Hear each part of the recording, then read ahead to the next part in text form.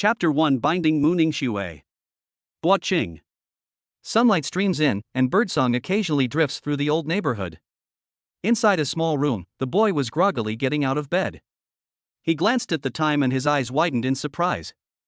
Holy crap, I'm late on my first day of internship? The boy was wide awake, but when he looked at the decorations in the room, he was instantly stunned. You didn't have a one-night stand with anyone last night, so why are you at someone else's house? As the boy pondered this, familiar yet unfamiliar memories suddenly surfaced in his mind. Shu Yi? He shares the same name as me. Shu Yi's eyes widened again. He now understood what was going on. He traveled through time. I have arrived in a world where magic reigns supreme.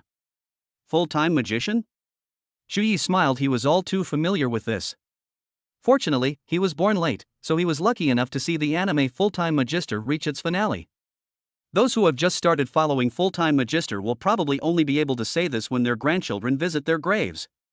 Grandpa, the anime Full-Time Magister that you were watching has ended. At the same time, Shu Yi quickly learned about his identity and family background. My parents are dead. I have a younger sister. My family isn't well off. We're not going to starve. He was admitted to Tianlan Magic High School. But getting into Tianlan Magic High School doesn't guarantee you'll become a magician. There's a certain probability involved. Suddenly, a ding sound rang in his mind. Congratulations, host, you have been bound to the most powerful binding system in history. The strongest binding system? What is this thing? Shu Yi asked in confusion. He had heard of the god-level selection system, the sign-in system, the shop system, but this strongest binding system was really unfamiliar to him.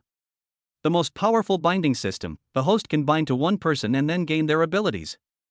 The higher the affinity level, the more abilities the host can obtain. Shu Yi asked again, can just anyone be bound to this account? No, the system needs to make a judgment before the host can bind. Shu Yi was suddenly confused. The system didn't offer much explanation, so he had to put it into practice himself. As soon as he finished speaking, the system's voice sounded again. Bite. A bindable character has been detected. The host can bind to Mooning Shui. Mooning Shui. Shu Yi was stunned for a moment. His memory told him that he and Mooning Shui did indeed have some entanglement. Brother! Come out quickly. Sister Mooning Shui is here. Outside, his younger sister was shouting towards his room. Mooning Shui is here. For a moment, some old memories surfaced in Shu Yi's mind. It seems that her parents died while protecting Mooning Shui. Therefore, Mooning Shui would visit them whenever she had time, and she would also bring them money or other gifts. When Shu Yi opened the door to the living room, he saw a girl standing there. His stunningly beautiful, snow-silver, center-parted long hair made him recognize Mooning Shui at a glance. Her expression was aloof, but her stunning figure was perfectly accentuated by the tightly fitted long dress. Suddenly, Mooning Shui slowly raised her head and looked towards Shu Yi. A smile appeared on her face, and she nodded at him. Shu Yi was taken aback, then quickly came to his senses. You're here? Mooning Shui nodded, and then chatted with Chu Yaoyao. Suddenly, a system notification sounded. Mooning Shui has been detected as eligible for binding. Bind now? Shu Yi didn't hesitate. The thought flashed through his mind. Bind. Bite. Successfully bound to Mooning Shui. Congratulations, host, you have obtained the magic type ice. Congratulations, host, on acquiring the innate talent innate elemental species. Shu Yi closed his eyes slightly, and he could actually feel that a patch of ice-type stardust had appeared in the empty world of his mind. Moreover, he felt that he could complete the star trail and release ice magic with just a thought. That's right. No obstacles at all. Could it be because Mooning Shui was able to release it? Shu Yi didn't think much of it. He just hadn't expected that he could even steal Mooning Shui's talent. At the same time, he remembered that Mooning Shui seemed to be a naturally born spirit seed, right? This is a much better start than anyone else's. However, he seemed to have discovered something strange. His innate spiritual seed seemed to be different. Sister Ning Shui, you're a beginner mage, right? What level have you reached? Chu Yaoyao asked curiously and with a hint of longing. Second level. The second level that Mooning Shui mentioned refers to the second level of a beginner mage. Each realm is normally divided into 3 levels, and each level up grants a different magical skill. In fact, she will soon break through to the 3rd level of the initial stage. It's only a matter of time. Wow, that's amazing. My brother hasn't even awakened yet, and you've already reached the second level. Xu Yaoyao supported her slightly chubby chin with both hands and praised him generously. Xu Yi, who was standing to the side, was stunned. Mu Ningxue had only cultivated to the second level of the initial stage? Then myself. It seems to be the third level of the beginner stage of the ice type?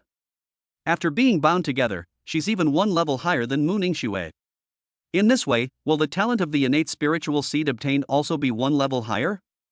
Thinking this, Xu Yi really wanted to test just how powerful his ice-type abilities were.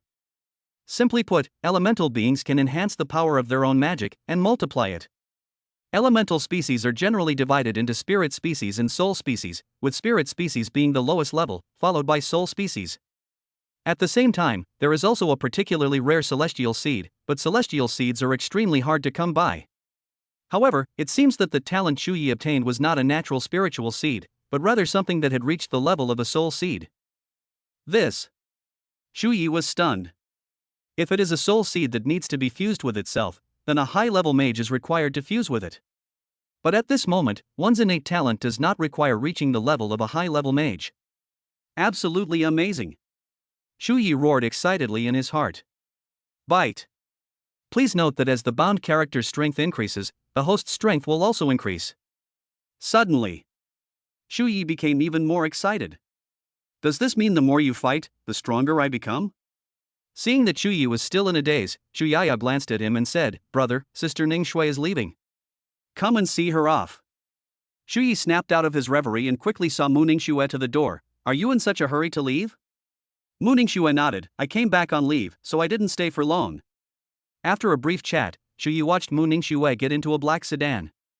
Back in his room, Xu Yi was incredibly excited. System, can I only bind one person? Currently, the host can bind to 3 people. Additionally, when the person you've bound to reaches 100% affinity with the host, you'll receive another binding slot. I see. Xu Yi stroked his chin and nodded repeatedly. This way, he could bind 2 more people. He is currently in Bo City, a place where important figures among full-time mages gather, and there should be quite a few people he can bind with. Tomorrow is the awakening ceremony at Tianlan Magic High School.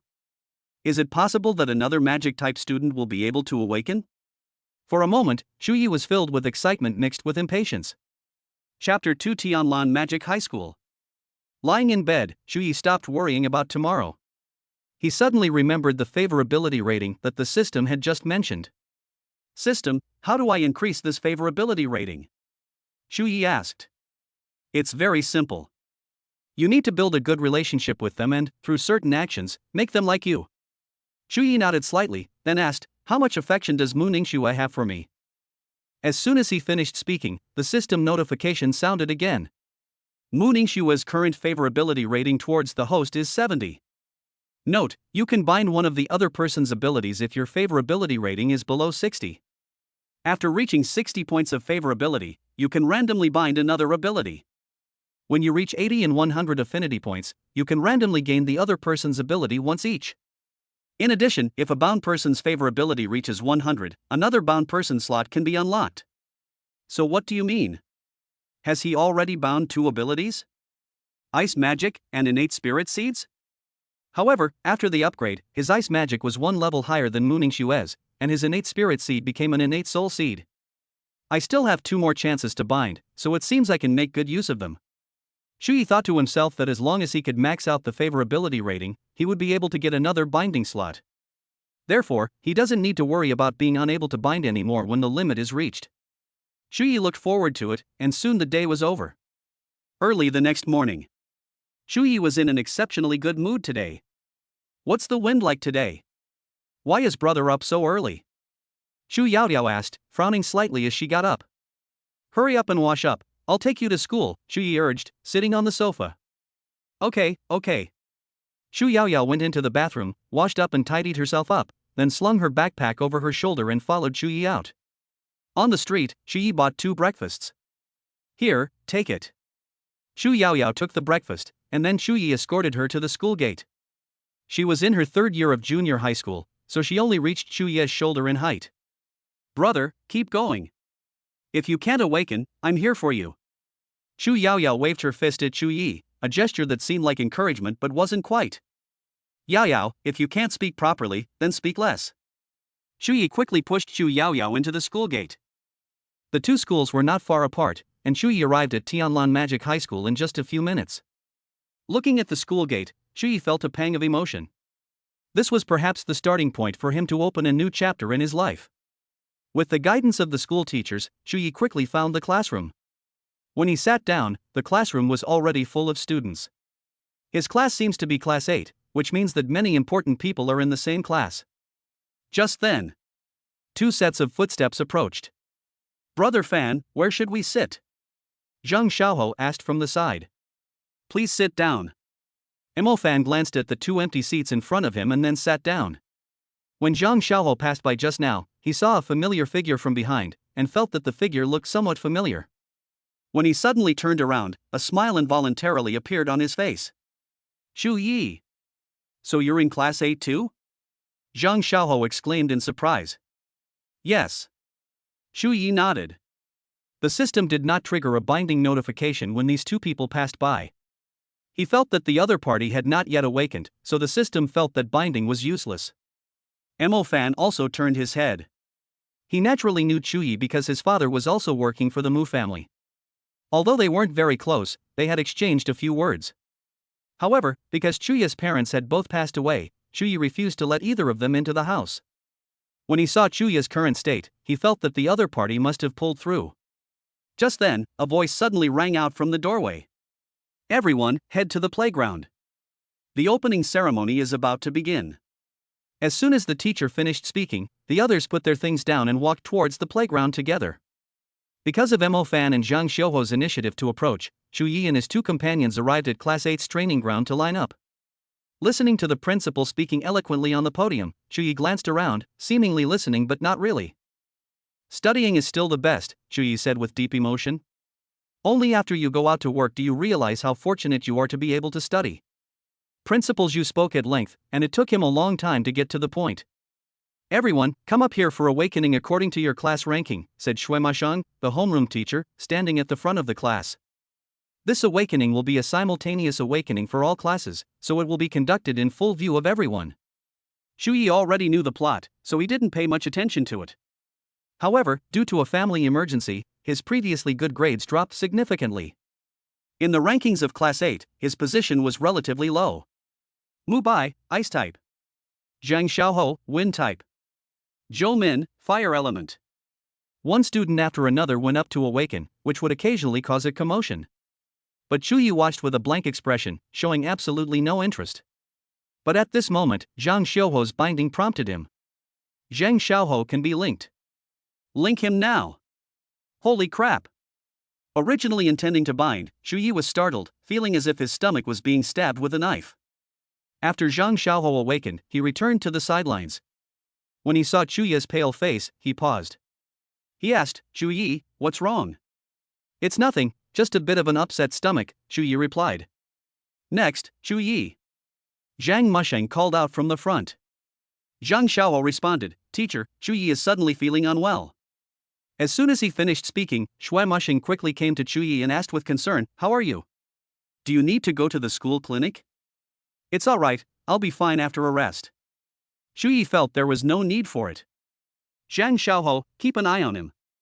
Tell me immediately if anything happens, Shui Musheng said, then returned to the front of the group. I was delayed a bit because of Chu Yi's matter, but now I'm continuing the awakening process. Next up, Kai Koen. Next up, Mo Fan. When the name Mo Fan was pronounced, everyone turned to look. The crowd was abuzz with discussion, because they all knew that the person who ranked last in the class had gotten in through connections. They were eager to know if this guy could awaken a magical ability. Mo Fan walked to the awakening stone in front of the group, facing the gazes of everyone. After Chu Yi recovered considerably, he also looked in Mo Fan's direction. Soon, Mo Fan placed his hand on the awakening stone and closed his eyes. Lightning type.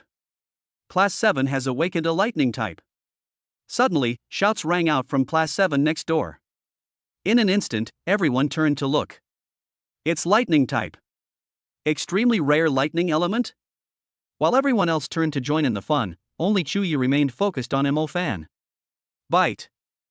Mo Fan has been detected as eligible for binding. Bind now?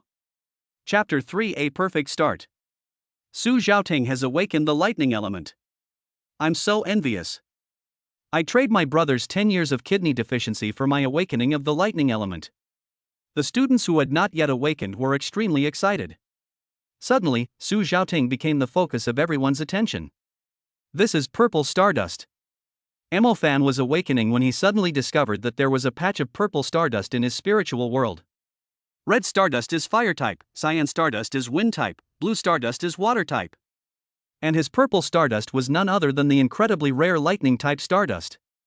Mo Fan thought to himself, if anyone dares to utter another word, I'll give them a 5-lash. But when he opened his eyes, no one's eyes were on him. What's going on? Mo Fan asked in surprise, noticing the students behind him discussing amongst themselves. Lightning element?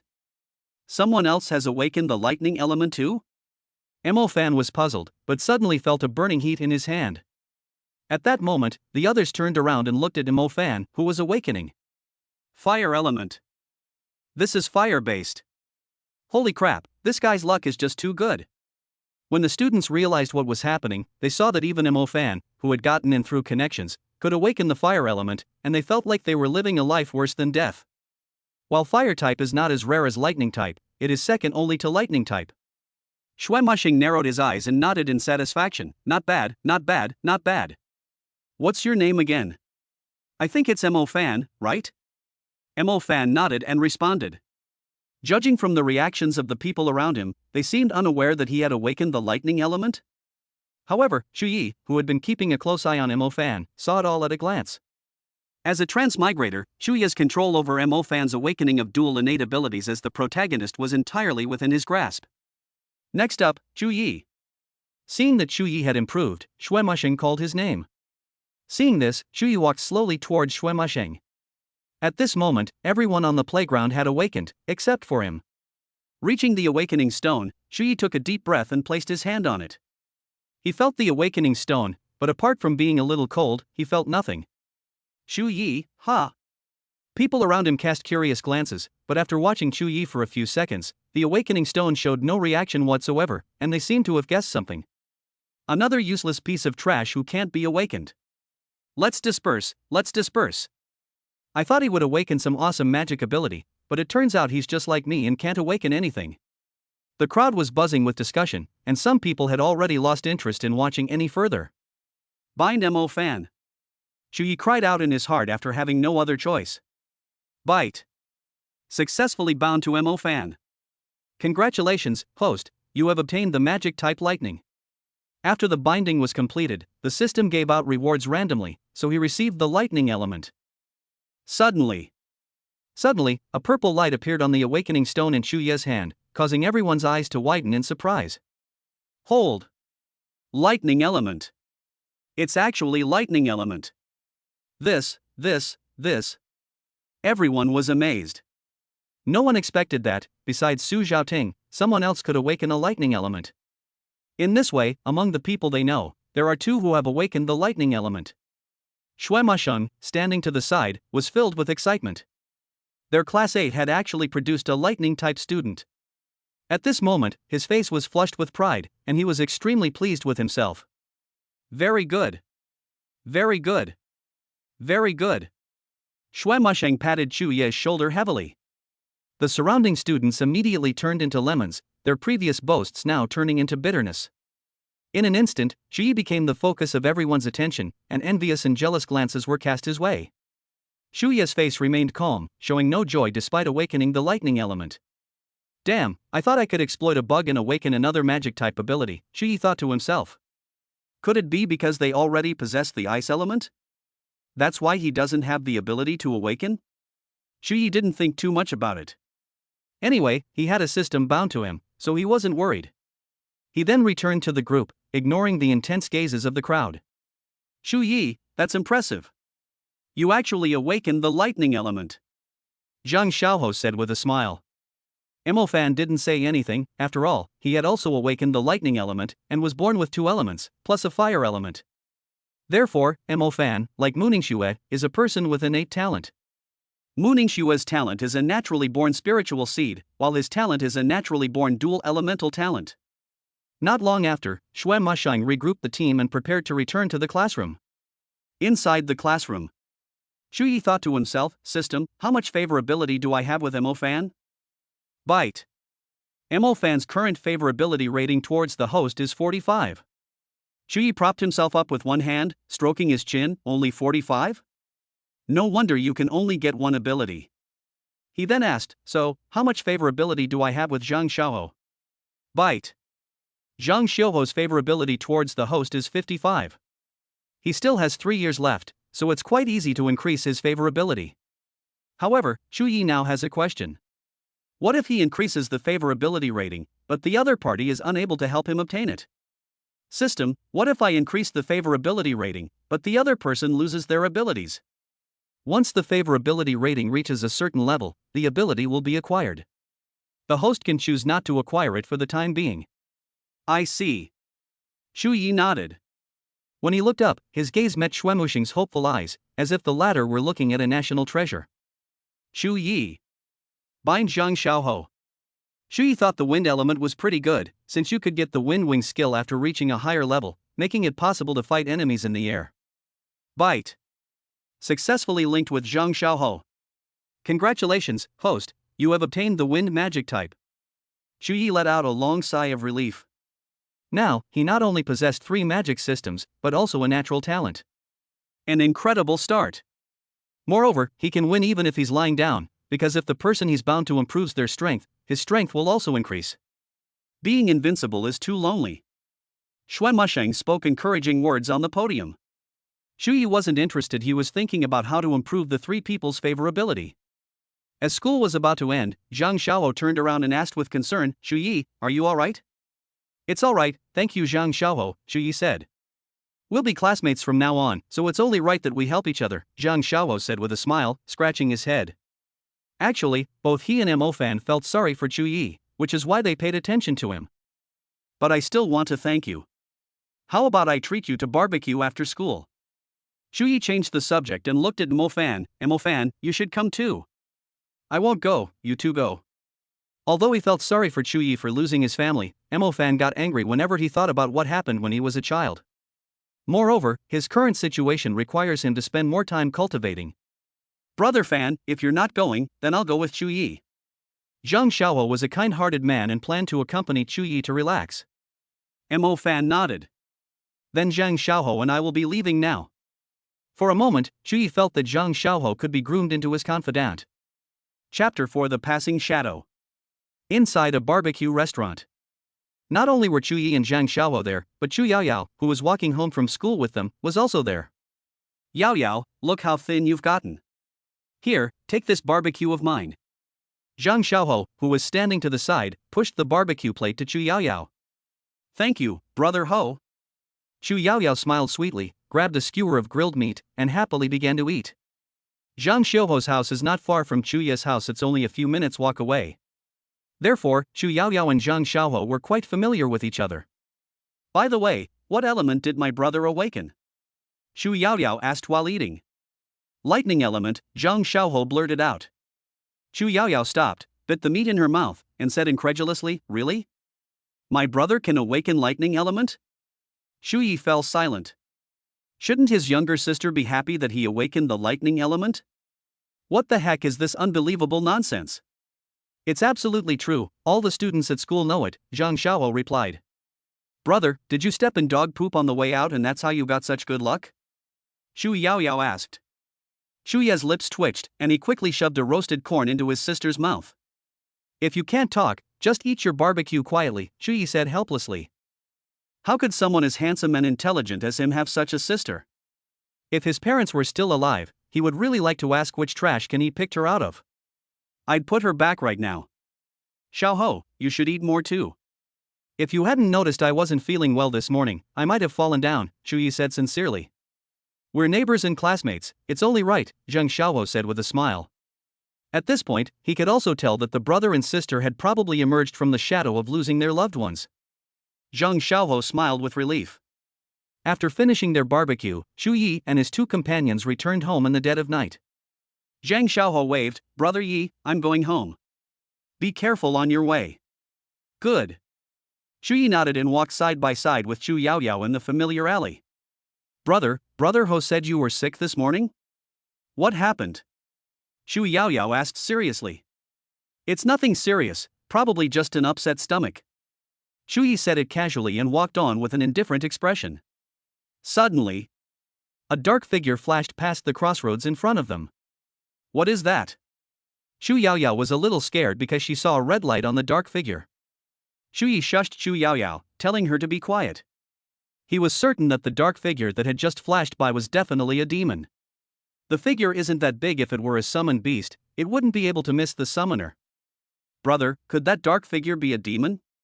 Shu Yaoyao asked softly. Let's take a detour and go home first. Although Chu Yi possesses 3 magic systems, the strength of this demon is unknown, so caution is necessary. Since he lacks practical experience, he will only suffer losses if he goes head-to-head with his opponent. The two then returned to their lodgings in fear. At the same time, Shu Yi found the phone number of the city's demon hunting team. A voice came from the other end, Hello, how can I help you? Shu Yi recounted what had happened truthfully, and then left the rest to the city's monster hunting team. After taking a shower, Shu Yi went to the rooftop terrace alone. A gentle breeze blew as he gazed at the myriad lights of the city. Shu Yi came to the terrace for a simple reason: he wanted to try out the magic system he had obtained. Although Mo Fan and Zhang Xiaohou, who were bound to him, had only just awakened, he was already able to unleash first-level lightning and wind magic. Shu Yi thought to himself in amazement, Go ahead and roll whatever you want, I'm a level higher than all of you anyway. Apart from that, he could unleash magic without any hindrance. Therefore, he came to the conclusion that no matter what type of magic he obtained, he did not need to control the star particles himself and could release them at will. Then let's try ice magic first. Shu Yi paused slightly, and immediately completed the connection with Xingzi in his mental world. Ice vine. Cover. The cold wind was biting, and the ground was covered with white frost, gradually turning into a scene of ice and snow. This is the 3rd level of the beginner ice magic ice vine cover. Shu Yi felt no cold at that moment. Flickering purple lightning appeared in his palm. Thunder seal. Python mark. Suddenly, bolts of lightning appeared like raging pythons, heading straight for the direction Shu Yi was controlling. Crackling sounds. In an instant, lightning bolts lashed the frozen terrace. Who the hell is blowing up our roof? Suddenly, someone shouted angrily from a window on the ground floor. Shu Yi was startled and quickly turned around and ran down the stairs. He had just had a little bit of fun. In the living room, Chu Yaoyao saw Chu Yi open the door and return, and looked up to ask, Brother, did you go to the rooftop just now? They lived in a dilapidated residential building with 3 floors and 2 households per floor. They lived on the 2nd floor of the apartment building, and the person Chu Yi had just startled was a resident on the 3rd floor above them. I just went for a stroll outside. Shu Yi did not admit to going to the rooftop. Knock knock knock. Suddenly, there was a knock on the door. Is anyone home? We're from the city's monster hunting team. A deep, resonant voice rang out from outside. I'll go open the door, you continue with your homework. As soon as Chu Yi finished speaking, he walked to the door. When the door was opened, a burly man and 2 of his men were seen entering. Hello, we are the city's monster hunting team, and I am their captain, Su Dahuang. Su Dahuang introduced himself. Please come in. Su Dahuang. Chu Yi remembered this person. Su Dahuang and the other 2 sat down, and then got to the point. You're the one who provided the clues about the demons, aren't you? Yes. Can you take us to the place where we've seen demons? Su Dahuang asked. Can. Su Dahuang and the others could still be trusted, so Chu Yi agreed. Yaoyao, stay home and don't go anywhere. I'll be back soon, Chu Yi said to Chu Yaoyao. Nu. Subsequently, Chu Yi followed Su Dahuang and the others out of the residential building, where 3 other people were waiting for them downstairs. Chu Yi looked at the 3 of them, and seemed to remember the tall woman among them. Kai Tang. However, the other person glanced at him but said nothing. Young man, please take us there quickly, Su Dahuang said again. Let's go then. Soon. Chu Yi led them to the crossroads where the demons had appeared. Is this the place where you saw the demons? Su Dahuang stroked his chin, squatted down to examine the footprints on the road, where some blood was still visible. Yes, I saw a dark shadow flash by at that time, and I guessed it might be a demon. Shu Yi nodded in reply. Well done, this should be the demon we're looking for. Fatty patted Shu Yi on the shoulder. Which direction did it go? Haitang asked Shu Yi, frowning. Chapter 5 Demon Tracking. Which way did it go? As soon as Kai Tang finished speaking, everyone else looked over. They had been tracking this demon for several days, during which 3 residents died, causing extremely negative consequences. Now that they finally have a lead, they absolutely cannot let this demon get away. Over there. Shu Yi pointed in a direction that's where he saw the demons rushing past. Su Dehuang nodded, you go back first, leave the rest to us. Shu Yi responded and carefully returned to the courtyard of the residential building. I hope they can capture this demon, Shu Yi prayed in his heart. The next day. As usual, Shu Yi took Xu Yaoyao to school, and then went to Tianlan Magic High School. Sitting in the classroom, the knowledge he had learned before was still accumulating in his mind, so Shu Yi wasn't completely ignorant. Yesterday, the teacher taught them how to meditate and control the stars. This morning, everyone was talking about this topic as soon as I arrived. Brother Fan, did you meditate after you went back? Zhang Xiaohou asked. Mo Fan nodded. Shu Yi ignored their conversation and sat quietly, flipping through the books on the table. Meditation? No need. The more you push me, the stronger I become. Time passed gradually, and the day's classes came to an end. Mo Fan lives at the school, so Zhang Xiaohou could only look at Shu Yi behind him and say, Brother Yi, shall we go back together tonight? Okay, but I have to pick up my sister first, Shu Yi nodded in reply. Okay, I'll go with you. I have a package to pick up. He was going to the express delivery station, which was near Chu Yaoyao's middle school. All right. After school, the two first picked up Chu Yaoyao, and then went to the express delivery station. Brother, could you help me with this package? Zhang Xiaohou said as he walked to the package door. Wait a moment, I'm unloading the goods here. I'll get them for you when I'm done, the unloader replied. All right then. Zhang Xiaohou saw that they were quite busy, so he wasn't in a hurry. But Shu Yi looked at the sky that was about to darken and had a bad feeling. Young Ho, why don't we pick it up tomorrow? Shu Yi suddenly said. Zhang Xiaohou shook his head, I'm going back to my hometown tomorrow for the weekend, so I probably won't be able to get it. So rushed? Shu Yi asked, looking at him. Brother Yi, why don't you guys go back first? I'll wait a bit longer, and come find you after I get the package. Zhang Xiaohou thought about it and felt that Shu Yi must have some kind of surprise plan. I'll wait for you. Their area is so dangerous, how could Shu Yi let Zhang Xiaohou go there again? After it got dark, the staff at the courier station helped Zhang Xiaohou retrieve his package. Thanks. Zhang Xiaohou smiled sheepishly, then picked up a small knife from the table and cut open the outer packaging bag. Brother Xiaohou, what did you buy? Xu Yaoyao turned her head to look at the express box in Zhang Xiaohou's hand.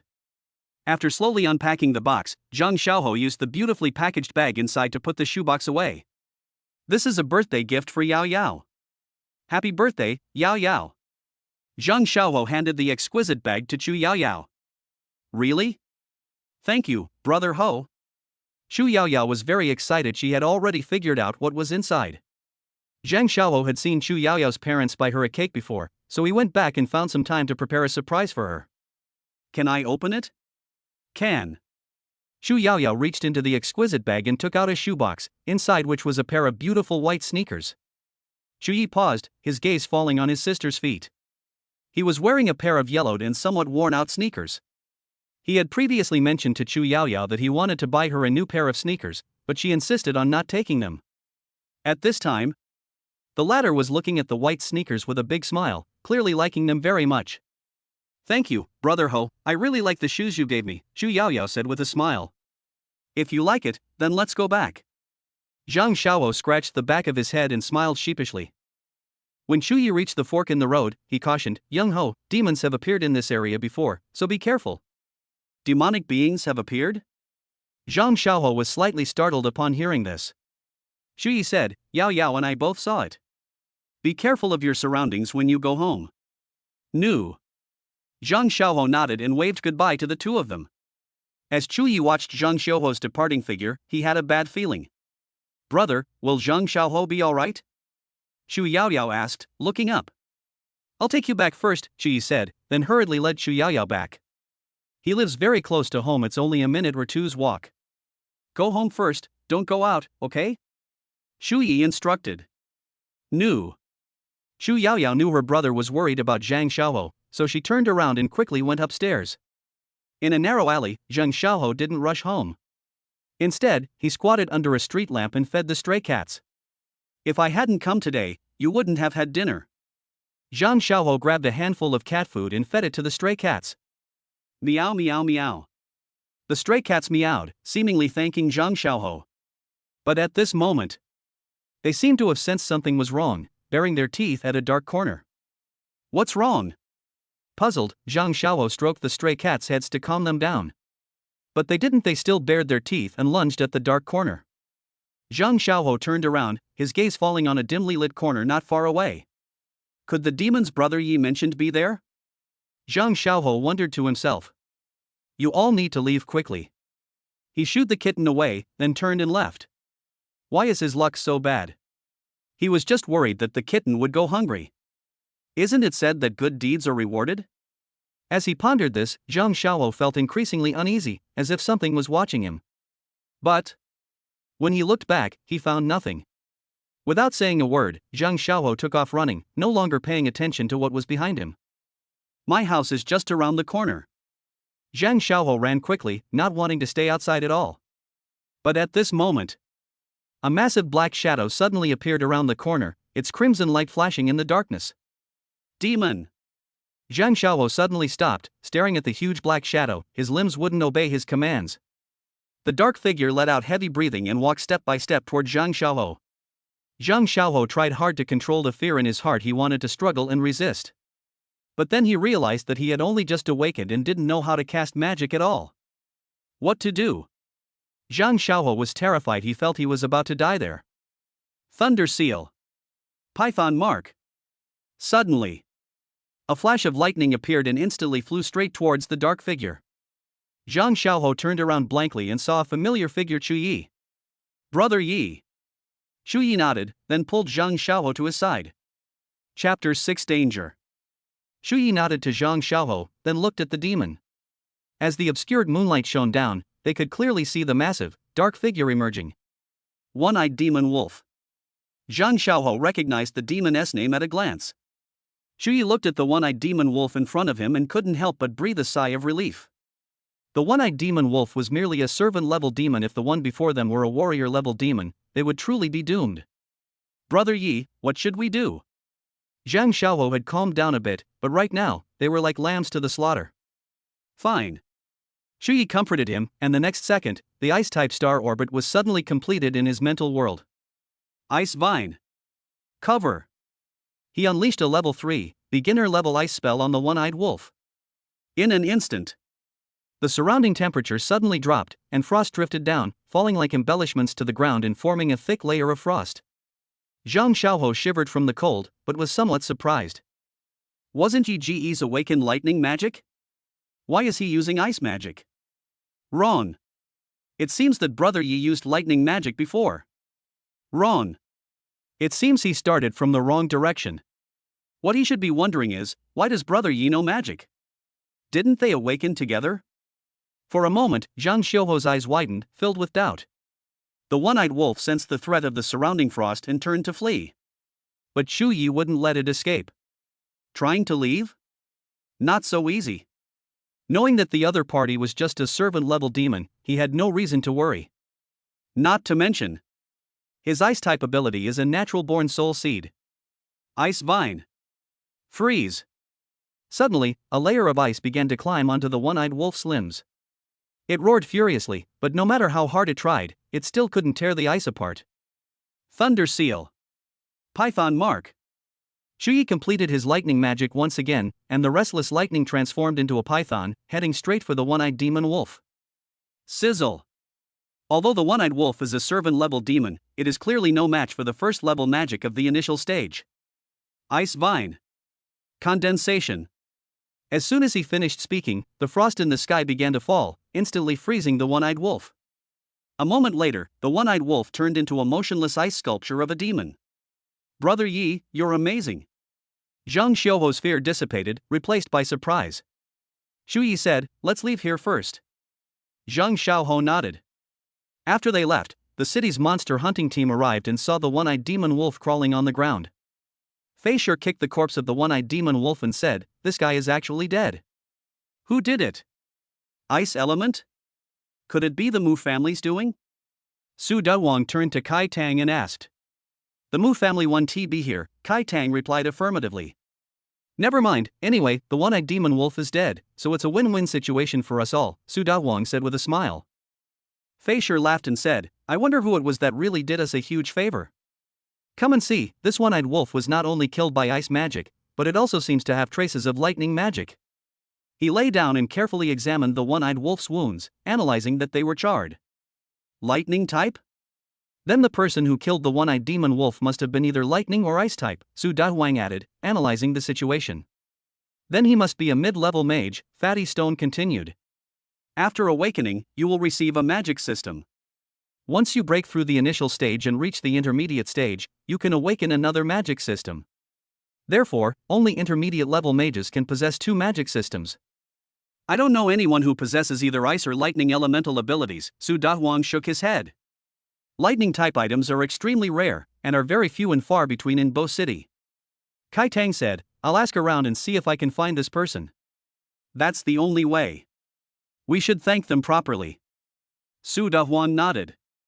Xu Yi and Zhang Xiaoho stopped at the entrance of a secluded courtyard.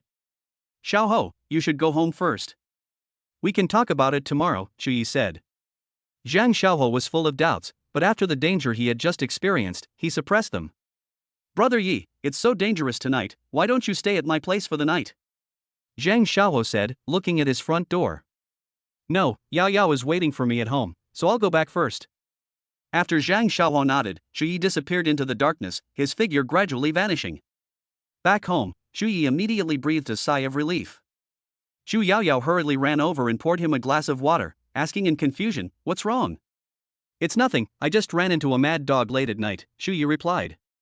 He didn't want to talk about the demon, afraid that Xu Yaoyao would be too scared to sleep. Brother, you can't be that weak, can you? As a mage, you can't even beat a dog? Xu Yaoyao looked at him with disdain. How is that possible? Xu Yi raised his voice, but Xu Yaoyao didn't believe him at all. Alright, go to sleep now. Nu. Seeing that Xu Yaoyao had returned to her room, Xu Yi took a shower before returning to his bedroom. Looking back on tonight, it was his first time fighting demons, but he escaped unscathed. Xu Yi sighed, living in the city isn't safe either. Suddenly, his phone lit up. It was a message from Zhang Xiaoho. Zhang Xiaoho, Brother Yi, I won't be in Wuqing tomorrow, how about we chat tonight? Too many doubts weighed on Zhang Xiaoho's mind, and he couldn't sleep at all. After much deliberation, he finally sent a message to Xu Yi. Xu Yi, what do you want to ask? Upon seeing that Xu Yi had replied to the message, Zhang Xiaoho hurriedly typed in Chinese characters on his phone. Zhang Xiaoho, Brother Yi, when did you cultivate to have 7 stars? Zhang Xiaoho, Brother Yi, are you a mid-level mage? Why do you have 2 elemental magics? Zhang Xiaoho, Brother Yi, when did you start training in ice magic? Suddenly, a whole host of questions came to Zhang Xiaoho. Xu Yi thought for a moment and then replied to Zhang Xiaoho with a single sentence. Xu Yi, young master, I revealed my secret just now to save you. I hope you can keep it a secret for me. After reading the message, Zhang Xiaoho felt a warmth in his heart and realized that Xu Yi was someone he could befriend. Zhang Xiaoho, Brother Yi, don't worry, I'll keep your secret forever. Xu Yi, okay, the thing is actually like this. Xu Yi tapped rapidly on his phone screen.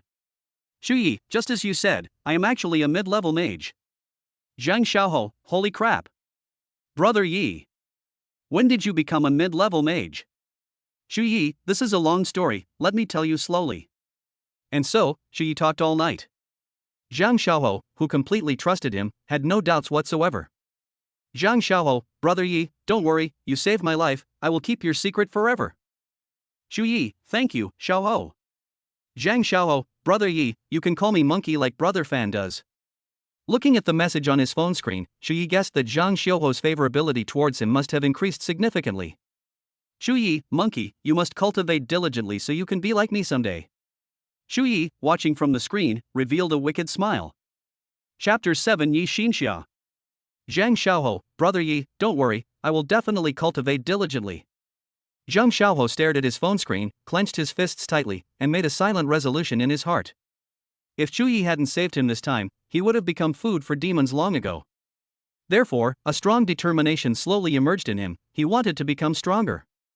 Zhang Xiaoho, brother Yi, I'm going to start my meditation now. Upon seeing this message, Chu Yi was deeply moved and said, Monkey, I love you. At the same time, he checked Zhang Xiaoho's favorability rating, which had actually risen to 90. The next day. It's the weekend, so they don't have to go to class. The two siblings finished their breakfast as usual and then went about their own business.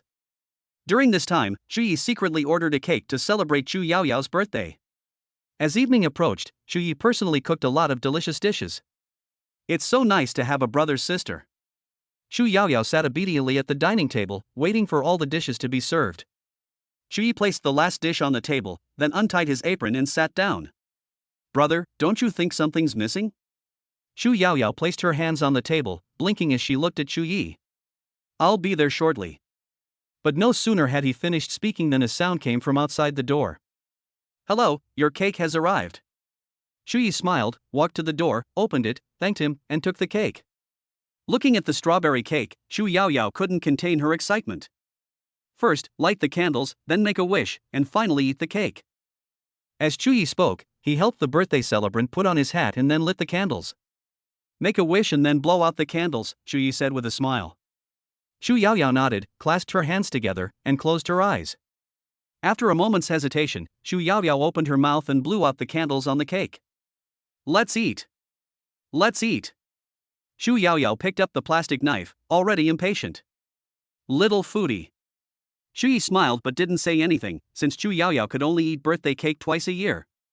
While eating her cake, Chu Yaoyao stammered, Brother, where's my birthday present? I'll give it to you after you finish eating. Chu Yaoyao devoured her food for her birthday present, then wiped her mouth and said, I'm done. Chu Yi grinned mischievously and said, Hey, this is your birthday present. Looking at the exquisite rectangular box, Chu Yaoyao figured it must contain something belonging to a pretty girl. She opened it and was immediately stunned. It turned out to be 3 years of college entrance exams. 5-year simulation. Chu Yi said earnestly, Yaoyao, there's no need to thank me too much. We're family, so let's not stand on ceremony. Chu Yaoyao rolled her eyes at Chu Yi, thinking that a good woman doesn't argue with a man, and put away her study materials. After finishing the food on the table, the two cleaned up the mess. After taking a shower, Chu Yaoyao returned to her room and inadvertently noticed an exquisite gift box on the table. She opened it and found a light blue bracelet inside, her favorite color. Thank you, brother. Chu Yaoyao smiled broadly, thinking that Chu Yi must have saved up for a long time to buy this for her. For the next period of time, the students of Tianlan Magic High School spent their days in arduous meditation and controlling the stars. There's only 1 day left until the end of term exams. Everyone, study hard and feel free to ask me anything you don't understand. It was said by a female teacher with a curvaceous figure, dressed in professional attire. It seemed that every step she took touched the hearts of the male students in the classroom. This is the standard. If my class had a teacher like this, I could at least get into Peking University. Brother Fan, how's your cultivation going? Zhang Xiaoho asked from the side. Chu Yi, who was behind him, wanted to answer for Mo Fan, but he just smiled slightly. Mo Fan can not only cast basic lightning magic, but also fire magic. As a result, Chu Yi's lightning element has been upgraded by 1 level, allowing him to unleash the second level of the initial stage of lightning magic, Lightning Seal Frenzy. In addition, Zhang Xiaoho's cultivation is also quite good, and he can also release wind magic. This also raised his wind element to the second level of the initial stage, which was a really good gain. Little monkey, you're a real gem. Keep up the good work and keep cultivating. Chu Yi praised inwardly with great pleasure. The assessment is tomorrow, no problem, Mo Fan said confidently, as he had almost mastered the 7 fire element stars. He. When Zhao Kunsen, who was standing nearby, heard this, he immediately made a cold sarcastic remark. Besides the Stardust trial, there's also a magic casting trial this time. Do you think you can cast magic? Zhao Kuan sneered again, and at this moment, as Mubai's lackey, he naturally had to give him a shout-out. Mubai has not only cultivated 7 star points, but he can also chain them into star orbits, so casting magic is no problem at all. Zhang Xiao directly confronted Zhao Kunsen. It's just casting magic, right? It's not like anyone can't do it. So you can cast magic too? Zhao Kunsen didn't believe it at all. I'll beat you until you're completely humiliated, Zhang Xiao said, pointing at Zhao Kunsen. Zhao Kunsen scoffed dismissively. Shu Yi ignored their argument. He was currently thinking about how to maximize Zhang Xiao's favorability. After all, once Zhang Xiao's favorability rating is maxed out, he can bind himself to another person. After school. In order to focus on his cultivation, Zhang Xiao has been living at the school. Shu Yi was about to pick up Xu Yaoyao from school when he saw a girl in a wheelchair at the school gate. Her long, smooth black hair cascaded down her back, and her innocent face gave off a first love vibe. Yi Xinxia? Shu Yi muttered to himself. Mingguan Middle School is an all-girls school, and all the students there are pretty girls. Xu Yaoyao hopped out of the school and saw Yi Xinxia standing at the school gate. She stopped and asked, Senior Xinxia, what are you doing here? Who are you waiting for? Yi Xinxia said, I'm waiting for my aunt. She said she'll come to pick me up soon. However, at that moment, Yi Xinxia's phone rang. It was her aunt calling her. Xinxia, we suddenly have guests at home.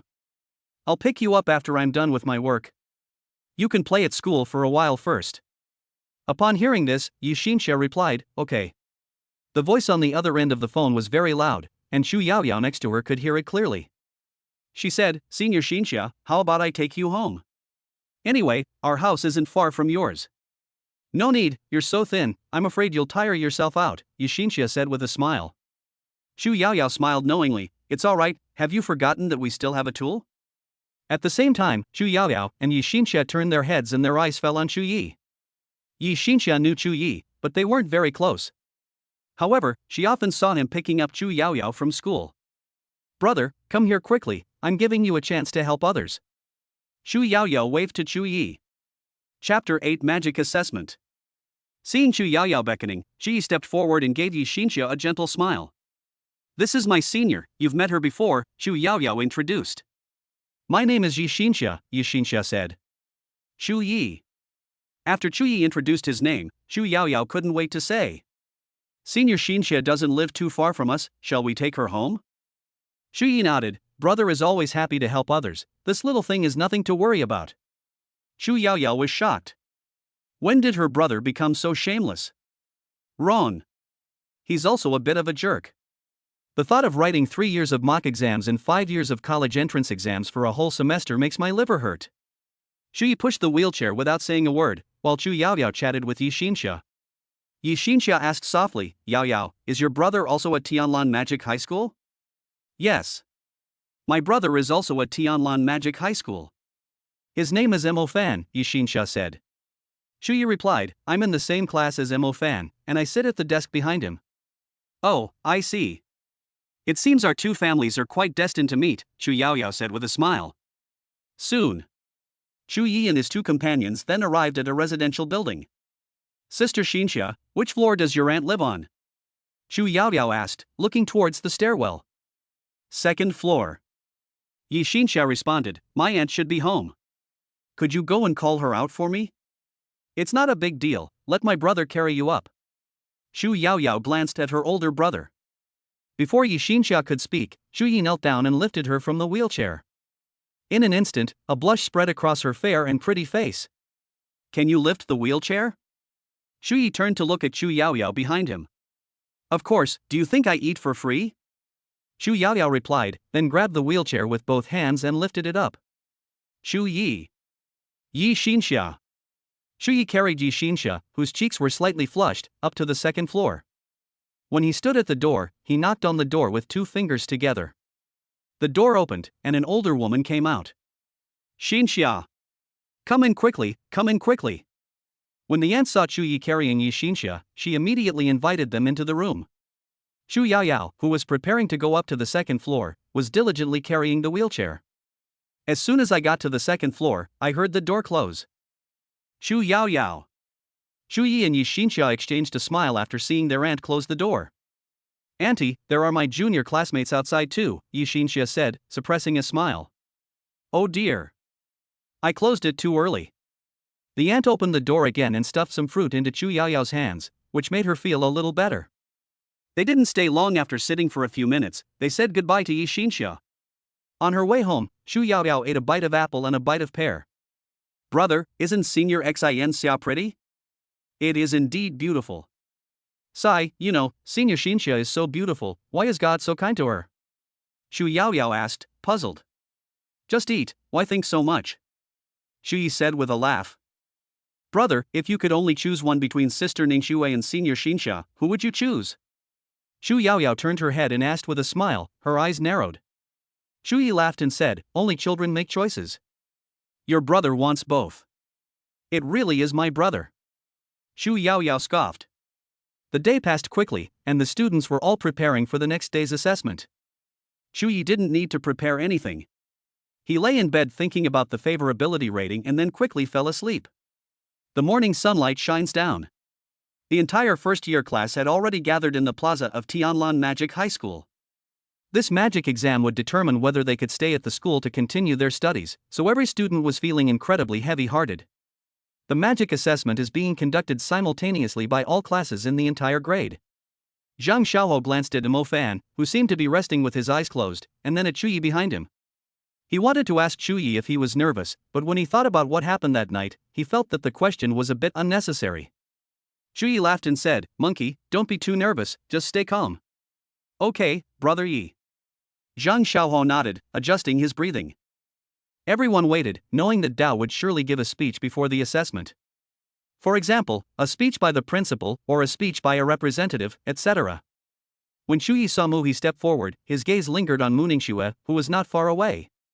Brother Fan, look! It's Mu Ningxue. Zhang Xiaohou looked at Mo Fan beside him. Today, we have invited Mu Ningxue, the most outstanding magical genius in our Bo City. Mu He said from the podium.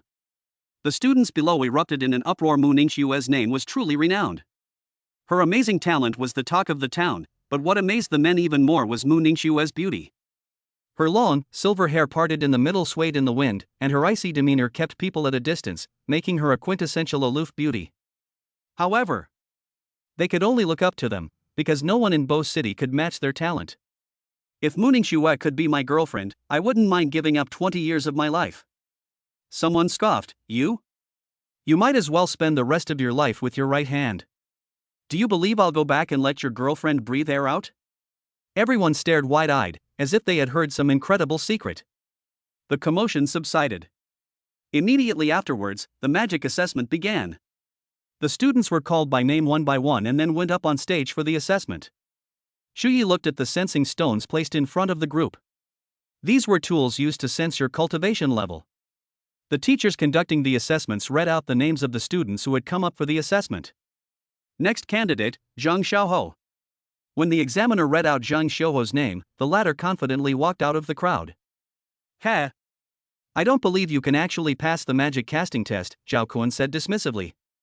Mu Bai didn't speak, but looked at Chu Yi, who remained calm. For some reason, he felt that Chu Yi was just an ordinary person. Even so, Mu Bai had a strange feeling that this guy was full of confidence. However, he didn't pay much attention to it and instead focused his attention on Mo Fan.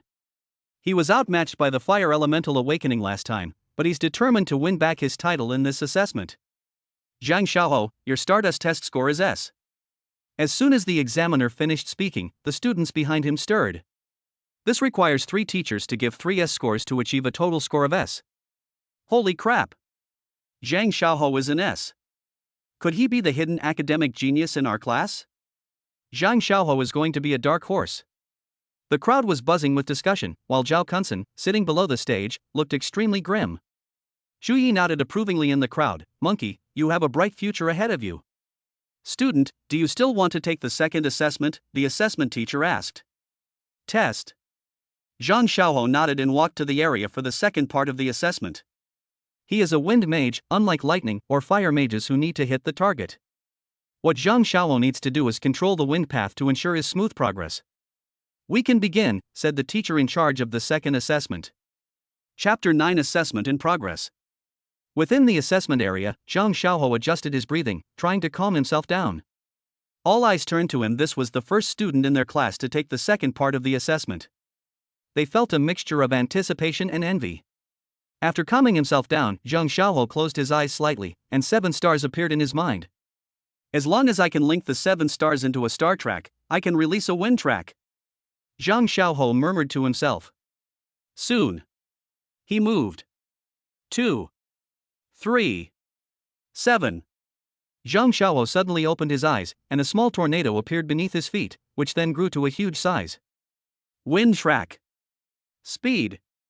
Just as Zhang Xiaohou finished speaking, he was instantly sent flying out with the tornado. Holy crap! Zhang Xiaohou actually did it. He sleeps in class just like me. Why is there such a big difference between us? Zhang Xiaohou is amazing. Zhang Xiaohou's classmates were all talking about it, amazed by his abilities. However, Zhang Xiaohou stopped halfway through the flight. Look, those 3 teachers are about to give their scores. Everyone looked over and saw that 2 people had already given their scores. B.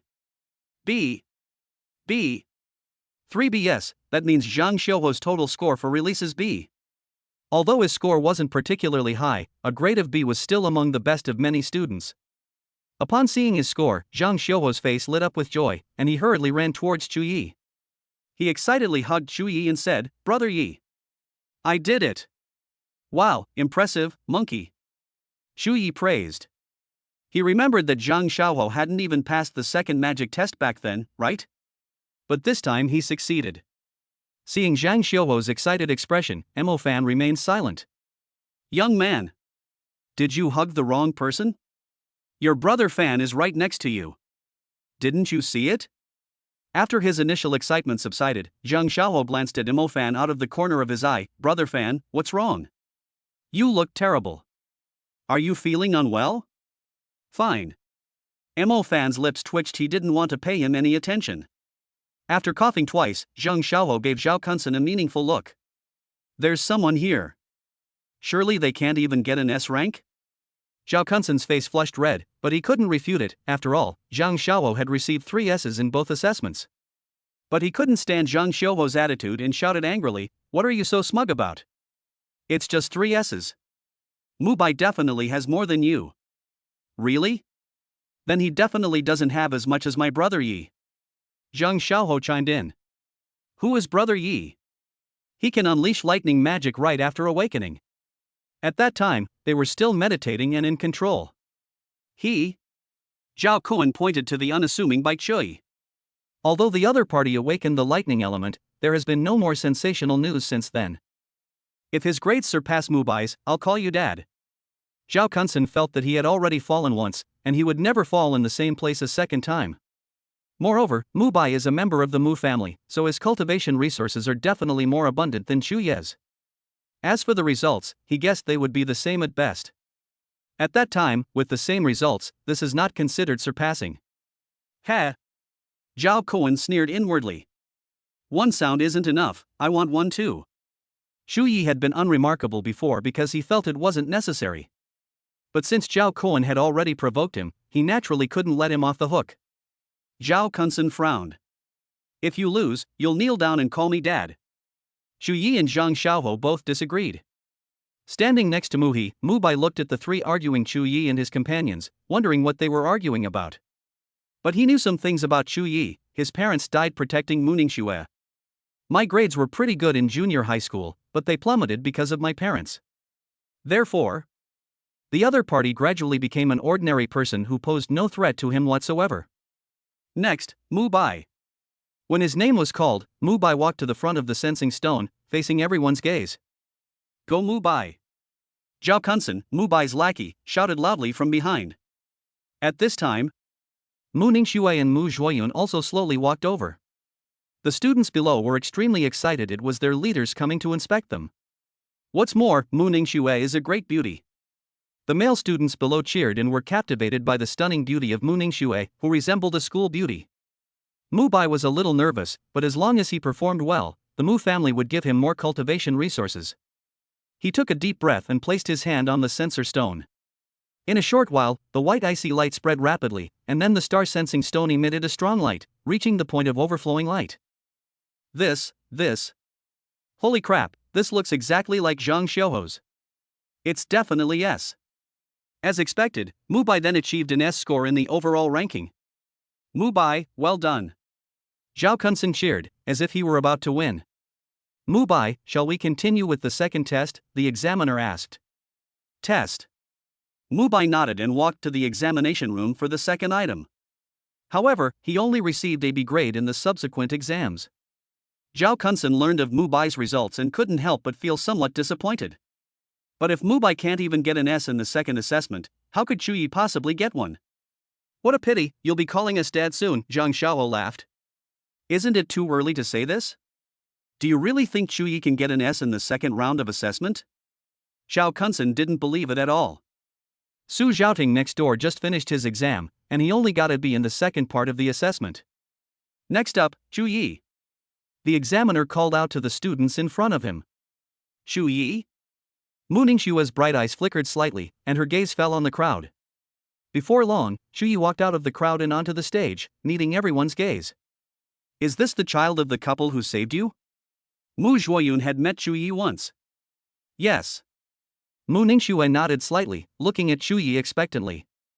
At this moment, some people seemed to remember that Chu Yi had awakened the lightning element. Oh my god, I almost forgot that we have a lightning-type classmate. Me too, me too. Who do you think is better, him or Su Xiaoting from the next class? The crowd was buzzing with discussion. Chu Yi had already walked up to the sensing stone. Principal Zhu, what department did he awaken? Mu Zhuoyun asked from the side. Lightning element. Lightning element? Mu Zhuoyun was slightly surprised upon hearing this. Mu Ningxue only then realized that Chu Yi had actually awakened the lightning element. The examiner said, "Student, don't be nervous, put your hand on the sensor stone." But Chu Yi showed no signs of nervousness. He slowly raised his arm and placed his palm on the sensing stone. Then, he closed his eyes and released his lightning energy.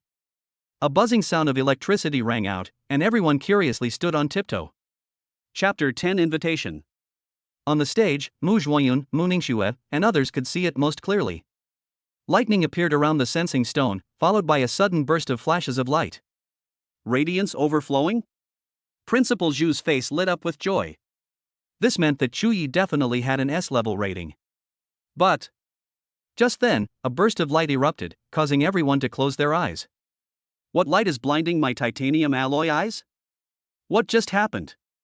What's going on? What was that beam of light just now?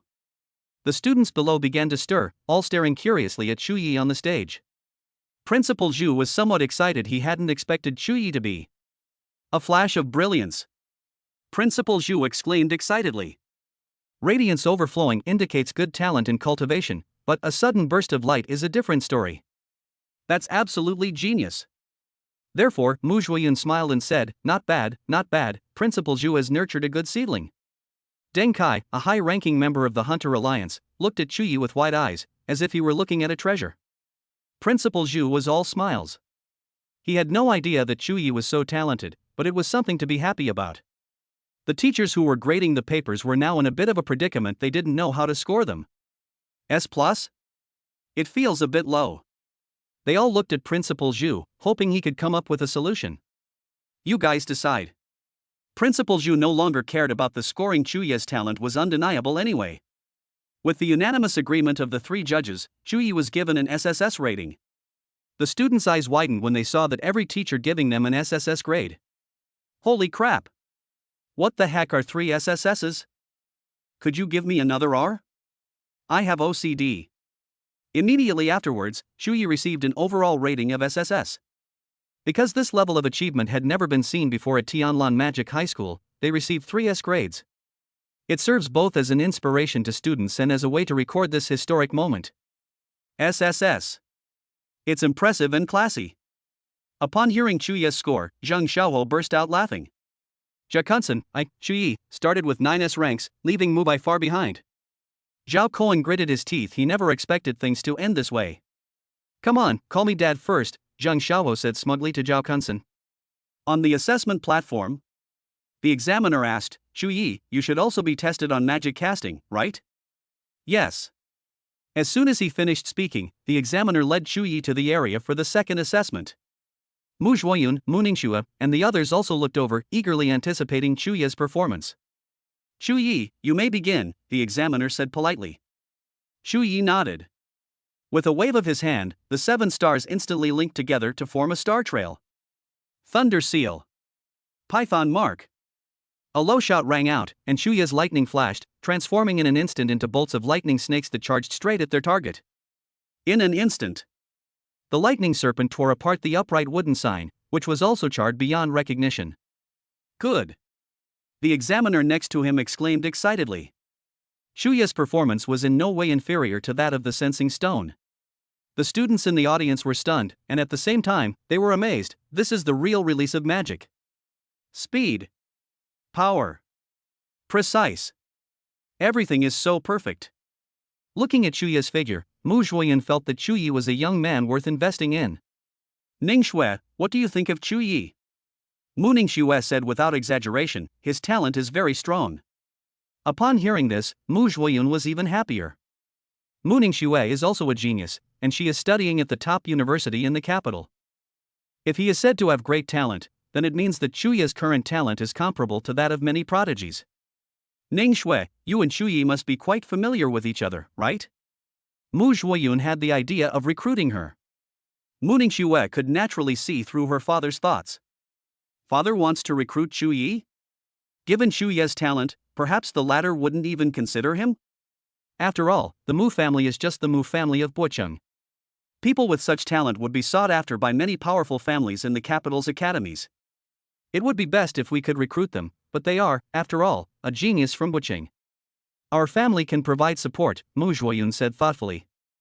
I'll mention it to him later, Mu Ningxue nodded. After the second assessment, Shu Yi effortlessly earned 3 more S scores. Principal Zhu couldn't stop smiling. Principal Zhu, how about we give this student to us? Our Hunter Alliance will definitely not treat him unfairly, Deng Kai whispered from the side. The Hunter Alliance is spread all over the world, not to mention China, so you can imagine how abundant the cultivation resources are. This isn't something I can decide on my own, we need to consult Shu Yi's opinion, Principal Zhu said. Actually, he hoped that Shu Yi could go out and see more of the world. Joining a large family or other powerful organization would bring more constraints than benefits. The assessment is over, Shu Yi's score is SSS. When the examiner announced Shu Yi's score, there was another uproar. Their SSS scores are far superior to everyone else in the entire school. Brother Yi is awesome. Zhang Xiaohou cheered from below. Hey, Shu Yi, don't go down yet, let me talk to you. Without saying a word, Deng Kai led Shu Yi to the other side. Teacher Zhu frowned slightly, then gestured to Xue Masheng, who was still in shock. The latter understood and turned to follow Deng Kai and Shu Yi. Mu Zhuoyun also saw through Deng Kai's thoughts, and he glanced at Mu He. Mu He was heartbroken. He originally wanted to ask Mu Zhuoyun and Mu Bai about their situations in order to try and secure some resources. But Shu Yi's appearance left him speechless, it was too sudden. Mu He nodded and followed Xue Masheng and the other two. Watching Mu He and the others leave, Mu Bai looked at the sensing stone, then at Shu Yi. Damn it!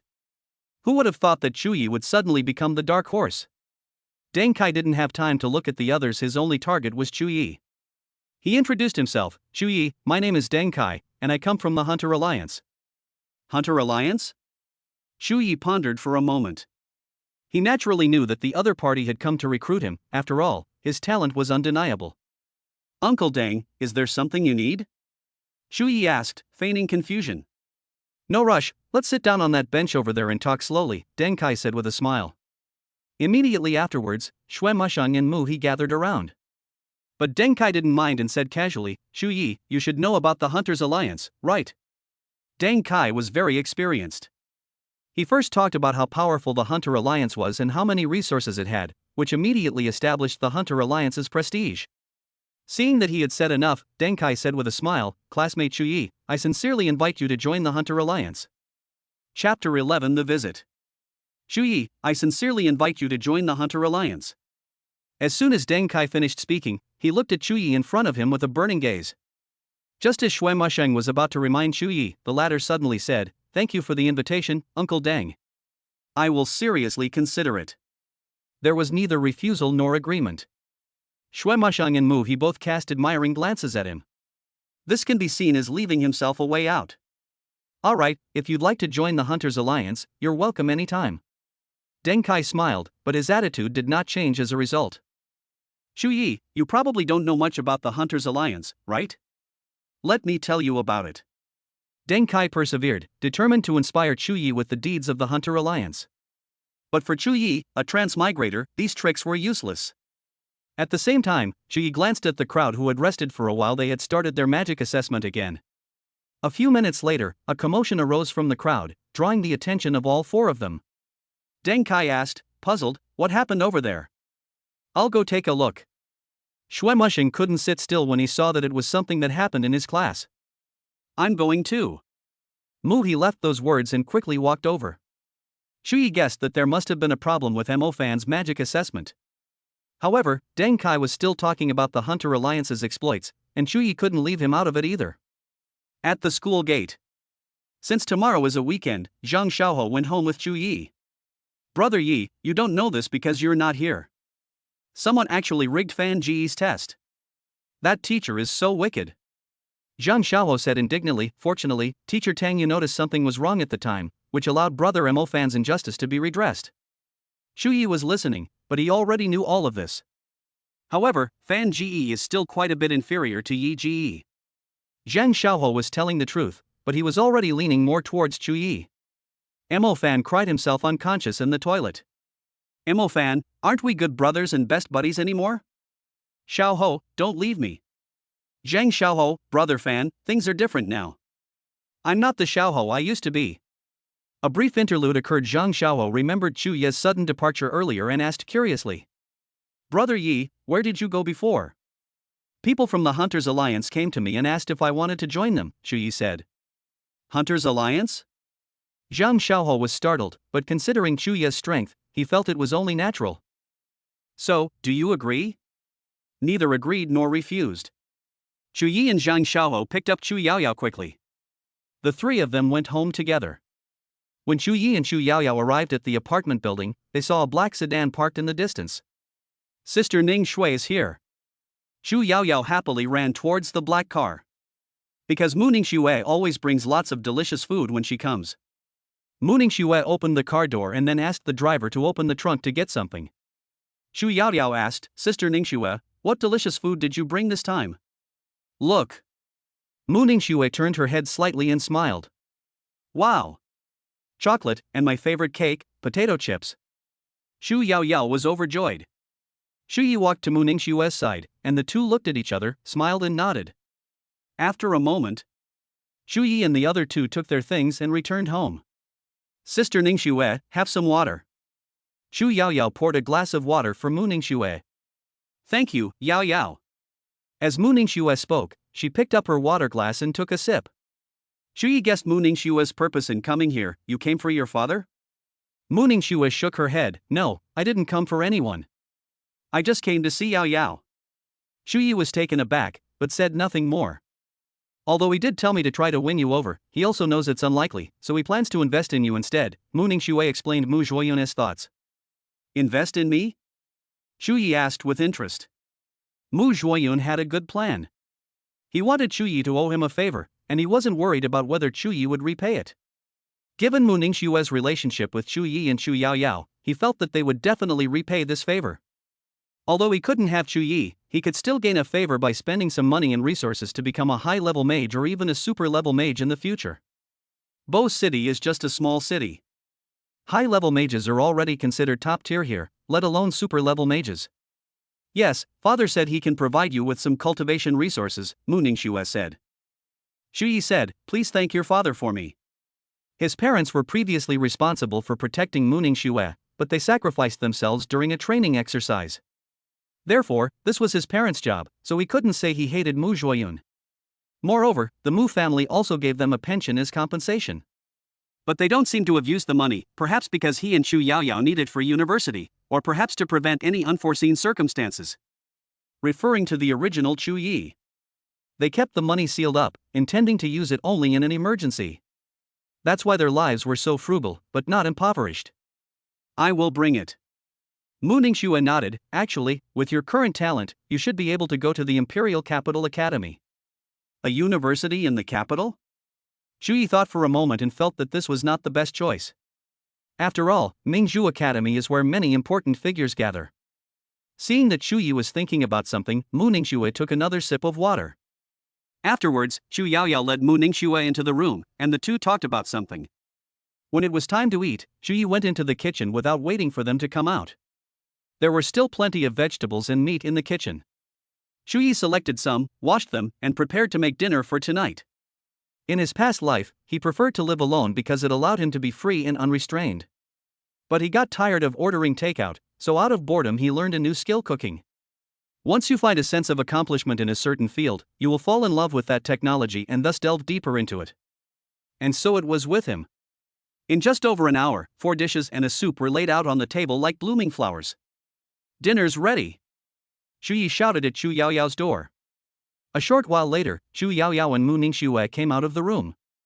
"What smells so good?" Chu Yaoyao's eyes lit up, and she immediately looked at the food on the table. "Brother, don't tell me you did this," Chu Yaoyao asked, pursing her lips. "Who else could it be?" "Hey Chu Yi! You made it so badly back then, were you trying to slack off?" Chu Yaoyao questioned, hands on her hips.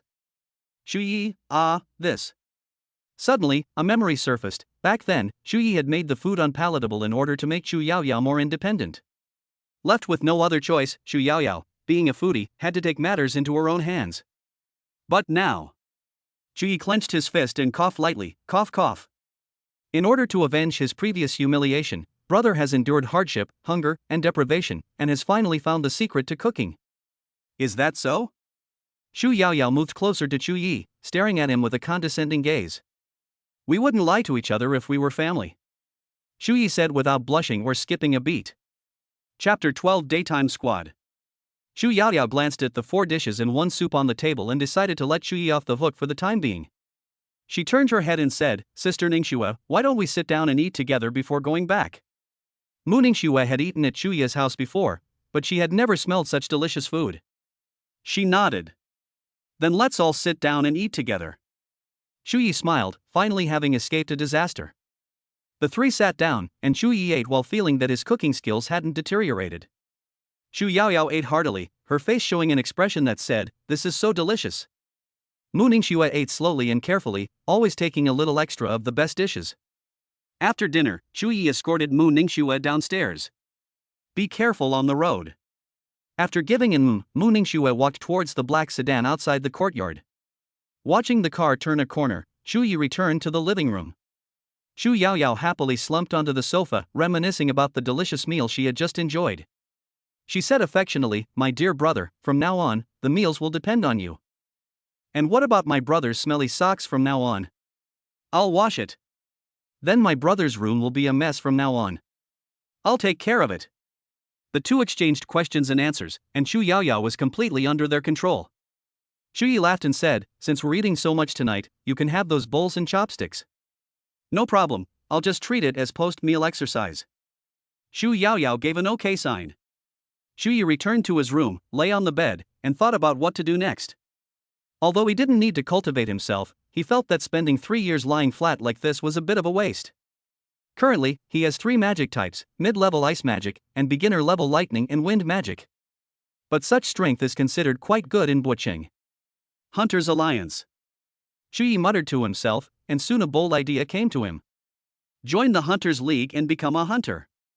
Of course, this joining is not like the kind of recruitment that Deng Kai did. With his current strength, he is more than qualified to become a hunter. Moreover, hunters make money quickly, which is perfect for improving their current lives. The next day, as the sunlight streamed in, Chu Yi cooked a congee with preserved egg and lean pork for Chu Yaoyao. He left a note and then left home for the Hunters Alliance. Soon, Chu Yi arrived at the Hunter Alliance Hall, which was bustling and lively. He was wearing a black mask and was about 1.78 meters tall. He didn't look like a high school student in the crowd. "We need an Earth Mage. First come, first served. First come, first served. First come, first served." I'm saying it 3 times because it's important. Do you have a car loan? Do you have a mortgage? What are you waiting for if you don't work hard? We're 1 short, get on board.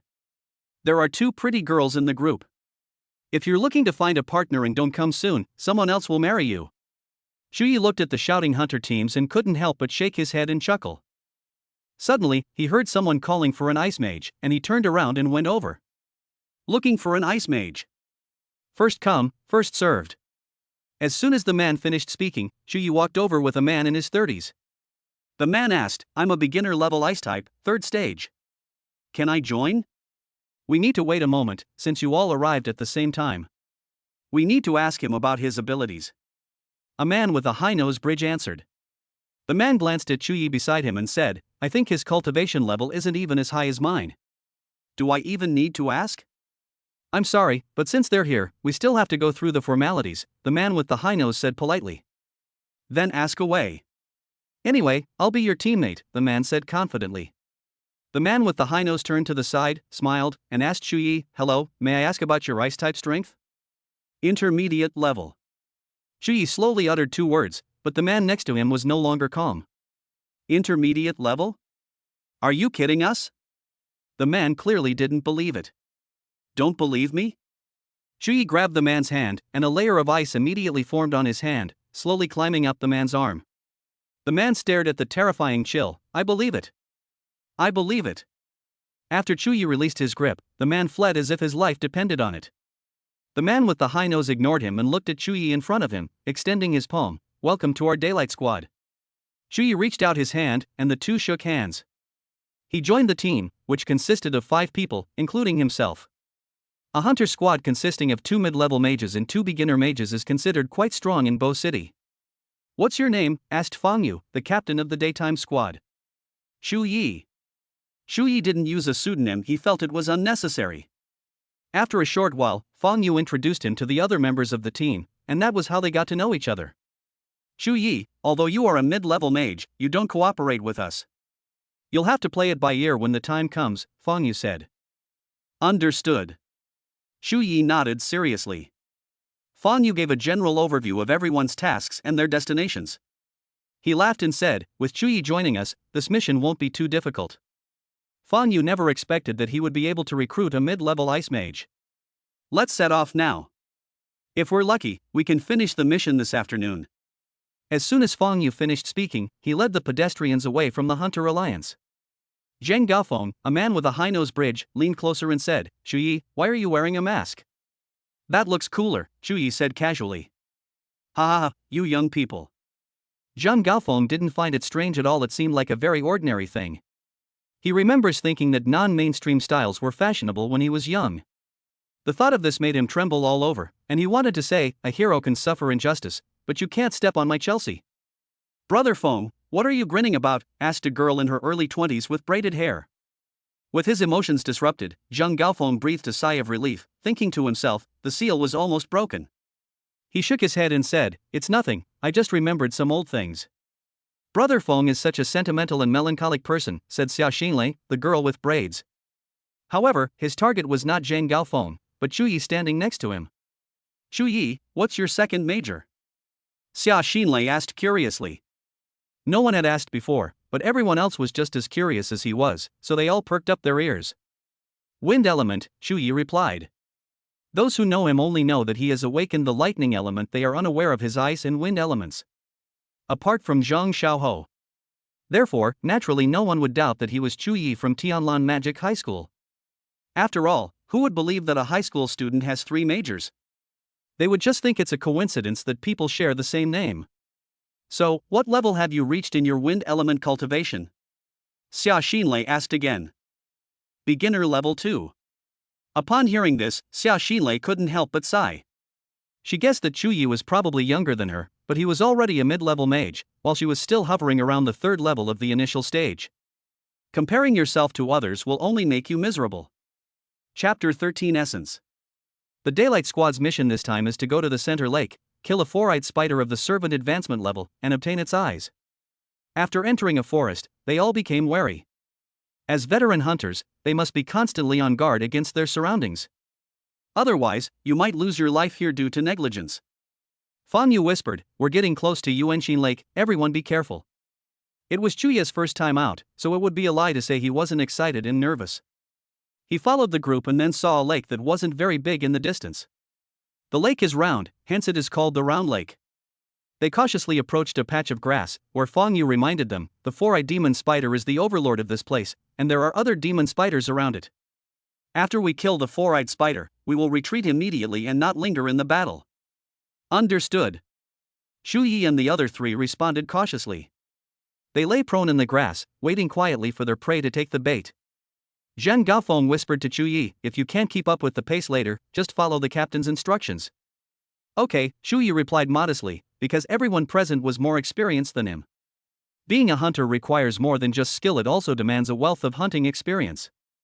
The central lake was quiet, with a gentle breeze rippling its surface. Soon. Suddenly, a one-eyed demon wolf appeared out of nowhere, its size roughly the size of a small car. The opportunity has arrived. Zheng Gaofeng, standing beside him, looked eager to try. Chu Yi was puzzled and could only continue to stare at the one-eyed demon wolf. The one-eyed wolf plunged into the lake, washing away the blood and mud from its body. But at this moment, Chu Yi clearly saw a body that was even larger than the one-eyed demon wolf suddenly emerge from the lake. At the same time, the two pairs of purple eyes on the other's head were even more captivating. Chu Yi had already realized that the demon in the water was the four-eyed demon spider. And there it was. The four-eyed spider is slowly approaching the one-eyed wolf. The latter was completely unaware of the four-eyed spider and was still happily splashing around in the water. Suddenly, the four-eyed spider's entire body floated up, and it spat out purplish-black spider silk from its mouth. In an instant, the one-eyed wolf was suddenly pulled into the water. Waves rose and fell on the lake, then slowly returned to calm. A few seconds later, the four-eyed spider resurfaced, dragging the one-eyed wolf out with it. The silk of the four-eyed demon spider is poisonous. Be careful not to get touched by its silk, or you'll be in danger, Zhang Gaofeng reminded Chu Yi from the side. Chu Yi nodded slightly. Everyone, get ready. Fang Yu's voice rang out, and everyone prepared themselves. Unaware of the danger, the four-eyed spider in the distance had already dragged the one-eyed wolf's corpse to the lakeside. It made a faint sound, and soon many demonic spiders came running. Fierce fist. Boom. Suddenly, Fang Yu was the first to complete the intermediate-level fire-type star map. His fist ignited with flames, and he punched the four-eyed demon spider. Flames rushed towards them, instantly exploding and scattering across the four-eyed spider. The nearby spider was unable to dodge in time and was also engulfed in flames. Superior. Fang Yu knew that a single mid-level spell would be far from enough to defeat the four-eyed spider. The others emerged from the bushes and hurriedly moved toward the four-eyed spider. The four-eyed spider suddenly leaped up, its figure abruptly appearing in mid-air. Two purplish-black spider silk threads instantly shot out from its mouth, heading straight for Chu Yi and Zhang Gaofeng. Despite the danger, Zhang Gaofeng remained calm, his mind already sketching out a star map. Rock barrier. Rugged rocks. A huge rock suddenly emerged from the ground in front of Chu Yi, blocking the spider silk that was being spit out. Fierce fist. Boom. Fang Yu completed the fire elemental star map once again and threw a punch at the four-eyed demon spider in mid-air.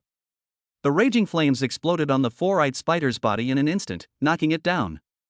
You deal with the other demon spiders, Fang Yu instructed. The others echoed their agreement, dealing with the charging spiders. But at that moment, the four-eyed spider emitted faint sounds again. It's summoning its companions, don't let it succeed. Fang Yu finished speaking as he was completing the fire star map. Zheng Gaofeng, standing next to Chu Yi, narrowed his eyes, and the six-pointed star under his feet shone brightly. Rock barrier. Phosphite. The four-eyed spider, which was still summoning its teammates, was suddenly knocked away by a protruding boulder. Wow, this works.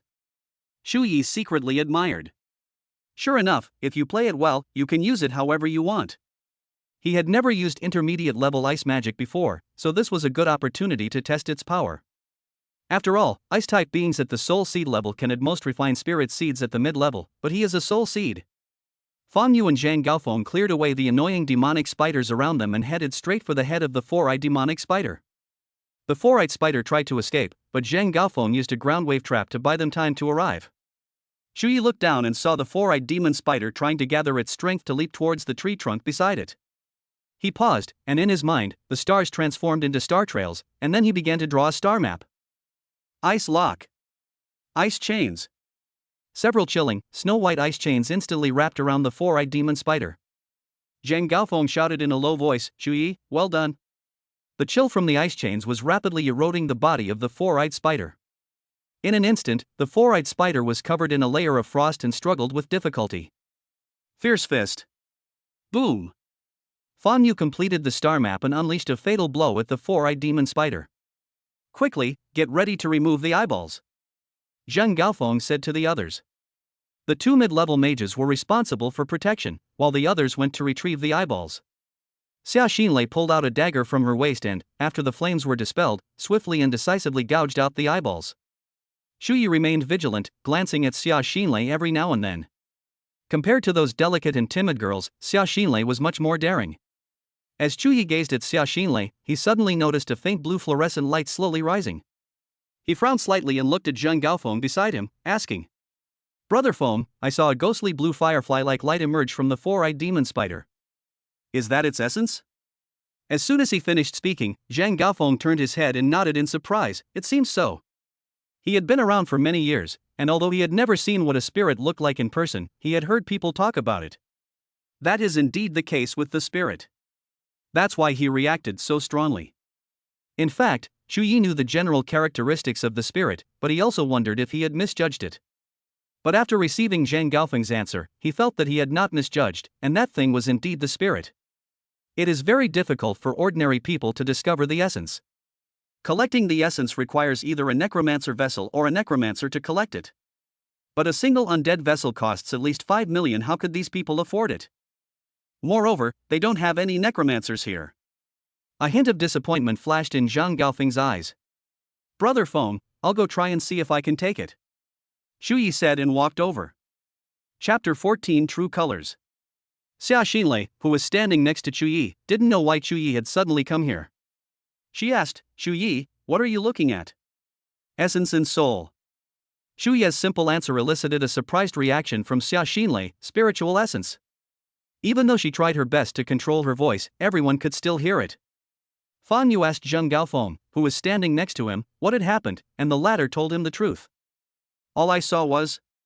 Shu Yi walked to the corpse of the four-eyed demon spider and looked at the firefly-like lights. He raised his hand and gently grasped it.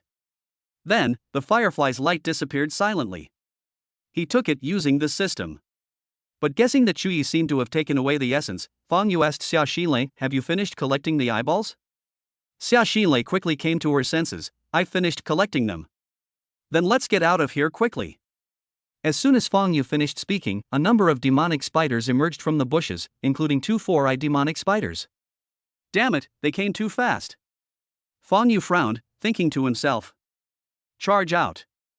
As soon as Fan Yu finished speaking, he completed the fire-type star orbit first, and the fire burst knocked away several demon spiders. Zheng Gaofeng said, "You stand in the middle, so I can protect you." Xia Xinlei and another member were only beginners. One of them is a water elementalist, and the other is a wind elementalist. They have virtually no combat power. Xia Xinlei said, "Captain, I'll protect you."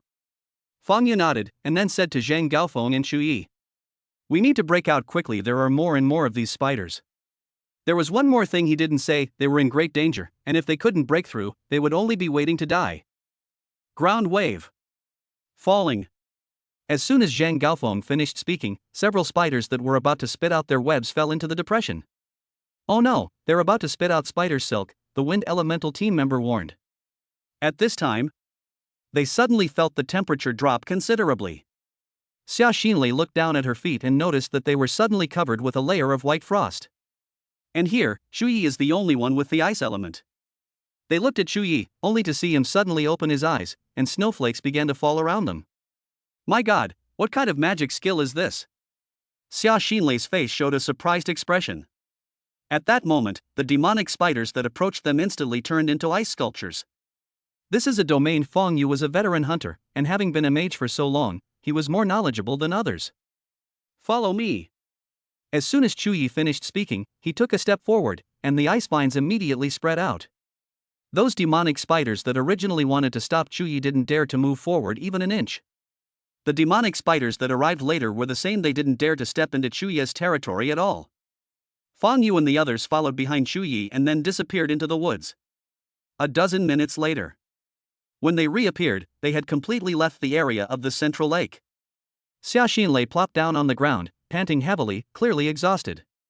Fang Yu breathed a sigh of relief. If it weren't for Chu Yi, he might have really been defeated. Chu Yi, were you using a domain just now? Zheng Gaofeng asked from the side. Yes. Chu Yi nodded. He had been granted innate talent, so he could naturally use a domain. However, he had never used it before and was still somewhat unfamiliar with it. Thanks to you this time. Fang Yu also walked over and patted Chu Yi on the shoulder heavily. After resting for a while, they did not stay long and chose to return to Buqing first. Chu Yi followed them directly to the Hunters' Alliance. Along the way, none of them mentioned the matter of souls to him. After the task was handed over, Fang Yu distributed the rewards according to their contributions, with Fang Yu, one of the 3 mid-level mages, receiving more than Xia Xinlei and her companion. Captain, where can I buy spirit essence? Chu Yi asked. Fang Yu replied, they can be sold in the Hunters' Alliance. I'll take you there. Zheng Gaofeng knew that Chu Yi might really not know, so he simply put his arm around Chu Yi's shoulder and led him over. A moment later, only Zhang Gaofeng returned. Where is Chu Yi? The Wind Elemental team member asked. Zhang Gaofeng replied, he received a phone call and left because of an emergency. Could it be that he's pretending to leave because he's afraid we'll take a share of the money from selling the spirit? The Wind Elemental mage spoke his mind. As soon as he finished speaking, Fang Yu glared at him. Their team was paid according to their work, but the appearance of the spirit was an unexpected event. The discovery and collection of the essence were also thanks to Chu Yi. Whether or not the other party shares the money with them depends on their willingness. The essence was sold for a total of 4.5 million. Chu Yi took 3 million, and the remaining 1.5 million is with me, Zhang Gaofeng suddenly said. For a moment, Fang Yu and the others were slightly taken aback. Chu Yi said that the captain and I will each receive 500,000, and Xia Xinlei and you will each receive 250,000.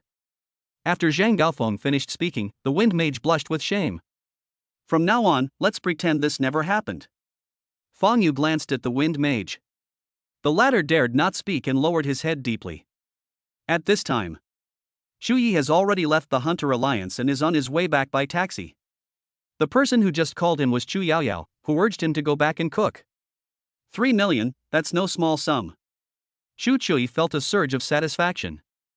He gave 1.5 million to Fang Yu and the others because he thought they were good people, and he wasn't a greedy person. Half an hour later, the taxi stopped outside the residential building, and Chu Yi immediately got out of the car. He returned home, and Chu Yaoyao was indignant. Chu Yi, where have you been gallivanting off to? You haven't been home all day. Although Chu Yi said he was going out, he didn't tell her where he was going. Yaoyao, don't be angry with me yet. I'm afraid you'll change your attitude too quickly later. Chu Yi sat on the sofa and poured a glass of water. Hurry up and cook me some food. Chu Yaoyao pouted and pushed him towards the kitchen. Wait, brother, I have something to show you. Chu Yi took out his phone and then opened the bank's app. He turned his head, waved his phone screen, and asked, look at this, what is it? Chu Yaoyao stopped what she was doing and looked up at her phone screen. Ones, tens, hundreds, thousands, tens of thousands, hundreds of thousands, millions. As Chu Yaoyao recited this, her eyes widened as big as saucers. She rubbed her eyes and asked, brother, am I dreaming? Where did you steal so much money? What do you mean by stealing? This is money I earned through my own hard work. Chu Yi patted his chest. Chu Yaoyao snatched the phone from Chu Ye's hand, then pinched Chu Ye's waist. Brother, does it hurt? She asked, turning her head. Chu Yi took a deep breath, feeling a chill. If it weren't for their blood relation, he would have thrown him off the second floor. What do you think? Ha ha ha. I'm going to become a little rich woman. Chu Yaoyao put her hands on her hips, looked up at the ceiling, and laughed loudly. Chu Yi snatched the phone and sat down. Your brother got rich overnight, but not you. Chu Yaoyao immediately put on a brother is the best in the world expression and looked at Chu Yi. Brother, are your legs sore? Let me massage them for you. Yaoyao, please stop being so rude. Brother, what did you say? Your shoulders are sore too. I'll give my dear brother a massage right now. Chapter 15 100%. At Chu Yaoyao's persistent pleading, Chu Yi spent a fortune to replace many of her belongings.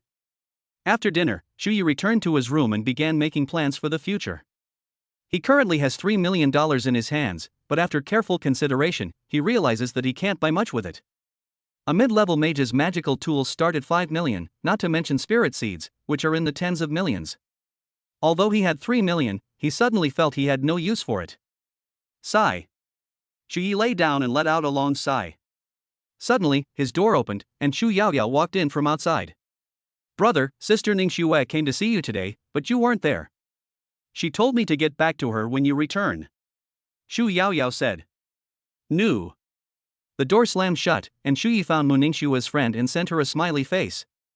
Mu Ningxue, you came in first place in this magic assessment, so you should receive time to use the Stardust magic artifact. Mu Ningxue, tell me when you've used up the Stardust magic device time the school gave you, and I'll have someone bring it to you. Shu Yi looked at the message Mu Ningxue had sent him. It seemed she had considered his feelings. Shu Yi, thank you. This statement comes from the heart. But Shu Yi did not intend to use the Stardust magic artifact himself. The system he possesses does not require him to cultivate it himself. Because whether or not one's strength is improved depends on whether the strength of the person they are bound to has improved. Therefore, if he wants to improve his strength, he must make the person he is bound to improve his strength. After much deliberation, Shu Yi decided to give his Stardust magic artifact to Zhang Xiaohou for cultivation. There's no need to consider Mo Fan, after all, that guy is also a cheater. At the same time, he hadn't figured out how to win Mo Fan's favor. After all, he had ruined Mo Fan's plans before, which made Mo Fan hold a grudge against him. He remembered that when they were children, Mo Fan tried to use schemes and tricks to outsmart Mu Ningxue. In the end, the scheme failed because the clever Chu Yi saw through it and told Mu Ningxue. Therefore, Mu Ningxue would hesitate slightly when responding to Mo Fan's words afterward. He also harbored resentment towards Mo Fan, but it wasn't the kind of deep-seated hatred that could lead to irreconcilable enmity. Just thinking about this made Mo Fan feel that Chu Yi was no good. The weekend is over, and Monday is fast approaching. Shu Yi and Chu Yaoyao went to school as usual, following the established routine. This time was different. Chu Yaoyao looked completely different, like a little rich girl. After dropping Chu Yaoyao off, Chu Yi arrived at the classroom and was waiting for class to begin. But Chu Yi is now the top student among them, and the light emanating from him is exceptionally dazzling. The girl was infatuated, thinking to herself, if only I could have a baby with Chu Yi. Immediately afterwards, Shui Mashun walked into the classroom with great joy and announced the class assignments and the distribution of Stardust magic artifacts. The top 10 students in the regular classes will be assigned to the elite classes. As for the Stardust magic artifacts, their usage time will be allocated according to the ranking in the assessment. Shu Yi ranked first in the entire grade and was granted the right to use the Stardust magic artifact for a month. The male students were both envious and jealous, while the female students wanted to have his babies. After presenting the Stardust magic artifact to Chu Yi, Shui Mushing earnestly instructed all the students. You all must follow Chu Yi's example and cultivate as diligently as he does. The day's classes have ended. Shu Yi asked Zhang Xiaohou to take him to the school gate. Brother Yi, I'll leave you here. Zhang Xiaohou was staying overnight, so naturally he wouldn't follow Chu Yi out of the school gate. Xiaohou, are we brothers? Chu Yi asked, looking at Zhang Xiaohou. Certainly. Zhang Xiaohou answered without hesitation. Then you can take this one. Immediately afterwards, Shu Yi placed the Stardust magic artifact he had obtained into Zhang Xiaohou's arms. Zhang Xiaohou asked in confusion, Brother Yi, why did you give me the Stardust artifact?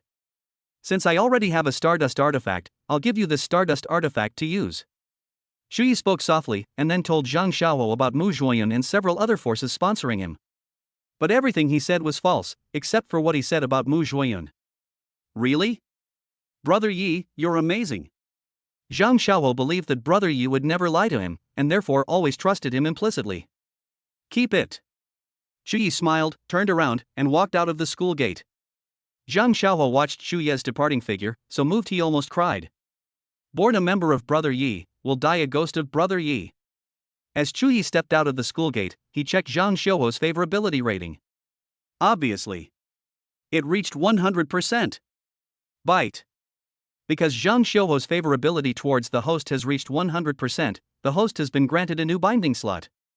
After the system notification ended, Chu Yi almost revealed the ultimate killing move of the crooked-mouthed Dragon King. In the time that followed, whenever he had time, Chu Yi would go with the Daylight Squad to complete bounty missions. Over time, his knowledge of demons, his combat skills, and his hunter experience have all accumulated. Xiefeng Mountain Station. Fang Yu led the Daylight Squad to this small village. Although it's called Shozhai Little Village, it's anything but simple. The towering, steep city walls require you to look up to see the sky. As Fang Yu passed by the military camp, he seemed to see a familiar face. He smiled and walked over. Commander Zhang Kong, it's been a long time. Fang Yu walked over and greeted him. Fang Yu? You're here on another mission? Zhang Kong glanced at them, finally fixing his gaze on Chu Yi, who was wearing a mask. He pointed at Chu Yi and asked, "Is this the newest member of your team?" His name is Chu Yi, and he's the leader of our daytime squad, Fang Yu said without exaggeration. When they were dealing with the demon spider, they witnessed Chu Yi activating his domain. Although they didn't know why the other person, with such talent, would become a hunter, they were happy. After all, having an extra strong member would ensure the safety of their team. Really? I remember you're a mid-level mage. Zhang Kong sized up Chu Yi, who was also sizing him up. Slash through the air. Ancient King. These words came one after another, but unfortunately the system did not trigger a binding prompt. Zhang Kong walked up to Chu Yi, patted his shoulder, and said, "Little brother, interested in working for me?" "Commander Zhang Kong, I'm still here. Could you please give me some face?" Fang Yu said with a smile. He wasn't angry because he also felt that Chu Yi had no future working for him. "I'll consider it." Chu Yi nodded, which was his answer. Zhang Kong smiled, chatted with Fang Yu for a few words, and then went elsewhere. "Brother Feng, are the captain and Commander Zhang Kong very familiar with each other?" Chu Yi asked idly. Commander Zhang Kong saved the captain's life.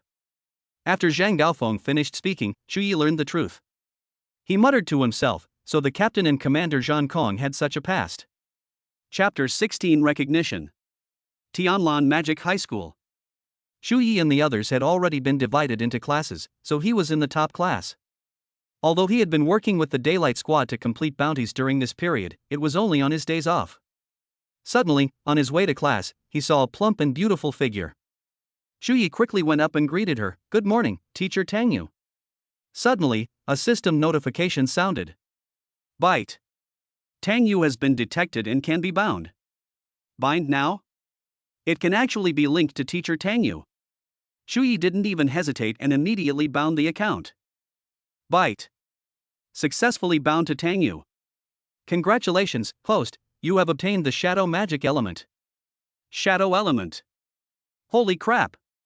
Chu Yi was overjoyed. This is peeping. Cough cough. He's an upright and exemplary student. Good morning. Tang Yu turned her head and greeted Chu Yi as well. Only.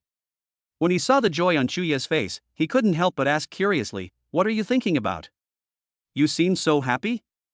Chu Yi immediately snapped out of his reverie, shook his head, and said, "I wasn't thinking about anything." Tang Yu didn't care, then asked softly, "Chu Yi, have you thought about your future?" Chu Yi was taken aback. Is Tang Yu trying to recruit him? He remembered that Tang Yu seemed to be a member of the trial committee. In the future?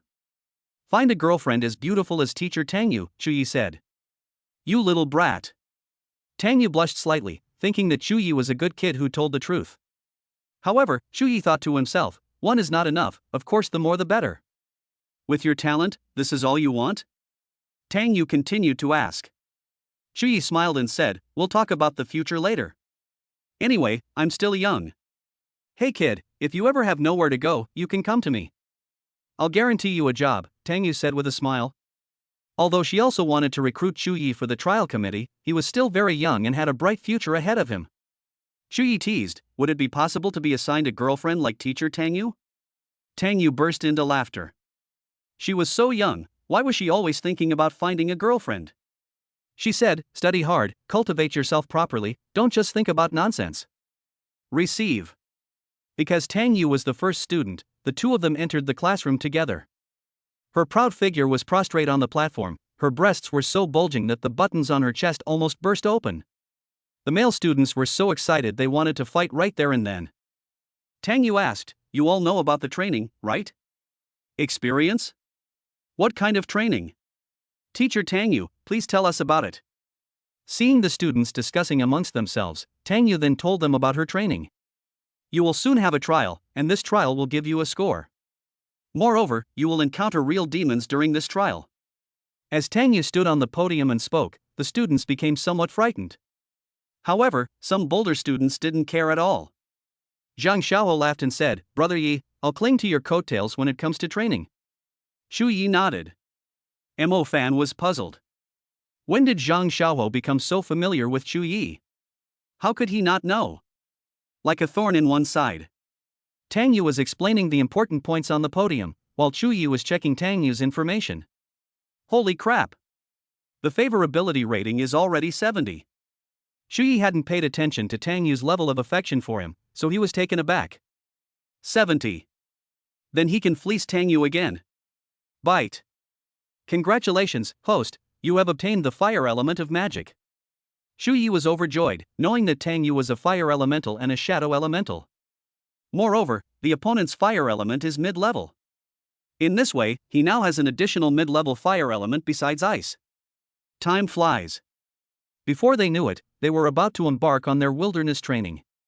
One bus after another stopped inside the Xiefeng mountain station. Students, everyone come down and line up quickly. Teachers Tang Yu and others began to organize the students to line up. Xu Yi followed his classmates and walked to his own group. The school's top class had a total of 100 students, who were then divided into 5 groups of about 20 students each. Unfortunately, Zhang Xiaohou was not in the same group as him. As everyone curiously looked around, Xu Ye's gaze fell on a familiar, burly figure. Slashed through the air. At this moment, he was discussing something with the teachers, but Xu Yi knew what they were discussing. Soon, Zhang Kong walked up to the group with a smile and explained their mission for this training exercise. He said, "I just received a bounty mission. If you can complete this mission, I will give you all an A rating." Grades are very important to them, as they will determine whether they can get into a good university. But they're made to complete the bounty mission on their very first visit? Xu Yi remained completely unmoved, fully aware of the situation. Commander Zhang Kong, isn't this too difficult? After all, they are just a group of students. That's what teacher Zhang Guijian, who came along, said. What's so difficult about it? If you can't even get past this, you're no different from a piece of trash. Zhang Kong said in a way that left no room for negotiation. He then promised everyone, if you complete the bounty as a team or individually, I will personally give you a defensive magical item. Defensive magical artifacts. The crowd erupted in uproar. They all knew what this defensive magic tool was and what it was used for. Defensive magical items can be used to block attacks and sometimes even save lives. However, it's too expensive, most people simply can't afford it. I'm getting a free defensive magic item, Xu Yi thought to himself. However, at this moment, Zhang Kong and Xu Yi's eyes met. The former frowned slightly and asked Tang Yu beside him, "Do you know that student? What's wrong? What's his name?" Xu Yi. Zhang Kong was startled, felt a chill run down his spine, and almost capsized in a ditch. What department is he in? Zhang Kong asked again. However, Tang Yu did not answer him. She always felt that Zhang Kong had ill intentions. Is he an ice type? Zhang Kong asked again.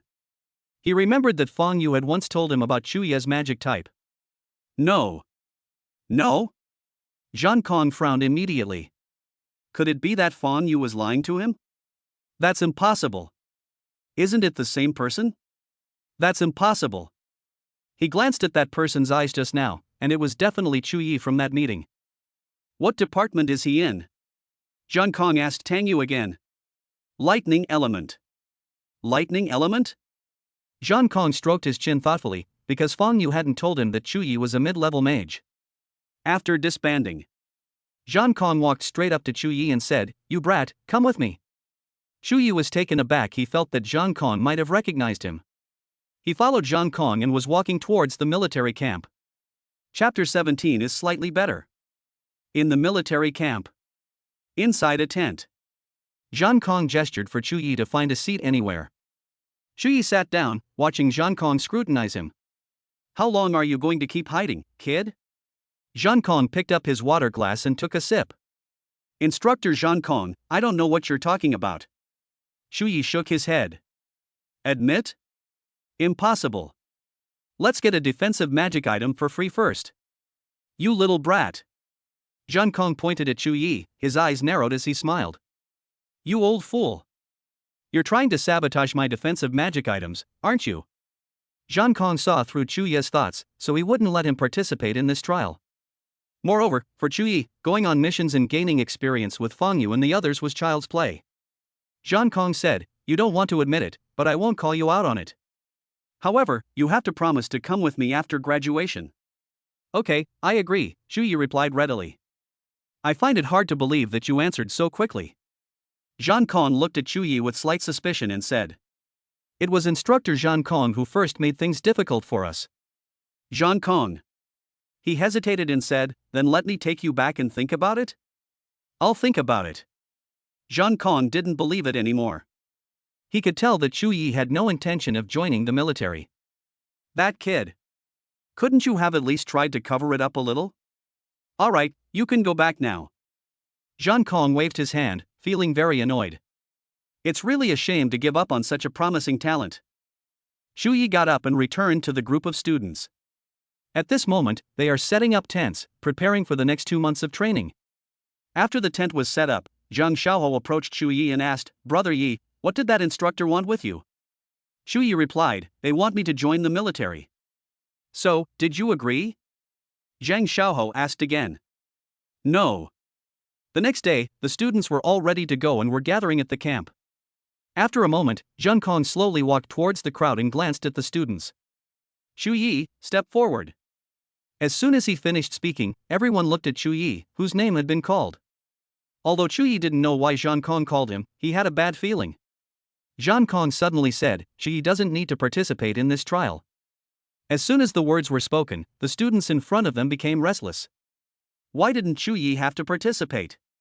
Some people even want to get a good score by relying on Chu Yi. Why isn't Chu Yi participating? Does that mean their slim chances are gone? Seeing the students discussing it, even the teacher next to them couldn't stay calm. Zhang Guojian asked, "Instructor Zhang Kong, Chu Yi is the most outstanding student at our Tianlan Magic High School. If he doesn't participate in the training, it will affect his future." Zhang Kong replied, "It won't affect his future, I'll give him an A." A. What? Everyone was astonished. Why could Chu Yi give an A directly? Zhao Kunsen said, "Instructor Zhang Kong, this is not fair." Other students echoed this sentiment, feeling that it was unfair to them. Zhang Kong had anticipated this outcome. "Since you want to know the reason, I will tell you frankly. You're the same age as Chu Yi, but while you're still living like hothouse flowers, Chu Yi is already a hunter." Upon hearing this, everyone present looked shocked. Hunter. Chu Yi is a hunter. They stared in disbelief at Chu Yi, who stood calmly beside Zhang Kong. Mo Fan frowned. Mu Bai clenched his fist. Su Zhaoting was utterly shocked. Zhang Xiaohou acted as if it were all minor matters. Chu Yi was annoyed Zhang Kong, that sixth brother, had actually revealed his secret. "You little brat, trying to steal my magic tools for free? Surprised? You are in the first layer, while I am in the atmosphere. You've never even seen a demon, have you?" But Chu Yi may have already killed one with his own hands. Zhang Kong said again. Suddenly, an uproar ensued. Demon. They had only seen it in books and videos, but had never actually seen it in person. Therefore, they cannot feel that deep-seated fear. Seeing everyone's silent expressions, Zhang Xiaohou really wanted to pat his chest and tell them, "I've seen Brother Yi kill demons." Zhao Koan glanced at Zhang Xiaohou beside him, wondering what he was so excited about. It was as if he were the one who was killing demons. Gradually, everyone fell silent again. They reflected on and recalled the wasted time they had spent. Compared to Chu Yi, they are really far behind. No wonder he can be a top student. Not only were the classmates surprised, but Tang Yu and the others next to them were also surprised. They never expected that Chu Yi was actually a hunter. So, do you still have any objections? Do you still think it's unfair? Zhang Kong asked, looking at the students who had their heads down. No one responded. But they had already tacitly accepted it in their hearts. Chu Yi glanced at Zhang Kong out of the corner of his eye, thinking that Zhang Kong just didn't want him to get the magical artifact for free. Zhang Kong lowered his head and gave Chu Yi a casual smile, as if replying to his innermost thoughts. I'm not giving it to you. Are you angry? Revenge, this is definitely revenge. Shu Yi felt that Zhang Kong must have refused him yesterday because he hadn't agreed to the request, which was why he wasn't allowed to participate. Indeed, yesterday's events played a part in that. Ultimately, Zhang Kong prevented Shu Yi from participating in this trial to avoid embarrassing himself and losing a defensive magical artifact. However, what he never expected was that not only Shu Yi could slap him in the face, but there was someone else who could as well. As a time traveler, he knew everything about the trials and tribulations. Instructor Zhang Kong, although I can't make you bleed profusely, you can't escape the fate of bleeding profusely either, Shu Yi thought to himself. It's fine if I don't go, I can just stay here for 2 months and then go back. Zhang Kong had no idea what Shu Yi was thinking, but he felt that he had won this round. Let's go. As soon as Zhang Kong finished speaking, the 5 teams headed outside. Shu Yi stood alone in the distance. Soon after, Tang Yu and the others came over and asked him all sorts of questions. After all, he was a key student being groomed by Tianlan Magic High School, and they didn't really support him becoming a hunter. Being a hunter is too dangerous. If Shu Yi were to accidentally die at the hands of a demon, it would be such a pity, given his talent. Shu Yi answered selectively to whatever they asked, mixing truth with falsehood. After asking some questions, Zhang Guojian and the others didn't say anything more and followed some officers to check on their classmates. Tang Yu remained where she was, looking at Shu Yi. You need to be a mid-level mage to become a hunter, this is too dangerous. Thank you for your concern, Teacher Tang Yu, Shu Yi said, noticing that Tang Yu's favorability towards him was increasing. Obviously. Tang Yu likes boys who are ambitious. Since Zhang Kong didn't ask you to participate, then you should stay in the military camp and not wander around, Tang Yu instructed. Good. Shu Yi nodded, letting it go in one ear and out the other. Subsequently, Tang Yu also left Xiuzhai with the military. Now that the teachers and students have all left, he can only wander around the small village alone. Chapter 18 Night. After several days of training, the students who went to complete the bounty have all returned. Although they looked tired and disheveled, they still won by doing nothing. Shu Yi sat by the edge of the military camp, watching the students return one after another. Zhang Kong walked over, puzzled, snatched the water from Shu Yi's hand, and took a sip. Instructor Zhang Kong, what's wrong with you? You look terrible. Shu Yi asked knowingly. Zhang Kong glanced at him, not wanting to acknowledge him. He thought only Shu Yi could complete this bounty mission, but he was careless. This bounty mission was actually completed by a student named Mo Fan.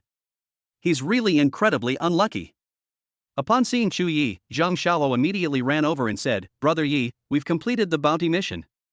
Upon hearing this, Zhang Kong had no desire to stay there. Looking at Zhang Kong's retreating figure, Shu Yi couldn't help but laugh and say, what goes around comes around, no one escapes the judgment of heaven. Before long, Zhang Xiaoluo told Shu Yi about his experiences over the past few days. Brother Yi, although I was still a little scared when I saw the demons this time, I didn't feel anything special, Zhang Xiaoluo said with a smile. He thought it might be because he had seen demons before that he was not as panicked and fearful as others when he saw demons again. This was really dangerous, but thankfully we escaped unharmed, Zhang Xiaoluo said with great relief. Their training program concluded successfully, and everyone received a satisfactory score, as they all achieved an A. Even as he was leaving the Xiefeng Mountain Post Station, Zhang Kong was still persistently trying to recruit Shu Yi. Shu Yi, the doors here will always be open for you. Zhang Kong laughed. Instructor Zhang Kong, if you give me a spirit seed or something, I'll join you right away. Get the hell out of here. I don't want to see you. One defensive magic item already cost him a fortune, and he has something even more outrageous. Back in Bo City, Shu Yi immediately returned to his apartment building. He hadn't seen Shu Yaoyao for so many days and missed her terribly. When he arrived at his doorstep, he heard some noise coming from inside. Obviously. The loudest voice was Chu Yaoyao's. Everyone, please eat whatever you like. Miss Chu is paying today. Inside the living room, Chu Yaoyao patted her chest confidently and said, Long live Sister Yao. Sister Yao is forever a goddess. Sister Yao will always be my goddess. The crowd cheered, their voices echoing throughout the stairwell. Hey, Miss Chu, you've gotten so cocky after just 2 months. Shu Yi thought to himself, and couldn't help but chuckle. Snap. The door suddenly opened, and Chu Yaoyao was the first to react, quickly looking over. Elder brother. As soon as he finished speaking, everyone else stopped and looked towards the door. Hello, Brother Yi. There were men and women in the room, and they all knew Chu Yi, so they weren't too unfamiliar with each other. After all, Shu Yi always attended Chu Yaoyao's parent-teacher conferences on behalf of her elders. Brother, why did you suddenly come back without telling me? Chu Yaoyao suddenly paused, looked at her classmate and asked, Li Yaya, what's the date today? Number 2. Chu Yaoyao's expression changed, and she timidly raised her head to look at Chu Yi, saying, Brother, I was wrong. Keep playing the music and keep dancing. Chu Yi waved his hand, walked through the crowd, and returned to his room. Li Yaya looked at Chu Yaoyao's mournful face and asked, Yao Yao, shall we go back first? Since things have come to this, we might as well go all out. Chu Yaoyao had already come up with a solution and had no choice but to use her long-treasured trump card. The next day, Chu Yaoyao sat opposite Chu Yi and said pitifully, Brother, I was wrong. It's no use. There's no one better than my brother in the world. It's no use. Brother, I went swimming with sister Ningxue last time, and I have her swimming photos. Do you think your brother is that kind of person? Inside the room, Chu Yi, who was browsing Mu Ningxue's swimming photos, couldn't help but click his tongue and say, when it comes to physical development, rich girls are just different. In the time that followed, apart from the time he had to attend classes, Chu Yi spent the rest of his time either with Chu Yaoyao or with the Daylight Squad to complete bounties. Although he had been trying to win Tang Yu's favor, it was clearly not going to work if he tried to make her happy. He's almost a senior in high school, and he still hasn't won Tang Yu's favor. Mu Ningxue's score has increased quite a bit, but it's still a bit short of 80. If only everyone were like Zhang Xiaoho, Chu Yi thought, leaning back in his chair. Brother Yi, what are you thinking about? Zhang Xiaoho suddenly leaned over and asked. Nothing. By the way, Brother Yi, we have a day off tomorrow. Shall we go out for barbecue tonight? Zhang Xiaoho asked. Tonight won't work, how about tomorrow night? Tonight is Fang Yu's birthday, so the whole team plans to celebrate with him. Okay, then I'll wait for you downstairs at your place tomorrow, Zhang Xiaoho said. After school, Chu Yi took Chu Yaoyao home before asking Zheng Gaofeng to pick him up. Soon, they then arrived at a restaurant. Birthday celebrations are nothing more than friends and family, good food and drinks, and a cake for making wishes. Watching the group chatting and laughing, Chu Yi felt that such a relationship was quite precious. What are you thinking about, Chu Yi? Come and eat some cake, Xia Xinlei said from the side. After several rounds of drinks, although everyone had drunk some alcohol, none of them got drunk, which shows how good their alcohol tolerance was. Everyone, hurry back home. Don't keep your families waiting, Fang Yu urged. Chu Yi, get in the car, we'll take you home first. Xia Xinlei hadn't been drinking, so she was the one driving. No need, my house is just ahead, it's only a few minutes walk, Chu Yi refused. Okay, be careful on the road. Xia Xinlei waved to him and drove away. Fang Yu was his wife who came to pick him up. Before leaving, she told Chu Yi to go home quickly. Chu Yi did not accompany them, but wanted to become more familiar with his shadow magic in the quiet of the night. Shadow escape. Shuttle. In an instant, Chu Yi transformed into a shadow and disappeared into the darkness of the alley. If he uses shadow magic to get home, it really won't take him long. Suddenly, as he continued his journey through the darkness, Chu Yi heard hurried footsteps approaching. He stopped, and suddenly a huge black shadow came from around the corner. Immediately afterward, another figure followed closely behind, chasing after the demon. Because the figure passed under the streetlight, he could clearly see the person's attire. Could it be Mo Fan? He remembered that Mo Fan seemed to have joined the city's monster hunting team. Otherwise, who would chase after demons in the middle of the night? Chu Yi thought to himself that he was bored, so he decided to go and take a look. The figure was indeed Mo Fan, who was chasing the demon and had turned into a small alley. Captain, surround them quickly. As soon as Mo Fan finished speaking, he turned the corner again and saw the demons who had nowhere to run. He was taken aback. I was planning to surround you, but I didn't expect you to surround yourself. Chapter 19 Change. After a while, Chu Yi caught up with Mo Fan, but they were not side by side. Therefore, he saw things that Mo Fan could not see. That one-eyed wolf's mother is also a sixth born. Chu Yi looked at the one-eyed demon wolf hiding in the corner and complained. If it were him, he wouldn't have been able to detect the existence of the other demon either. Hurry up and go there. As soon as Chu Yi finished speaking, the black shadow rushed towards Mo Fan. He hasn't even started building up his favorability yet. Mo Fan remained vigilant. Although the one-eyed demon wolf had nowhere to go, he had been with the city's demon hunting team for so long that he still had a sense of alertness. However, just as he stepped into the attack position of another demon, he suddenly turned around and saw a huge black shadow rushing towards him. Hold! Mo Fan cursed loudly, then suddenly felt someone pull him from behind. Immediately afterwards, he was thrown to the back. The demon that had just attacked missed its target, revealing its hideous face. Shu Yi? Mo Fan muttered to himself, clearly knowing who had helped him. Although he was able to react just now, his arm might be in a bandage. What are you standing there for? Let's attack together. As soon as Chu Yi finished speaking, the stars instantly formed a star trail. Thunder Seal. Rage Strike. He raised one hand, his gaze falling on the one-eyed demon wolf. The power of the lightning seal in the air, like a writhing serpent, crashed down in an instant. Mo Fan was slightly surprised he hadn't expected Chu Yi to have actually cultivated to the third level. He's a genius. However, while he was thinking, the lightning star orbit was completed in an instant. Thunder Seal. Mad strategy. Another one-eyed demon wolf charged in, but was whipped mercilessly by the lightning snakes released by Mo Fan. Although it can't compare to Chu Yi's third-level lightning seal, it is still the most violent lightning type. The two one-eyed demon wolves were forced back, but they were not afraid of them at all. Van Mo. Suddenly, several figures ran towards them. Are you all right? Su Dahuang looked at the two one-eyed demon wolves in front of him and asked. It's nothing. Mo Fan shook his head. However, they also noticed Chu Yi next to Mo Fan. Take care of these two demons first. Su Dahuang ordered everyone to prepare for battle. Under normal circumstances, they would be more than capable of dealing with a one-eyed demon wolf. But now it's two ends. Thunder Seal.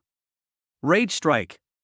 Chu Yi completed another lightning spell, and lightning bolts immediately struck the one-eyed demon wolf he had just hit. Everyone was shocked.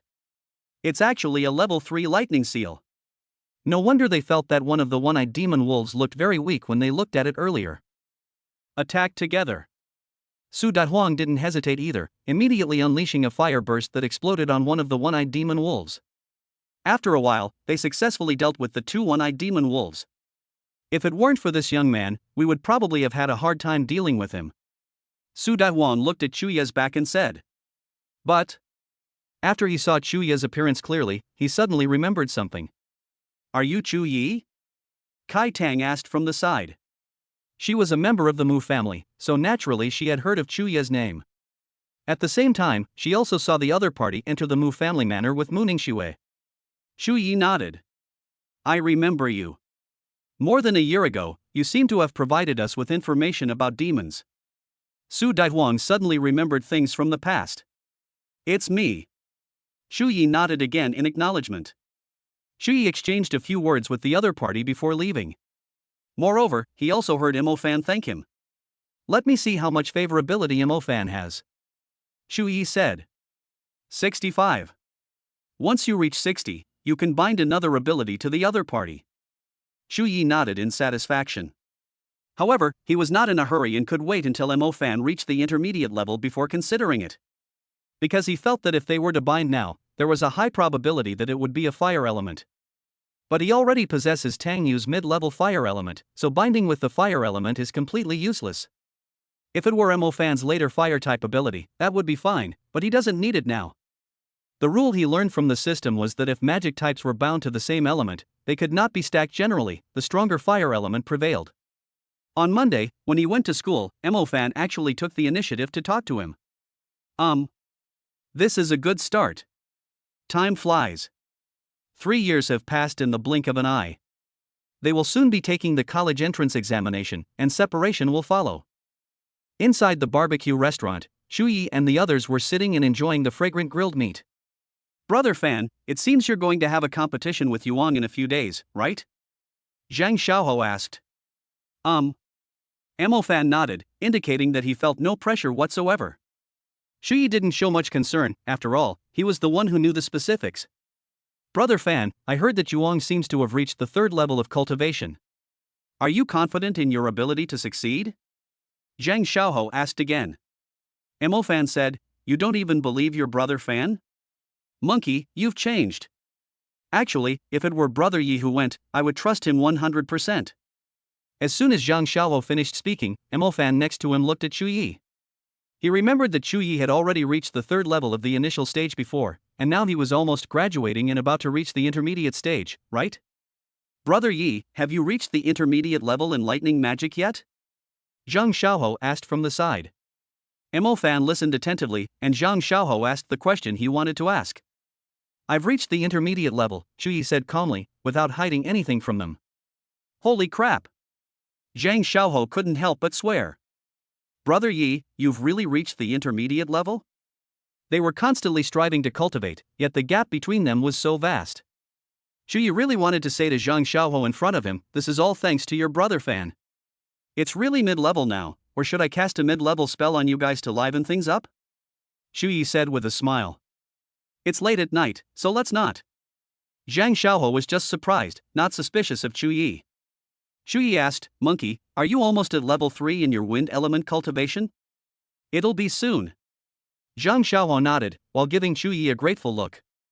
If Chu Yi hadn't provided him with the Stardust magic artifact for cultivation over the years, he wouldn't have grown so quickly.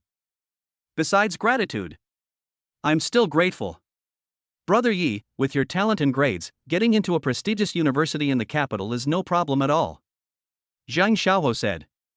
Chu Yi was deep in thought.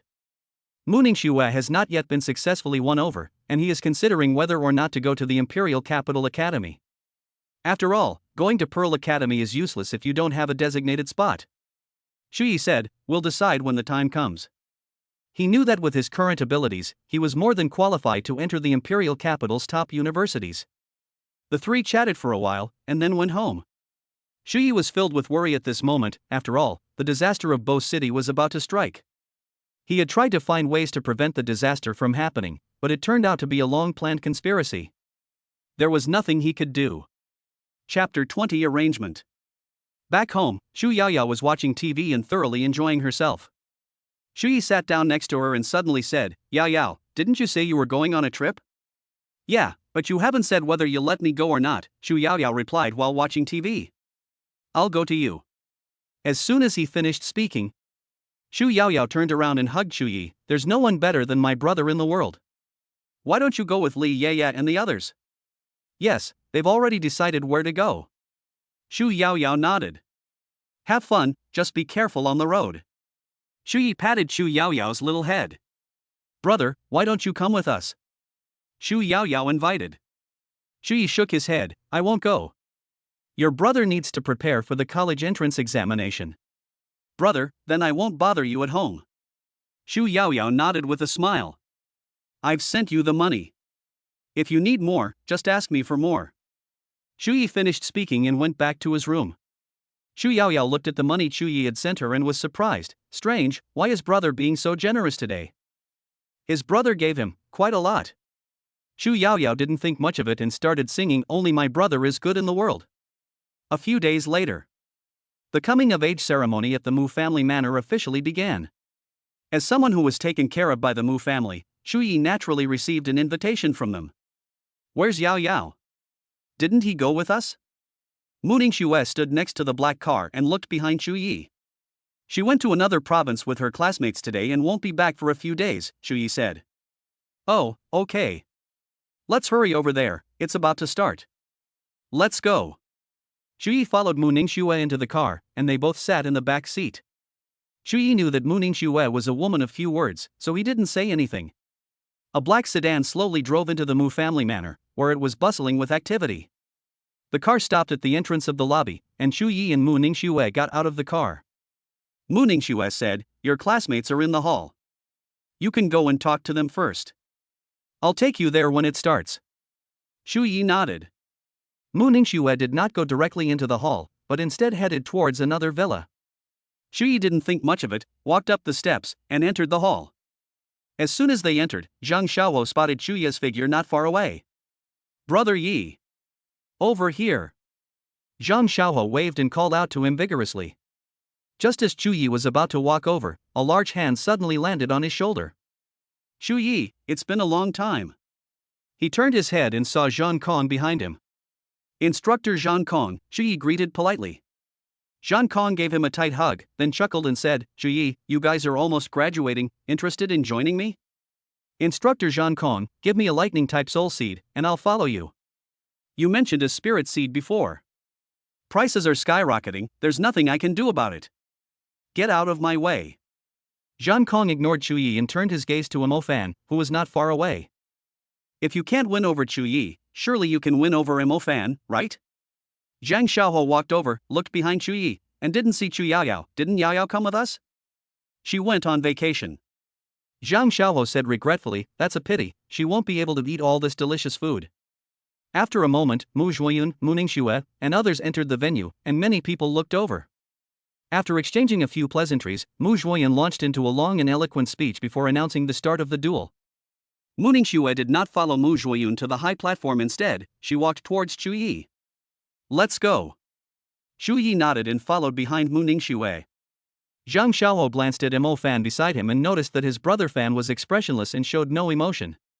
Soon, Mo Fan entered the dueling arena amidst the gazes of the crowd, but Yuang did not appear for a long time. Chu Yi sat to Mu Ningxue's left, while Mu Zhuoyun sat to Mu Ningxue's right. Chu Yi, you're at least level 3 in lightning magic now, right? Mu Zhuoyun turned around with a smile and asked curiously. No. No? Mu Zhuoyun frowned. He had given Chu Yi a lot of resources, so how could he not even reach level 3? I've reached the intermediate level in lightning magic. As soon as Chu Yi finished speaking, not only was Mu Zhuoyun stunned, but Mu Ningxue next to him also paused. When did you advance to the intermediate level? Mu Zhuoyun swallowed hard. He knew Chu Yi was very talented, but he didn't expect him to be this talented. To reach the intermediate level upon graduating from high school is undoubtedly a sign of exceptional talent. He just broke through not long ago. With your grades, you should have no problem getting into a prestigious university in the capital. Then you and Ning Shui will be classmates. Mu Zhuoyun smiled broadly, quite satisfied with Chu Yi. Ning Shui, please help Chu Yi more at the Imperial Capital Academy. I will. Mu Ningxue nodded, she would do it even without Mu Zhuoyun telling her. Chu Yi, after this coming-of-age ceremony, the Mu family can help you awaken your second element. Mu Zhuoyun felt it necessary to win over Chu Yi's heart. Then thank you, Patriarch Mu. Mu Zhuoyun smiled and said, no need to be polite. By the way, your sister will be starting high school in a year, right? I'll take care of her then. Chu Yi thanked him again. Even if this promise cannot be fulfilled in the end, we still have to put on a show. Soon. The match between Mo Fan and Yuang has officially begun. Everyone looked over, eager to see who would be the last one standing. Chu Yi had no interest in watching, since he already knew the final outcome. He took out his phone and sent a message to Chu Yaoyao. Chu Yi, Yaoyao, where are you? Chu Yaoyao, we'll reach our destination in 3 more stops. Chu Yi felt comfortable letting Chu Yaoyao, a junior high school student, go out because Li Ye's father was leading the group. Li Ye's father was a reliable and honest man, otherwise, Chu Yi wouldn't have let him go with her. Chu Yi, have fun over there. I just received news that our area will be experiencing power and internet outages for a while. I wanted to let you know in advance. Chu Yi did this so that Chu Yaoyao wouldn't worry, since she was just worrying unnecessarily. Chu Yaoyao, brother, I only let you come out with us, now you're in trouble. Chu Yaoyao, I'm the smarter one, I've already foreseen everything. Chu Yi, yes, Yaoyao is the smartest, but she's also a bit of a troublemaker. Chu Yaoyao, what kind of scoundrel is this? Chu Yi, this is a meme, you wouldn't understand. Then, Chu Yaoyao sent Chu Yi an eye-rolling emoji. Chu Yi, call me back when you arrive. After chatting briefly, Chu Yi ended the conversation. Chu Yi was drawn to the noise that suddenly broke out around him. Obviously. Mo Fan used his lightning element to defeat Yuang. Immediately afterwards, exclamations of surprise rang out. How could Mo Fan possess lightning-type abilities? He actually has a lightning elemental ability, and he's even cultivated it to the 3rd level. But isn't he just a beginner mage? How can he possess 2 elemental magics? Chapter 21 Reasons. The audience watched as Mo Fan defeated Yuang with his newfound abilities. Chu Yi looked at the identical plot before him, but his face did not show the same surprise as theirs. Suddenly, his phone vibrated a few times, and then he left. Brother, we've arrived at our station, so we're calling to let you know. Chu Yaoyao's voice came from the other end of the phone. Chu Yi said, after you arrive at the hotel, send me your hotel address. Okay, I'll hang up now? Chu Yaoyao said. Yao Yao, I will be in seclusion to cultivate then, so don't call me unless it's absolutely necessary, Shu Yi instructed. Don't worry, I'll definitely forget to call you then, Shu Yao Yao said with a smile. Alright, you guys go back to the hotel. I'm hanging up now. Shu Yi hung up the phone as soon as he finished speaking. When he returned to his position, Mu Zhuoyun had already knelt down, and the duel was over. Before leaving, Shu Yi said goodbye to Mu Ningxue, and then followed the crowd out of the Mu Manor. Suddenly, a beautiful figure walked towards him. Classmate Shu Yi. Shu Yi turned around and saw the graceful and charming teacher Tang Yu. Teacher Tang Yu, he greeted her. It must be said that Tang Yu was exceptionally eye-catching today, especially her surging figure. Tang Yu looked around, then smiled and said, I heard from Zhang Xiaohuo that you're already a mid-level mage? Yes, I recently became a mid-level mage, Shu Yi replied. Tianlan Magic High School has produced 2 geniuses this year. Tang Yu exclaimed. One of them is Chu Yi. The other one is Mo Fan. Teacher Tang Yu, is there something you need from me? Shu Yi felt that Tang Yu wouldn't contact him for no reason. Tang Yu did not answer Chu Yi's question immediately, but smiled and said, Are you going home? Let's talk as we walk. Shu Yi nodded. The two of them walked along the roadside, watching the passing vehicles, neither of them speaking. Shu Yi, have you ever heard of the trial council? Tang Yu asked from the side. I've heard of it. Shu Yi was certainly aware of the existence of the tribunal. The tribunal is a law enforcement agency in China, responsible for adjudicating heretics and apprehending criminal sorcerers. Do you want to join the trial committee? Tang Yu blinked and asked Shu Yi. Shu Yi asked, Teacher Tang Yu, what are the benefits of joining the Inquisition? After a moment of contemplation, Tang Yu said, With your talent, you will definitely be given preferential treatment and will be given special training if you join the Judgment Council. At this moment, Shu Yi realized that Tang Yu was trying to recruit him into the trial council. What are the requirements for joining the trial committee? Hearing Shu Yi ask that question, Tang Yu instantly felt that she had a chance. However, Shu Yi simply wanted to try and see if he could max out his favorability rating of 88.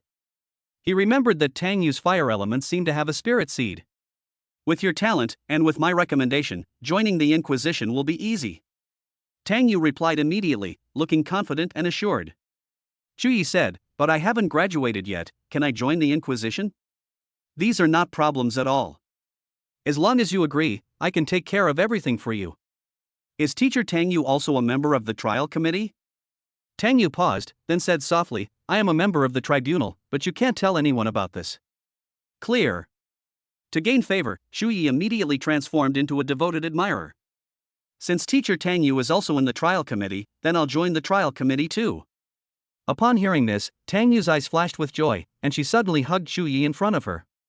Shu Yi, it's a deal now, don't go back on your word. I won't change my mind, Shu Yi said earnestly. Then I'll submit your information when I get back.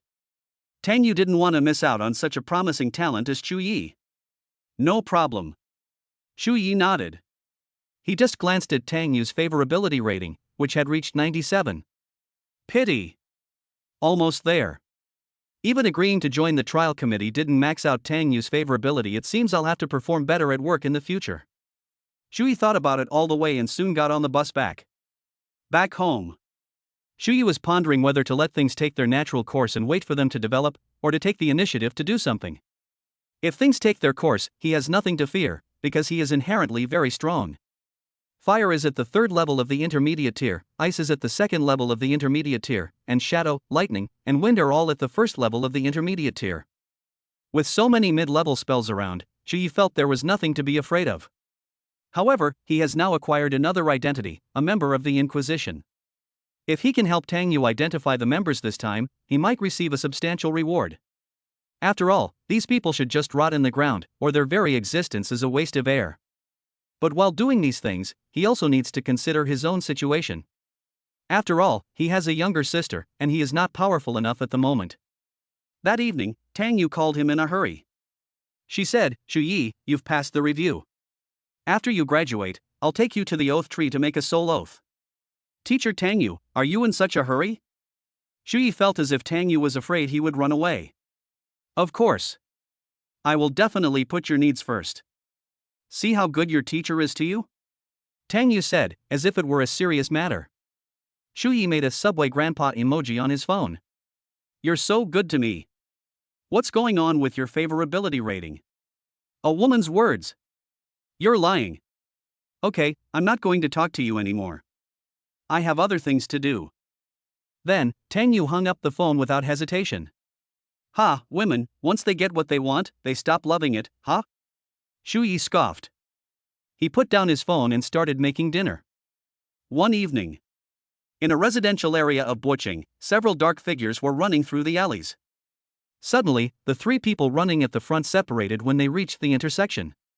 What should we do? Asked the man chasing after them. We'll split up and chase them, but you have to be careful, Tang Yu said immediately. The people they were chasing were only novice mages, which she could easily deal with, but the other two were only evenly matched. Clear. The two nodded and each chose an intersection to give chase. Tang Yu chose the intersection that hadn't been chosen and then chased after it. She already doesn't have enough manpower here, and can't mobilize more people to surround and suppress them. But at that moment, Tang Yu suddenly thought of someone, Xu Yi. Although this mission was dangerous, she remembered that Xu Yi seemed to have been a hunter before. The thought of this made Tang Yu angry. After she had spoken up, Xu Yi actually did it. This is also why Tang Yu's favorability rating didn't reach 100. Chapter 22 Walkthrough. Xu Yi was a hunter, so he must be different from ordinary students. This is why Tang Yu thought of Xu Yi. Moreover, Xu Yi's application has been approved, making him practically a member of the trial committee. Afterwards, Tang Yu called Xu Yi. At this time, Xu Yi was busy preparing his dinner. He glanced at his ringing phone. It was a call from Tang Yu.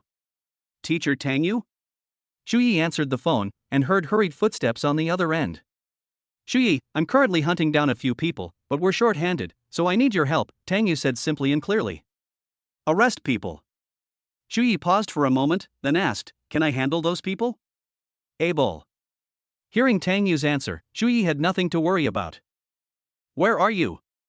I'm near your house right now. Go out and head towards the east side. If you spot anyone suspicious, you can follow them and then let me know. As soon as Tang Yu finished speaking, Xu Yi immediately put on his shoes and prepared to go out. I lost 3 copies of the star chart book at Huaxia Bank. You can go and retrieve them first, and then go to the East District. The purpose of the Book of Star Charts is to allow those who have not yet completed their star charts and are unable to cast intermediate level spells to use intermediate level spells. Tang Yu knew that Xu Yi was already a mid-level mage, but she felt that he might not be very familiar with the star map. This star chart book will allow him to unleash mid-level lightning magic and save his life when he encounters danger. Tang Yu briefly explained the function of the Book of Star Charts, and then hung up the phone. Xu Yi couldn't help but admire Tang Yu's meticulousness. She even remembered to prepare a book of star charts for him.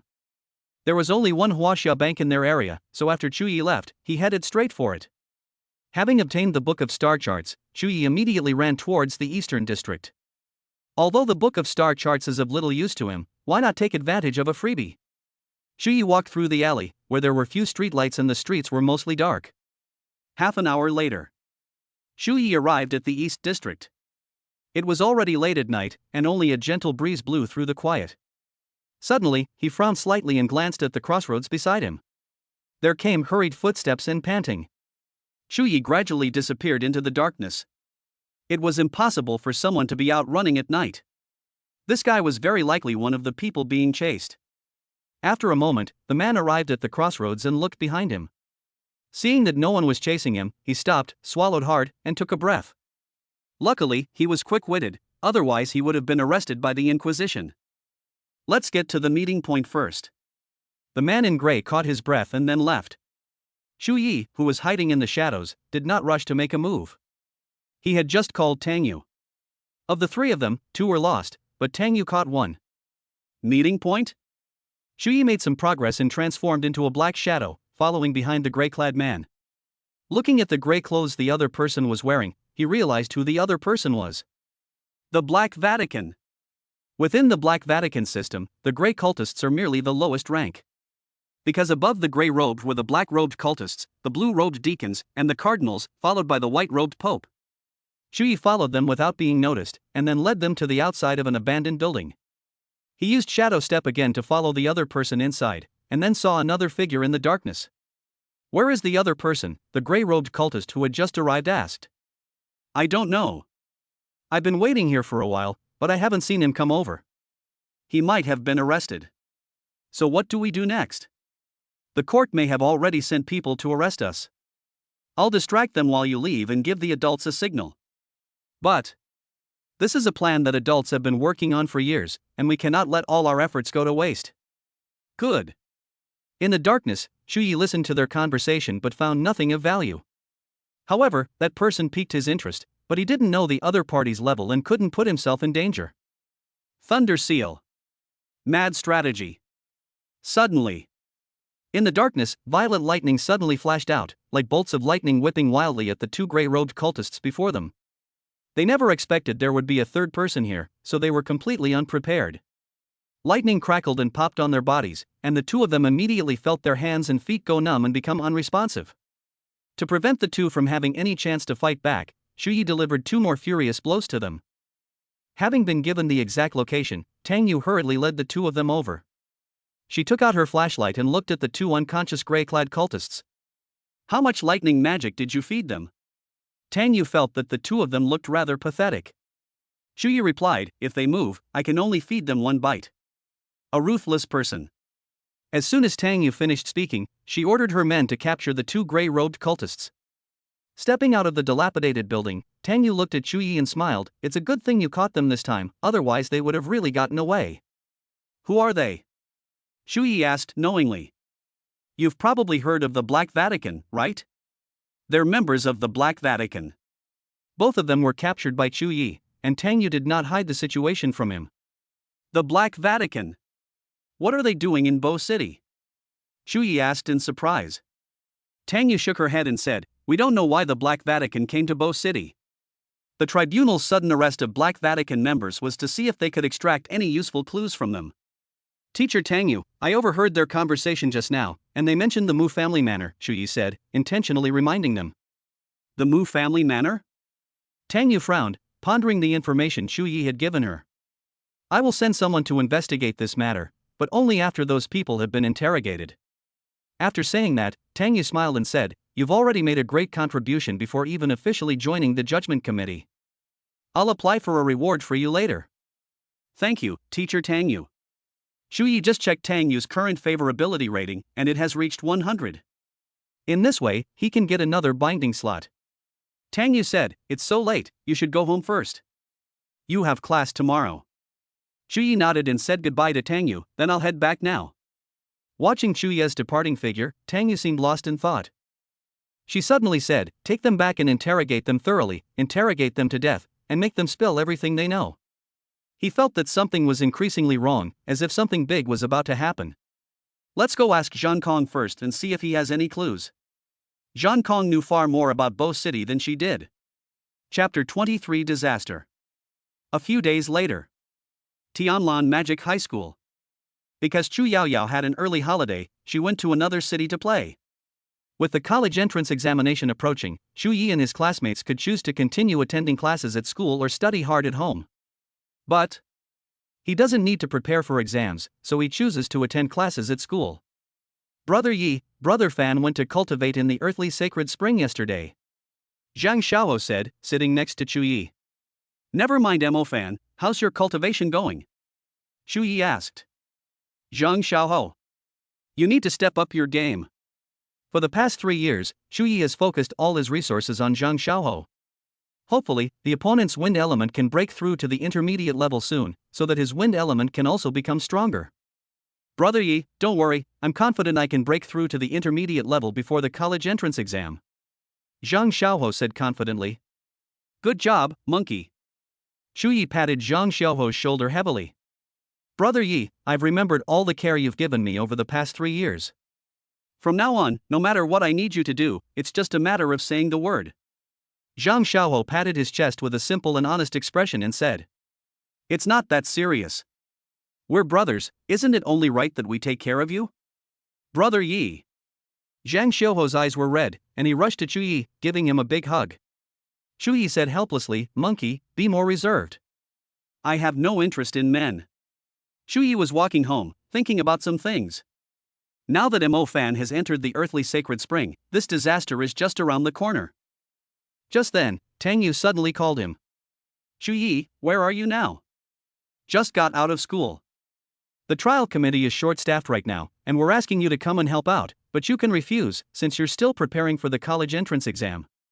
Tang Yu wanted Chu Yi to come and help because she felt he was capable. If a mid-level lightning elemental like Chu Yi were to come and help, the trouble they would encounter would be relatively smaller. Okay, where should I meet you? As a member of the trial committee, Chu Yi naturally had to obey orders. Moreover, he alone cannot solve Buqing's problems. And with the trial in hand, he can expose even more scumbags and make them pay the price. More importantly, the benefits of having an organization behind you are at least not so weak. Soon. Someone then came to pick him up and take him to Tang Yu's place. When he arrived in front of Tang Yu, he also saw Zhang Kong and Yang Zuohe from the Magic Association. You little brat, you wouldn't agree to my request before, but now you've secretly joined the Inquisition? When Zhang Kong saw Chu Yi come in from outside, he immediately grabbed Chu Yi by the neck. Zhang Kong, Chu Yi is now a member of our Judgment Council, don't go too far. Tang Yu stared at Zhang Kong, extremely protective of her own. Zhang Kong released his grip and replied, "Kid, did Tang Yu use her beauty to bewitch you? Alright, let's put these things aside for now and figure out what the Black Vatican is really up to." Yang Zuohe stepped in to smooth things over, and then brought them all back to the issue. None of the people we caught have spoken? Zhang Kong asked. Tang Yu shook her head. No, they were very stubborn, and they went crazy after being interrogated. They knew that their only breakthrough was gone. Tang Yu added, however, we still have a few informants who are keeping an eye on things. Have they been doing anything strange lately? Yang Zuohe asked. No. Tang Yu shook her head again. They behaved properly and did not make contact with the Black Vatican. Chu Yi looked at the solemn expressions on everyone's faces.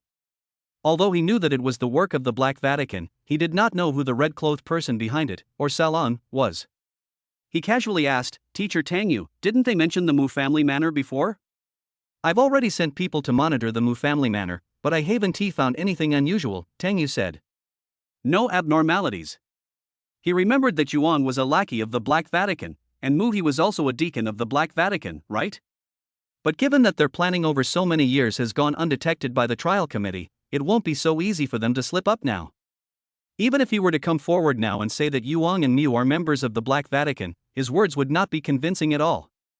He needed to prove that these two people were members of the Black Vatican, but unfortunately he had no specific evidence. If all else fails, we'll capture the remaining members of the Black Vatican. We can only find a breakthrough with them, Yang Zuohe suggested. Tang Yu and Zhang Kong had no objections and nodded in agreement. After the meeting, Tang Yu led Chu Yi out of the conference room. They finished class early today, so it was still light out, but the sky was overcast, as if it were about to rain. "Teacher Tang Yu, shall we go arrest them now?" Chu Yi asked, turning his head. "No rush. People need food to survive. You'll get hungry if you skip a meal." Tang Yu asked, "You haven't eaten yet, have you?" "I didn't eat." "Come on, let's go eat first, then we'll go catch them." Half an hour later, Chu Yi and Tang Yu walked out of a restaurant. "Let us go, the Black Vatican member we've been monitoring is nearby." As soon as Tang Yu finished speaking, she chose a direction. At this time, a light rain suddenly began to fall, but this rain was rather unusual. Chu Yi frowned, reached out and caught the rain, and his heart skipped a beat. Tang Yu turned around and saw Chu Yi standing in the rain, lost in thought. She asked, "What's wrong? Let's go over there quickly, arrest him, and interrogate him properly when we get back." Chu Yi snapped out of his daze, nodded, and quickly followed Tang Yu's steps. However, at that moment, Tang Yu's phone rang, and she answered the call. The Black Vatican has suddenly made its move. Upon hearing this, Tang Yu immediately put away her phone and hurriedly said to Chu Yi, "Follow me." Chu Yi was unaware of the situation, but he kept up with Tang Yu. A few minutes later, the two arrived at the scene, where a member of the trial committee was already waiting. "What's the situation now?" Tang Yu asked. "Our people are still following them, but it seems they're trying to shake us off." "How many have you caught?" Tang Yu asked again. "There were 4 people. 2 have been arrested, and the other 2 are still being arrested for planting." As soon as the man finished speaking, he suddenly looked behind Tang Yu, and his pupils changed slightly. Tang Yu frowned in confusion, then turned around and looked at the distant sky. Chu Yi also looked up, glancing in the direction of the Xiefeng Mountain Post Station. Bo City is about to change. As soon as Tang Yu finished speaking, she immediately said to the judge next to her, "You should issue a notice to arrest those two people with all our might. We can't let them get out of our sight. The Black Vatican's sudden action at this time must indicate some grand conspiracy. Now, all they can do is thwart their conspiracy completely." "Which direction did they go?" Tang Yu asked. "South District." "Shu Yi, stay close to me, we're going to provide support." Shu Yi nodded and quickly followed behind Tang Yu. Chapter 24: An encounter with Bai Yang. Demons have invaded. Blood alert. In a short time, the entire city of Bo gradually became a paradise for demons. Screams and wails echoed continuously in the approaching darkness of the night. Shu Yi and Tang Yu were heading to the southern district, where there were no demons yet. "Shu Yi, we may encounter a disaster soon, so you must stay close to me," Tang Yu said to Shu Yi. Shu Yi nodded emphatically. He knew perfectly well what was going to happen next. Bo City would fall, and many people would die. Soon. As night fell, Shu Yi and Tang Yu met with the others. "Where are they?" "We lost them, but they should be nearby." Tang Yu frowned and looked around at her surroundings. The environment in the southern area is complicated, consisting of many old and dilapidated houses. The lack of facilities and streetlights made their search difficult. "It seems the Black Vatican was prepared," someone remarked, looking at the dark mass of people in the southern district. "Did they both hide here?" Tang Yu asked. "Yes, our people all followed us here, and then they disappeared." The man added, "However, there are our men at every exit, so they shouldn't be able to escape." At this moment, they are in the open, while the Black Vatican is in the shadows, and there's no guarantee that the other side doesn't have any allies. But this is the only clue they have right now, and they have no choice but to make a decision. "Keep searching. There must be a reason why they suddenly took action," Tang Yu instructed. "Yes." The man nodded and led the two toward a building not far away. Looking into the distance, Shu Yi couldn't help but ask, "Teacher Tang Yu, where should we begin our search? Finding someone in this dark place is no easy task." "There." As soon as Tang Yu finished speaking, she quickly ran over there. One night passed. Bo City has completely fallen, and demons have taken over the place. South District. Last night, Shu Yi and Tang Yu were separated by demons, and now he is all alone. If those were just ordinary servants, they wouldn't be afraid at all. But last night there were at least 3 warrior-level enemies, and quite a few servant-level enemies as well. In the face of crisis, the two had no choice but to give way. Fortunately, he had the shadow element, otherwise he wouldn't have escaped danger so quickly. Shu Yi thought that clinging to Tang Yu's coattails would be enough, but he was too naive. Unexpected events can happen at any time and become stumbling blocks. Right now, many demons have already flooded into the southern district, and they seem to have made it their base. He looked out at the roadside, where demons would occasionally pass by. "I can't just sit here and wait to die," Shu Yi thought to himself, preparing to find an opportunity to leave. As a group of demons passed by, he suddenly leaped out of the window and headed towards the safety barrier. Last night, he used up all his shadow magic in his search for Tang Yu, but still couldn't find her. Now that Bo City is overrun by demons, he can no longer go to find Tang Yu and can only leave this place as soon as possible. Last night they almost caught the members of the Black Vatican, but unfortunately, they escaped because of that wave of demons. Shu Yi vanished and arrived on the second floor, then looked in the direction he was going. First of all, he is in the South District, and to reach the safety barrier, he needs to go through his house in Tianlan Magic High School. Shu Yi walked through the horde of demons in front of him and headed towards his home. In situations like this, he won't hide his methods. If he can't get through, he'll use shadow magic to get through. Soon, he arrived near his home, where demons were not as rampant as in the southern district. But then, a voice came from behind him. "Shu Yi." Shu Yi was wondering who was calling him when he turned around and saw the person who had called him. Bai Yang, an instructor at the Xiefeng Mountain Station. He also had another identity, a lackey of the Black Vatican. "Instructor Bai, what are you doing here?" Shu Yi asked in a surprised tone. "I'm looking for Mo Fan. Do you know where he is?" Bai Yang asked. "Mo Fan? I didn't see him." Shu Yi shook his head, then asked, "What do you want with Mo Fan?" "Boss Shan Kong instructed me to protect him closely." Bai Yang smiled and said, "But you're also on my protection list. Come with me, and I'll protect you until we reach the safety barrier." "Really? That's great. Let's leave here right away." As Chu Yi spoke, he turned and walked towards the shadowy area. He. Bai Yang's gaze changed, and he stared fiercely at Chu Yi.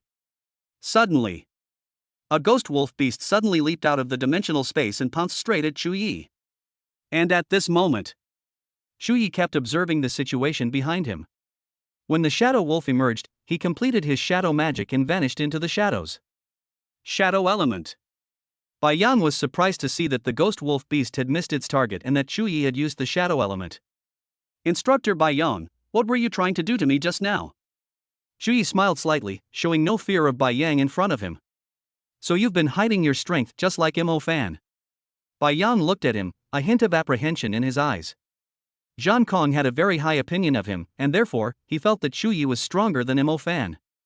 Superior. Bai Yang ordered the Yulang beast to launch an attack. In an instant, the ghost wolf beast pounced on Chu Yi again, its sharp claws seemingly about to tear Chu Yi's stomach open.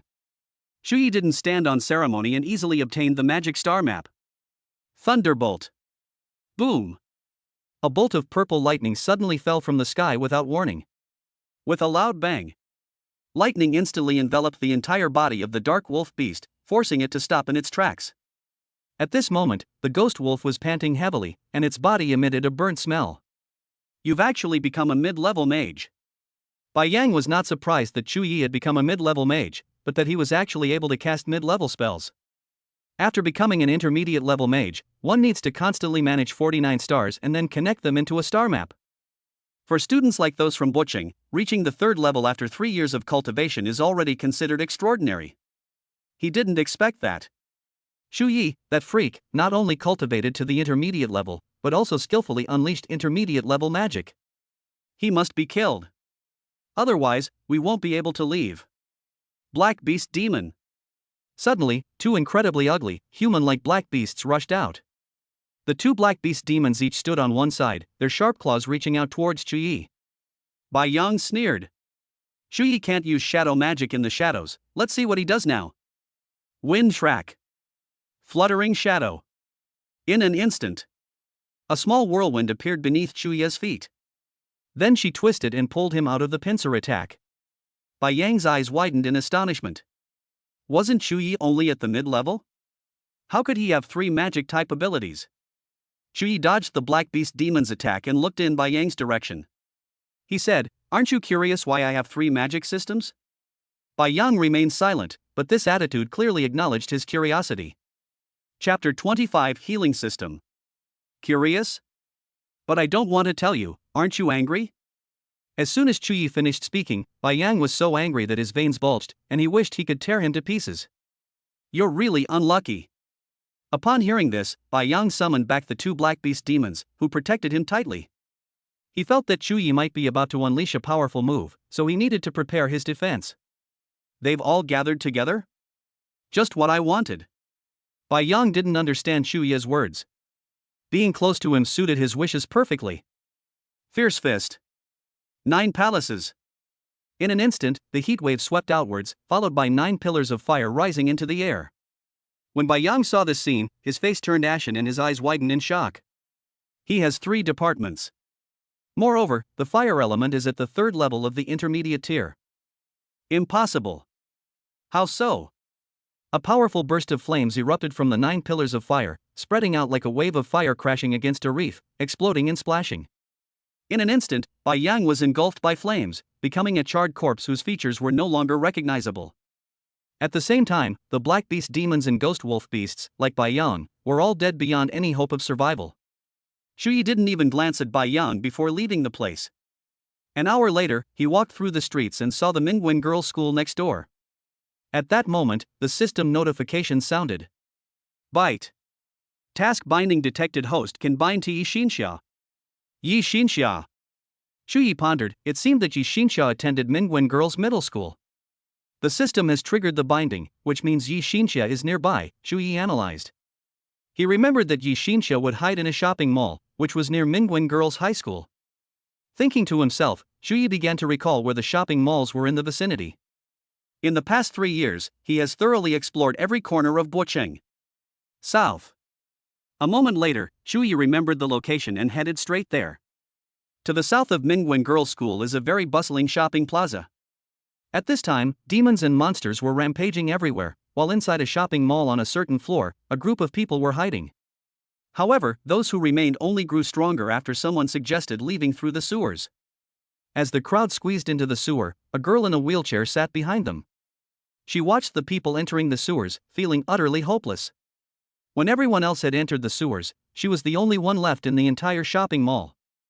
A wave of loneliness, solitude, and despair washed over her as she looked at the world before her, which gradually turned gray. Suddenly, Yi Xinxia looked behind her, a sudden feeling of tension rising in her heart. She hurriedly looked around, then her gaze fell on the freezer. Outside the shopping plaza, Shu Yi arrived here as quickly as possible. There are several benefits to him coming to rescue Yi Xinxia. Besides binding her with him, he can also increase her favorability towards him. Unless it's a demon of more than 2 warrior level or commander level, he can come and go freely here. Several one-eyed demon wolves were wandering around the square. Shu Yi didn't disturb them, but secretly sneaked into the mall. His current target is Yi Xinxia, bringing her out is the important thing. Enter the shopping mall. Shu Yi checked which floor Walmart was on and then headed there. When he arrived at the door, he saw a giant, fishy-smelling rat crawling around the shelves inside Walmart. His appearance seemed to have alerted the giant-eyed, bloody rats. In the blink of an eye, the giant-eyed, fishy rats headed straight for Shu Yi. Fierce Fist. Earth Sha. In a short time, Shu Yi's fist suddenly burst into flames as he slammed it into the ground. In an instant, the ground cracked open instantly, and flames seemed to erupt from the cracks in an instant. Immediately afterwards, the flames exploded like a blooming fire lotus. The raging flames completely engulfed the giant-eyed, bloody rats. Having dealt with them, Shu Yi searched around Walmart and soon spotted a wheelchair next to the freezer. Obviously, Yi Xinxia was there. He walked over slowly and looked at the freezer next to the wheelchair.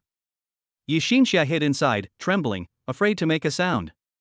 When she realized it, she met Shu Yi's gaze, and it seemed as if she had seen a glimmer of hope.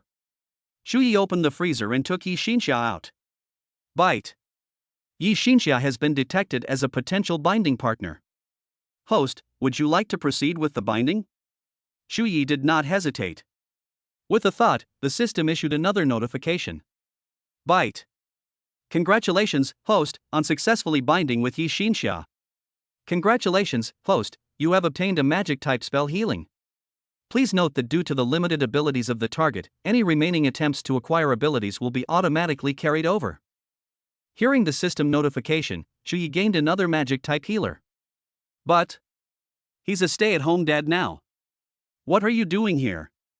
Yi Xinxia felt a little cold, but fortunately, Shu Yi arrived not long after she entered the freezer. I heard someone calling for help here not long ago, so I came in, Shu Yi said. Cry for help. Yi Xinxia had no doubts. After all, many people had been torn apart by the demons outside. It was probably the sounds they made that drew Shu Yi here. Yi Xinxia secretly rejoiced. If Shu Yi hadn't killed those giant-eyed, bloody rats, she might have died here. Thank you, Yi Xinxia said sincerely. However, she is unable to walk now. Will Shu Yi take her away? Moreover, the journey is so dangerous, she might also implicate Shu Yi. She thought to herself that she wished she had never been found by the other party. Let me take you away. Shu Yi just checked Yi Xinxia's favorability rating, and it has reached over 90. But Mo Fan is my brother. I will not abandon his sister and leave this place alone. Looking at Shu Yi, Yi Xinxia's defenses crumbled at that moment. Originally, her world was bleak. But now, Shu Yi seems to have become a ray of light in this gloomy world. Come on up. Shu Yi squatted down and carried Yi Xinxia on his back. We left the mall. Just as he was about to leave with Yi Xinxia on his back, he encountered a group of demons wandering around.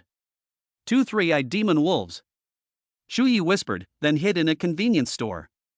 He looked up again, but the demons were still there, and he was in a dilemma. Yi Xinxia didn't say anything. All she could do was try her best not to cause Shu Yi any trouble. Shu Yi said, let's rest here for a while. If they still don't leave, we'll fight our way out. Although he was not capable of killing 2 general-level beings at the same time, they might not be able to kill him either. However, this is a last resort. If he could avoid alerting them, Shu Yi would still choose not to. Shuyi said to Yishinsha, who was silent, "Just hold me tight in a moment, I won't leave you." Chapter 26 An Encounter. Shuyi said to Yishinsha, who was silent, "Just hold me tight in a moment, I won't leave you." Upon hearing this, Yishinsha's favorability rating instantly reached 100. "Thank you." Yishinsha expressed her heartfelt gratitude to Chuyi, and then said, "Chuyi, if we really encounter danger, you don't need to worry about me." Her meaning was clear: if they encountered danger, Chuyi could abandon her and leave. However, Chuyi didn't reply to her. Instead, he was watching the situation outside. But they waited for a long time, but the demons seemed to have taken root and sprouted there, and never left. "Shinsha, I'm going to lure them away. You wait here for me to come back," Chuyi said. Yishinsha nodded, inexplicably believing that Chuyi would come back to pick her up. Taking advantage of the demon's inattention, Chuyi used his wind tracking ability to drift to the other side. And at that moment, the demons all turned to look at him, and immediately bared their teeth and charged at him. Fierce Fist. 9 Palaces. As soon as Chuyi finished speaking, the pursuing demons were instantly engulfed in the raging flames. 9 surging pillars of fire shot into the sky, engulfing the dozens of pursuing servants in flames. Seeing this, Chuyi turned and left. All he wanted to do was provoke the demon's wrath.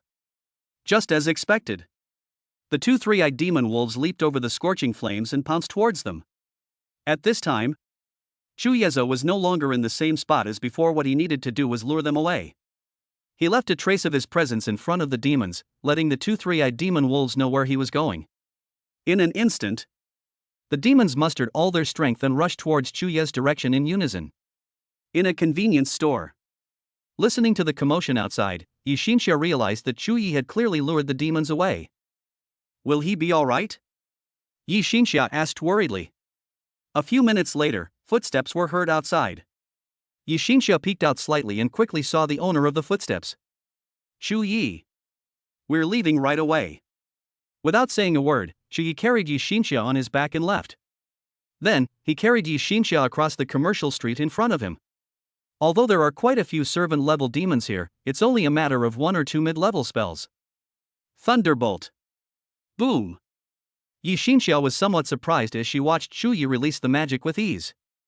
Because she saw that Chuyi used 3 different magic skills: Wind Element, Lightning Element, Fire Element.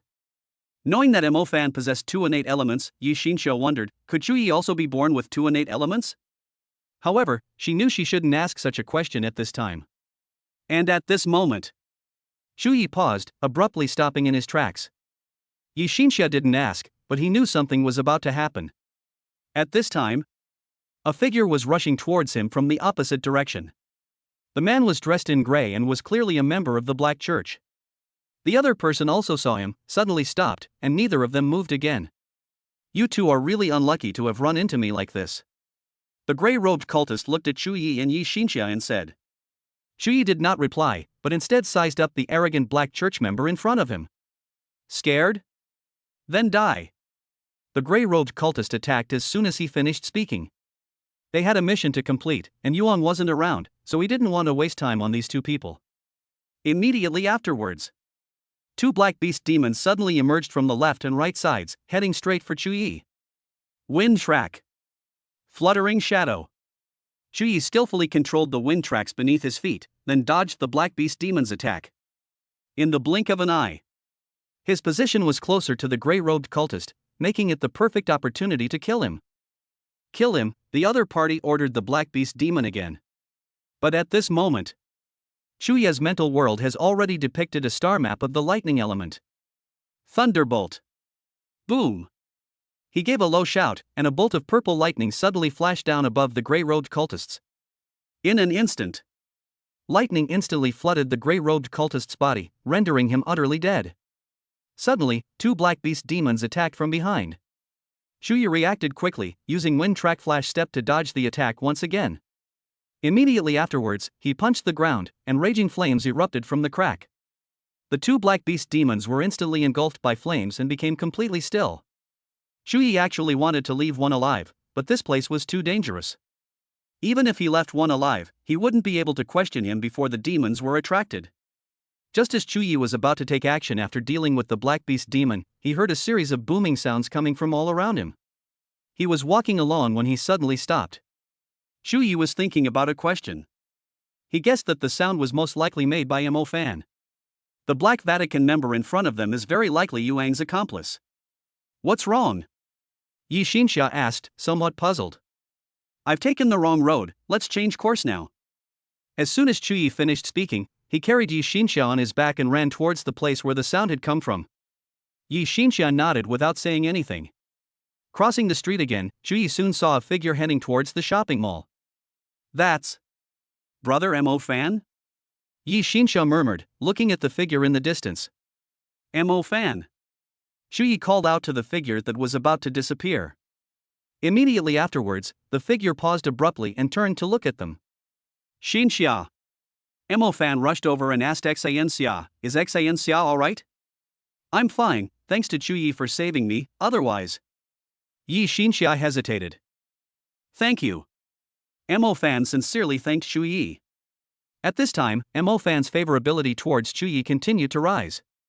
Others might not know Yi Xinxia's place in Mo Fan's heart, but Chu Yi did.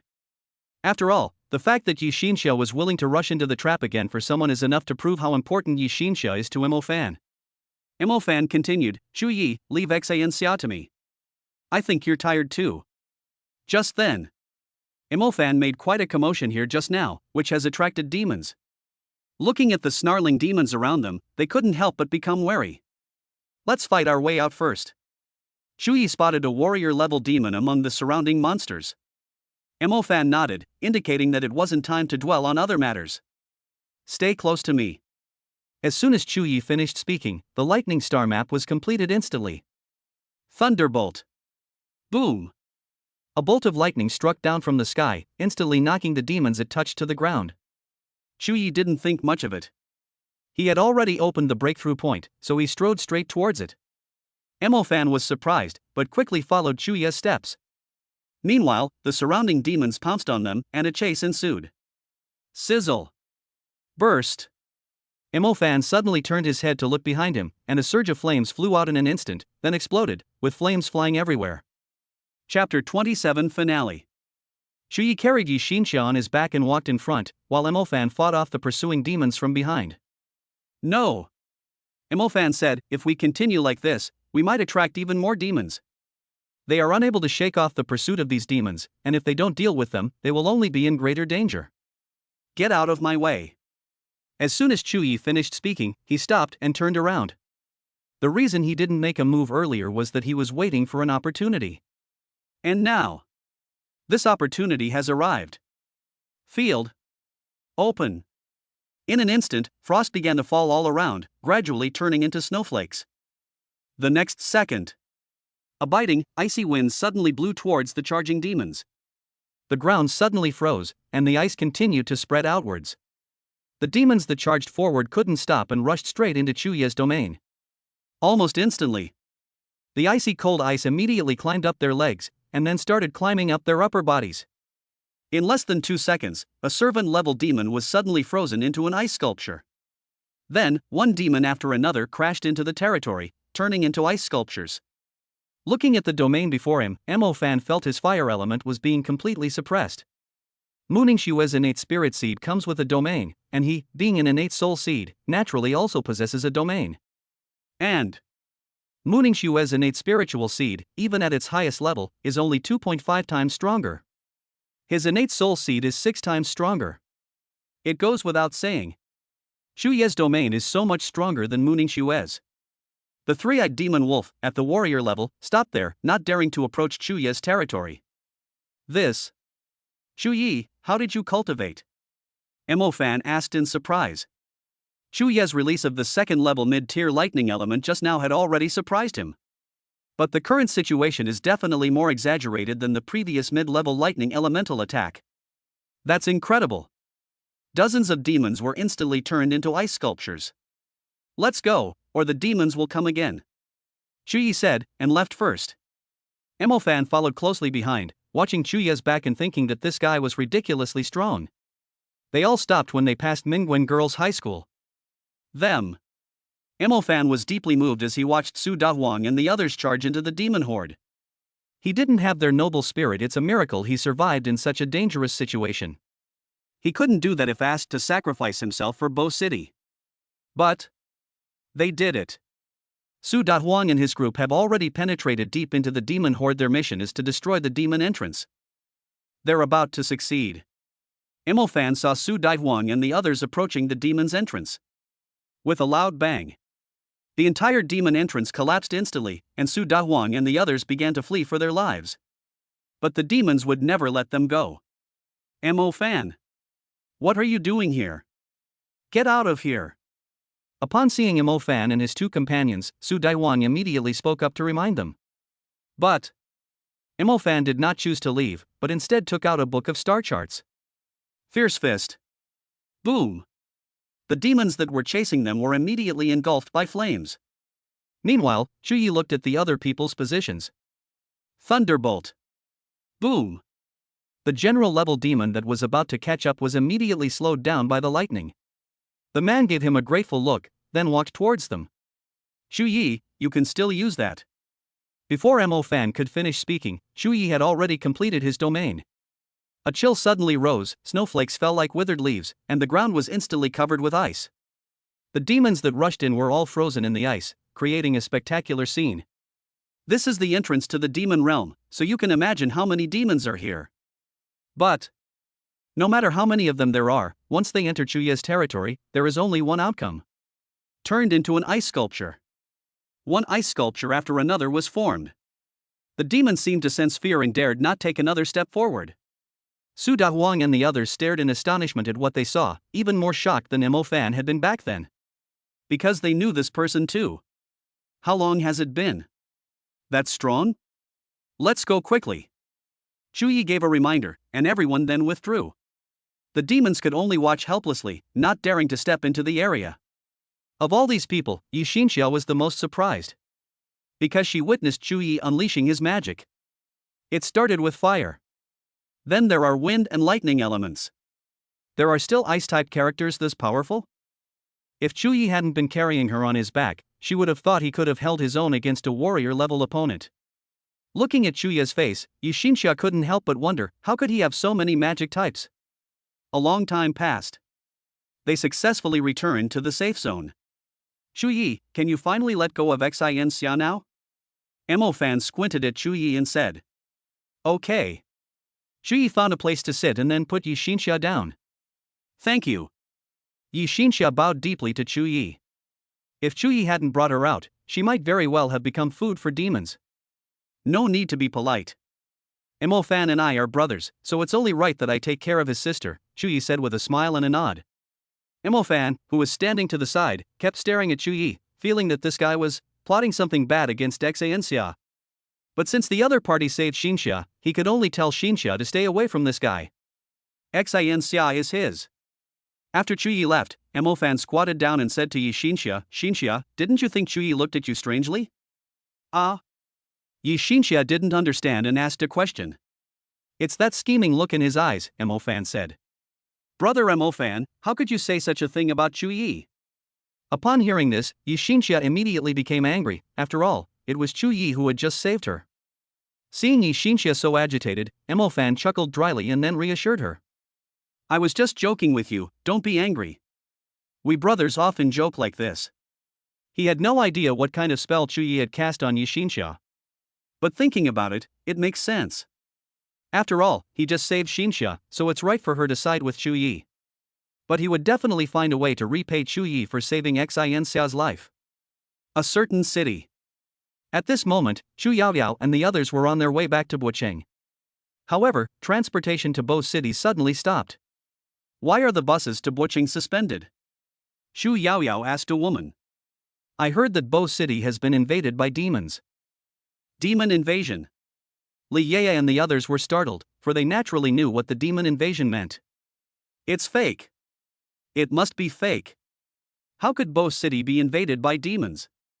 As Chu Yaoyao spoke, she walked to the ticket window and said, Sister, could you give me a ticket to Bucheng? My brother is still in Bucheng, and I need to go back. I'm sorry, the bus service to Bucheng has been suspended, the ticket seller said. Chapter 28 Imperial Capital. Bucheng. Inside the safety barrier. The refugees from Bo City have all gathered here. Looking at the devastated city of Bo, they felt immense pain in their hearts. That was their home, but it's gone now. Shuyi found a seat and took out his phone, which was turned off. After turning on his phone, he saw countless calls from Chu Yaoyao. This little girl must be so worried, Shuyi thought to himself, and then returned her call. Inside the station. Chu Yaoyao sat in the row of seats, crying silently. She regretted not insisting on bringing her brother out to play. She hated herself for not being by her brother's side. She hated herself. If she had awakened her magic sooner and hadn't gone out to play, she could have fought alongside her brother, right? Chu Yaoyao wiped away the tears from the corners of her eyes. She didn't want to lose her only family member. Brother, please don't let anything happen to you, Chu Yaoyao sobbed, as her phone suddenly rang. She looked down. It was Chu Yi calling her. Chu Yaoyao immediately picked up her phone and quickly answered the call. Hello. Shu Ye's voice came from the other end. Elder brother. Chu Yaoyao suddenly cried out, thinking she would never be called that again in her life. I'm fine. The signal is bad here. I'll contact you later, Chu Yi said again. But on Chu Yaoyao's end, however, the sound was intermittent. I'm fine. I'll contact you again. Although she hadn't heard everything clearly, she knew her brother was safe. Overwhelmed with joy, Chu Yaoyao burst into tears. Her brother was still alive. Shu Yi hung up the call and sat down on the ground to rest. He had used up too much energy carrying Yi Xinxia on his back. When he woke up, it was just dawn, but a commotion was already taking place. Shu Yi looked up and saw that reinforcements had arrived. Pity. Even so, Wuqing can never go back now. Shu Yi. Suddenly, a voice called out to him. She turned around and looked up at Mu Ningxue in front of her. Are you all right? Mu Ningxue looked at Chu Ye's body and found that he was not injured. I'm fine. Shu Yi shook his head. He could tell that the other person genuinely cared about him. Mu Ningxue asked, you might be relocated to another place next. Where will you be going? Do you have any suggestions? I think you can try going to the capital, and with your talent, getting into a university in the capital will be no problem at all. Mu Ningxue will always owe Chu Ye's family something, so she wants Chu Yi and Chu Yaoyao to have a better life. I know a teacher at the Imperial Academy. I can introduce you to her. Once you get a spot, you can participate in the Imperial Academy's special admissions program. Because of Wuqing, the students in Wuqing all missed the college entrance examination. Therefore, they need to wait another year, or participate in the university's special admissions program. However, the number of specially recruited positions is limited, and the difficulty is exceptionally high. It is conceivable that those who would make an exception for them must be exceptionally talented geniuses. We'll see how it goes when it's allocated. After all, it's not something we can decide, Shu Yi said. Suddenly, a familiar voice suddenly came from behind them. Shu Yi, do you want to go to the capital? Shu Yi turned around and saw Tang Yu walking slowly towards him, but she looked rather disheveled. Teacher Tang Yu. I thought you were dead. You scared me to death. Tang Yu walked over and hugged Shu Yi. It had promised to protect him, but they ended up getting separated. In order to confirm whether Chu Yi was still alive, she rushed to the safety barrier as soon as she finished her work, and just then she saw him. Teacher Tang Yu, you're squeezing me so much I can't breathe, Shu Yi said. You're really getting the benefit and then acting innocent. Tang Yu said irritably, then let go of her hand and continued. You've done a lot of good work. If you want to go to the capital, I can help you apply. By the way, if you also want to attend a prestigious university in Beijing, I'll try to find a way for you. After all, a promising talent like Chu Yi should be properly nurtured. Moreover, Chu Yi is now a member of the tribunal, and we should help our own people even more. Shu Yi said, Ningxue has already recommended someone to me. If that doesn't work out, I'll ask Teacher Tang Yu for help. What he needs to do now is to press his advantage and win over Mu Ningxue to increase her favor towards him. Let others take their turn first, he can take it all at once later. Moreover, the Imperial Capital Academy is the premier academy in China, so it must possess abundant cultivation resources. With his current strength, those cultivation resources would be a piece of cake for him. Moreover, since Mingzhu Academy has Mo Fan, those resources can be left to him. After all, he would have the opportunity to acquire 3 abilities from Mo Fan later. Keep up the good work. I'm going to enjoy this freebie. Just thinking about it made Chu Yi feel amazing. He's like a boss now, and those who are tied to him are his employees. Okay, give me a call if you can resolve this. As for going to the capital, I'll arrange it for you. As soon as Tang Yu finished speaking, she quickly left. She came here to see if Chu Yi was still alive, and only after confirming that he was alive could she feel at ease to do other things. Mu Ningxue said, "Did you call Yao Yao? She must be worried sick." Chu Yi nodded, "I'll call her. Once things are settled here, I'll go find her."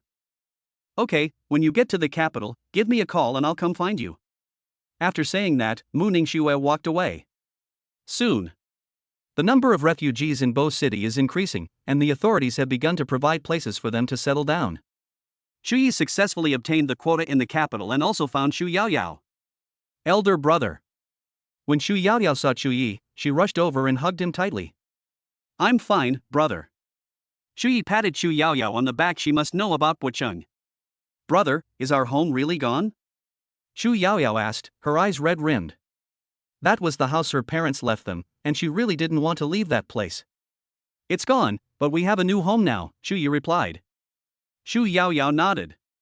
"Although I miss that place, as long as my brother is there, anywhere is home." "Alright, we've bought 2 tickets to the capital. Let's set off right away." Chu Yi rubbed Xu Yaoyao's head and hailed a taxi to the high-speed rail station. They took the high-speed train to the capital in the morning and arrived in the capital in the afternoon. "Brother, where is our new home?" Xu Yaoyao asked, dragging her suitcase beside Chu Yi. "I don't know where it is either," Chu Yi shook his head. The capital city is not comparable to a small city like Bo City. He was unfamiliar with the area, so he had to ask others for help. He then called Mu Ningxue, who agreed to come over. Xu Yaoyao turned her head and asked with a smile, "Brother, do you like Sister Ningxue?" Chapter 29 Sprained Ankle. "Brother, you don't like Sister Ningxue, do you?" As soon as Xu Yaoyao finished speaking, she stared straight at Chu Yi. "A fair maiden is the object of a gentleman's affections," Chu Yi replied. Xu Yaoyao nodded thoughtfully, feeling that she should do something for her brother. A long time passed. Mu Ningxue took a car to the station and found them. Xu Yaoyao had Chu Yi carry the suitcase, and then she took Mu Ningxue's hand and walked ahead. She said, "I can see Sister Ningxue anytime from now on." Mu Ningxue smiled and asked, looking down, "Yao Yao, you seem to be about to start high school, right?" "Yes, I was supposed to start high school after the summer vacation." As Chu Yaoyao spoke, she couldn't help but feel a little disappointed. She hadn't expected such a thing to happen in Bucheng. Although she didn't experience it firsthand, the entire city of Bo was destroyed, which gives you an idea of how terrifying the disaster was. "I'll find you a school then," Chu Yi said. If it were a regular school, Xu Yaoyao would have no problem getting in with her grades. But if it's a magic high school, then it depends on what kind of magic she awakens. Xu Yaoyao said, "I wonder if our middle school entrance exam results have come out yet. If they have, maybe we can get into a good school. We'll see when the time comes. If it really doesn't work out, I'll take you to pay for your own awakening," Chu Yi said. He has saved several million yuan in the past 3 years, and he can still afford to pay for his own awakening. "Thank you, brother," Xu Yaoyao said happily. After the two hailed a taxi, Mu Ningxue gave an address, and the driver drove away. In the back seat, Xu Yaoyao leaned close to Mu Ningxue and asked, "Sister Ningxue, what do you think of my brother?" "Good." "Sister Ningxue, what do you mean by it's good?" Xu Yaoyao asked. "He cooks well and takes good care of his younger sister," Mu Ningxue said, listing several of Chu Ye's good qualities. "Sister Ningxue, what are your requirements for a partner?" Xu Yaoyao asked. Upon hearing this, Mu Ningxue understood why Xu Yaoyao had asked that question. However, she did not refuse to answer the question, but simply said, "I don't have that idea at the moment." So, Xu Yaoyao was unwilling to give up and continued to ask, "Sister Ningxue, you will definitely have some in the future, so tell me." She playfully nudged Mu Ningxue's shoulder, looking at her with a hint of anticipation. "If you like it, that's fine. That answer is correct. If you genuinely like it, that's all that matters." Xu Yaoyao didn't ask any further questions, lest it backfire. She really went all out for her brother. As the saying goes, don't let the good stuff go to outsiders. It's better to give it to your own brother than to give it to others. Soon, they then arrived at their destination. After they got off the bus, they saw the residential area in front of them. Although the residential area is somewhat old, it is generally clean and tidy. It's similar to the apartment building they lived in before, but the conditions here are better. Is this the place? It looks really nice. Xu Yaoyao looked at the rows of residential buildings in front of her. Let me see which building we're staying in first. As Chu Yi spoke, he checked the message Tang Yu had sent him. Soon, the group arrived in front of 8 residential buildings. Is this the place? Yes, our home is on the 3rd floor. As soon as Chu Yi finished speaking, they took their luggage and went up to the 3rd floor. 302. This is it. Xu Yaoyao pointed to the door number next to her. Xu Yi nodded, took out the key, and then opened the outer door. They entered one after another. There was a balcony, 2 bedrooms, a living room, and a kitchen. But they only have 2 beds here, nothing else. It seems we still need to buy a lot of things, Chu Yi said after looking at the house. But these are all minor issues. You guys go ahead with your work, I'll head back now? Mu Ningxue said. Okay, thank you. Take care on your journey. Xu Yi and Xu Yaoyao said goodbye to Mu Ningxue. Xu Yi wanted Mu Ningxue to stay for dinner, but it seemed he had nothing. Brother, we can go out with Sister Ningxue and then go to the supermarket to buy some daily necessities, Xu Yaoyao suggested. All right. The 3 of them went downstairs and soon left the residential area. There was a supermarket not far from the residential area, which they saw on their way there. Xu Yaoyao had a sudden idea. As she was walking, she suddenly twisted her ankle and bumped into Mu Ningxue next to her. Mu Ningxue had no time to react and could only let her body be knocked down by the impact. Upon seeing this, Xu Yi quickly reached out to support Mu Ningxue. Right now. Mu Ningxue fell into Chu Ye's arms, and the two looked at each other. For a moment, Mu Ningxue blushed slightly and said, "Can you help me up?" This was so unexpected that even Xu Yi was a little stunned. But when she saw Xu Yaoyao smirking beside her, she knew what was going on. Sister Ningxue, are you all right? Xu Yaoyao asked anxiously as Chu Yi helped her up. Fine. I was walking along and suddenly twisted my ankle and bumped into you, Xu Yaoyao explained. Is your foot all right? Fine. Xu Yaoyao shook her head, indicating that she was all right. Look. Ningxue is such a wonderful sister.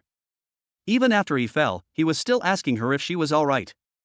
Elder brother. You need to step up your game. I've done my best. After Mu Ningxue left, Xu Yaoyao said, "Brother, shouldn't you reward me properly? Choose whatever you like today, your brother will pay." Xu Yi said generously. Indeed. There's no one better than my brother in the world. Xu Yaoyao immediately took Chu Ye's hand and shook it back and forth.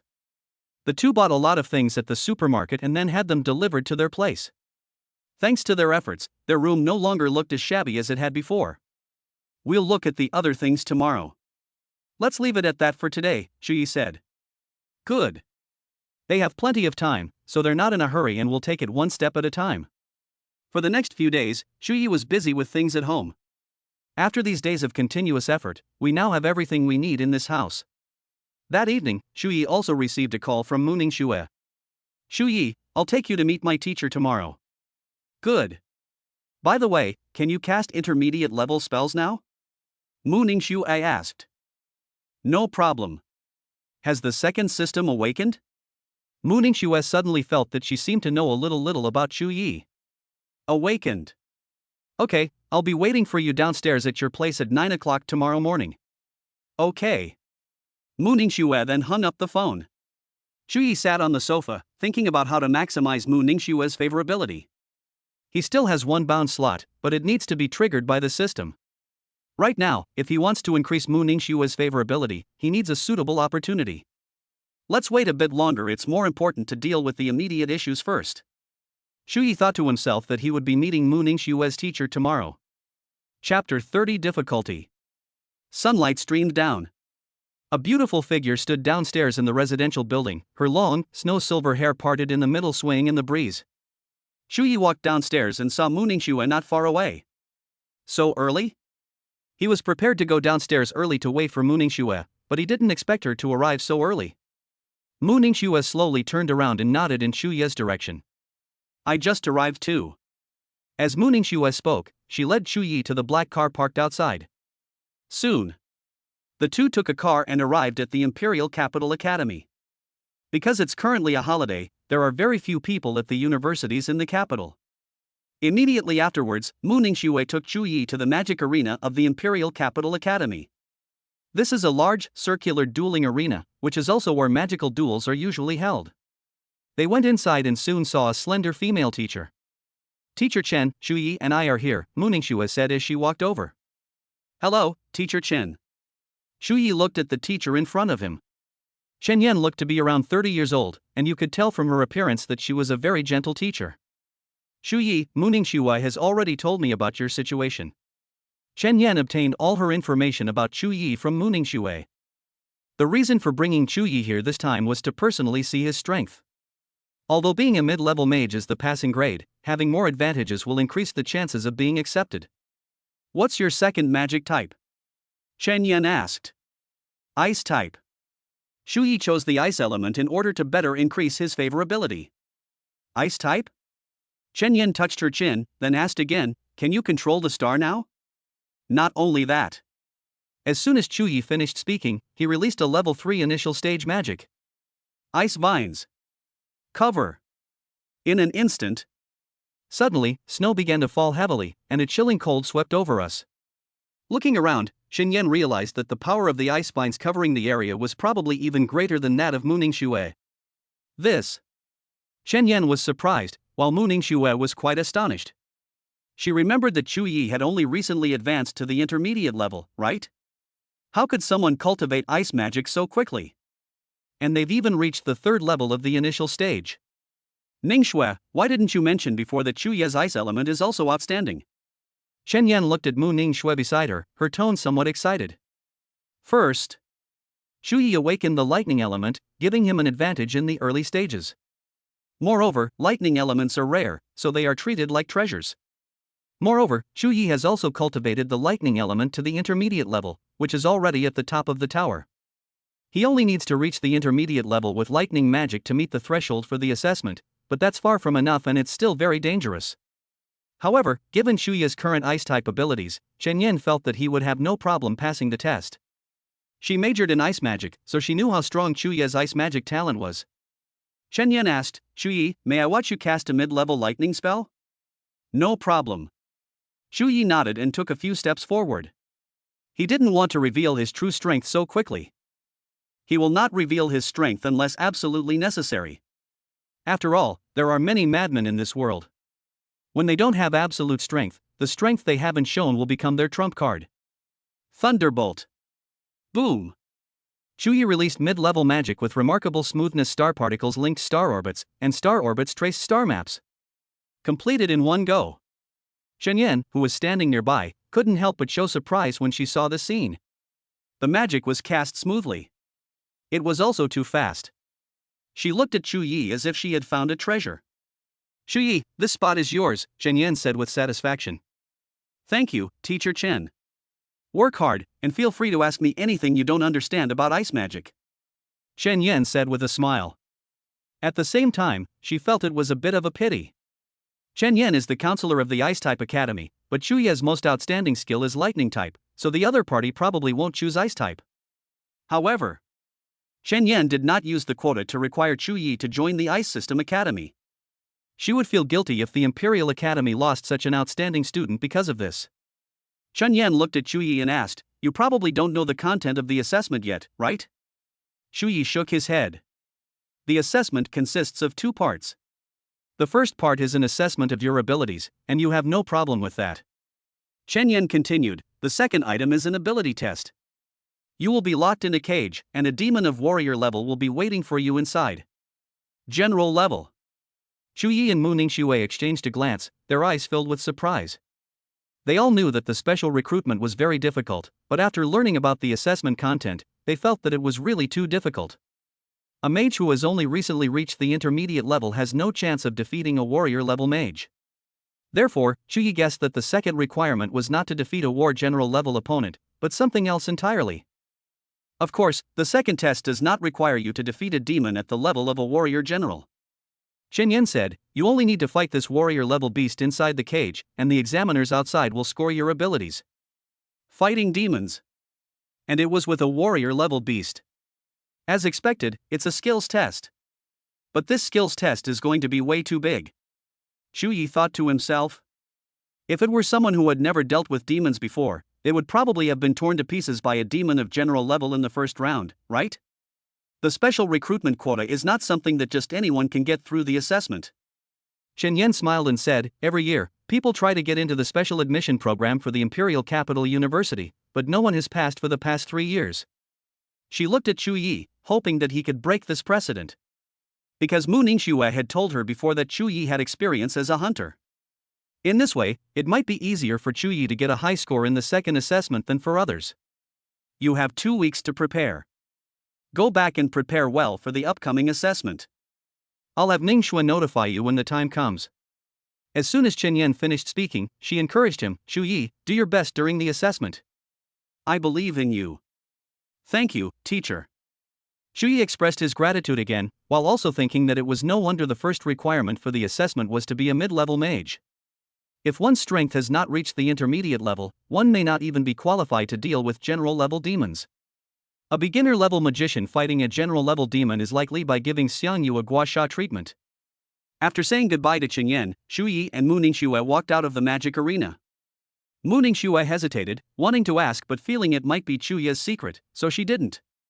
Shu Yi noticed Mu Ningxue's actions. Are you trying to ask why my ice element cultivation is so fast? Mu Ningxue turned her head and nodded, which was her response to Chu Yi's words. Shu Yi smiled and said, because I have more than 2 departments. More than 2 departments. Mu Ningxue looked at Chu Yi and fell into deep thought for a moment. Could it be that he, like Mo Fan, was born with dual elemental abilities? Chapter 31 Talent.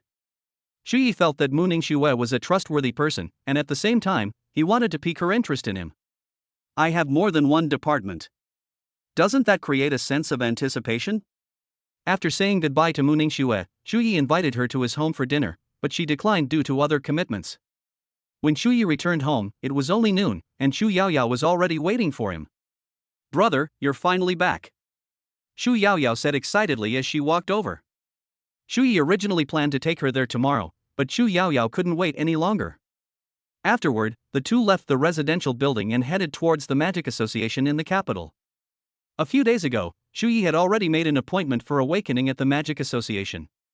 After arriving at the Magic Association, they followed the young lady who was leading the way upstairs and soon arrived at the awakening room. Shu Yaoyao clenched her small hands, looked up at Shu Yi and said, Brother, I'm a little nervous. Don't be nervous, it's just an awakening, it'll be over soon, Shu Yi comforted Shu Yaoyao. Shu Yaoyao nodded, and went inside after hearing someone call her name. Shu Yi had previously asked Shu Yaoyao what type of magic she wanted to awaken, but she said she didn't have any magic she wanted to awaken and that she would leave it to fate. He also felt that each type of magic had its own characteristics and there was no distinction between superior and inferior magic. Therefore, Shu Yi did not spend money to awaken a certain magic for Shu Yaoyao. A few minutes later, Shu Yi heard a holy crap coming from inside. He frowned, wondering what had happened inside. Immediately afterwards, Shu Yaoyao came out from inside, her face also filled with doubt. Bite. It has been detected that Shu Yaoyao can be bound to someone. Does the host wish to bind to her? Is this because magic has been awakened? Shu Yi was puzzled, but his gaze fell on Shu Yaoyao and he asked, Yaoyao, what element have you awakened? He seemed to say that I've awakened the space element, Shu Yaoyao said. Space-based. Shu Yi remembered that the space system seemed to only awaken at higher levels. However, since Shu Yaoyao awakened the space element, his situation should be the same as AI Jiangtu's. That's talent. Moreover, it's the second-ranked talent first awakening of dimensional magic. Brother, how did I awaken the space element? Is this space element strong? Shu Yaoyao asked from the side.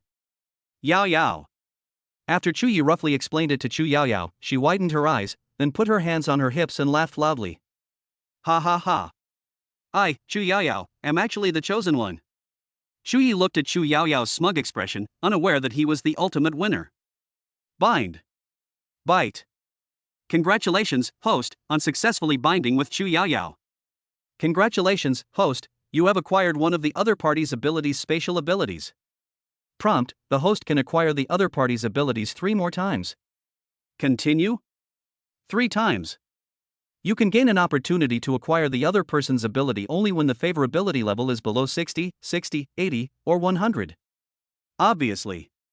Xu Yaoyao's favorability towards him has reached 100%. Very good. He successfully got a free system binding. This spatial system was given to me for free, without any effort on my part.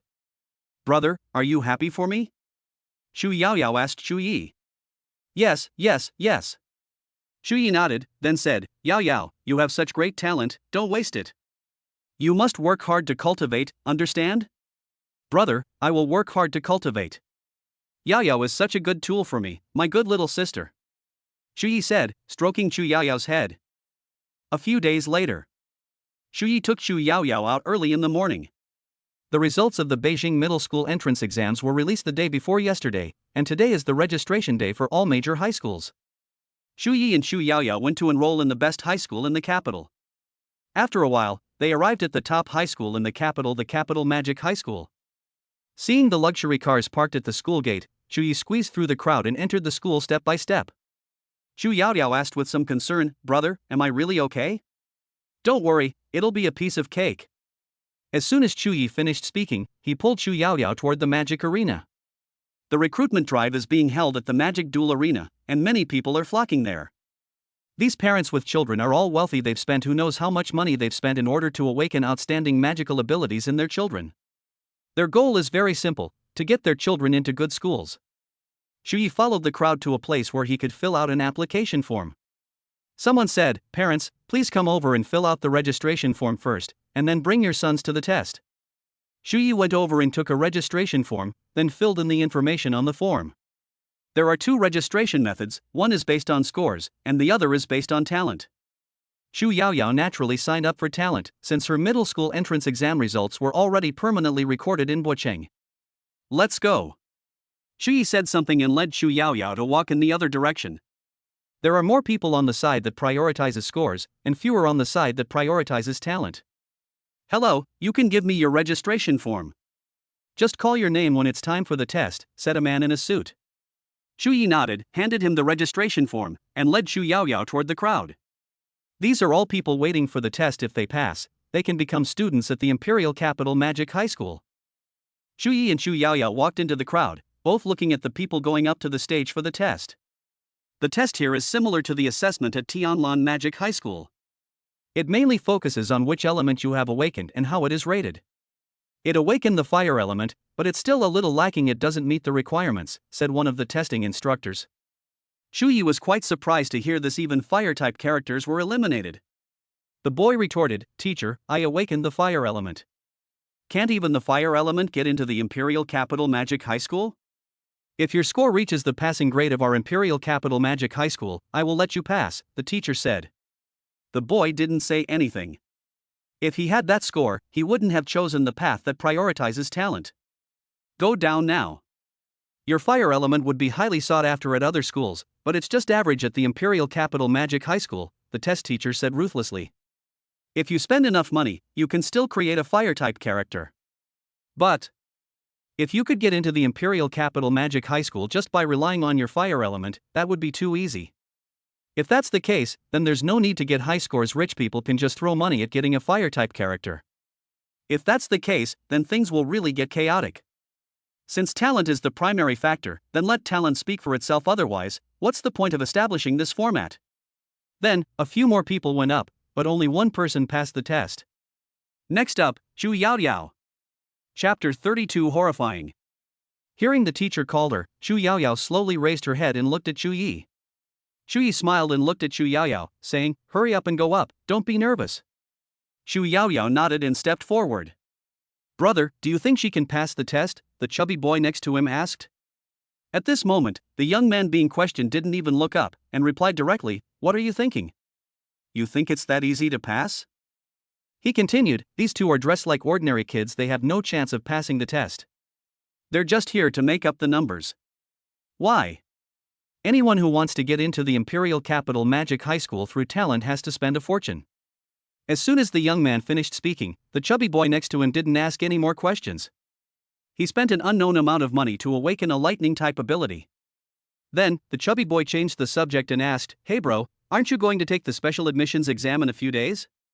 Yes, if I hadn't been abroad and hadn't stayed away, I wouldn't have had to take that assessment. Are you confident you can pass that test? I heard from my parents that it's very difficult, the chubby boy said. Have no idea. Shu Yi kept their conversation in mind, but he wasn't angry. What intrigued him was that the other party also wanted to participate in the special admissions assessment. He was really looking forward to seeing what kind of expression the guy in front of him would have. At this moment, Shu Yaoyao, facing everyone's gaze, arrived in front of the sensing stone. Shu Yaoyao, you awakened the space element, the testing teacher next to her asked in astonishment. Yes.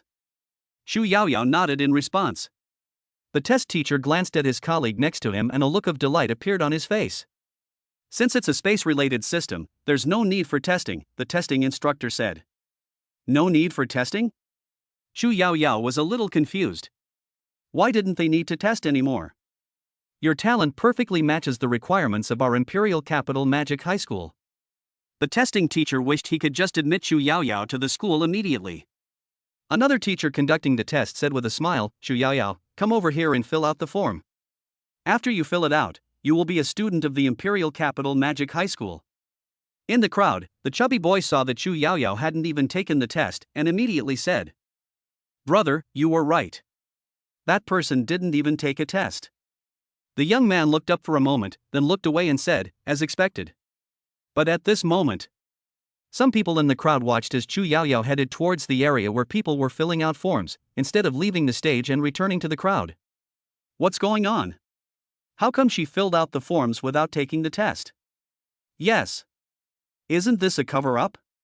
How could you do this in public? She hasn't even been tested yet, how could you let her go over and fill out the forms like this? There was a lot of discussion in the crowd, with everyone protesting why Shu Yaoyao didn't take the test. Brother, it seems she went straight to fill out the forms, the chubby boy said in surprise. Fill out forms? Didn't she step down before even taking the test? The young man was also surprised. He looked up at Shu Yaoyao, who was walking towards the place where she filled out the forms. A cover-up. This is absolutely a cover-up. If you don't give us an explanation, we'll report this to the principal. The crowd cheered loudly, seeking fairness. Shu Yaoyao, who was still walking, also stopped. She was somewhat taken aback when she saw the people below shouting. She looked at Shu Yi, who smiled and indicated that she didn't need to worry. With Shu Yaoyao's talent, getting into the Imperial Capital Magic High School would be a piece of cake. The reason these two teachers wouldn't let Shu Yaoyao take the test was because Shu Yi presented proof from the Magic Association. This proof is to demonstrate that Shu Yaoyao is a space-type user, which is why they did this. But, the people below didn't know that Shu Yaoyao had awakened a space-type ability. Quiet. The test instructor shouted to the people below. Some people below were still arguing and complaining, feeling that the test was unfair. Anyone still arguing will be disqualified. As soon as he finished speaking, the entire testing area fell silent immediately, and no one dared to make a sound. The testing instructor said, the student who didn't need to be tested just now has awakened a space-related ability.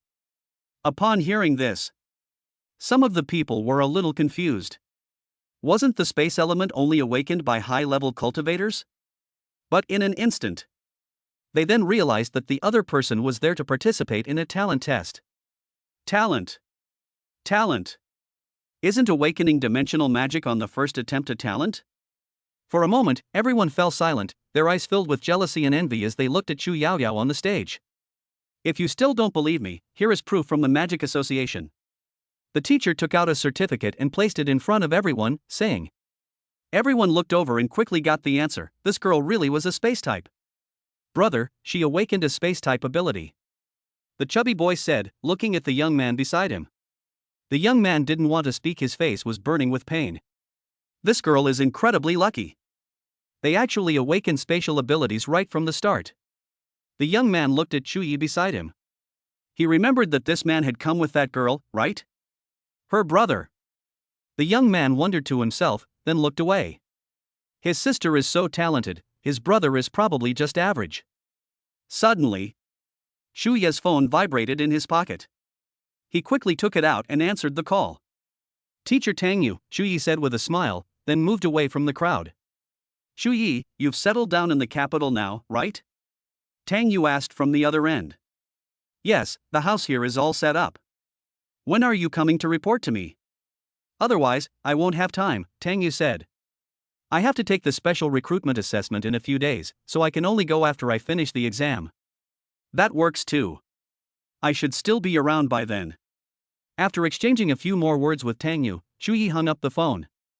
At this time, after filling out the forms, Xu Yaoyao once again stepped off the stage, facing the gazes of the crowd. At that moment, many people stepped out from the crowd and walked towards Xu Yaoyao. Seeing this, Xu Yi walked towards Xu Yaoyao ahead of them, not wanting her to be surrounded by those people. Those people held considerable positions in the capital, and they all recognized Xu Yaoyao's potential. Xu Yaoyao smiled when she saw Xu Yi quickly approaching. Elder brother. Xu Yi nodded and shielded Xu Yaoyao behind him. Young man, are you her brother? A group of people asked Xu Yi with smiles. Excuse me, please move aside, we're leaving. As soon as Xu Yi finished speaking, he immediately left with Xu Yaoyao. He knew what these people were thinking, so he didn't want to stay there any longer. Those people watched Xu Yi and his companion leave quickly, but none of them followed after them. Chapter 33 Assessment. After leaving the Imperial Capital Magic High School, Xu Yaoyao breathed a sigh of relief. She didn't understand why he suddenly left, but she knew that her brother did it all for her own good. Xu Yi asked, those families want to recruit you to be their tool. Will you agree to it? Won't. Xu Yaoyao shook her head, finally understanding what was going on. Then let's go back. You should go back and cultivate diligently. I will keep an eye on you. Brother, how come I've never seen you cultivate? Your brother only practices at night. Xu Yaoyao said, then I'll cultivate at night too. All right. Xu Yi nodded, after all, time for cultivation is limited. The two returned home, and Xu Yi started cooking while Xu Yaoyao learned about the space system. Time passed day by day. Soon, Xu Yi then faced the special admissions assessment. Mu Ningxue did not come with him this time, so she came to the Imperial Capital Academy alone. When he returned to the magic arena, he unexpectedly saw a familiar face. The young man happened to be looking at him, and his expression suddenly froze. Why is he here too? The young man frowned. Could it be that these siblings are both geniuses? When Shen Yan saw Xu Yi enter the magic arena, she immediately smiled and walked towards him. You're here? Yes, I just arrived. As the two chatted, Shen Yan led Xu Yi to a place to sit down. She said, the leader hasn't arrived yet, let's sit here and wait. Xu Yi nodded and sat down next to Qin Yan. Xu Yi, if you pass the assessment, will you be entering the Thunder Academy? Shen Yan asked. In the Imperial Capital Academy, colleges are divided into departments based on magic. If they are normal mid-level mages, they will be assigned to the academy belonging to their magic department. For example, students who awaken the lightning element will be assigned to the Lightning Element Academy. But it's different when you reach the intermediate level, since intermediate mages have two magic systems. Therefore, they chose to join the academy and study the required magic system. Shen Yan asked Xu Yi this because she had some expectations in her heart, but not many. Oh, I will choose to join the Ice Academy, Xu Yi replied. Shen Yan's face immediately lit up with joy. He thought that Xu Yi would most likely join the Thunder Academy, but he didn't expect that the other party would choose to join the Ice Academy. Xu Yi, our ice-related academy will always welcome you. Shen Yan said. Xu Yi is not only strong in lightning, but also in ice. With such a student joining their Ice Element Academy, they will have another powerful student like Mu Ningxue. Then it's time for the match. Their Ice Academy is definitely superior to all other academies. Therefore, when Shen Yan heard Xu Yi mention joining the Ice Element Academy, she almost burst out laughing. Professor Chen, are you a teacher at the Ice System Academy? Xu Yi asked. I'm a counselor at the Ice Department Academy, so you could say the entire Ice Department is under my jurisdiction, Shen Yan replied with a smile. I see. Xu Yi nodded. He had only just learned of Chen Yan's identity. Soon, the leaders, upon learning this, all sat down together. The assessment is about to start, you should hurry up and go, Chen Yan said to Xu Yi. Xu Yi responded, stood up, and walked towards the group of people. 4 other people came with him to participate in the special admissions assessment, making a total of 5 people including him. The 5 of them stood together, and the young man next to them was the one who had slapped them in the face earlier. Brother, what's your name? The young man next to him asked. Xu Yi. My name is Yanghua. Shu Yi turned his head, his eyes filled with doubt, and asked, "Are you serious?" "Certainly." Yang Guo nodded seriously. He never joked about his own name. "Do you know Little Dragon Girl?" Shu Yi asked. "What Little Dragon Girl?" "She's your aunt, don't you recognize her?" Yang Guo fell silent. What on earth was going on? Shu Yi asked out of curiosity, and also because he was bored at the moment. "Shu Yi, what element have you awakened?" Yang Guo asked curiously. He remembered that Shu Yi couldn't possibly be like his sister, could he? Space-based. How could there be such a high probability that it's also a space-type system? Lightning element. Lightning element? Yang Guo was surprised. He looked at Shu Yi and realized that Shu Yi's family was not wealthy. Awakening the lightning element is considered quite lucky. Just awakening lightning magic isn't enough here. Your lightning magic should be at the intermediate level by now, right? Yang Guo asked curiously. All right, quiet. Suddenly, a teacher stood up and spoke to Yang Guo and the others. Yang Guo calmed down and waited for the assessment to begin. We have reviewed your materials, and you have passed the first assessment. The teacher continued, next, you will have a second assessment. Now, get ready. As soon as he finished speaking, an iron cage appeared in the magic arena. Shu Yi and the others looked up and saw a unicorn wolf of warrior level strength trapped inside the iron cage. Your second test is to fight this warrior level unicorn wolf until you admit defeat, or the test has to be terminated due to danger. The teacher said. Teacher, will this demon kill us? Someone asked. The teacher replied, we can't guarantee that. If you're scared, you can leave now. The group looked at each other in bewilderment. They stared at the one-horned wolf in the iron cage, momentarily hesitant. On the other hand, Shu Yi only glanced at it before guessing some things. He felt that what the teacher had said earlier was just to scare them. However, he also needs to be careful to avoid any unexpected events. Have you all thought it through? Is anyone backing out? It's not too late to back out now, or it will be too late, the teacher urged.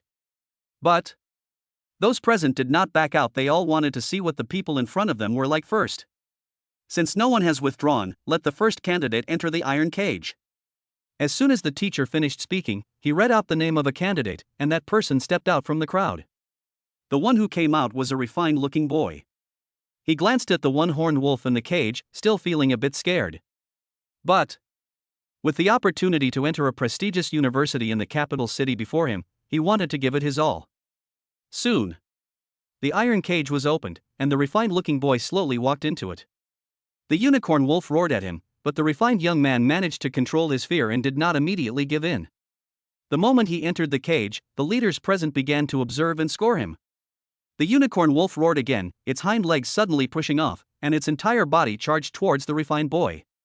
The refined-looking boy was breathing heavily, his fists clenched, and he was completing a spell in his mind. Wind track. Fluttering shadow. Finally, he completed the basic wind magic and dodged the unicorn wolf's pounce. Just as he breathed a sigh of relief, the unicorn wolf turned its head quickly and pounced on him again. Chapter 34 Powerful. The refined-looking boy's eyes were full of surprise, but he must have some ability to participate in this special admissions assessment. In an instant, the refined young man quickly completed the Earth star chart, blocking the unicorn wolf. But if you can only block it, it poses basically no threat to the unicorn wolf. Immediately afterwards, the unicorn wolf attacked again, and the refined boy could only defend himself and desperately flee. Finally, the refined-looking boy was rescued, though he was quite disheveled. The leaders shook their heads as they looked at the refined young man before them, and then gave him their scores. Obviously, their attitude has proven that the well-mannered boy did not pass the test. Subsequently, 2 more trainees went up for the assessment, but their results were similar to those of the previous refined young man. Next, Yang Guo. Hearing the call, Yang Guo from Shu Yi walked towards the iron cage. He had heard before that this guy had returned from abroad, and he was also curious about the man's strength.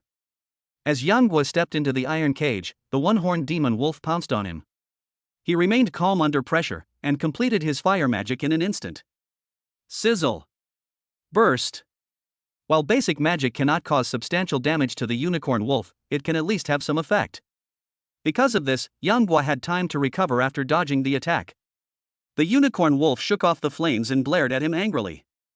And at that moment, Yang Guo visualized a fire-based star map in his mind, his fist engulfed in raging flames, and he unleashed a punch at the one-horned demon wolf. Fierce fist. Boom. A massive fist-shaped flame instantly ripped through the sky, heading straight for the one-horned demon wolf. The surrounding heat wave rolled in, and the temperature suddenly rose to a new level. The fiery giant fist landed precisely on the one-horned demon wolf, and flames exploded, turning into a sea of fire. The unicorn wolf roared and then leaped out, rushing out of the sea of fire. Left with no other choice, Yang Guo could only use his wind track technique to dodge and circle around the one-horned demon wolf. Because of his mastery of wind manipulation, the unicorn wolf couldn't get close to Yang Guo at all. Ultimately, the unicorn wolf used its skills to disrupt Yang Guo's rhythm, leading to his defeat. But Yang Guo and the one-horned demon wolf had stalled for so long, they should have been able to get a pretty good score by now. The leaders were quite satisfied with Yang Guo's performance. After all, they had been locked in a stalemate with the unicorn wolf for so long, and had not allowed the unicorn wolf to succeed. Those who hadn't left yet and were waiting for further notice all looked on with envy. When they saw Yang Guo handle the one-horned demon wolf with such skill and apparent ease, they realized the gap between them. After Yang Guo stepped out of the iron cage, he sat down to rest. At the same time, he was looking in Chu Ye's direction, because he was the only one who hadn't yet taken the second test. At this moment, the one-horned wolf inside the iron cage has become extremely agitated. Perhaps because of Yang Guo, the anger from the previous battle has not yet been vented.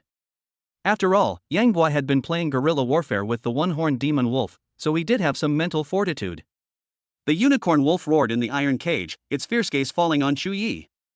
I thought that being the last one to go to the meeting would give me an advantage, but it seems I was overthinking it. They angered the unicorn wolf in the last round, and now the people taking the next test are in big trouble.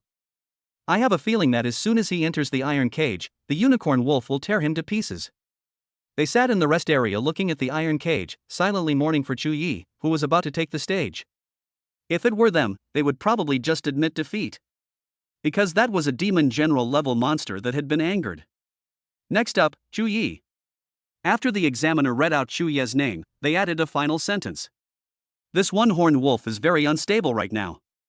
If you want to admit defeat, you should do so now. Need not. As soon as Chu Yi finished speaking, he walked straight towards the iron cage.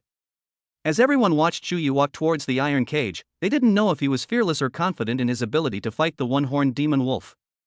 Opening the cage, Chu Yi walked in expressionlessly. The one-horned wolf opposite him was clearly enraged and charged at him instantly. Thunder Seal. Rage Strike. Chu Ye's gaze sharpened as he completed the lightning-based star orbit. Immediately afterwards, he clenched his fist, and bolts of lightning, like long snakes, shot straight at the attacking unicorn wolf. Sizzle. Although the unicorn wolf's body was paralyzed and its speed was reduced, this did not affect its subsequent attacks. It opened its gaping maw, and its bloodshot eyes emitted a chilling red light. Holy crap, why is he still standing there? Is he paralyzed with fear? If he doesn't dodge now, he's definitely going to be torn to pieces by the one-horned wolf. Teacher, please save him. In a short time, those who were watching couldn't help but exclaim in surprise. Looking at Chu Ye's motionless back, they thought this guy was doomed. The examiner standing to the side looked at Chu Yi and saw that he was extremely calm, seemingly not scared out of his wits, and was waiting for something. Therefore, he did not stop the assessment, but wanted to see how confident Chu Yi was. Just as the unicorn wolf was within reach, Chu Yi finally made his move. The moment the unicorn wolf pounced, he rolled to the ground. In the instant he rolled, he quickly used the ice star orbit. As soon as the unicorn wolf landed, its legs were frozen by the ice on the ground. The unicorn wolf looked at its frozen legs and wanted to shatter them. But at this moment, a low shout rang out from inside the iron cage. Thunderbolt! Boom! A thunderous sound rang out above the iron cage, followed by a bolt of purple lightning that suddenly fell from the sky. Boom! The long fur on the unicorn wolf's body trembled from the lightning, and it grimaced in pain. Lightning is the most powerful magic type in the early game, not only because of its high attack power, but also because it has a certain paralyzing effect. Although it cannot kill the unicorn wolf, it does inflict a significant paralysis effect. After seeing the unicorn wolf get hit, Chu Yi completed the ice star orbit once again. Ice Vine. Cover. Suddenly, white frost filled the air above the entire cage, and the ground gradually froze into ice. The cold air blew, and the entire iron cage instantly became extremely cold, as if it were deep in a frozen wasteland. The unicorn wolf that had been held back was panting heavily, its body still not recovered. But the ice beneath the unicorn wolf's feet kept climbing upwards, almost spreading to its body. Feeling the biting cold beneath him, the unicorn wolf immediately reacted and hurriedly tried to break free of the ice. But Shuyi didn't give it a chance to break free. In his mind, the lightning star map was completed once again. Thunderbolt. Boom. In an instant, a purple lightning bolt swooped down from the sky once again. With a deafening roar, the unicorn wolf was once again ravaged by lightning. Roar. Ignoring the effects on its body, the one-horned wolf used its last strength to try and break free of the ice. Chapter 35 Assessment passed. The unicorn wolf suddenly unleashed astonishing power from its limbs, and just when everyone thought it was about to break free of its control, an unexpected event occurred. It did not break free. At this moment, the unicorn wolf was like being stuck in a quagmire, and no matter how hard it tried, it was useless. How is that possible? One of the boys who had just taken the assessment immediately spoke up. He had just used ice magic to freeze the unicorn wolf's limbs, but the latter easily shattered them. But what I'm seeing right now, it struck him as somewhat unbelievable. Do you think the unicorn wolf hasn't broken free of its restraints because we've exhausted it a bit? Someone suddenly said. Possibly. Although these people all thought that way, Yangguo did not share their opinion. Even though the unicorn wolf was weakened by them, it was still a warrior-level demon. You think you can control a warrior-level demon with rudimentary magic? Isn't this a joke? Not only Yangguo noticed something was wrong, but the leaders who were watching the assessment also did. This student's ice-type ability is very unusual, Dean Songha said from the crowd. Someone else said, yes, his ice-type is definitely not your average ice-type. I remember there was a student in the Ice Academy named Mu Ningxue. I think she was a born spirit seed, right? The man nodded and said, yes, her ice skills are quite strong, but she can't match the level of this boy in front of her. Everyone fell silent. Even Mu Ningxue, who was born with a spiritual seed, is no match for the boy in front of her. The speaker was the dean of the Ice Academy, and no one doubted what he said. Dean Songha looked in Shuya's direction, a smile appearing in his eyes. If the unicorn wolf cannot break free, then this test can be over. The others nodded in agreement. Although the first level intermediate lightning element was relatively weak, even a warrior level 1-eyed demon wolf would not be able to withstand continuous bombardment. Therefore, the result was obvious: this assessment favored Shu Yi. His performance also won the approval of the leaders present. Dean Songha said, all right, let him come out. This assessment is over. The examiner nodded and said something to Chu Yi, who then stepped out of the iron cage. Yangguo and the others, who were sitting in the rest area, looked at Chu Yi and couldn't help but walk over to him. Soon, the result they were hoping for has arrived. Apart from Chu Yi, no one else passed the special admissions assessment, the assessment teacher said ruthlessly. Suddenly, someone suddenly said, I think it's a bit unfair to be evaluating teachers. The examiner looked over and frowned. What's unfair about it? I think that since we used up so many unicorn wolves, the last person to go in must have gotten the better deal, the man said. Really? Would you like to go in again? The examiner asked, looking at him. The unicorn wolf was his summoned beast, and he knew how powerful it was. Obviously, it was Chuya's ice element that made it controllable. The boy who spoke turned to look at the one-horned wolf in the iron cage. And there it was. The one-horned wolf had recovered and roared at him with its blood-red maw open, venting its anger. The boy panicked, swallowed hard, and didn't dare to say anything more. You are all excellent. Those who did not pass the assessment can wait for the next enrollment. Okay, those who did not pass, please leave. Dean Songha looked at them and offered a word of comfort, then asked Chu Yi and Yang Gui to stay. He looked at Yang Gui and said, your performance was quite good, and we acknowledge it. Yang Gui was somewhat surprised. Although he had initially held out hope, he felt it wasn't very strong. Dean Songha said, we have one more spot available for the interview. If you'd like, we'll give it to you. I do. Although I didn't pass the special talent exam, I'm willing to do anything to get into a prestigious university in the capital.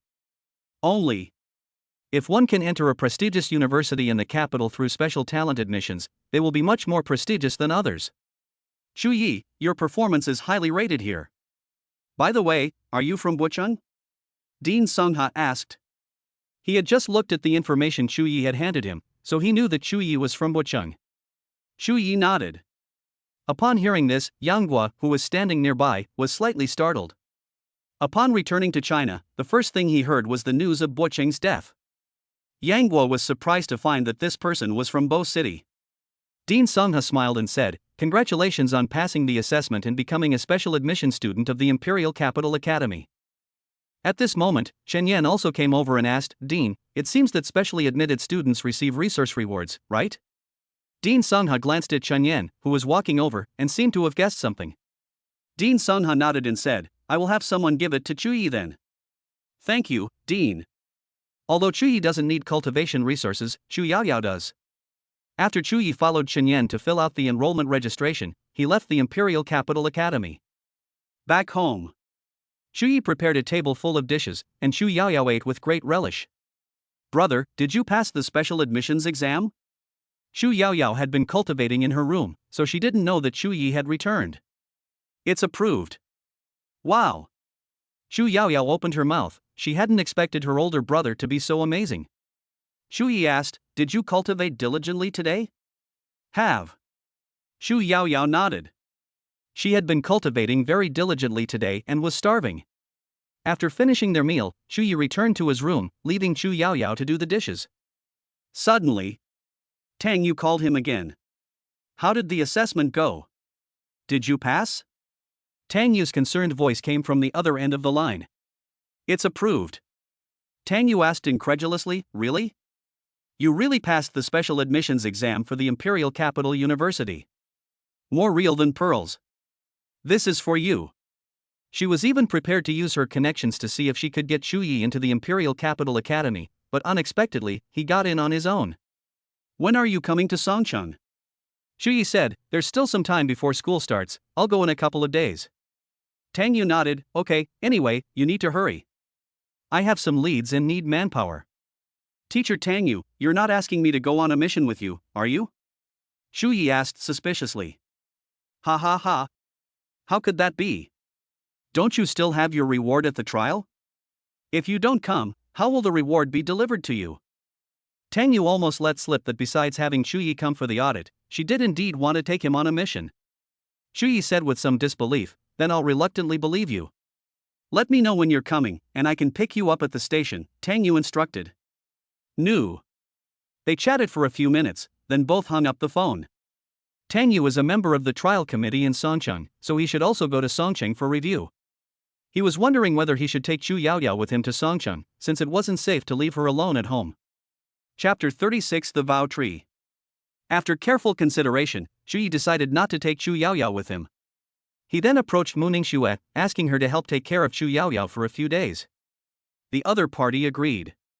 Therefore, after sending Chu Yaoyao to Mu Ningxue, Chu Yi planned to go to Songcheng.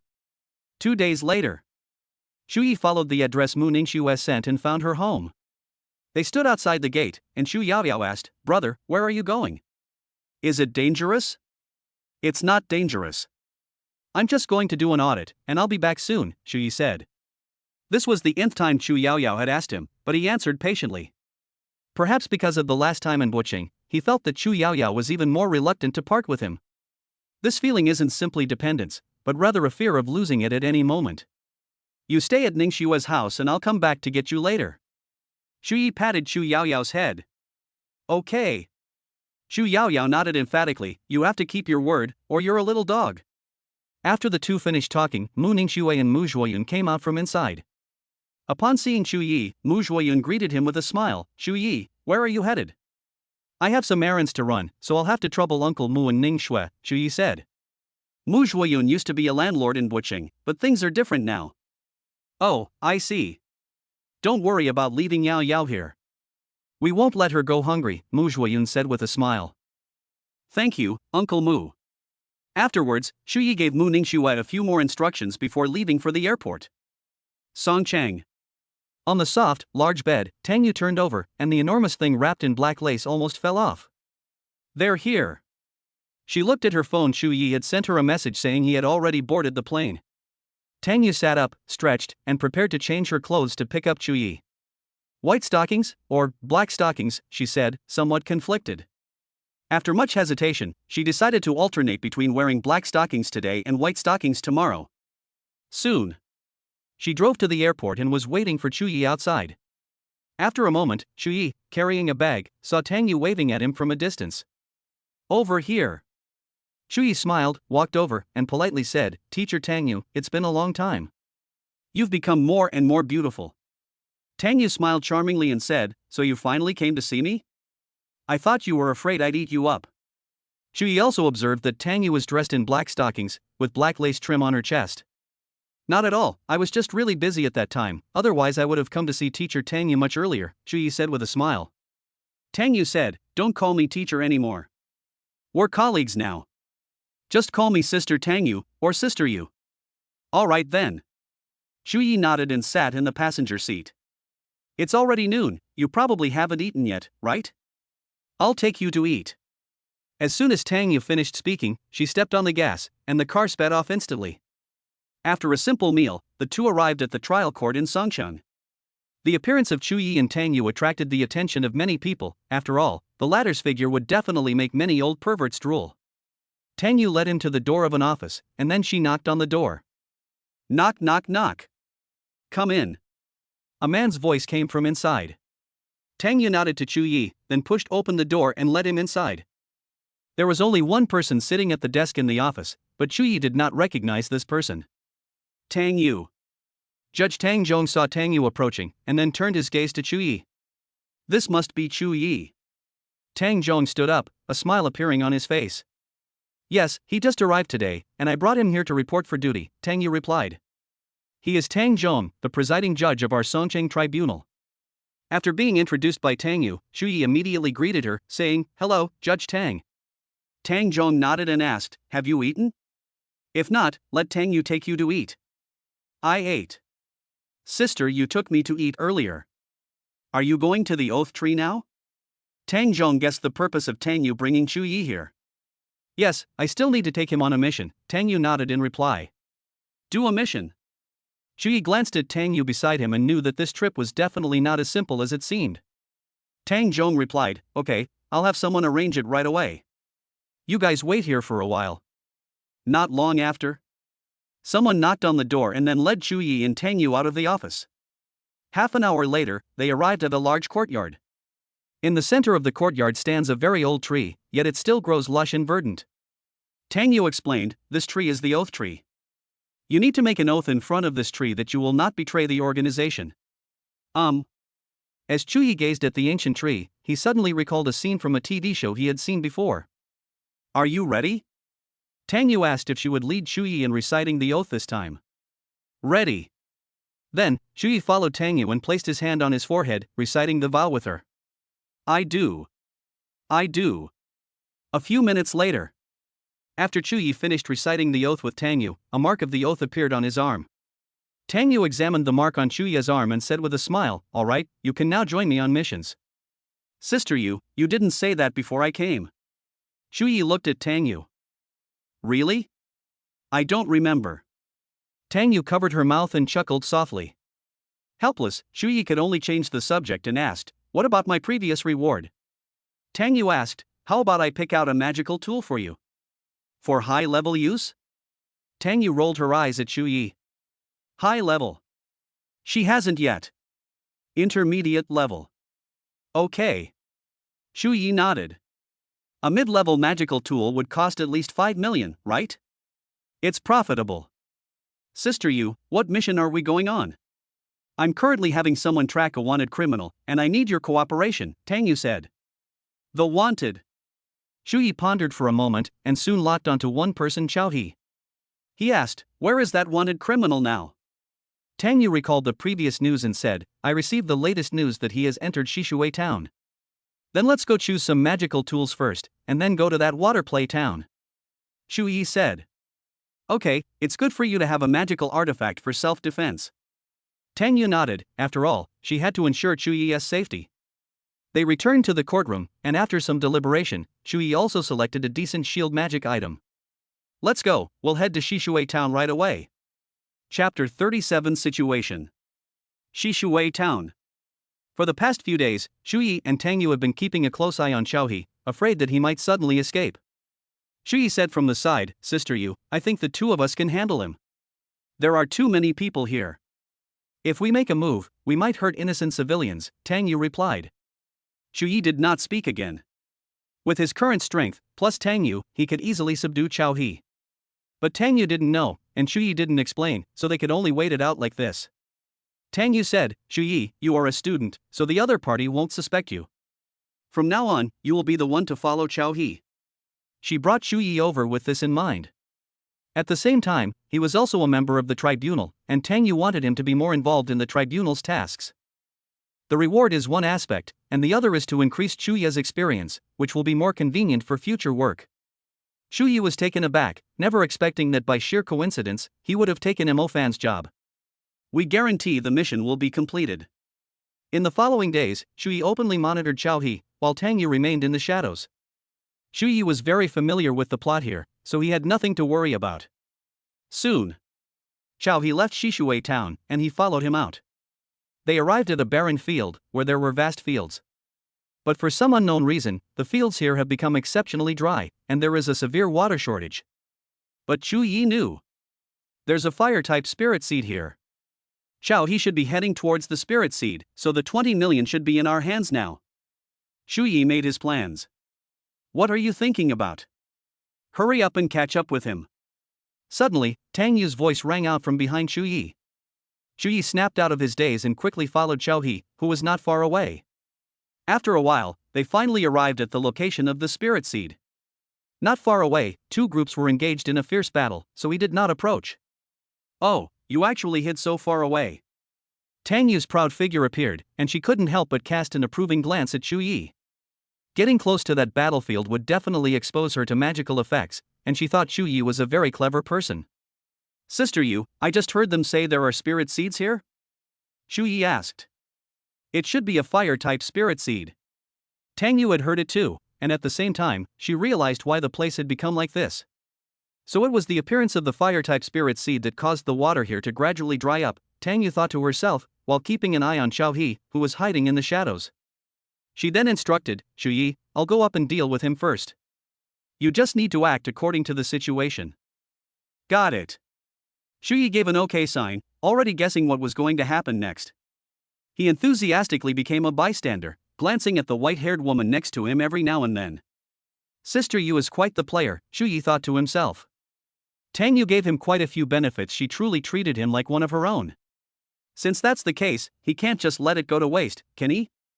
The fierce battle in the distance ended, one side retreated in disarray, while the victor remained on the other side.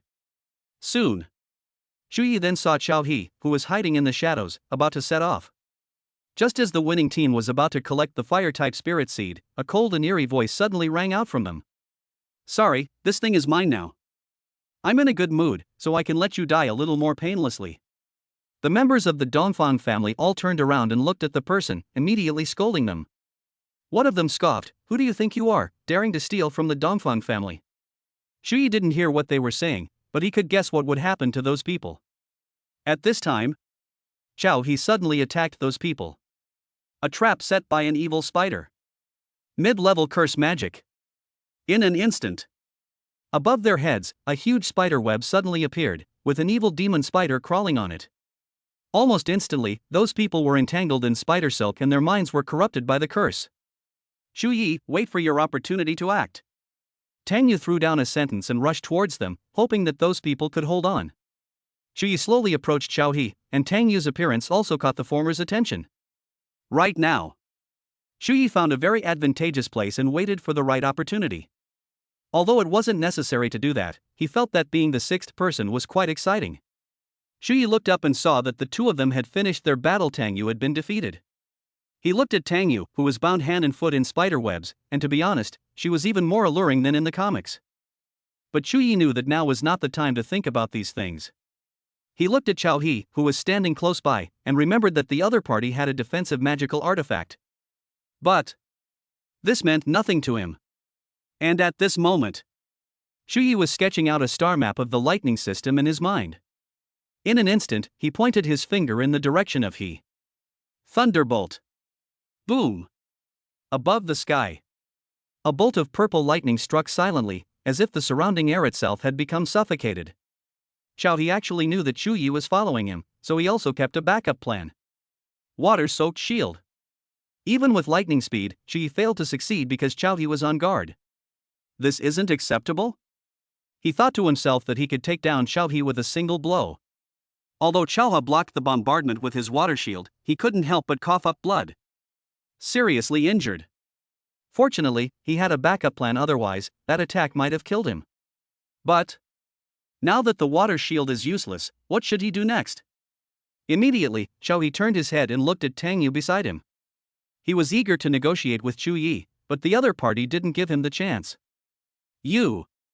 Before Xiao He could finish uttering his words about lacking martial virtue, he was instantly blasted beyond recognition by the yaksha that split open in the sky. Thunderbolt. Yaksha. Chu Yi released the item without hesitation, seizing the opportunity. The spider trap disappeared, the restraints on Tang Yu were removed, and she sat on the ground, her face flushed. Sister Yu, are you alright? Chu Yi quickly walked over and asked. Chu Yi, don't come any closer. Tang Yu said to Chu Yi. Sister Yu, what did you say? I didn't hear you. Get lost. Don't come any closer. Tang Yu roared, suppressing her anger and preventing Chu Yi from getting near. Chu Yi knew, of course, that Tang Yu had been secretly given a potion by Xiao He. At this moment, he just wanted to challenge Tang Yu in front of him. The latter gritted his teeth, but there was nothing he could do. He could only suppress his thoughts while preventing Chu Yi from getting close. But only the two of them remained, and Chu Yi was quite handsome. Damn it! How could I even have such a thought? Tang Yu really wanted Chu Yi to refine that fire-type spirit seed, but the other party didn't have any fire element at all. What to do? If she didn't let Chu Yi leave, she really wouldn't be able to hold back anymore. Chapter 38 Forced. After much deliberation, Tang Yu suddenly came up with a solution. Chu Yi. Chu Yi paused, then looked at Tang Yu, whose pretty face was flushed, and asked, "What's wrong?" Don't come any closer. Tang Yu gritted her teeth, but this guy actually took a few more steps forward. Damn it! Sister Yu, what do you want? Chu Yi asked. Go and check on that fire-type spirit seed. Think of a way to see if you can collect it, Tang Yu said. This was merely an excuse for her to send Chu Yi away. After all, without a vessel to subdue the spirit seed, there was no other way besides refining it. But Tang Yu was unaware that Chu Yi possessed a system space. Okay, I'll go take a look. Chu Yi nodded and turned to walk towards the fire-type spirit seed. Tang Yu breathed a sigh of relief after he left, and turned around, trying to dispel the thoughts in her mind. On the other side, Chu Yi had already arrived in front of the fire-type spirit seed, and at this moment he revealed a smile. Because he discovered a secret about Tang Yu. Tang Yu's fire element possesses a spirit seed called Sparrow Flame, and the highest power of the spirit seed is 2.5. Chu Yi's fire element also underwent a transformation. He tested it, and its power doubled, reaching 5 times its original strength. Therefore, although Chu Yi's fire element appears to be a fire element spirit seed, its true power is comparable to that of a soul seed. Such a fire elementalist could absolutely crush all the students in the Fire Elemental Academy at the Imperial Capital Academy. After all, fire-type soul seeds can only be refined at a high level, so no matter how rich you are, you can't refine a soul seed. At this moment, Chu Yi could only regard the fire-type spirit seed as something that could be exchanged for money. Take it. As soon as Chu Yi finished speaking, he used the system space to directly take away the fire-type spirit seed. After finishing, he walked out of the pit and headed towards Tang Yu. Sister, you might be in danger there alone, I need to protect her. As soon as he finished speaking, Chu Yi walked straight towards Tang Yu. At this time, Tang Yu was trying her best to control her thoughts. She closed her eyes and tried not to think about anything else. Sister Yu, are you alright? Suddenly, Tang Yu opened her eyes wide. How did Chu Yi get here? Chu Yi, you. Tang Yu turned her head, but when she saw Chu Yi in front of her, her eyes became glazed. Although Chu Yi's appearance wasn't exceptionally handsome, it was still 1 in a million. For a moment, she found herself unable to control her thoughts and slowly moved closer. Chu Yi was also slightly taken aback, not expecting it to happen so suddenly. Tang Yu was so strong that he was now struggling to breathe while being held in her arms. Chu Yi really wanted to say, Sister Yu, wake up. However, he has no mouth to speak at all. Immediately afterwards, He tried to pull Tang Yu's arm away, but she held him tightly. no way. He can only give up now. Actually, he came here hoping to take advantage of the situation, otherwise, how could the two of them have developed feelings for each other? I must say, this black lace is quite pretty. Xu Yi swallowed hard. This was truly a level of skill that not everyone could achieve. Tang Yu's level of beauty could easily outshine 99% of women. Xu Yi was still stunned, but the other person took the initiative and pressed himself against him. Sister Yu, wake up. Although every man desires such a woman, taking advantage of someone's weakness is not the mark of a virtuous ruler. Of course, he wasn't exactly a saint, he was just a man with humanity. As for the current situation, if he does something he shouldn't, he might be finished once Tang Yu wakes up. Sometimes, you may get someone's body, but you may not get their heart. Even if Tang Yu is not conscious, Xu Yi must always remain conscious. What's happening now is just a passing cloud. He needs to prioritize the bigger picture. What's yours will eventually be yours. Sister Yu. Sister Yu. Wake up. Xu Yi shouted in Tang Yu's ear. Tang Yu seemed not to hear him, and became even more excited upon hearing the man's voice. Xu Yi fell silent. This seems to be developing in an uncontrollable direction. But at that moment, Tang Yu suddenly realized that she had gone a bit too far. She quickly cleared her mind and stopped thinking about those things. Tang Yu glanced down, then at Xu Yi, and hurriedly turned her back to him, no longer wanting to face him. She really wanted to curse Xu Yi. However, the other party did not do anything. Xu Yi, you'd better leave here quickly, or else. Tang Yu gave Xu Yi a fierce look, full of threat. Although Xu Yi felt that even though there were some regrets this time, it was definitely a gain, but the other party didn't lose out either. After all, he's so handsome. Isn't that right? Seeing Tang Yu's gaze, Xu Yi didn't stay there any longer. This is a surefire way to make money. But the problem is that he's a young man who just suffered that kind of provocation. I'm feeling a bit unwell right now. I waited for a long time. Xu Yi didn't ask any more questions and could only wait behind the tree. It wasn't until much later that Tang Yu emerged from behind the tree. Her white hair was gone. Xu Yi asked, Sister Yu, are you alright?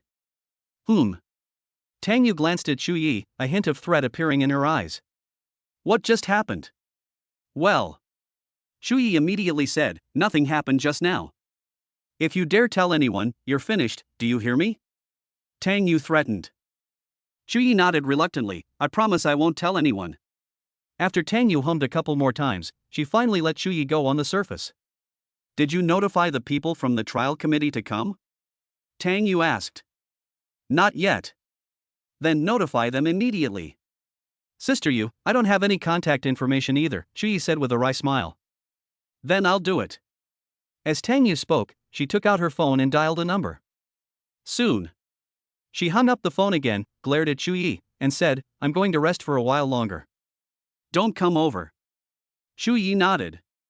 He could tell that Tang Yuezhang's things were almost gone. Xu Yi felt no regret whatsoever. In fact, he even felt as if he had managed to protect his second son. More than an hour later, the judges came to take over. Tang Yu is fine now and is explaining the situation to them. After all, members of the Dongfang family died here, and they deserve a reasonable explanation. After a 10-minute exchange, the trial proceedings were roughly completed. Tang Yu left the group and walked towards Xu Yi. You did a good job this time. This is all thanks to Sister Yu's excellent teaching, Xu Yi said with a smile. Stop flattering me. I'll have the Inquisition give you a share of the mission rewards this time. Thank you, Sister Yu. Tang Yu nodded, looked at Xu Yi scrutinizingly, and asked, when did your lightning element become so strong? As expected, it couldn't be hidden from Tang Yu. Xu Yi diligently cultivated his skills and demonstrated exceptional talent, thus dealing with Tang Yu's question. The other party didn't dwell on it too much, after all, Tang Yu knew him very well. Chapter 39 Enrollment. The previous chapter was blocked. Those who have read it will understand. The plot was roughly about acquiring a fire-type spirit seed and then having a little escapade. That's all. It doesn't affect this chapter. The previous chapter is also being revised. On the way back, since Tang Yu had recovered, nothing exciting happened. As for the fire-type spirit seed, Tang Yu guessed that Xu Yi hadn't subdued it, so it probably dissipated. After all, a student can't afford to buy utensils worth millions or even tens of millions of dollars. But when she thought about that spirit seed, she felt a bit cheated. After all, it was worth tens of millions. The two returned to town, and Tang Yu stared at Chu Yi with a strange look the whole way. Chu Yi could only smile sheepishly and pretend to be innocent. Although it was exciting before, he didn't gain anything in the end. All I did was see and experience a lot, and yet I was still banned by the censors. Exasperating. Sister Yu, don't worry, I won't tell anyone, Chu Yi said with a smile. Tang Yu hummed in agreement and said casually, "You've passed the trial committee's review. You can go back to the capital now." Sister Yu, how about I stay at your house for a few days? Hurry up and go. When Tang Yu thought of how she looked before, her face gradually flushed red, which then spread to her ears. If they had sex back then, wouldn't that have been considered a sexual encounter in the wild? Tang Yu didn't dare to think about it. After giving a few more instructions, she returned to her room. Chu Yi smiled nonchalantly. This time, he had a good haul, not only obtaining a mid-tier magical tool but also a fire-type spirit seed. 2 days later. Outside the airport in the capital, Chu Yi had already returned to the capital. At that moment, he was on his way to Mu Ningxue's house. Soon. The car stopped at the main gate, and Chu Yi got out.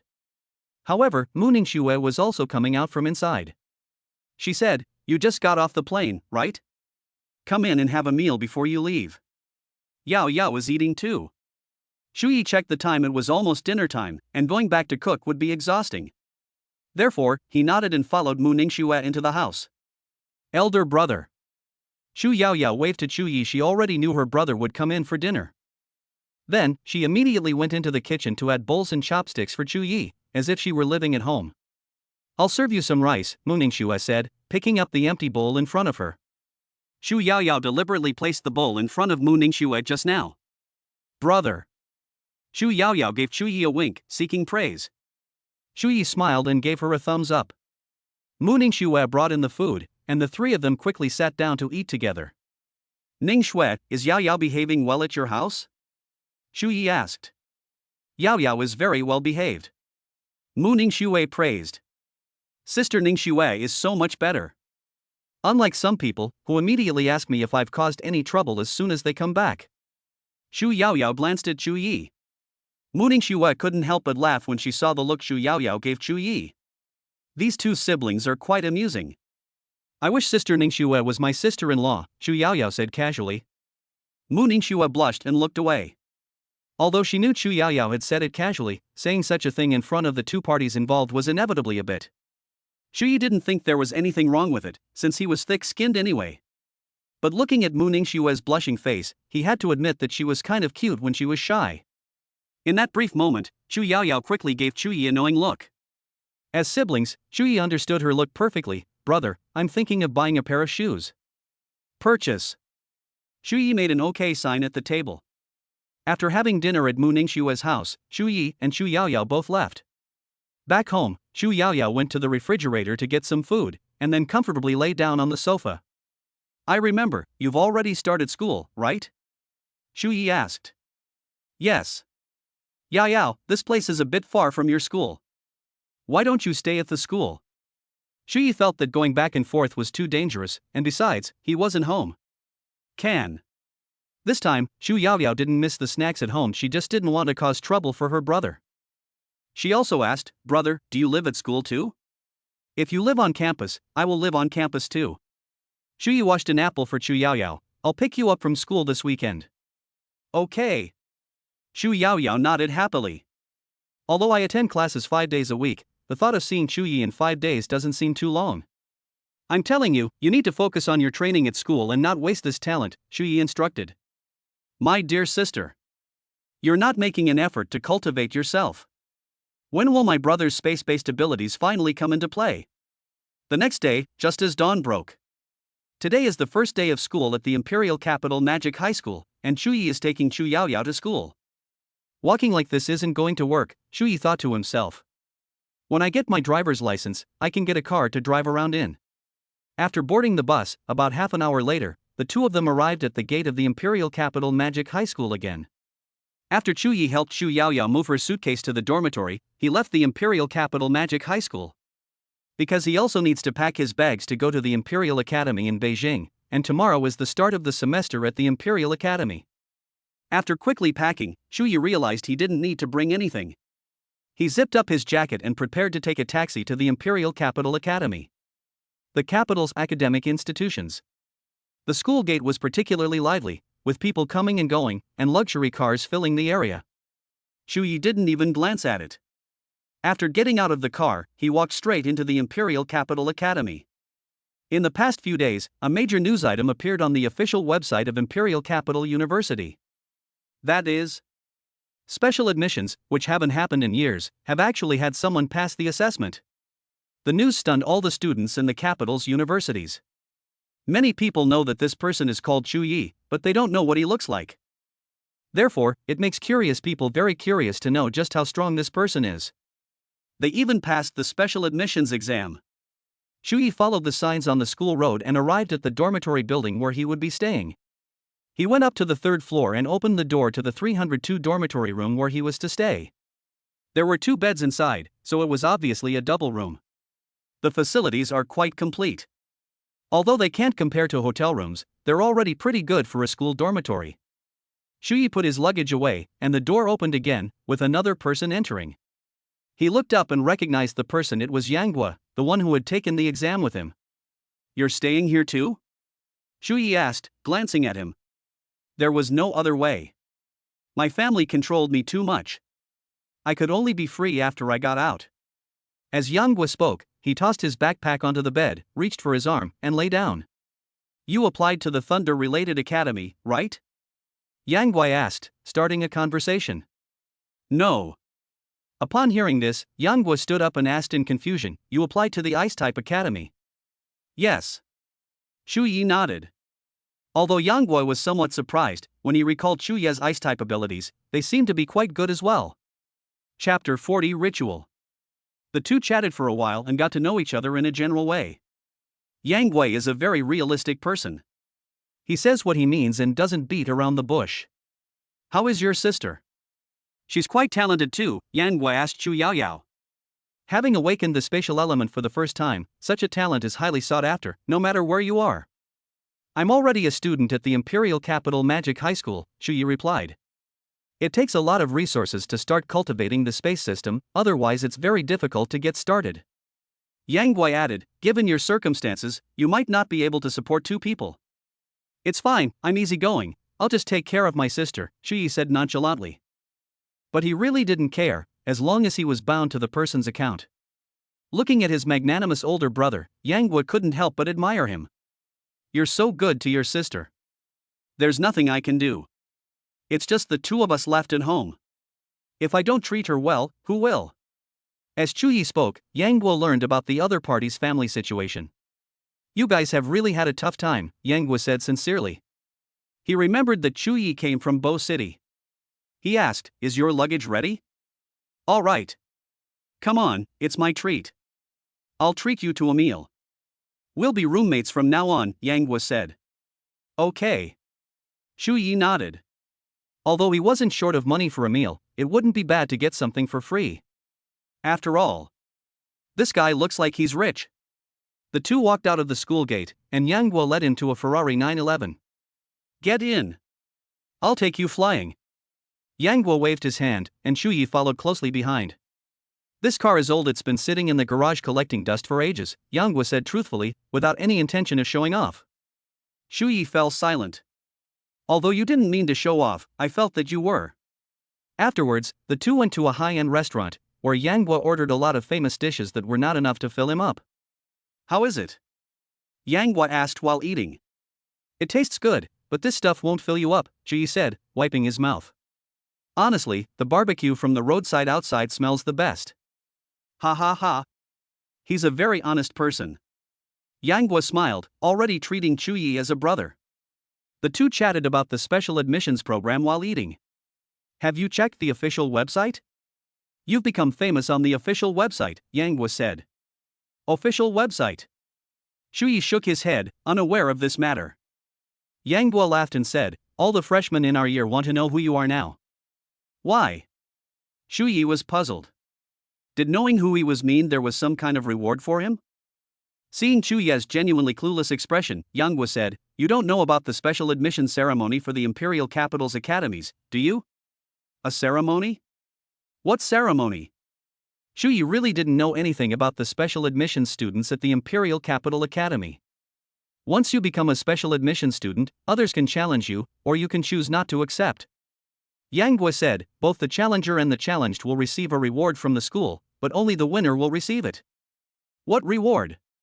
After a moment of contemplation, Yang Guo continued, if the challengers win, they will receive cultivation resources from the academy.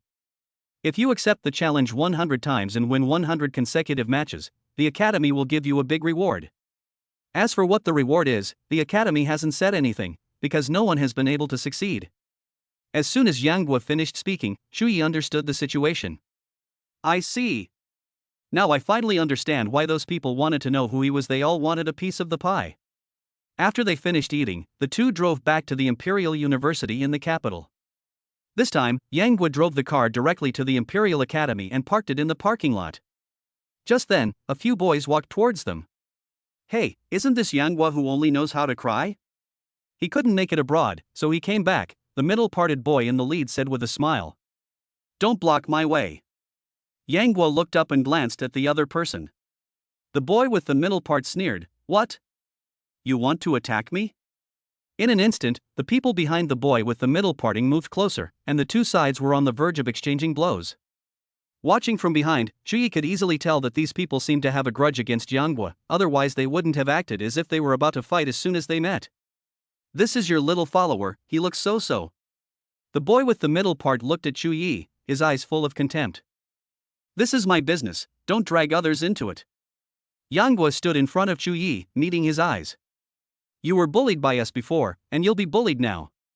The boy with the middle parting pointed at Yang Guo and said, anyway, we're all at the Imperial Capital Academy, so we can have fun later. I'll play along to the end. Yang Guo looked at the boy with the middle parting, and then the latter left with his men. Who are they?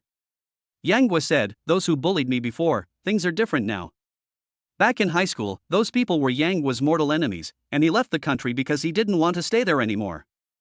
It seems you can handle this by yourself, Shu Yi said. A minor issue. Yang Guo didn't mind and smiled, saying, I just beat them all to a pulp. Shu Yi shrugged, knowing that Yang Guo was just joking with him. Yang Guo instructed, these people are all from powerful families in the capital. You might have to deal with them because of me. If you can't resolve the situation, call me. Okay. The two returned to their dormitory. Yang Guo was cultivating, while Chu Yi was looking at documents. The night passed just like that. When Yang Guo woke up, he saw Chu Yi sleeping. Doesn't he cultivate at all, he murmured to himself, just as the latter woke up. Today is the first day of school at the Imperial Capital Academy. After washing up, Chu Yi and Yang Guo went to their respective classrooms early. Chu Yi arrived at the teaching building and was looking for classroom information when a commotion suddenly arose not far away. He turned around and looked at the girl with long, silver, center-parted hair. Mu Ningxue. At that moment, Mu Ningxue also saw Chu Yi. She walked over and asked, looking for a classroom? Yes. Come with me. As soon as Mu Ningxue finished speaking, she took the lead and walked ahead of Chu Yi. However, those who were paying attention to Mu Ningxue also showed doubt. Who is this person? Mu Ningxue, who is usually aloof, actually took the initiative to talk to someone and even took him to the classroom. This is completely different from the Mu Ningxue they know. Some people also started paying attention to Chu Yi. He was good-looking and seemed to be a student of the Ice Element Academy. In the stairwell, Chu Yi walked up the steps shoulder to shoulder with Mu Ningxue. You live at the school, right? Mu Ningxue asked proactively. Chu Yi nodded and said, my home is too far from the capital's academy, and Yao Yao also lives at the school, so there's no point in going back. Mu Ningxue nodded, then said, we've arrived at the classroom. Chapter 41 The Charm of Special Admissions. A moment later, Chu Yi and Mu Ningxue walked into the large classroom side by side. The classroom in front of us could easily accommodate several hundred people. At that moment, many people also looked over, and their gazes fell directly on the two of them. The most outstanding person was undoubtedly Mu Ningxue, who was standing next to Chu Yi. Her temperament was impeccable, and her appearance was stunning. In an instant, many people who had realized what was happening turned their gazes toward them.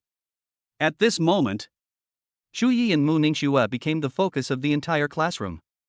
However, Mu Ningxue was already used to this situation, so she quickly found 2 empty seats and sat down. Shu Yi followed closely behind and sat down with Mu Ningxue. Suddenly, the gazes around him became even more intense, and Shu Yi could feel that they were about to burn him. However, Shu Yi didn't care. If they knew he was a special admission student, he might not be much worse than Mu Ningxue. Mu Ningxue asked, "Why did you come to the Ice Academy? I thought you would go to the Lightning Academy. Isn't this just trying to latch onto someone's coattails?" Shu Yi joked. Mu Ningxue was incredibly clever. Of course she knew that this someone referred to herself. She did not reply. Shu Yi didn't mind and quietly waited for the counselor to arrive. In the classroom, the commotion they caused subsided, and the discussion turned to other things. "Do you know what that specially admitted student looks like?" "We don't know. We don't even know which college he's from. I heard that if you beat him, you'll get 2 or 3 times the usual amount of cultivation resources." The boys sitting in front were talking excitedly, showing a strong desire to challenge Shu Yi. Shu Yi listened with great interest from behind, while Mu Ningxue beside him said, "You're going to be very busy this new semester." "It doesn't matter." Shu Yi shook his head, then asked curiously, "Ningxue, do you know what the reward is for successfully challenging 100 people?" Mu Ningxue shook her head. Clearly, the other party didn't know either. After a moment, Chen Yan walked into the classroom from outside and stood on the podium, scanning the students. When his gaze finally fell on Shu Yi and Mu Ningxue, a smile appeared on his lips. 2 geniuses among the freshmen are in the Ice Academy. She really hit the jackpot. "Hello everyone, I am your counselor, my name is Chen Yan." As soon as Chen Yan finished speaking, the students in the lecture hall burst into thunderous applause. "Counselor, can you tell us which college that special admission student is from?" someone sitting in the front row suddenly asked. Immediately, everyone turned their curious gazes toward this, as it was the thing that interested them most at the moment. "It seems some people can't hold back any longer," Chen Yan said with a smile, looking at them. "Counselor, please tell us." The girl in the front row said coquettishly. "It's far away, yet right before my eyes," Chen Yan said with a smile. She didn't want Shu Yi to be under so much pressure right at the start of the semester, so she needed to give him time to prepare. "Far, far away. It's right in front of you." Everyone in the classroom was filled with doubt. Could it be that the specially admitted student was in their Ice Department Academy? Suddenly, those who had figured it out couldn't help but scan their surroundings, their eyes searching for the special admission student. Many people's eyes were drawn to Shu Yi and Mu Ningxue, as they were particularly eye-catching in the classroom. "All right everyone, please put this away for now. I'm going to go over the curriculum for this semester." Chen Yan's voice brought everyone back to the topic. The purpose of this meeting was to familiarize everyone with the universities in the capital and to help them plan their goals for the upcoming semester. More than an hour later, Chen Yan finally finished speaking, and everyone breathed a sigh of relief. "Are you that special admission student? Do you think I am? I don't think you're good enough for me." Immediately, the surrounding students were asking each other questions, trying to find out who this special admission student was. After the meeting ended, Shu Yi and Mu Ningxue both left the classroom and went their separate ways. Just then, when Shu Yi tried to leave, several people stopped him. "Isn't this Yang Guo's little follower?" The man with the middle parting stood in front of Shu Yi, looking him up and down. Shu Yi looked at the boy with the middle parting. He had seen him in the lecture hall earlier. Obviously, they were students in the same academy. "Is there something you need? If not, move aside." Shu Yi didn't want to waste time with these people. The boy with the middle parting laughed and said, "Shall we play a game?" "Game. 1-on-1. If you win, all the resources the school gives to the other person are yours," the boy with the middle parting explained the rules of the game. He didn't like to take things by force, so he found it more fun to tease others, and they didn't care about the school's resources at all. "So what do you want? You were pretty close to that girl from before, weren't you? You lost, so get as far away from her as possible and don't show your face in front of her again," the middle-parted boy said coldly. It must be said that this woman aroused his desire to conquer her. Shu Yi didn't want to waste any more time talking to him, so he said, "Let's go then."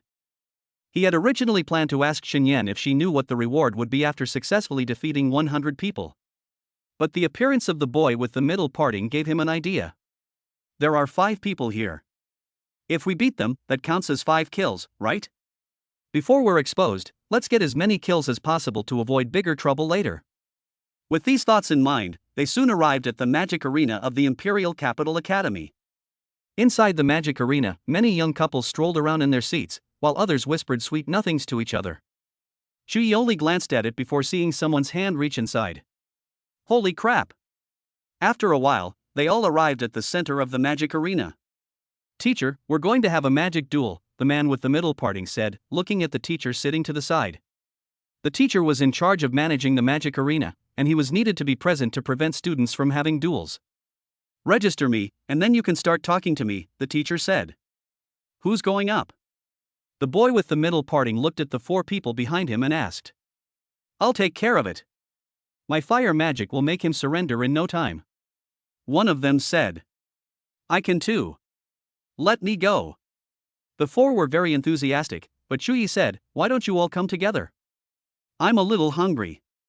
Everyone turned to look at Shuyi, who had spoken, in astonishment, and couldn't help but find it somewhat amusing. Attack together. Are you kidding me? The boy with the middle parting said, Teacher, you heard it too, this guy asked for it himself. The teacher remained silent, which clearly meant she acquiesced. But as long as he's there, he can keep the students in check during their little antics. Brother Tao, you don't need to go up there. Just watch from the sidelines as we teach him a lesson, said the fire elemental student. Shen Tao nodded. He wanted to see how this boastful person would end up. Chapter 42 Challenge. Soon. Both teams' players arrived at the stadium. At this moment, the young couples sitting in their seats, whispering sweet nothings to each other, all looked over. This is going to be interesting. What's going on? Are they going to fight 4 against 1? Judging from their school uniforms, they seem to be freshmen, right? The young couples in the audience were all talking amongst themselves, and they were all somewhat shocked by what they were seeing. 4 against 1. Unless that person is exceptionally strong, his fate is predictable. In an instant, everyone took out their phones, some to live stream, others to record their screens. On the field, Shuyi calmly observed the 4 people in front of him. He didn't need to hide or prepare for his identity, because he didn't know what there was to prepare. He'd deal with whatever came his way, and besides, he didn't think anyone at the Imperial Capital's universities could outmaneuver him in a battle of wits. Pretending to be weak to actually harm others. It does not exist. If you want people to take you seriously, you need to demonstrate more strength. Behind him was the Inquisition, behind the Inquisition was the Magic Association, and behind the Magic Association was. So, he has nothing to be afraid of. Shuyi looked at the 4 people in front of him, waiting for the teacher to announce the start of the competition. The match begins. As soon as the teacher finished speaking, Shuyi was not as lazy as those other people. In an instant, his lightning star trail was completed instantly, followed by a surge of frenzied lightning. Thunder Seal. Mad strategy. The 2 boys standing in front of them, who had been smiling, suddenly froze. The lightning struck instantly, and before they could react, they were struck by the lightning and collapsed to the ground. A water mage immediately performed a water defense, which saved them from disaster. This guy actually has a lightning elemental. The fire mage suddenly realized something, so, this guy is a mid-level mage. No wonder they were so arrogant. Thinking about this, these few novice mages simply couldn't handle him. Fire element. Burst. Even so, they didn't say much. After completing the spell, they unleashed it on Shuyi. Fireballs don't have the speed of lightning-type skills, so Shuyi quickly dodged the attack.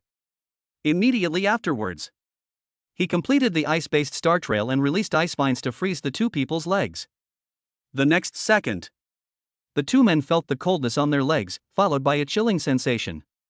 Ah! In an instant, they could all feel the cold air entering their bodies, and their body temperature was dropping rapidly. We surrender. The fire elemental man stammered, if I don't surrender now, I'm afraid I won't be able to say it later.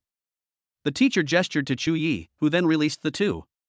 Shen Tao was furious at the scene before him. 4 against 1 and they still couldn't win. What a piece of trash. The battle lasted so short that they didn't even know if it lasted a minute. It seems like I watched it, but it feels like I didn't. The trainees in the audience all booed, their voices mocking the 4 people. Perhaps because of the live stream, many people came to the magic arena. They had just arrived when the game ended, and they were all a little tempted to curse. Your lackeys aren't very useful either. Shuyi gave Shen Tao a blunt look. Xin Tao gritted his teeth and immediately said, "My turn next." "Shu Yi, will you accept the challenge?" the teacher asked kindly. It must be said, Shu Yi's clean and efficient handling of those 4 people had impressed even his teacher. "I accept." Shu Yi nodded, completely unafraid. The teacher said, "Then register and you can begin once you're ready." The teacher allows them to compete in magic as long as both parties agree. Soon after registering, Xin Tao stepped onto the dueling platform. Here it comes again. This is going to be interesting. Will it be just as weak as before? It seems this year's freshmen are all very strong. In a short time, many examinees and freshmen appeared in the audience. Returning students are those who did not pass the entrance exam for the main campus but stayed on to continue their studies.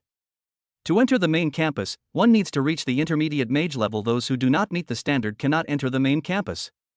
Gradually, more and more people gathered, seemingly eager to see what kind of battle would unfold next. Yang Guo also rushed over upon hearing the commotion. He looked at Shu Yi in the dueling arena but did not show any sign of worry. "This Xin Tao, he really won't shed a tear until he sees the coffin," Yang Wei said, shaking his head. On the dueling platform, Xin Tao smiled and looked at his teacher beside him, saying, "Let's start quickly." He couldn't wait to utterly crush Shu Yi. The teacher looked at Shu Yi, and after seeing the latter nod, announced the start of the next round of the competition. In an instant, without a word, Xin Tao completed the star orbit and summoned his Black Wind Wolf. Summoning type. It's a summoner. Looks like the people on the other side are in danger. If it's just an ordinary servant-level summoned beast, a mid-level mage has absolutely nothing to fear. Just then, the Black Wind Wolf suddenly roared, and its aura surged instantly. "Holy crap! It's a summoned beast that's advanced to the servant level," someone in the audience exclaimed. From the aura of this summoned beast, they could already judge the strength of this Black Wind Wolf. "Black Wind Wolf, tear him apart!" Xin Tao immediately ordered Black Wind Wolf. As soon as he finished speaking, the Black Wind Wolf pounced on Shu Yi. Everyone felt a chill run down their spines, sensing that Shu Yi was doomed. However, Shu Yi crouched down and rolled to the side, immediately dodging the Black Wind Wolf's pounce. Immediately afterwards, the lightning star map in his mind was completed, and a thunderous roar resounded. Thunderbolt! Boom! A bolt of purple lightning struck down and then slammed into the Black Wind Wolf. Xin Tao was surprised. Shouldn't he have reached the intermediate level in ice magic when he entered the Ice Magic Academy? But he didn't have more time to think. If his opponent was a mid-level lightning type, he couldn't just sit and wait to die. Xin Tao was drawing a star map, and after a while, he had finished drawing his ice-type star map. Ice lock. Ice chains. Several chains of ice, radiating a chilling aura, flew out and headed straight for Shu Yi in the distance. But then, he suddenly realized something. But by the time he looked up, the Black Wind Wolf had already pounced on him. Shu Yi smiled slightly, turned around, and left the spot where he had been. The Black Wind Wolf that pounced on him was already entangled in ice chains and could not break free at all. Hateful! Xin Tao gritted his teeth in anger, but the next second, a thunderous sound suddenly appeared above his head. With a deafening roar, purple lightning struck vertically, and the entire surroundings fell silent. Xin Tao's eyes widened, and he suddenly felt a little breathless. Chapter 43 Exposed. Just as lightning was swooping down, a thought flashed through the mind of the teacher beside him. Guangyou! Guard! In an instant, a golden light shield appeared around Xin Tao, enveloping him within it. The lightning bolt struck down, but it was blocked by the golden light shield in front of them. The audience members were stunned by what they saw. If a teacher hadn't been there to watch over him, this guy would definitely have been blasted to pieces. At this moment, the fear on Xin Tao's face faded, replaced by a grim expression. He was actually defeated. Moreover, the other party took advantage of him, making him feel so embarrassed. These freshmen are awesome. A lightning-based academy, right? Their lightning element is incredibly powerful.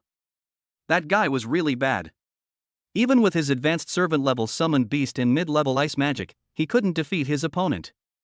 He's a complete waste. The crowd was buzzing with discussion, marveling at Shu Yi and pointing at Xin Tao. Shu Yi wins. After the teacher made the announcement, Shu Yi stepped off the dueling arena. He accepted the challenge from 5 people this time, so in theory he should be considered to have completed 5 times. Shu Yi walked slowly, facing the gazes of the crowd, and Yang Guo, who was standing in the audience, also came over. Yang Guo laughed and said, I originally wanted to teach him a lesson, but you beat me to it. Xu Yi said, then consider it as me teaching you a lesson. You owe me a favor. You're really good at scheming. Yang Guo smiled but didn't say anything more. After they left the magic arena, Yang Guo continued, you're really famous now. They'll probably find out soon that you're the special recruit. After all, they had to use their real names when registering, so it was quickly discovered that this person was Xu Yi, the special admission student. It doesn't matter, I'm ready to accept all of this. Xu Yi shrugged. Yang Guo asked, where are you going now? Go find the counselor. Alright then, I was planning to treat you to dinner, but since that's the case, I'll have to go alone. What's the rush? Come with me first, then we'll go eat. Xu Yi put his arm around Yang Guo and hurriedly walked towards the classroom and office area. After Xu Yi and Shen Tao finished their match, many people were curious to know what the other person's name was. So, some trainees went to the registration form and glanced at the information that people had filled in. Holy crap! Suddenly, the boy who was looking at the registration form couldn't help but utter a quatrain. What's going on? Everyone was puzzled and looked at the girl. What's wrong? Look for yourselves, the boy said, pointing to the registration form. The boys who gathered around looked puzzled, but when they saw the names on the registration form, they were completely stunned. It's him. What is he? Some of the older students didn't understand why they were so surprised. That special admission student. It wasn't until a girl brought this up that some people immediately realized what was going on. Shen Tao and his group originally intended to leave, but upon hearing the sounds coming from that direction, they stopped in their tracks. Xu Yi. Xu Yi. Shen Tao murmured Xu Ye's name, then recalled what Chen Yan had said earlier. This guy is Xu Yi, the special admission student. Upon hearing this, the younger guys next to him all looked surprised. No wonder that guy was so strong, he was the special admission student. The students watching the live stream even crowded around to take pictures, highlighting the two large characters Xu Yi in the live stream room. In an instant, everyone present, as well as the students watching the live stream, seemed to have discovered a shocking secret. So, this amazing guy is Xu Yi. This also explains why this person is so strong. These people are really unlucky to have to compete against specially admitted students. Really? Someone asked, is that special admission student a lightning element student? His lightning element is that strong? He's not from the Lightning Academy, he's from the Ice Academy, because I just saw him in the classroom, someone explained. Suddenly, Xu Ye's status as a special recruit was completely exposed, causing many people to start getting restless. After all, someone had previously challenged and won against a special admissions student, receiving a substantial reward. Of course, to defeat Xu Yi, one's strength must be at least equal to his. There aren't many new students, but those repeating a year are exactly looking for such an opportunity. After all, they also need resources to cultivate and improve, and the resources in the main campus are much more abundant than here. Arriving at the office area, Xu Yi found Chen Yan's office, knocked on the door, and a voice came from inside. They went inside and saw Chen Yan processing documents. Xu Yi is here? Come and sit down. Chen Yan got up and poured them both a glass of water. You came for that reward, didn't you? Chen Yan saw through Xu Yi's thoughts. Yes. Xu Yi nodded. Since Chen Yan knows why he came, she may very well have the answer he wants. Chen Yan slowly said, actually, this was something the dean said on a whim at the time. What? Xu Yi was stunned, as was Yang Guo beside him. So, this reward doesn't exist, because we all think no one can complete it. Shen Yan continued, moreover, there haven't been any specially admitted students for several years now, and therefore, the dean and the others haven't planned for this award. She looked at Xu Yi and gave him a look. After saying so much, you should know by now, right? Xu Yi had already read her eyes. It was clear that she also felt he couldn't accomplish it. This challenge of 100 people also has a bug, such as no one challenging you afterward, resulting in the number of people actually challenging you not exceeding 100. Therefore, given the imperfections and various factors involved, most teachers felt that this was impossible to accomplish. So, this reward was just something I said casually at the time? Xu Yi asked. You could say that, Chen Yan nodded. After all, these were words Dean Sangha said to encourage the students. However, those who previously defeated the specially admitted students did receive a reward. Yang Guo glanced at Xu Yi, and knowing the news, he silently mourned for the latter for a few seconds. What reward will I receive if I can do it? Xu Yi asked. You can do it. Chen Yan was slightly taken aback. Although she trusted Xu Yi, she still felt it was unlikely in this regard. She shook her head and said, I don't know about that, but I can try to help you. Xu Yi smiled and said, then I'll have to trouble Instructor Chen. You are my student, so it's only right that I fight for you. I'll talk to the dean about it later, Chen Yan said. If Xu Yi can really do it, then she will be proud and will naturally consider his needs. Then I won't bother Instructor Chen any longer. Xu Yi stood up and said goodbye to Chen Yan. Chapter 44 Ranking List. Stepping out of the office area, Yang Guo turned and asked, what are you planning to do next? Let's take it one step at a time, Xu Yi said. After all, this wasn't something that could be changed by a plan. Strength is the most important thing. However, he just happened to have that ability. This challenge has too many loopholes, and even without those senior students, they would definitely come back to get involved in this mess, Yang Guo said worriedly for Xu Yi. He asked some questions, and the reason why the special admissions program had failed in the past was because there were senior students challenging them. Therefore, it's easy to imagine how difficult it would be for Xu Yi to complete the challenge of 100 people. Don't think about it so much, let's go out to eat. Xu Yi hooked Yang Guo's arm and walked towards the school gate. When the two of them returned to the Imperial Capital Academy, the entire Qing campus was in an uproar. Xu Yi has truly become a celebrity now. Everyone in the entire Qing campus knows him.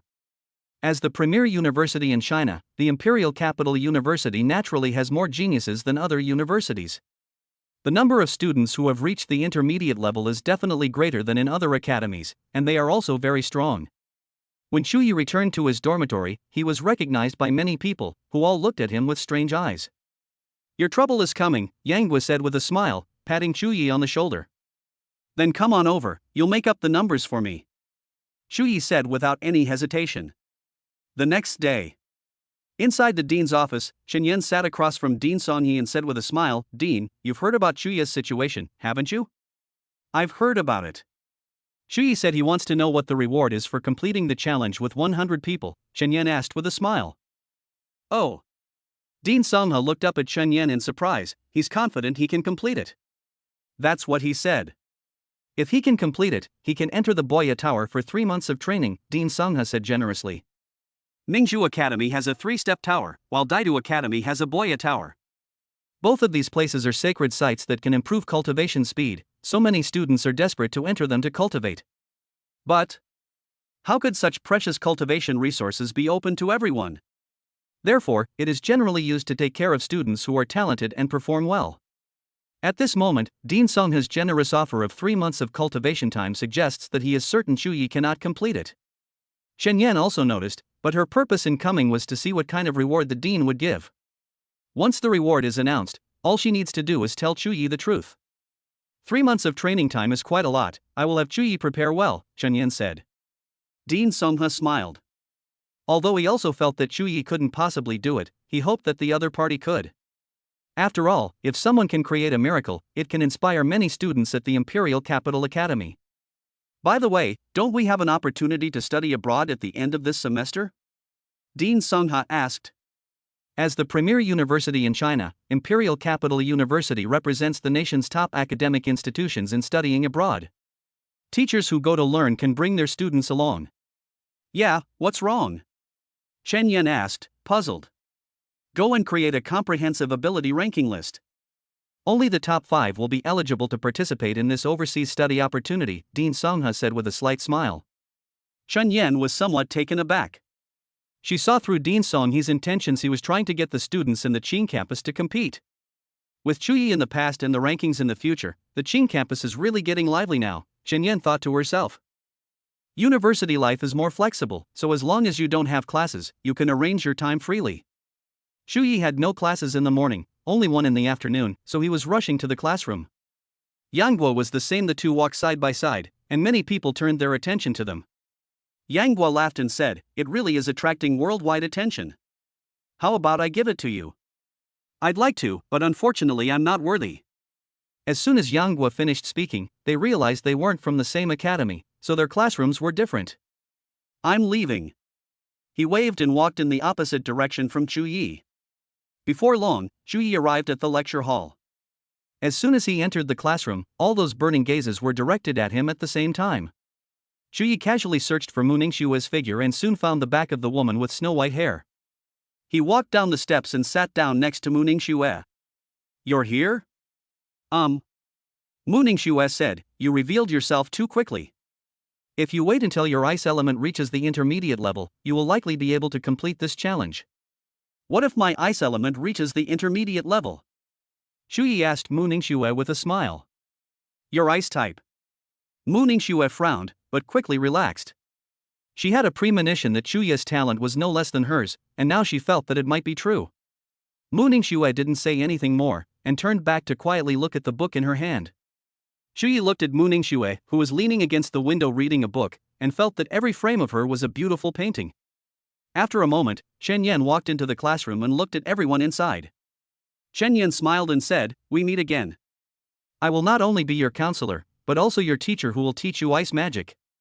Teacher, may I ask you a question? Asked a student sitting in the front row. What's the problem? He asked, is Chu Yi from our ice-related academy the special admission student?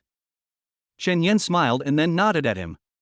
Although they all knew that the person was Chu Yi, after receiving Shen Yan's confirmation, they couldn't help but look at Chu Yi again. Chu Yi is a special admission student, but I have another good news to tell you, Shen Yan said again, looking at everyone.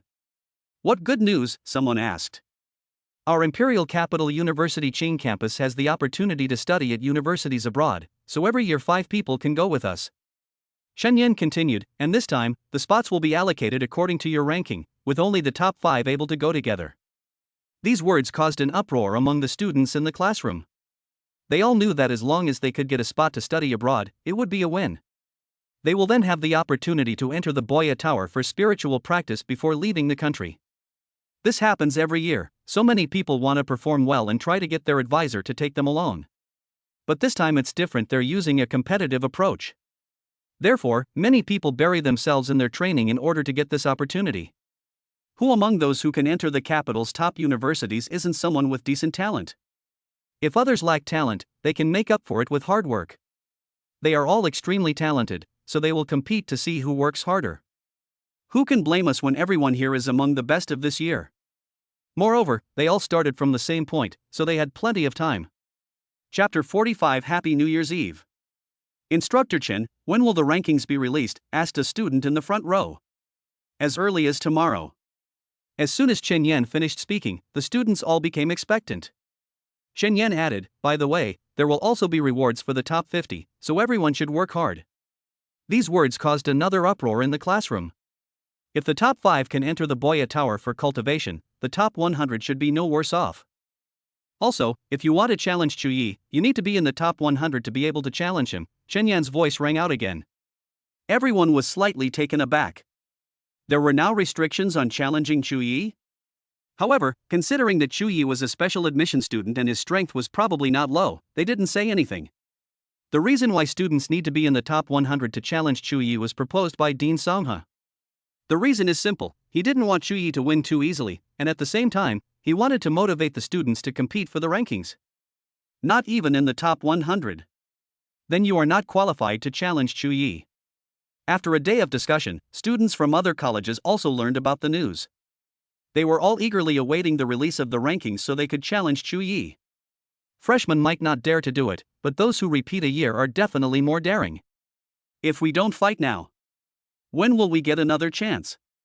Many people couldn't sleep at night after the night was over. Soon. The much anticipated rankings are out. Holy crap! Damn it, I didn't even make the top 100.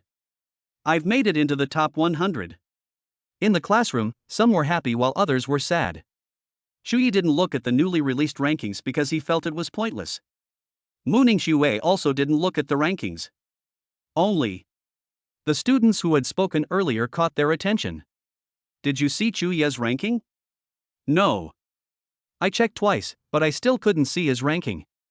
Listening to the conversation between the two people in front of him, Chu Yi came to a conclusion: he was not ranked on the leaderboard. Despite being a specially admitted student, his name was not on the list. What does that mean? Rankings represent strength. Since Chu Yi isn't on the list, no one knows exactly how strong he is. However, the initial rankings do not represent overall strength, since some people may seem strong, but their actual performance in a real match may not be so. Therefore, this ranking needs some time to develop before it can truly reflect the strength of the rankings. Shu Yi was also a little curious. He opened his phone and checked it several times, and indeed his name was not there. Mu Ningxue, who was standing nearby, also helped search, but still couldn't find it. It seems the school deliberately didn't put you on the leaderboard, Mu Ningxue analyzed. Shu Yi nodded. The school is letting him climb the ladder step by step. But he defeated Shin Tao. I wonder if this challenge counts. Mu Ningxue said, Shu Yi, look at the top of the leaderboard, your name is there. Top. Shu Yi hadn't noticed it before, but when he pulled it up to take a look, he was surprised to see the number of challenges he had attempted. Shu Yi has defeated 5 challengers so far. These dozen or so words appeared at the top of the rankings, becoming the most eye-catching element. However, the school was quite lenient and added back the number of people who had challenged him previously. Suddenly, a voice rang out in the quiet classroom, Shu Yi, I challenge you. Everyone looked in the direction of the voice, but none of them recognized the person. However, the fact that the person was challenging Shu Yi meant that he had already entered the top 100. The fact that the other party is so confident in publicly challenging Shu Yi means that unless he's completely brainless, his strength is definitely above Chen Tao's. Shu Yi just saw Chen Tao's strength, he was ranked around the top 30. It can be said that Chen Tao's talent is quite strong even in the Qing campus. However, the opponent still lost to Shu Yi. Faced with this challenge, everyone's eyes fell on Shu Yi. See you after class. Although Shu Yi did not know the opponent's strength, only Mu Ningxue from the Ice Element Academy made it into the top 10 on the ranking list. Therefore, he deduced that this person's ranking should not be in the top 10, so there was nothing to be afraid of. At the same time, Shu Yi was also wondering if Mu Ningxue would challenge him. After all, Mu Ningxue possessed the Ice Crystal Bao, a weapon perfectly suited for killing opponents far above their level. Upon hearing this, the students in the classroom erupted in an uproar. This was exactly what they had been waiting for. Although they didn't make it into the top 100, they were very interested in gossiping. At this moment, they couldn't wait for the class to end so they could see the two of them duel. Meanwhile, news of their duel began to spread like wildfire throughout the academy. People in the classroom kept glancing at the alarm clock on the podium, feeling like each day was an eternity. As the bell rang, everyone headed straight for the magic arena without stopping. I was afraid that if I arrived late, there wouldn't even be a spot left. You're going too? Shu Yi had just stood up when he saw Mu Ningxue follow him. Go watch the game and learn. Shu Yi didn't say anything, and followed Mu Ningxue out of the classroom, meeting everyone's gazes. He was terrified that Mu Ningxue might betray him. Soon, they followed the flow of people to the magic arena. Meanwhile, the stands were packed with people, all eager to see for themselves just how strong this special admission student was. Although some people saw it online before, it was only a small number of people. Moreover, Shin Tao was defeated so quickly that they failed to perceive Shu Yi's strength. However, Shu Yi's combat ability is definitely superior to Shin Tao's, as evidenced by the fact that the latter was able to attack his own summoned beast. Shu Yi was already quite familiar with the magic arena, so he went straight to the registration desk. She is still that teacher. So you're the specially admitted student, the teacher said with a smile. He had a good impression of Shu Yi. After all, he had previously fought 4 opponents alone, and then defeated Shin Tao with his amazing combat skills. Yes, teacher, Shu Yi replied with a smile. Good luck this time. The teacher encouraged them and then had the two begin registering. Upon seeing this, everyone was even more excited, as they were about to begin their duel. Looking at the registration form, Shu Yi finally learned the other person's name. Chen Shang. Shu Yi thought about it carefully, and realized that this guy was ranked 29th. The teacher next to him said, go on stage when you're ready. He also wanted to see how Shu Yi would perform this time. Chen Shang nodded and walked into the dueling arena without any fear. And so did Shu Yi. The two of them arrived at the dueling arena, where various shouts immediately rang out. Come on, don't be as weak as that guy last time. Go for it. Beat this special admission student to a pulp. Hurry up and stop dawdling. When Shin Tao heard someone mention him, his face turned ashen, and he wished he could tear that person's mouth off. At this moment, the referee looked at the two of them, signaling, are you ready? Chapter 46 Happy New Year. Shu Yi nodded. Chen Shang nodded in agreement. The match begins. As soon as the referee finished speaking, Chen Shang completed the initial stage of the fire-type star orbit at an astonishing speed. Sizzle. Burst. In an instant, raging flames shot out, heading straight for Shu Yi. Shu Yi reacted quickly, and the lightning star orbit was completed in an instant. Thunder Seal. Rage Strike. Both spells were cast simultaneously, but it was clear that the lightning attack was much faster than the fire attack. Both of them dodged at the same time, moving to the side. Chen Shang looked back at the spot where he had just been standing, still shaken. Luckily, he had dodged quickly, or he would have been dead. Xu Yi, on the other hand, was fine because of the distance, giving him enough time to react. This is why people maintain distance during duels. However, this only works against mid-level magic. If you encounter mid-level magic, you need to react even faster, or you need magic to defeat magic. Actually, this kind of duel isn't very interesting right now, because as soon as one side unleashes a mid-level spell, the battle will end very quickly. Chen Shang remained silent and did not act rashly, while keeping his eyes fixed on Xu Yi, looking for an opportunity. They used basic magic to test each other, constantly depleting each other's stamina. Xu Yi wasn't in a hurry, he was trying to predict Chen Shang's next move. After several rounds, he saw Chen Shang's positioning rules. In an instant. The lightning star map was completed in an instant, and he gave a low shout in his heart. Thunderbolt. Boom. Faced with the sudden appearance of lightning in the sky, Chen Shang knew that his opponent had seen through him. He had plenty of practical experience, so he wasn't panicked. Instead, he searched for Xu Ye's location. Suddenly, lightning bolts crashed down from the sky. When everyone heard the thunder, they could already tell that Chen Shang was going to lose. But they all overlooked one problem: what if Chen Shang could block it? I'm not that good for nothing, Shen Tao, who can't even use defensive magic tools. As soon as Chen Shang finished speaking, a shield-like magical artifact appeared in his hand, instantly blocking the descending lightning.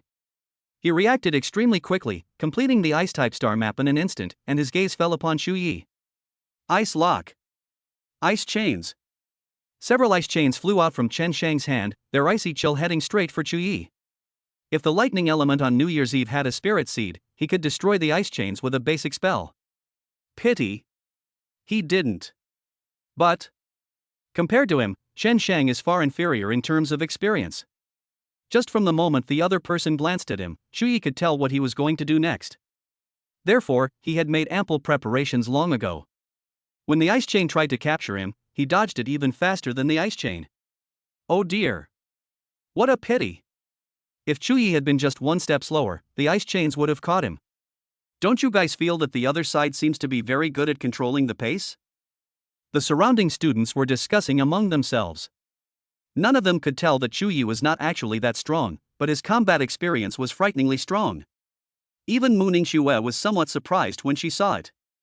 She didn't understand what Xu Yi had gone through to have such practical experience. When Xu Yi was with the Daylight Squad, he didn't need to cultivate. Besides doing bounty missions, he usually participated in magic competitions with the military mages. By continuing in this way, his practical experience surpasses that of everyone else here. Chen Shang's ice chain missed its target, and in that brief moment, a chill suddenly swept over the soles of his feet. He looked down and saw that his legs were frozen in ice and seemed to have lost all feeling. How could this be? Chen Shang needs to melt away this ice quickly, otherwise he will only become a target. Sizzle. While keeping an eye on Xu Yi, he released a fire spell on his lower body, trying to melt the ice on his legs. Although he had just lost his senses, he now felt an excruciating pain. Flames covered the ground, and Chen Shang's legs were also scorched by the flames. But it didn't work. He could still feel the excruciating pain in his legs. Thunderbolt. Boom. Suddenly, Xu Yi completed the lightning star map once again, and lightning struck down from above once more. Chen Shang was confident that he could melt the ice on his legs and then dodge Xu Yi's attack. But the ice on my legs just won't melt. How could he possibly dodge? At the same time, the surrounding students also started cursing angrily. How come this guy's fire magic is so weak? He can't even melt an ice crystal. Do you think his ice-type ability might possess a spirit seed? You know what, if ordinary fire can't melt it, then the other party might really have a spiritual seed. As everyone analyzed the situation, they quickly obtained a detailed understanding of Xu Yi's strength. As a clap of thunder suddenly rang out, the teacher immediately cast a light-based defensive spell on Chen Shang. The match is over. Obviously, Xu Yi won again. At this moment, everyone knew just how strong Xu Yi's combat abilities were. Xu Yi, I challenge you, do you dare to accept? Suddenly, right after Chu Yi won, a male student from the wind element stood up and spoke. People around looked over, all thinking that this person really knew how to pick his time. After all, Chu Yi had just finished a match, and his decision to challenge him now was clearly an attempt to take advantage of Chu Yi's fatigue. You're not scared, are you? The boy asked, trying to provoke Chu Yi. Damn! This guy is so despicable. I felt like punching him. I support Chu Yi in this round. I have never seen such a shameless person. For a moment, everyone looked over, eager to know what Chu Yi would choose. Actually, he had just finished a match and could have easily refused the challenge. However, Chu Yi said calmly, "Come down." Everyone was slightly surprised, wondering if Chu Yi had some other trump card up his sleeve. Or perhaps, the previous battle was nothing at all. After a moment, the student from the Wind Academy stepped into the dueling arena. He said, "Teacher, please register me. My name is Lu Xiaomen, a student of the Wind Department Academy, ranked 88th. Upon hearing this, everyone became curious. How could a student ranked 88th dare to challenge Chu Yi? However, the other party might be saying this in public just to become famous. With so many people watching, defeating this special admission student would indeed make him a celebrity in the Qing campus. Registration complete. As soon as the teacher finished speaking, he looked at the two of them and asked, "Are you ready?" They both nodded at the same time. Upon seeing this, the teacher raised his arm, looked at the two, and said, "The competition begins." With a command given, everyone around focused their attention on the match below the stage. They all wanted to know what surprises this 88th ranked Wind Elemental student could bring them. Upon hearing the start, Lei Yin immediately rushed forward, heading straight for Lu Xiaomen. Chapter 47 Happy New Year 2. Faced with Chu Yi's lightning seal, Lu Xiaomen reacted quickly, instantly completing the wind-based star orbit. Wind track. Flash step. A whirlwind immediately appeared beneath Lu Xiaomen's feet, carrying him swiftly to the side. Therefore, Chu Yi's lightning seal missed its target. He could also see that the other party had an extremely strong control over the wind element, which was far beyond what an ordinary wind mage could match. Otherwise, this person wouldn't be ranked 88th in the Qing campus. Immediately afterwards, no matter how Chu Yi attacked Lu Xiaomen, the opponent was able to quickly dodge the attacks. At this moment, the surrounding students began to curse loudly. If you're going to fight, fight fair and square. What's with all this dodging and weaving? You've taken advantage of everything, but you don't even dare to stand up for yourself. What good are you? That's all? I thought it was something more impressive. The audience was abuzz with discussion, all expressing their dissatisfaction with Lu Xiaomen. Although they all knew this was Lu Xiaomen's strategy, they felt incredibly frustrated watching it. Chu Yi looked at Lu Xiaomen. This guy was indeed powerful. His speed was fast and completely unpredictable. However, this was not enough for him to use a third magic system. Ice Vine. Cover. In an instant, a sudden chill made Lu Xiaomen take a deep breath. He looked around. Snow and frost were falling from the sky, and the ground was gradually turning into ice. A chilling cold was seeping into his body, causing him to tremble slightly. His ice magic. Lu Xiaomen looked at Chu Yi, feeling surprised. Although they all knew beforehand that Chu Yi's ice element was very strong, and that he probably possessed a spirit seed. But only by being dominated by the opponent's ice-type attacks can you know just how strong their ice-type attacks are. Even though he had never fought against someone with an ice-type spirit seed, this was something that ice-type spirit seeds could not compare to. Lu Xiaomen said, "This can't go on any longer." At this moment, the dueling arena has become Chu Yi's home ground. If this drags on any longer, he will lose his advantage. In an instant, his gaze sharpened as he stared at the moment the spell was being completed, when a bolt of lightning suddenly struck from the sky. Lu Xiaomen was startled and quickly released his star orbit to dodge. Hateful. He cursed angrily. If it weren't for the chill in the air, he would have been able to complete the wind-based star map. However, at this moment, Chu Yi launched a full-scale counterattack against him, rushing towards him with unrestrained speed. Opportunity, where is it? Lu Xiaomen felt he was about to collapse. Never mind. He gave a low shout in his mind and then completed the wind star map. Wind plate. Tornado. With the star map complete, Lu Xiaomen unleashed a mid-level wind-type spell on Chu Yi. Suddenly, gusts of tornado-like wind surged around Chu Yi. Everyone stared at Chu Yi on the dueling platform, but soon they could no longer see him at all. Is this all the special admissions students are like? They were taken down by a single whirlwind tornado? That's incredibly useless. I thought the specially admitted students were so amazing, but they're nothing special. Derogatory voices echoed around them. Even though they couldn't see Chu Yi, it wasn't hard to guess that he couldn't have escaped. Lightning and ice types are completely unable to dodge the tornado's wide-range attacks. Just then, the teacher waited a few seconds and, seeing no movement from the tornado, couldn't help but sigh. Special admissions students. Seeing this, he immediately prepared to rescue Chu Yi from the tornado. But at this moment, Chu Ye's voice rang out leisurely from within the tornado. Thunderbolt. Boom. Suddenly, Lu Xiaoman, who had already concluded that Chu Yi was bound to lose, was suddenly startled. But his reaction now was far too slow. Lightning struck suddenly, and the teacher, who had originally planned to rescue Chu Yi, immediately began to rescue Lu Xiaoman. The latter was very unwilling. He was so close to defeating Chu Yi. However, he didn't know exactly what kind of distance little bit meant. As the tornado subsided, everyone turned to look at Chu Yi on the dueling platform, who was standing there unharmed.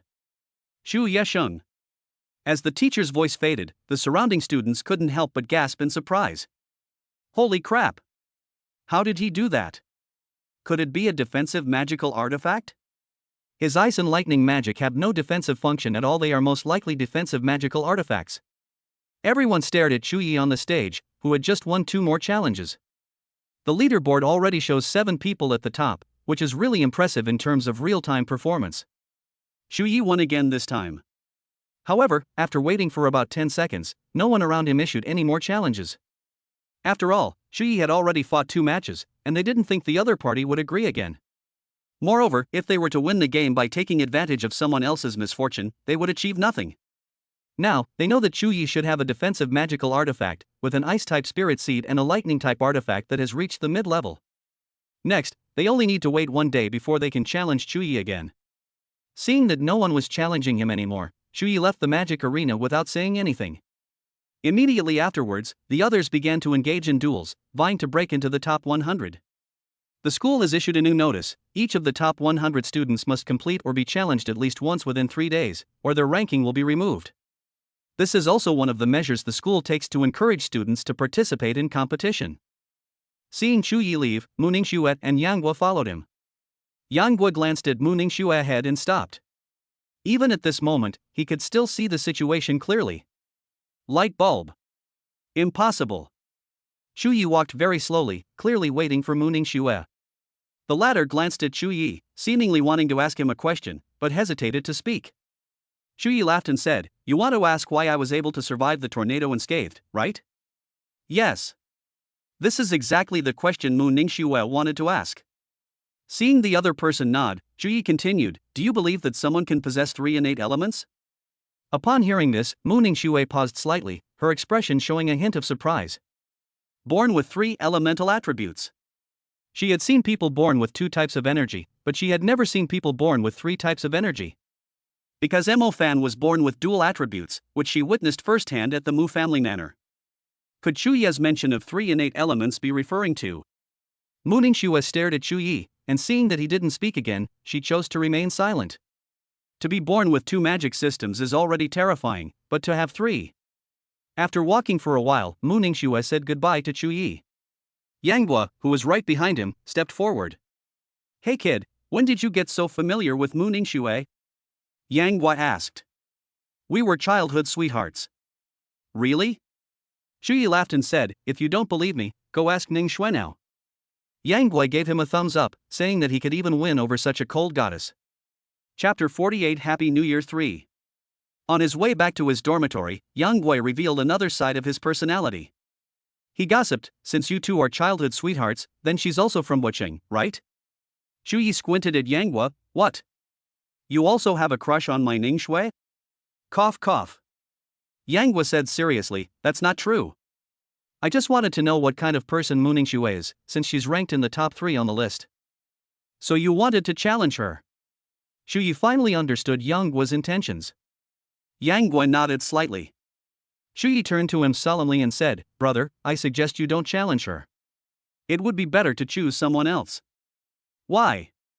Although Chu Yi may know Mu Ningxue very well, he needs a reason to convince him. You are no match for her, Chu Yi said earnestly. And what about you? I haven't tried it. Under normal circumstances, it's a 50-50 chance. If we're going to go all out, she's no match for me, Chu Yi said, shaking his head. Although Mu Ningxue possesses a terrifying magical artifact like the Ice Crystal Bow, if he suppresses her with a more powerful mid-level magic from the start, she will be completely dominated by him. You still have a trump card? Yang Guo looked at Chu Yi in surprise, somewhat incredulous. Chu Yi laughed and said, "You'll find out when the time comes." Really? In the coming period of time, there will definitely be many more people challenging Chu Yi. As time went by, people challenged Chu Yi every day. As a result, in the following days, the number of people who challenged Chu Yi reached 15, but without exception, they all failed. In the past few days, the rankings have been constantly changing, except for the top 10. After all, the school only determined their initial rankings based on individual ability and other factors. Outside the lightning-themed classroom, Xin Tao was talking to a student from the lightning-themed academy. Have you thought it through? If you help me beat Chu Yi, this necklace is yours. Xin Tao said, taking out a purple necklace. This is a necklace that can resist mental attacks, but it can only resist mental attacks below the high level. This necklace will have no effect against high-level mental attacks. But this necklace is worth a lot of money, and most students simply can't afford it. Okay. The crew cut boy nodded immediately. He was indeed moved by the necklace. Xin Tao smiled slightly, everything was under control. Immediately afterwards, he found Chu Yi and offered the same conditions. Chu Yi, accept Su Yanfei's challenge. If you win, this necklace is yours. If you lose, stay away from Mu Ningxue. Do you dare to agree? Although Mu Ningxue completely ignored him, Xin Tao was unhappy to see Chu Yi with Mu Ningxue. Deal. Chu Yi readily agreed. The other party was giving him magical tools for free, so why not take them? The next day. Inside the magic arena. The place was packed with people engaging in magical duels every day. As a result, the popularity of the rankings continues to rise. They thoroughly enjoyed the challenge. Huh? Why are you here so early today? Yang Guai had just finished a match when he saw Chu Yi enter the arena. Someone made a reservation, so I came early. Who is it? Chu Yi asked, do you know Su Yanfei from the Thunder Element Academy? You need to be careful, his lightning element is just as strong as yours, Yang Guo warned. Yeah? Chu Yi was puzzled for a moment, but didn't say anything more. Soon, Xin Tao and Su Yanfei also appeared, and they walked towards Chu Yi. Xin Tao glanced at Yang Guo beside him. He hadn't expected that the person he had once bullied would be ranked above him. He gritted his teeth, but there was nothing he could do. What are you looking at? The student ranked 38th. Yang Guo said, looking at Xin Tao. Because Xin Tao was ranked 38th, Yang Guo called him 38. Xin Tao clenched his fist and glared fiercely at Yang Guo, but it was only a glance. Xin Tao, do you dare to come and have some fun? Yang Guo said with great interest. So, what do you want to play? It's simple. If Chu Yi wins, you call me Dad. If Su Yanfei wins, I'll call you Dad. Yang Guo said, looking at Xin Tao. You think I'm afraid of you? Looking at the two childish people in front of him, Chu Yi still preferred someone to call him Dad in bed. Chu Yi, don't lose. Yang Guo looked at Chu Yi, and although he knew Chu Yi had no chance of losing, he still wanted to give him some encouragement. Don't worry, I'll let you be a father for once. As soon as Chu Yi finished speaking, he walked towards the registration desk. Xin Tao's chest heaved as he glared angrily at Su Yanfei, his eyes making it clear, don't lose. After Su Yanfei nodded, he followed Chu Yi to the registration desk. Here we go again? The teacher was very familiar with Chu Yi, and they saw each other almost every day. Chu Yi joked, there's nothing I can do, I'm just too popular, everyone wants to challenge me to ride on their coattails. Come and register. The teacher then instructed the two to register one after the other. Wow, your opponent this time is no ordinary person. The teacher didn't consider Su Yanfei's feelings and spoke directly to Chu Yi. The audience was incredibly excited when they saw Su Yanfei. Finally, someone of comparable ability has challenged Chu Yi. After this period of leaderboard competition, many people have shone brightly in the dueling arena. For example, Mu Ningxue, as well as the top 10, or students who have had outstanding performances. At this time, Mu Ningxue's popularity was also quite high, second only to Chu Yi. Mu Ningxue possesses extremely strong ice-type talent, and all her opponents have lost because of her ice-type abilities. And she is also widely recognized as the person most capable of defeating Chu Yi. However, Mu Ningxue has not challenged Chu Yi so far, so some people have dug up some inside information. What is the relationship between Mu Ningxue and Chu Yi? According to students from the Ice Academy, the two often sat together in the classroom. Moreover, they seem to be from the same place. Furthermore, given that Chu Yi's lightning element has already reached the intermediate level, there's no need for the other party to go to the Ice Element Academy. So, obviously, Chu Yi chose the Ice Academy because of Mu Ningxue. And since they have a good relationship, it means that the two are very likely childhood sweethearts. Many people speculate about their relationship in this way. At this moment, Chu Yi and Su Yanfei have arrived at the dueling arena and are waiting for the match to begin. The teacher arrived at the dueling arena with practiced ease and asked the two if they were ready. The two nodded in agreement. The match begins. He didn't dawdle, and also wanted to see how Chu Yi would perform this time. Both are mid-level lightning-type cultivators. What kind of sparks will they create? As the initial sound faded, Chu Yi and Su Yanfei released their lightning seals together. A series of crackling sounds of lightning suddenly rang out on the dueling platform as the two bolts of lightning collided instantly. Chapter 49 Happy New Year 4. The two powerful bolts of lightning collided, instantly creating sparks on the dueling field. Su Yanfei's proficiency with lightning magic is no less than Lu Xiaoman's mastery of wind magic. Thunder Seal. Rage Strike. Su Yanfei unleashed lightning magic again, but it didn't seem to pose a threat to Chu Yi. Then, I'll give you something even more intense. As soon as he finished speaking, another magic-themed star map was completed. Fierce Fist. Boom. Su Yanfei aimed at Chu Yi, his fist, which was covered in flames, and suddenly blasted out, sending a huge ball of fire straight towards Chu Yi. Those around him had seen Su Yanfei use a second magic system before, so they weren't surprised. The flames rushed towards him, but Chu Yi was already moving, so the fierce fist did not hit him. But the area struck by the fierce fist had already become a sea of fire. Therefore, Su Yanfei's goal was not to attack Chu Yi, but to block his range of activities. For a time, Chu Yi could only move around in half of the dueling arena. Su Yanfei said, "Let's see how you can hide now." Immediately afterwards, he was drawing a star map, preparing to force Chu Yi into the position he had in mind. But just then, Chu Yi released his ice spines, and a chill suddenly surged towards him. The fire star map that I originally wanted to depict felt somewhat suppressed under these circumstances. However, just as he was pondering, Chu Yi had already completed the ice-type star map. Ice Lock. Ice Chains. Suddenly, the ice chain in Chu Yi's hand flew out and swept towards Su Yanfei. The latter was startled, as he had never seen Chu Yi cast a mid-level ice spell before. Fortunately, he was also on guard. Shield of Light. In an instant, Su Yanfei had a thought, and a shield-like magical artifact appeared in front of him. The golden light shield blocked the ice lock in front of him, but at this moment, Su Yanfei's gaze suddenly froze.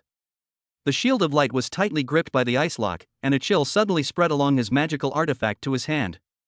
In a daze, he quickly withdrew the shield of light from his hand, and then flames erupted from his hands. Su Yanfei looked at the frost in his hand that had stopped spreading and couldn't help but breathe a sigh of relief. This ice element. It seems a bit too strong. Moreover, his fire element was actually suppressed. What? Su Yanfei looked at his frozen legs and said in a panic. He didn't even realize when the ice had covered the soles of his feet. Thunderbolt. Boom. Immediately afterwards, Chu Yi completed another intermediate-level lightning spell, and a bolt of purple lightning suddenly struck down. At this moment, Su Yanfei finally realized that Chu Yi's strength wasn't in lightning, but in ice. With this ice element, it could easily crush a mid-level fire mage. As lightning struck, Su Yanfei had exhausted his trump cards, leaving his teacher with no choice but to step in to save him. At this moment, the surrounding students couldn't help but feel disappointed.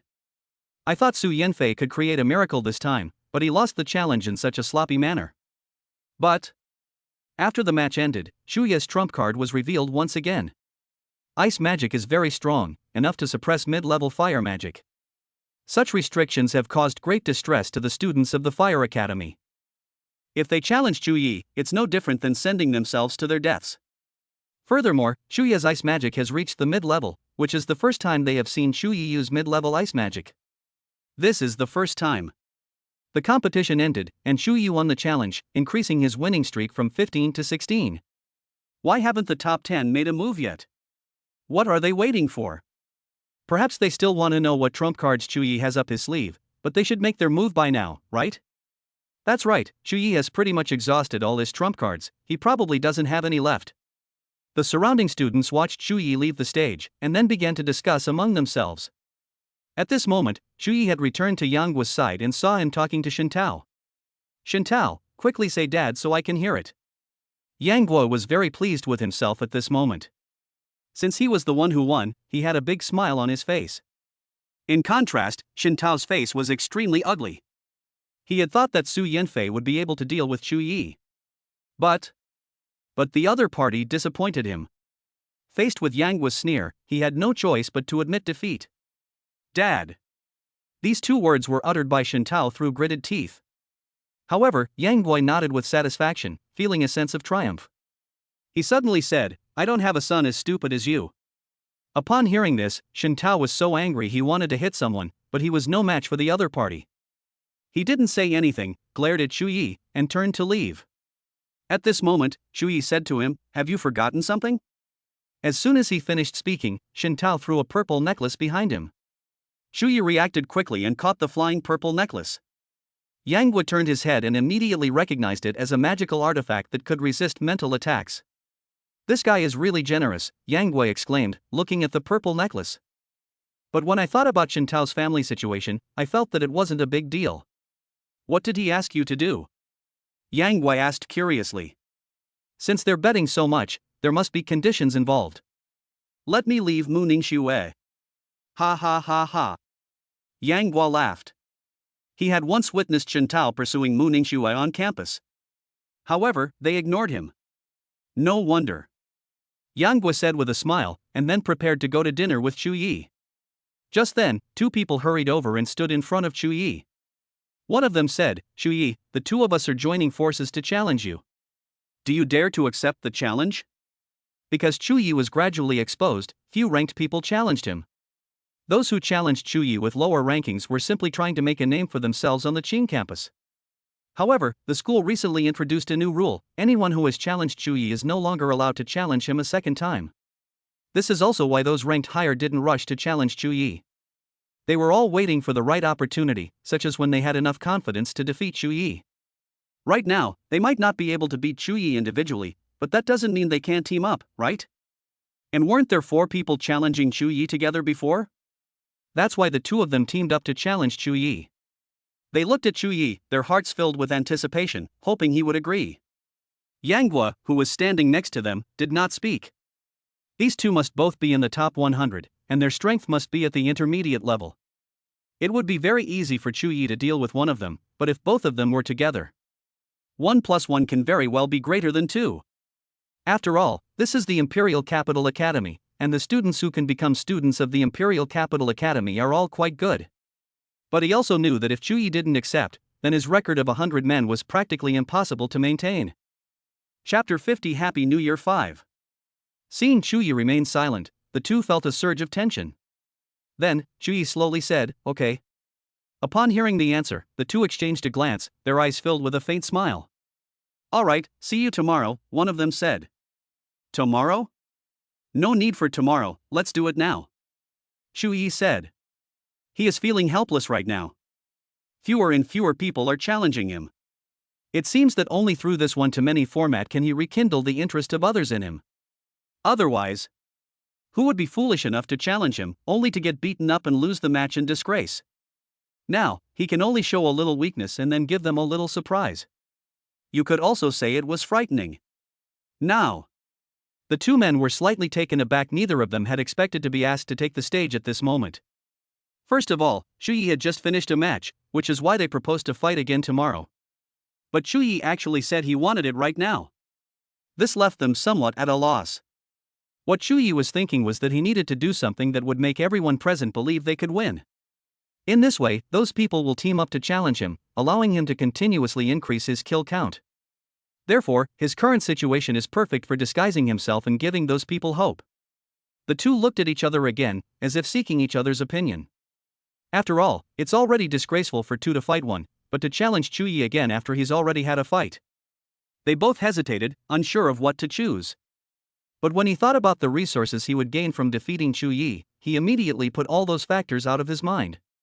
Although the victory was not honorable, at least the two of them beat Chu Yi. Thinking of this, the two nodded at the same time, and finally looked at Chu Yi and said, "Okay. But there are other people competing in the arena right now, so they need to wait a while."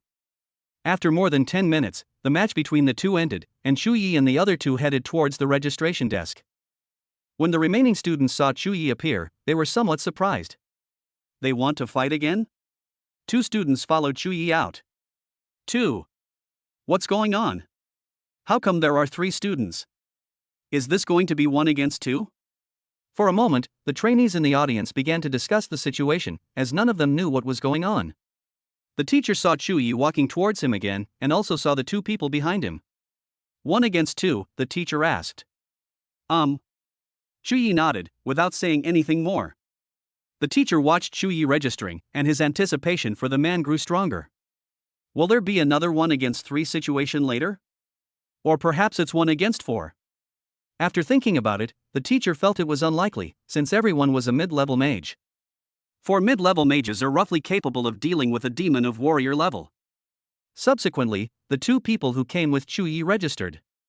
Let's go up together. Teacher Yu Yongming led Chu Yi and the other 2 onto the dueling arena. The students watching the duel arena couldn't help but show expressions of surprise.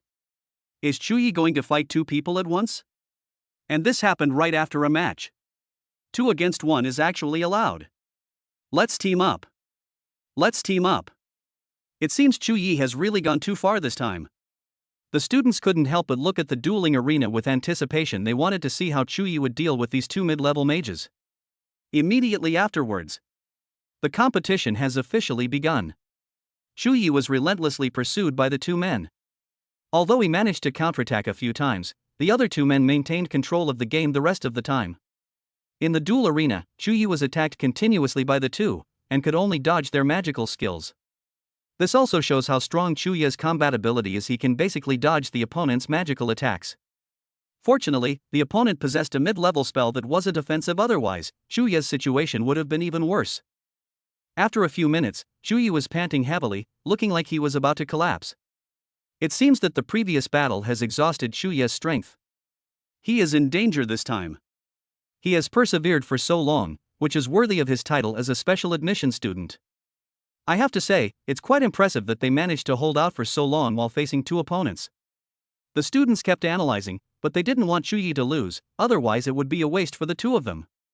So, at that moment, they were all silently chanting in their hearts, "Hang in there, Chu Yi. Wait until I defeat you." But, in fact, Chu Yi's current situation is all an act. The light elemental student and the lightning elemental student on the field continuously launched magical attacks on Chu Yi. They didn't stop during this time, gradually exhausting Chu Yi's stamina. This is their strategy.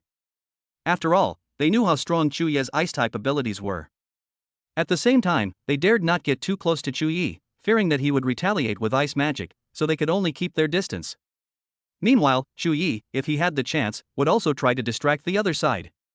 At the same time, he was also looking for an opportunity to defeat the 2 of them. After all, even though he was holding back in this match, he couldn't afford to win too easily. I was really forced into this situation. Otherwise, when will we ever reach 100 people? He wasn't interested in training at Boya Tower for 3 months. He wondered if he could exchange it for magical tools or money. Seeing that Chu Yi was about to give up, one of them said, "Don't give him a chance to fight back, let's take him down in one fell swoop." The other person nodded. Their eyes narrowed, and they immediately unleashed their magic on Chu Yi. One person blocked Chu Yi's next direction, while the other locked onto his location. Thunderbolt. Boom. Go with the flow. In an instant, the purple lightning struck Chu Yi's head. Although their cooperation wasn't exactly seamless, it was flawless this time. In an instant. With a thought, Chu Yi produced the shield magic tool that the Judgment Council had previously rewarded him with. Then, a black shield appeared, instantly blocking the lightning that was striking from above. No one was surprised. They all knew that Chu Yi possessed a defensive magical artifact. The two players on the field did the same, but then Shu Yi launched a counterattack. Thunderbolt. Boom. In the instant he blocked the lightning, he immediately completed the lightning magic star map. The lightning-type student who was attacked was not flustered, because the other one was a mid-level light-type student, which gave him enough sense of security. Therefore, by the time the lightning swooped down, the light element student had already completed the star map. Guanyo. Aegis. Purple lightning struck the golden holy shield, but the lightning mage was completely unharmed. But when the lightning mage looked at Chu Yi, the other party was heading towards his companion, the light mage. Careful.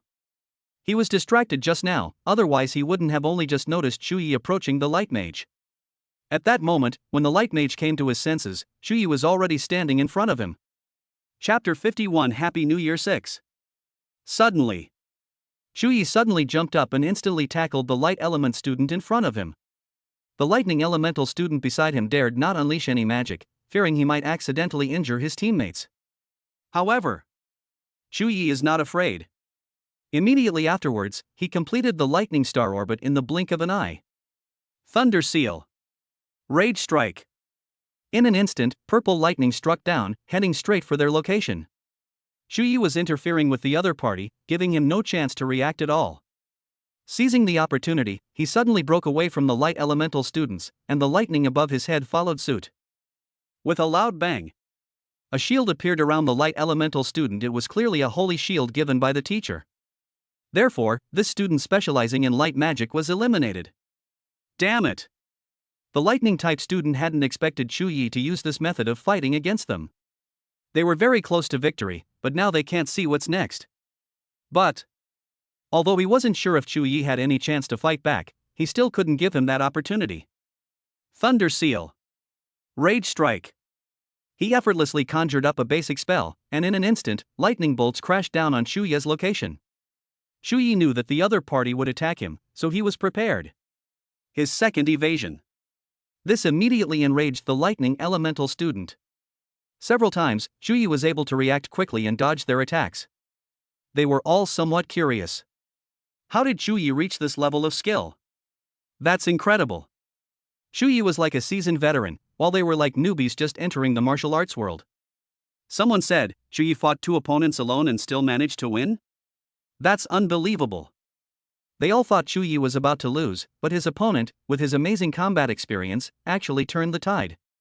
And now, as long as Chu Yi can counterattack with ice-type attacks, this lightning-type student in the dueling arena is no match for him. However, just as they had guessed, Chu Yi unleashed ice magic in the end, ending the battle. Therefore, Chu Yi won again, and the number of people on the leaderboard became 18. This battle also gave many people a glimpse of an opportunity. Chu Yi was sitting on the dueling platform, panting heavily, looking utterly exhausted. It seems that this is Chu Yi's limit. Those two just now seem to be ranked in the 90s. If they were 2 students ranked higher, they should be able to easily defeat Chu Yi, right? Tomorrow I'll find someone to try it out and see if Chu Yi will accept the challenge. Many people saw an opportunity. Although one person can't win, 2 people still have a chance.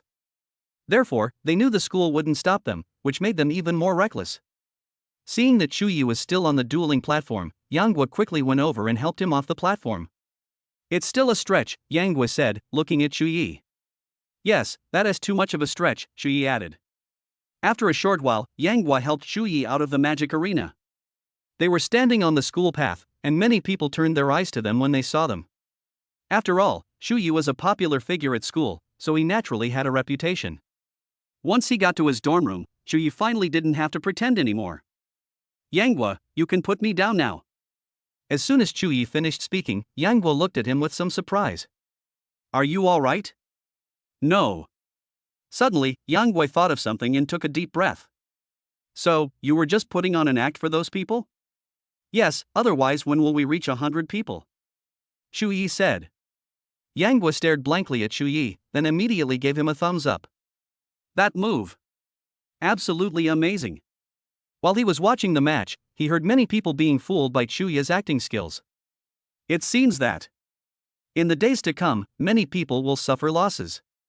Soon, the news of Chu Yi fighting 2 opponents at once quickly spread throughout the Qing campus. They were all very excited, and an idea popped into their minds.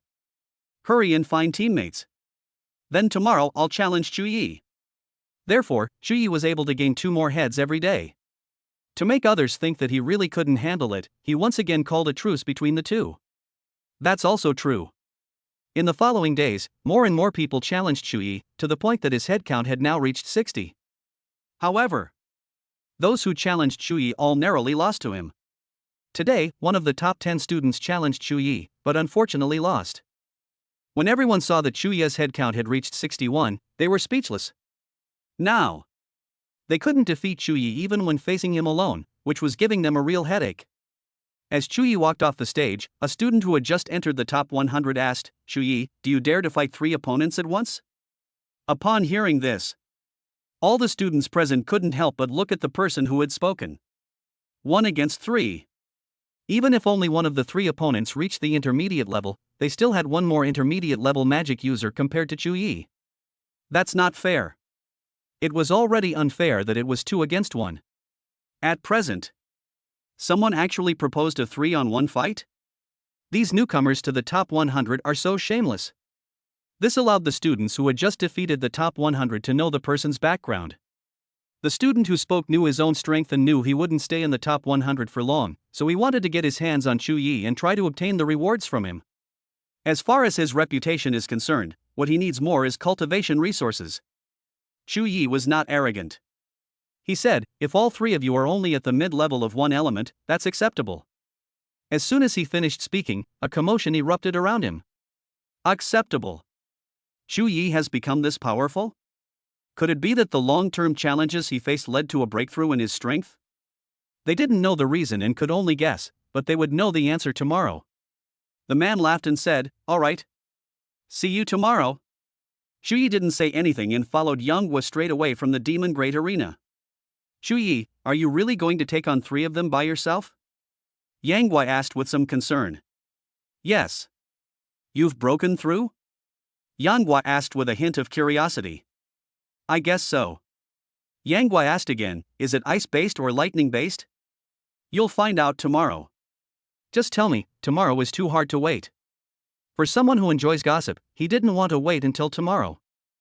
"Yes." Chuyi hesitated, ignoring Yang Guo's restless mood. "Chuyi." Yang Guo relentlessly kept up with Chuyi's progress. Chuyi's agreement to fight 3 opponents single-handedly caused another uproar in the Qing campus. And today, the stands in the magic arena were filled with students, all waiting for Chuyi to arrive. The 3 people who challenged Chuyi were already waiting at the registration desk, all waiting for Chuyi to arrive. A moment later, a figure entered the magic arena. It was Chuyi. Chapter 52 1 against 3. Chuyi slowly entered the audience's field of vision, meeting their gazes. After walking for a while, he arrived at the registration area and looked at the 2 people the man had brought. Chuyi. Teacher Yu Yangming looked at Chuyi and revealed a faint smile. "We meet again, teacher," Chuyi said with a smile. "You little brat." Teacher Yu Yangming pointed at Chuyi in front of him and then said, "Are you trying to create a miracle? Since almost no one is challenging me anymore, shouldn't I give it a try?" Chuyi said casually. "You always manage to surprise me. I hope this time will be no different," Teacher Yu Yangming said with a smile. "If you want to play, then hurry up and register." "Okay." Chuyi responded and then registered on the registration form. The other 3 people did the same. They all filled in their names. The reason these 3 challenged Chuyi was to find the person who first challenged Chuyi to cooperate with them. They all secured this opportunity at the cost of requiring fewer resources. After all, they all felt that if the 3 of them challenged Chuyi, the latter would be no match for him. Unless the other side has some hidden cards they don't know about. However, they all knew the trump cards Chuyi had used, so they could only wait and see. As for 3 against 1, this made the other trainees around him very unhappy. But there was nothing that could be done. They all wanted to obtain the resources from Chuyi. Therefore, if they could come up with such a solution, they might also issue such a challenge to Chuyi. Unfortunately, these 3 people beat them to it. Soon, Chuyi and the other 3 people arrived at the dueling arena. The 3 men smiled, clearly confident in their ability to win the duel. If the three of them combined can't beat Chu Yi, they really won't be able to hold their heads up at the Imperial Capital Academy for the next few years. Teacher Yu Yangming looked at the contestants on both sides, asked for their preparations, and then the competition began. At the beginning, the three of them then unleashed a magical barrage upon Chu Yi, leaving him utterly helpless. And at this moment, Chu Yi's space was constantly being compressed, and now there was not much room left for him to move around in the dueling arena. Less than 2 minutes later, his shield magic item was also used. The students around Chu Yi suddenly lost all expectation for him. If those three hadn't been afraid that Chu Yi had a backup plan and dared not approach, Chu Yi wouldn't have been able to hold out for so long. It seems Chu Yi was overconfident. 3 people are still too much of a stretch. It's over. I was planning to challenge Chu Yi tomorrow, but it looks like I won't have the chance. No, I believe Chu Yi can do it. Unbeknownst to him, Chu Yi not only gained popularity, but also amassed a group of female fans. They sat together and shouted at Chu Yi on the dueling platform. Go Chu Yi! We'll always support you. Chu Yi, you can do it. We believe in you. You can definitely create miracles again, keep going. The fans' enthusiastic support surprised the trainees sitting nearby. Chu Yi, who was sitting in the audience, also heard the shouts coming from behind him and was slightly taken aback. He has fans now. However, now is not the time to think about this issue. Faced with the attacks of these three, he really didn't even have a chance to fight back. If he can't find an opportunity, he'll have to reveal another magic ability. However, at this moment, he suddenly found an opportunity to turn the situation around. That's Sonic Mage. Chu Yi deliberately moved closer to the sound-based mage, while also watching the rhythm of the man's spellcasting. Sound strings. Kill. In the blink of an eye, the sound mage completed the initial spell and instantly unleashed it towards Chu Yi. However, at this moment, Chu Yi did not dodge, but instead pounced like a hungry wolf towards the direction of the sound mage. What is he doing? Someone in the crowd immediately exclaimed. They had no idea why Chu Yi was disregarding the opponent's sonic attack and stubbornly intending to withstand it head-on. The sonic mage thought Chu Yi was courting death, so he curled up his lips slightly, already foreseeing his fate. But just when he thought Chu Yi would be disturbed by his Enian string kill, the latter was completely unharmed. And the other person had already rushed in front of him. At that moment, he also thought of the situation where the other person had been tackled by Chu Yi. He hurriedly tried to release his defensive magic item. But it's too late. His earlier underestimation caused him to miss the best opportunity. It could also be said that Chu Yi's speed was too fast, leaving him no time to react. The other two teammates exchanged a glance, seemingly understanding each other's thoughts. Therefore, without hesitation, the two of them unleashed their magic on the sound-based mage and Chu Yi. That's right. They could only sacrifice their teammates to eliminate Chu Yi. After all, this isn't a real battle, it's a competition, so even if a teammate is sacrificed, someone will protect them.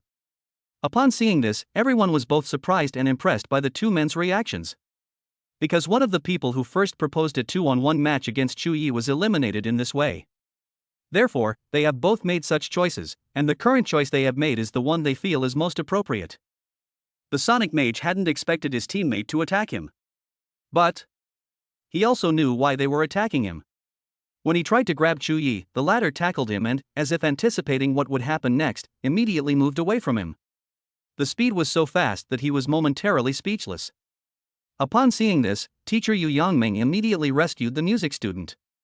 At that moment, the two men froze for a second, giving Chu Yi the opportunity to counterattack. Thunderbolt. Boom. In an instant, a bolt of purple lightning struck down from above their heads. One of them reacted quickly. The light-based defensive magic was instantly completed, protecting the two of them. What a pity. That's right. If they didn't have defensive magic, Chu Yi's attack could have caught them completely off guard. Go Chu Yi! In an instant, the entire dueling arena was turned upside down. They know Chu Yi is about to retaliate against them. The two men were afraid that Chu Yi would unleash ice magic, so they kept their distance from him. With you here, he can't break through our defenses at all, one of them said. Furthermore, the speaker was able to restrict Chu Yi from getting closer, thus creating a stark confrontation. The surrounding students also saw this, even though Chu Yi could release mid-level magic. However, there is a light mage on the other side. To break through his light protection shield, we can only hope that the opponent runs out of light magic power. But as his light magic energy runs out, Chuyi's lightning magic will also run out. So, the students are all eagerly anticipating how Chuyi will break this deadlock. Chapter 53 Three Systems. For a moment, all the students around him turned to look at Chuyi in the dueling arena. They were waiting, hoping he could create another miracle. 1 against 3. This is quite extraordinary, most people wouldn't be able to accomplish it. The two people stood together the whole time, giving Chuyi no chance whatsoever. But just then, Chuyi completed the star map, and a layer of flames immediately covered his fist. Immediately afterwards, he pointed at the two of them and shouted in a low voice. Fierce Fist. Boom! In an instant, a raging ball of fire shot out, like a fiery lion, rushing straight towards the two of them. The light mage hurriedly completed the light star map, preparing to cast defensive magic. The surrounding students all looked shocked. Isn't Chuyi supposed to be a lightning and ice elementalist? Why does he also have a fire elementalist? Could he be a high-level mage? Otherwise, how could he have 3 different magic types? High-ranking mage. Suddenly, the entire magic duel arena immediately erupted in discussion. Nobody knows why Chuyi has 3 magic types. On the duel field, although the light mage had completed his light protection shield, Chuyi's fire magic was no ordinary fire magic. This is a fire elemental power comparable to that of a soul seed. Although it was also a mid-level first-tier spell, Chuyi's spell was several times more powerful. The light mage's holy shield definitely wouldn't have been able to stop them. Luckily, Yu Yangming reacted quickly, otherwise, there's no guarantee that the two of them would have been safe. The two were stunned. None of them expected that Chuyi actually had a magic ability. They lost. At this moment, Chuyi revealed another trump card. Unlike others, he has 3 systems. The entire audience erupted in cheers. They had no idea what was going on. Could Chuyi really be a high-level mage? At the same age, he actually became a high-level mage. Then aren't those students who haven't even reached the intermediate level just the worst of the worst? But even though they kept clamoring about it, no one knew why Chuyi possessed 3 magic systems. Even Yu Yangming on the field was confused. He had no idea what was going on. But when she recalled that Chuyi was a specially admitted student, she felt relieved. Otherwise, how could Chuyi have passed the special admissions exam? There was a commotion around him, which Chuyi had anticipated, but he remained expressionless. Chuyi wins.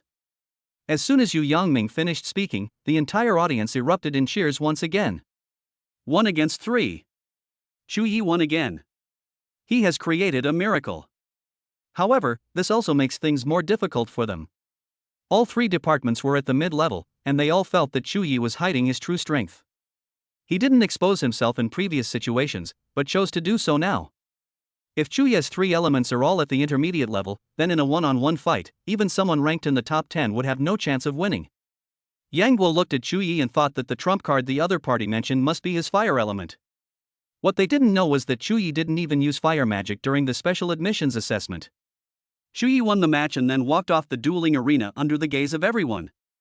He raised his head and said to the students around him, "Whether there are 2 or 3 of you, I will accept your challenge, but my conditions remain the same." The previous condition was that only one of the 3 people could reach the intermediate level in magic. These words caused another stir among the surrounding students. Even though Chuyi's fire element was revealed, it could not extinguish their desire for him. After all, the 3 of them could have found an opportunity earlier, but they didn't seize it. Furthermore, they also wanted to try and see if they could acquire this cultivation resource. Because the rankings below 50 fluctuate greatly, people are replaced from time to time. As a result, those who had just made it into the top 100 all wanted to immediately challenge Chuyi. "Chuyi, do you dare to accept the challenge from 4 people?" someone suddenly asked, looking at Chuyi. Upon hearing this, everyone around looked up at Chuyi, wondering if he dared to agree. "Okay, add me in, then the 2 of us can take on all 4 of you." Yang Guo suddenly stood up and looked at the student who had spoken. Everyone looked over at the sound and saw that it was Yang Guo who was speaking, so the man immediately shut his mouth. They all knew Yang Guo, so he was quite well known in the Qing campus. They really have no shame, 4 against 1, Tui. Yang Guo cursed them, then walked down the steps toward Chuyi. The 2 walked out of the magic arena side by side. Chuyi had just heard Yang Guo's cursing. He was indeed his good brother. Yang Guo laughed and said, you've been hiding it well enough, but it seems you can't hide it anymore this time. Shu Yi shook his head and said, there's nothing we can do. His defense is something that ordinary magic can't break. 2. Yang Guai nodded, then asked with some curiosity, your fire element is unusual too, isn't it? Does it also have a spiritual seed? You guess. Shu Yi did not answer, but chose not to give a direct response. As for whether there is a spirit seed, you can guess for yourselves. Although its power is evident, its fire element is not a spirit seed, but a spirit seed comparable to a soul seed. So unfortunately, his fire element doesn't have a domain. After today's battle, Shu Ye's name has become even more renowned in the Qing campus. At the same time, Shu Yi also became the #1 in the Qing campus. Even Mu Ningxue, they all believed, was no match for Shu Yi. Soon, the news about Shu Yi from the 3 departments also reached the teachers, and Chen Yan called Shu Yi to her office as a result. Upon receiving the message, Shu Yi went to the other party's office. You're here, please sit down. Chen Yan smiled broadly, looking at Shu Yi as if he were her own son. Shu Yi knew why Chen Yan had called him here this time, and then sat down in front of her. Tell me, what's the deal with your fire element? Chen Yan said with a smile. I don't know either. When I first awakened, I already had 2 elements, Shu Yi said seriously. There were 2 elements right from the start of awakening. Chen Yan paused slightly, pondering this question. Born with dual systems. If someone awakens to have 2 magic types from the very beginning, it means they are born with dual magic types. Shu Yi neither denied nor admitted it. Why didn't you tell us before? Chen Yan asked. Ahem. I was thinking of hiding my strength. Shu Yi made up an excuse for himself. Excusable. Chen Yan smiled, finding it understandable, but what surprised her was that Shu Yi had cultivated all 3 elements to the intermediate level. What kind of talent is this to cultivate all 3 elements to the middle level simultaneously? It goes without saying. How high is Shu Yi's talent? They had thoroughly investigated Shu Yi's family information and found nothing suspicious. Alright, you can go back now. I'll ask the dean for more resources for you, Chen Yan said. Chapter 54 Intermediate Dual System. Thank you, Sister Chen. Shu Yi left the office and returned to his dormitory. At this very moment, everyone in the Qing campus knows that Shu Yi possesses 3 magic systems. And they're all intermediate level. In the following days, many people formed teams to challenge Shu Yi, but they all failed at his hands. Because they were all in groups of 3, Shu Yi's headcount also increased rapidly. The kill count has now reached 88. With only 12 heads remaining, Shu Yi will complete the challenge against 100 people. But in the time that followed, they did not come back to kill anyone. As if by prior agreement, none of them launched another challenge against Shu Yi. The team seemed to be waiting for Shu Yi to change the rules for challenging them. After all, as long as they don't continue the challenge, Shu Yi won't reach 100 people. So, he would be unable to complete the challenge of 100 people. In the dormitory, when Yang Guo saw Shu Yi return, he asked, did he challenge you today? Shu Yi shook his head. If all else fails, you can come with me to gain experience, how about that? Yang Guo invited Shu Yi. A trial. Shu Yi has been staying at the Imperial Capital Academy for several months, and it seems he hasn't gone out to gain any experience yet. After thinking about it, he asked, where are you going to train? Yang Guo looked at Shu Yi, who seemed genuinely interested in going. I haven't decided where to go yet. Then tell me when you've made up your mind. Shu Yi said, then lay down on the bed. He was thinking. At this point, his fire element had reached a high level. Lightning, shadow, wind, and ice are all mid-tier. Both the healing and spatial abilities are still in their early stages. I secretly hope that those who are bound will become more involved. The next day, since no one challenged Shu Yi, he would return to his dormitory after class. After class, just as he was about to return to his dormitory, 2 students were waiting for him outside. Shu Yi was slightly taken aback, then walked towards them. At this moment, those who were originally preparing to leave also hurriedly gathered around. They were all watching the drama unfold, thinking that these 2 must have come to challenge Shu Yi. Shu Yi. One of them called out Shu Yi's name. Is there something you need? Shu Yi asked, looking at the 2 of them. The 2 men exchanged a glance, and then the one in the lead said, we too will challenge you. 2. Shu Yi was puzzled. He couldn't believe that the 2 of them were mid-level mages from the same faction. One of them said, "We are both at the mid-level in both of our respective systems, and we now challenge you." Upon hearing this, the onlookers around became eager for the performance. 1 against 3, with only 3 of them being mid-tier. It's now 1 against 2. Although there's one less person in terms of numbers, there's one more mid-level magic user. Shu Yi looked at the two of them solemnly, pretended to think for a moment, and then said, "Okay." The two smiled slightly. Although there were only 2 of them, both of them were mid-level cultivators, and their strength would only be greater. Haven't accepted any challenges today? Then let's head to the magic arena now, one of them said eagerly. Shu Yi nodded and followed them side by side toward the magic arena. The surrounding students followed suit, as this was the first time Shu Yi had accepted a challenger whose opponent was a mid-level player in both disciplines. Before long, the news spread like wildfire, and soon the entire Qing campus was abuzz with the news that Shu Yi was going to accept the challenge. Therefore, many people are heading towards the magic arena. Right now. Shu Yi followed the two of them into the magic arena. The stands were already quite full. They had come to watch the game. However, there were still people competing in the arena, and after waiting for a few minutes, Shu Yi and the others went over to register. Because no one has challenged Shu Yi during this period, the magic arena is not as packed as it used to be. But now, that feeling is back. Shu Yi arrived at the registration desk and greeted teacher Yu Yangming. "These two you're dealing with are no ordinary people," Yu Yangming said, looking at the 2 people behind Shu Yi. "Hello, teacher Yu." The 2 men clearly recognized Yu Yangming, so they greeted him. Ye Yangming nodded. "You can register now." He had never seen Shu Yi challenge 2 mid-level students from different departments before, and he was looking forward to his performance. At the same time, Yu Yangming also learned a lot about Shu Yi. The reason why this person has been able to not lose for so long is because he has absolute confidence. Therefore, as long as he accepts the opponent's challenge, Shu Yi is confident that he can win. Soon. After registering, the 4 of them went to the dueling arena. After Chu Yi and the other 2 appeared, the surrounding students were filled with excitement. After so many days, someone has finally challenged Chu Yi again. They've been waiting for days, it's been too long, especially Chu Yi's fans. Aren't these 2 Hu Shi and Chen Jingru? Someone immediately recognized the 2. Their rankings are relatively high, so quite a few people know about them. Are they both mid-level in both elemental systems? Yes. Will Chu Yi be able to win easily this time? Immediately, the crowd began to discuss among themselves, and their expectations for Chu Yi rose again. Yu Yangming looked at the 3 of them, indicating whether they were ready. Seeing that the 3 responded, he announced that the competition had officially begun. As soon as the match started, Chen Jingru and Hu Shi began to overwhelm Chu Yi with their numbers. At the same time, their teamwork was excellent, far superior to those who formed teams on the spot.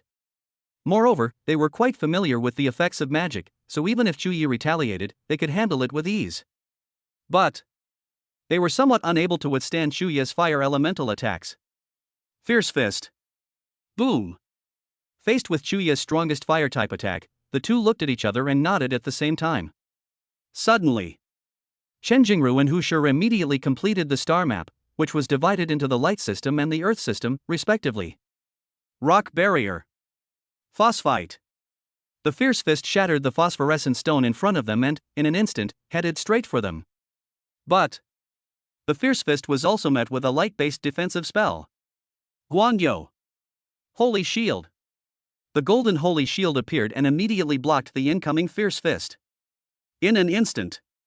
Suddenly, the entire audience gasped in surprise. 2 defensive spells blocked Chu Yi's powerful fire attack. And it's not hard to see that the 2 of them had previously studied how to deal with Chu Yi's fire element. So, they had planned this all along and were already prepared to defeat Chu Yi. When they saw that they had blocked Chu Yi's fire magic, their faces immediately lit up with joy. Chu Yi was also somewhat surprised, not expecting these 2 to have such ideas. 1 defensive spell might not be enough to stop it, but what if there are 2 defensive spells? Therefore, the 2 of them used 2 defensive spells to gradually weaken Chu Yi's fire-based attacks. They're pretty strong, Chu Yi thought to himself, beginning to take the 2 of them more seriously. Immediately afterwards, the 3 of them got into a melee, but Chu Yi did not fall into a disadvantageous position. Chapter 55 Trials. Upon seeing this, the 2 launched another joint attack, each taking precautions to avoid being caught off guard by Chu Yi's fire-based attacks. Even so, Shu Yi kept dodging, wondering whether he should reveal his trump card again. After all, both of them are very strong. If Shu Yi can't break through their defenses, he'll have to wait for an opportunity to win the match. After thinking for a while, Shu Yi had already made up his mind. Anyway, it wouldn't make much difference how many people were involved. What difference would it make if we revealed another card to them? So what? 1 against 3. All 3 are mid-level dual elemental users. It's not impossible. But that's a story for another time. These two were very shrewd. They always kept their distance from Shu Yi.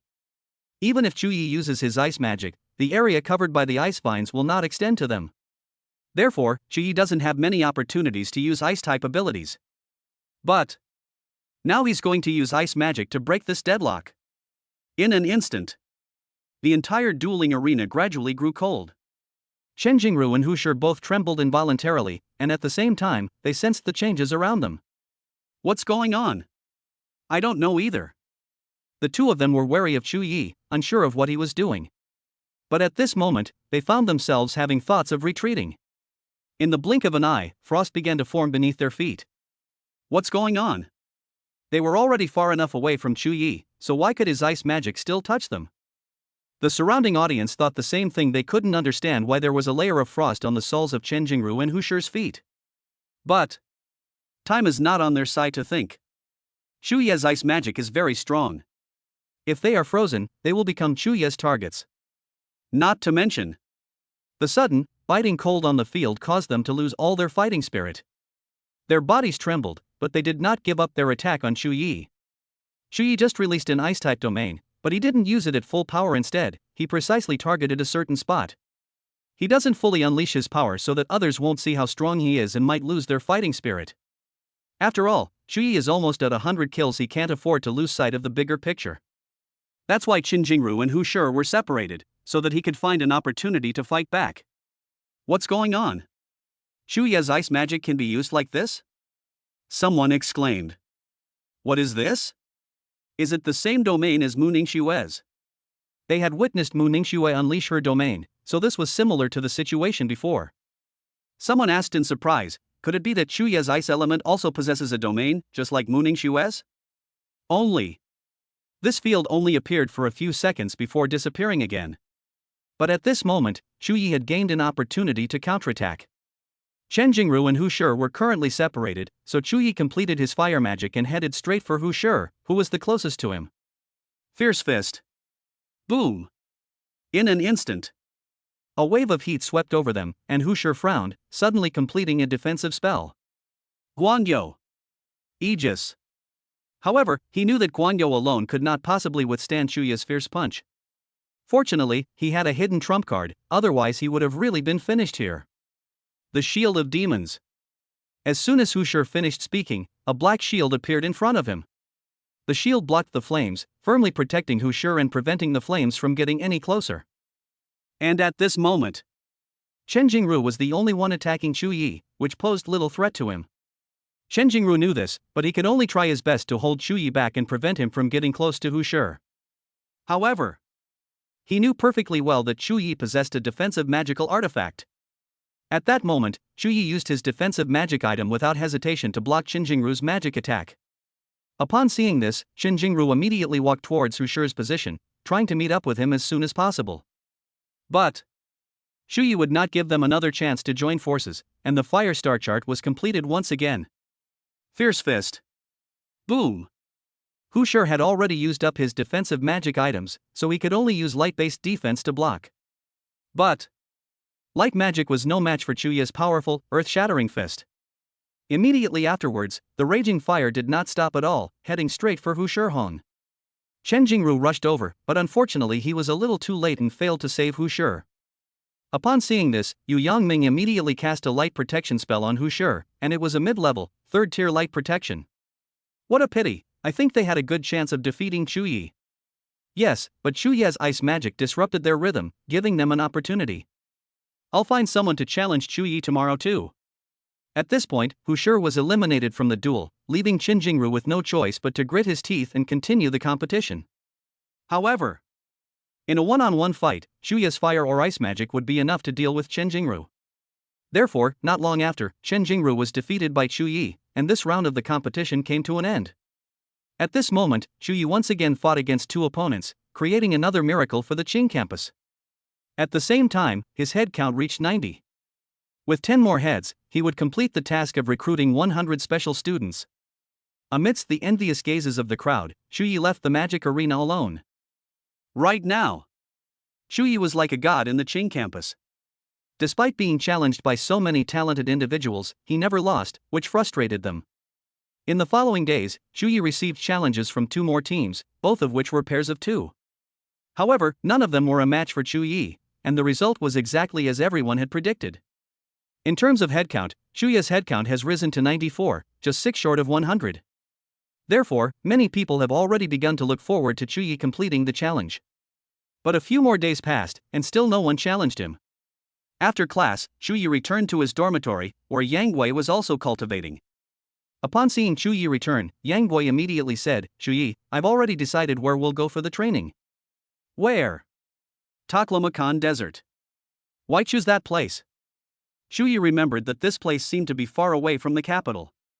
"I've received information that a spirit seed might appear there." "A fire-type spirit seed?" Chu Yi asked, remembering that Yang Gui was a fire-type mage. "Yes." Yang Gui nodded, then continued, "This time I won't let you go for nothing, I'll give you a reward." "Make a deal." Chu Yi didn't mince words. After all, he really needed more money to support his sister. Chu Yaoyao performed exceptionally well this time, and was able to complete the Star Orbit spell release. Today is Friday. After agreeing to Yang Gui's request, Chu Yi took a taxi to Chu Yaoyao's school. A short while later, students from the Imperial Capital Magic High School walked out of the school gates one after another. Chu Yi searched through the crowd and soon found Chu Yaoyao. Chapter 56 Shazhou City. After Chu Yi picked up Chu Yaoyao and brought her back to her residence, he began preparing dinner. He spent half the day in the kitchen and finally finished preparing their dinner. "Yao Yao. Dinner's ready." Chu Yi called out to Chu Yaoyao's room. A moment later, there was a knock on the door. Chu Yi frowned. Who would come knocking on his door so late at night? When he opened the door, the person who came into view was Mu Ningxue. Why is she here? Chu Yi rarely saw Mu Ningxue during this period, except when he was in class. Suddenly, Chu Yaoyao's voice rang out behind him, "Sister Ningxue, you're here." Chu Yi was slightly taken aback. It seemed that Chu Yaoyao had invited Mu Ningxue to her home. "Come in." Mu Ningxue nodded and entered the living room, coming to Chu Yaoyao's side at the same time. Chu Yaoyao said, "Sister Ningxue, my brother and I have prepared a gift for you." "A gift?" Mu Ningxue paused, looked at Chu Yaoyao, and then at Chu Yi. Chu Yi had no idea what gift Chu Yaoyao had prepared, so he was equally puzzled. Obviously, this was Chu Yaoyao's decision alone, she didn't discuss it with him.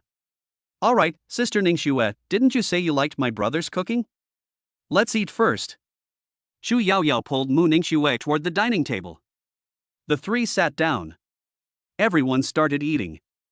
Chu Yi would chat with Mu Ningxue from time to time, but most of the time it was Chu Yaoyao who was talking to her. After dinner, Chu Yaoyao handed the gift to Mu Ningxue.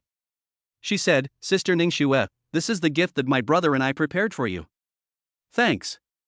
Today is not Mu Ningxue's birthday." But this was a gift that Chu Yaoyao prepared for Mu Ningxue to thank her for answering her questions. "Brother, go and see Sister Ningxue off," Chu Yaoyao said. Chu Yi nodded and followed Mu Ningxue out the door. "Let's go." The two then walked silently down the stairs. But the stairwell light seemed to be in someone's arms, so the stairwell was very dark. But then, for some unknown reason, several rats suddenly scurried out of the stairwell. Chu Yi possesses the shadow element, so he is extremely sensitive to dark places. Looking down, seeing the rats running towards Mu Ningxue, he quickly pulled her to his side. But Mu Ningxue had no idea what was going on. Suddenly pulled by Chu Yi, she was thrown headfirst into him. However, Chu Yi had only given her a light tug, but he hadn't expected Mu Ningxue to bump into him like that.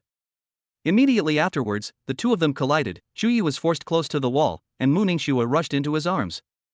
In an instant, the entire stairwell was completely quiet except for the sounds of a few mice. Chu Yi could almost hear Mu Ningxue's breathing against his chest. The latter paused for a moment. Startled, she quickly broke free from Chuya's embrace. A moment later, the two walked out of the stairwell as if nothing had happened. Chuyi said, "I saw that rat jump towards you from the stairs, so I pulled you away." "I didn't expect." "Hmm." Mu Ningxue responded in a voice as soft as a mosquito's buzz. It wasn't too late that day, only a little past 9 o'clock. Chuyi hailed a taxi for Mu Ningxue and watched her get in and leave before returning home. He recalled what had just happened, feeling as if something was pressing down on his chest, and it seemed quite large. The next day, after Chuyi told Chu Yaoyao about his trip to the Taklamakan desert, she didn't want him to go. However, after Chuyi coaxed her repeatedly, Chu Yaoyao still let her go with him. "Brother, I want to go with you too. We'll talk about it when you reach the intermediate level." "Good." Chu Yaoyao nodded repeatedly, determined to cultivate diligently and reach the intermediate level as soon as possible. After the weekend, Chu Yi and Chu Yaoyao both returned to school. Chu Yi and Yang Guo both asked their counselor for leave and went to the Taklamakan desert. Although Chen Yan didn't want Chu Yi to take risks, she knew that school education alone wasn't enough. Therefore, she then approved Chu Yi's request. This time, Yang Guo invited not only Chu Yi, but also students from 3 other academies. 2 days later, after they were ready, they gathered directly at the school gate. Around 9 o'clock, Chu Yi and Yang Guo arrived at the school gate first, while 2 other people were also walking towards them. Yang Guo said, "Chu Yi, let me introduce you. These 2 are my friends." The tall, thin guy was named Lei Ming, and the short, fat guy was named Li Xinjin. Yang Guo didn't need to introduce the 2, because they both knew Chu Yi, a famous figure from the Qing campus. After exchanging a few pleasantries with them, Chu Yi waited for the arrival of his 5th teammate. "Who is the 5th person?" Chu Yi asked, turning his head. Yang Guo smiled slightly and said mysteriously, "You'll find out soon enough." After waiting a short while, the person soon appeared before them. Chu Yi looked up, and the person looked over at the same time, their eyes meeting. "Mu Ningxue." Li Xinjin suddenly blurted out. "Brother Guo, you've really gone all out this time? You even invited Mu Ningxue?" Lei Ming asked, glancing at Yang Guo. "Ha ha ha. This is all thanks to my good brother Chu Yi," Yang Guo said with a smile. Chu Yi didn't think so. It was probably because he had given too much, and Mu Ningxue couldn't refuse. "You're here too?" Chu Yi looked at Mu Ningxue's cold and pretty face and asked. Mu Ningxue nodded, and when she saw Chu Yi, she couldn't help but think of what had happened a few nights ago. Yang Guo said, "All right, now that everyone is here, let's set off." As soon as they finished speaking, the group walked out of the school gate and took a taxi to Beijing Airport. The Taklamakan Desert is located to the west of China, while the capital city is located to the east. Therefore, even traveling by plane to the Taklamakan Desert takes a considerable amount of time. A long time passed. Chu Yi and his group finally arrived at the airport in Shazhou City. They had been sitting on the plane for so long that their legs were starting to feel numb. After getting off the plane, thanks to Yang Guo's prior planning, they quickly arrived at their hotel. Throughout the journey, Mu Ningxue spoke very little, and Chu Yi did not force her to start a conversation.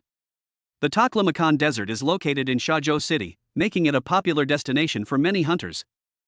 After all, the Taklamakan Desert is rich in monsters and creatures, and many materials come from here.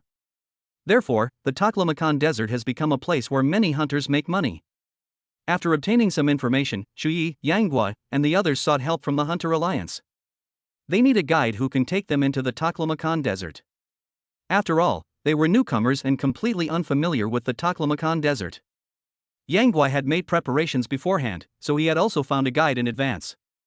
Next, we're about to head to the Taklamakan Desert. Chapter 57 Sans Lizard. After spending a night in Shazhou City, Chu Yi and his companions packed up and prepared to head to the Taklamakan Desert. At 9 o'clock in the morning, they had already met at the hotel entrance. Chu Yi was the last to come out, but the timing was just right.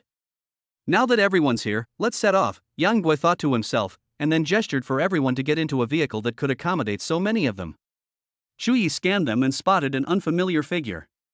He guessed that this person must be the guide Yang Guo had hired. Once inside the car, Yang Guo began to introduce the guide to them. "This is Xue Min, our guide for this event." Everyone looked over. Xue Min seemed to be not much older than them, around 20 years old. The other person had a clean face and was quite tall. She nodded at everyone. "This is my brother Chu Yi," and next to him is Mu Ningxue. Yang Guo introduced them one by one. Xue Min was clearly Li Jinjin's type, so he spent the whole way chatting with her. After leaving Shazhou City, they hitched a ride to the fortress. This fortress marks the border of Renming City and is also the exit to the Taklamakan Desert. Therefore, as soon as they entered, they found the fortress already overcrowded. Obviously, these hunters are all here to accept or complete bounty missions, hoping to make a fortune here. Yang Guo had told them about their destination, which was located in the central part of the Taklamakan Desert, the hottest region in China. The temperature in Taklamakan is very different from other places, and it also stands in stark contrast to the Taklamakan Desert. It's like the difference between a big fire and a small fire, and the Taklamakan in the very center is the big fire. It's quite lively here. You can stroll around here on your way back, Yang Guo said. They still need to go to the Taklamakan Desert, and the natural village will delay their journey. The same is true for others. Shu Yi had been to the fortress before and knew roughly what this place was for, so he wasn't particularly curious. Following closely behind Xue Min, the group walked out of the fortress. Many hunter teams followed them out, but they soon parted ways. Xue Min, how long does it take to get from here to Taklamakan? Yang Guo asked, turning his head. Xue Min looked at the map and then answered seriously, it will take about half a month. Half a month is quite a long journey. However, this will not delay their cultivation time. Since we won't be traveling at night, we can use the nighttime for cultivation. Half a month is neither a long nor a short time, but it was a bit boring on the road. Nothing happened during the day, and they found a decent place to spend the night. As the sun was about to set, Shu Yi and the others began to set up their tents to welcome the arrival of night. Shu Yi looked at Mu Ningxue to see if she needed any help, but she quickly set up the tent. After a simple dinner, the group went into their tent to begin their meditation and rest. There's only so much time all day for cultivation. If we had a cultivation artifact, we could have more time. Nothing was said that night. The next day, they continued their journey without encountering any danger. At this point, they were still on the outskirts, so the chances of them encountering danger were slim. Moreover, if it were just ordinary servant level or warrior level demons, these people would have no problem dealing with them. After another 3 days of travel, they had covered about a third of the distance. Xue Min, who had been leading the way, suddenly spoke up, everyone be careful in the area ahead. What's ahead? Yang Guo asked, turning his head. Xue Min said, the area ahead is the territory of the golden sand lizards. We must watch our step carefully when we walk over, and make sure we don't step on them. Could we go around it? Yang Guo frowned slightly, feeling it was best to avoid danger as much as possible. If we go around it, it will take a month to reach Taklamakan. As soon as Xue Min finished speaking, she looked at Yang Guo, clearly seeking his opinion. Yang Guo did not speak, but looked at Shu Yi and the others. I'm fine with it, Shu Yi replied first. The same is true for others. Seeing this, Yang Guo said, then let's go that way. Xue Min nodded and led the group toward the territory of the golden sand lizard. Meanwhile, Xue Min was explaining to them what to be aware of when entering the golden sands lizard territory. Xue Min said, remember this, if you see a pit, never step into it.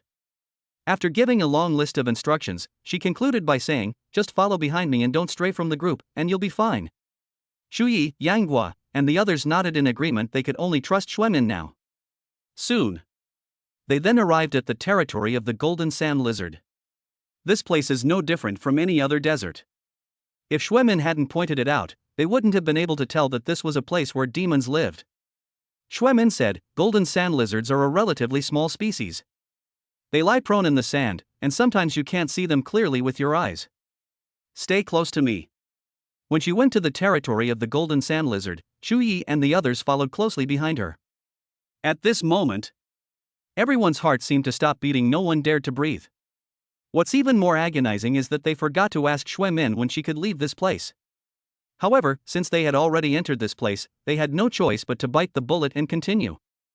Once inside the golden sand lizard's territory, they couldn't speak and could only move silently. They were wary of their surroundings, while Xue Min led the way, her brow beaded with sweat. Obviously, Xue Min was also doing her best to lead the way. After a moment, Shu Yi looked around and spotted a golden sand lizard. The skin of this golden sand lizard is almost the same color as the sand, so it is indeed a bit difficult to identify. If the golden sand lizard hadn't moved just now, he really wouldn't have noticed the demon crawling over there. The desert sun was intense, and their faces were flushed as they walked under it. The tall, thin Lei Ming reached into his backpack and took out a sunscreen spray, spraying it on his face and neck a few times. However, at this moment, the golden sand lizard that Chu Yi had seen suddenly moved again. Moreover, the golden sand lizard slowly turned its head and looked in his direction. At that moment, Shui Min, who was walking in front, seemed to notice something was wrong and stopped in her tracks. "What's wrong?" Yang Guo asked softly when he saw Shui Min stop. Shui Min's expression was solemn. "From now on, follow my instructions." Yang Guo was puzzled, but he also relayed her words to Chu Yi and the others behind him. Shui Min stared straight ahead at the desert and suddenly said, "Follow me." As soon as she finished speaking, she ran out instantly. Yang Guo followed closely behind, as did the others, without the slightest hesitation. Chapter 58 Escape from Death. They didn't know why Shui Min suddenly started running, but they had no choice but to run with her. Immediately afterwards, they also noticed that the sand around them was suddenly moving, as if something was approaching them. Upon seeing this, someone burst out cursing. "What on earth is going on?" Yang Guo cursed, "Stop talking nonsense, let's get out of here first." They could all see that the golden sand lizards around them were approaching. Shui Min kept her eyes fixed straight ahead. All she needed to do was lead them to a safe path. "Don't run around like an idiot. Quickly cast your magic and stop them from getting closer to us," Yang Guo said. Chu Yi knew this, so he completed the magic first. He anticipated where Shui Min was going, and with a powerful punch, he blasted the approaching demons into dust. Shui Min, who was running at the front of the group, glanced at Chu Yi, then looked away. Chu Yi also stared ahead. All he needed to do was make sure the road ahead wasn't blocked by demons. Therefore, he needs to work in perfect harmony with Shui Min in order to clear out the demons ahead. Shui Min wouldn't give Chu Yi many instructions, because they were running and there wasn't time to tell Chu Yi the direction. Yang Guo and the others dealt with the golden sand lizards that were approaching from behind or around them. The 6 of them kept running, but the number of golden sand lizards kept increasing, and they suddenly felt powerless. Even so, they could only grit their teeth and eat until they were stuffed, hoping that Shui Min could lead them out of this predicament. "Damn it, thank goodness there aren't any general-level warriors here, or we'd be in real danger," Li Xinjin suddenly said. But at this time, as soon as he finished speaking, a warrior-level golden sand lizard suddenly emerged from the ground. "Damn it! You jinx!" Lei Ming, who was standing next to him, immediately cursed. Li Xinjin immediately shut up. He never expected that his simple remark would actually have such a profound effect, as if it had been blessed. Seeing the general-level demon charging towards them, their expressions turned serious. With so many golden sand lizards around, they simply couldn't spare any effort to deal with this warrior-level golden sand lizard. 5 minutes. Just 5 more minutes and we'll be out of here," Shui Min suddenly said from the front. Chu Yi was always in front, so he could see that Shui Min was covered in sweat. However, her eyes revealed a resolute determination, as if she were very confident about it. Chu Yi cleared a path for her once again, and the flames instantly turned all the golden sand lizards into charcoal. "Then let's hold on for another 5 minutes." As soon as Yang Guo finished speaking, he unleashed a mid-level fire spell at the warrior-level golden sand lizard. Fierce Fist. Boom. In an instant, Fierce Fist held off the warrior-level golden sand lizard for a moment, but the latter caught up again. The others weren't idle either. If they didn't drive away the approaching golden sand lizard soon, they would really be surrounded. But the most troublesome one is the general-level enemy in front of them. This guy is extremely deadly to them. Wind Plate. Tornado. Mu Ningxue's eyes flickered slightly, and the wind element star map was instantly completed, with a tornado forming in front of the warrior-level creature. The gale whipped up sand, and in doing so, it dragged the warrior-level golden sand lizard into the tornado. Seeing this, the others breathed a sigh of relief. If Mu Ningxue hadn't bought them some time, the general-level fighters would have caught up. "Quickly! Don't let the golden sand lizard get any closer," Yang Guo shouted immediately. 5 minutes later, Shui Min safely led the 5 of them out of the golden sand lizard's territory. After escaping, Yang Guo and the others sat down on the ground, panting heavily. Chu Yi, Shui Min, and Mu Ningxue didn't seem to notice anything amiss. They simply breathed evenly to each other. Shui Min glanced at them, then walked up to Lei Ming and extended her hand. "What?" As soon as Lei Ming finished speaking, Shui Min took the sunscreen spray from him. Yang Guo and the others were puzzled, but they didn't say anything, all wanting to see what Shui Min was going to do. After spraying some sunscreen into the air, Xuemin slowly said, "Your sunscreen spray will make the golden sand lizards attack us." Upon hearing this, Lei Ming's eyes widened. He was unaware of this matter. However, he also knew that Xuemin wasn't looking for trouble, but rather trying to find out why the golden sand lizards were attacking them. "I'm sorry," Lei Ming lowered his head. Yang Guo instructed, "You probably don't know this either, so don't use anything else from now on." "Okay, Brother Guo." Lei Ming nodded. He hadn't expected it to turn out this way. Xuemin didn't say anything. Fortunately, they escaped unharmed. In the following days, they all obeyed Xuemin's every word and stopped using other things indiscriminately. At this moment, they had already covered 2/3 of the distance. As the night faded, they prepared to set off once again. Xuemin walked up to Chu Yi, looked up and said, "You should be the strongest in the team, right?" Chu Yi nodded. "Then you will follow me for the rest of the journey," Xuemin said. "Is there a reason?" "Next, we will be approaching Taklamakan. We will encounter dangers along the way, so we need someone strong to handle them," Xuemin said expressionlessly. Chu Yi nodded. If that was the request, it was reasonable. "Let's go then." As Xuemin finished speaking, the others followed closely behind. "Guide Xue, what dangers will we encounter next?" Li Jinjin asked from behind. "Sand rush. Sand chariot?" Everyone was confused and had no idea what sand chariot was. Xuemin explained, "Shagan means that sandstorms will occur in that place, and the sandstorms will drive away a group of demons." The group exchanged bewildered glances, finding the situation somewhat frightening. After all, if they were to face a sandstorm, their fate would be roughly the same as that of the demons. Besides these, we'll also encounter the migration of desert monsters, so it all depends on our luck, Xuemin said, glancing at them. "Li Jinjin, don't say anything more." Lei Ming immediately shut Li Jinjin up when he saw that Li Jinjin was about to say something again. Li Jinjin looked aggrieved, but recalling what had happened before, he had no choice but to shut his mouth. Everything went smoothly for the next 2 days, and no other issues arose. "We're finally getting closer to Taklamakan," Lei Ming said from the side. "In a few days, they will arrive safely in Taklamakan." "Yes, thankfully nothing's happened on either side." As soon as Li Jinjin finished speaking, Yang Gui and Lei Ming immediately turned their sharp gazes toward him. Li Jinjin was startled. He had let something slip and immediately covered his mouth, refusing to speak further. At the same time, he looked around and, finding nothing amiss, breathed a sigh of relief. Thank goodness, thank goodness." Just as he was feeling relieved, Xuemin suddenly raised her hand, signaling everyone to stop moving forward. They were puzzled, but when they looked into the distance, they knew why. Chapter 59: Danger Approaching. That is sandstorm. It's true what they say, what you don't want comes to pass. For a moment, everyone was a little panicked. After all, they had never encountered a sandstorm before. "Withdraw." Without saying a word, Xuemin turned and left immediately after speaking, without the slightest hesitation. The same is true for others. They were so insignificant in the face of the sandstorm. Even more terrifying, ahead of the sandstorm was a group of frightened demons. The 6 of them were not slow, but compared to the sandstorm and the demons behind them, they were much slower.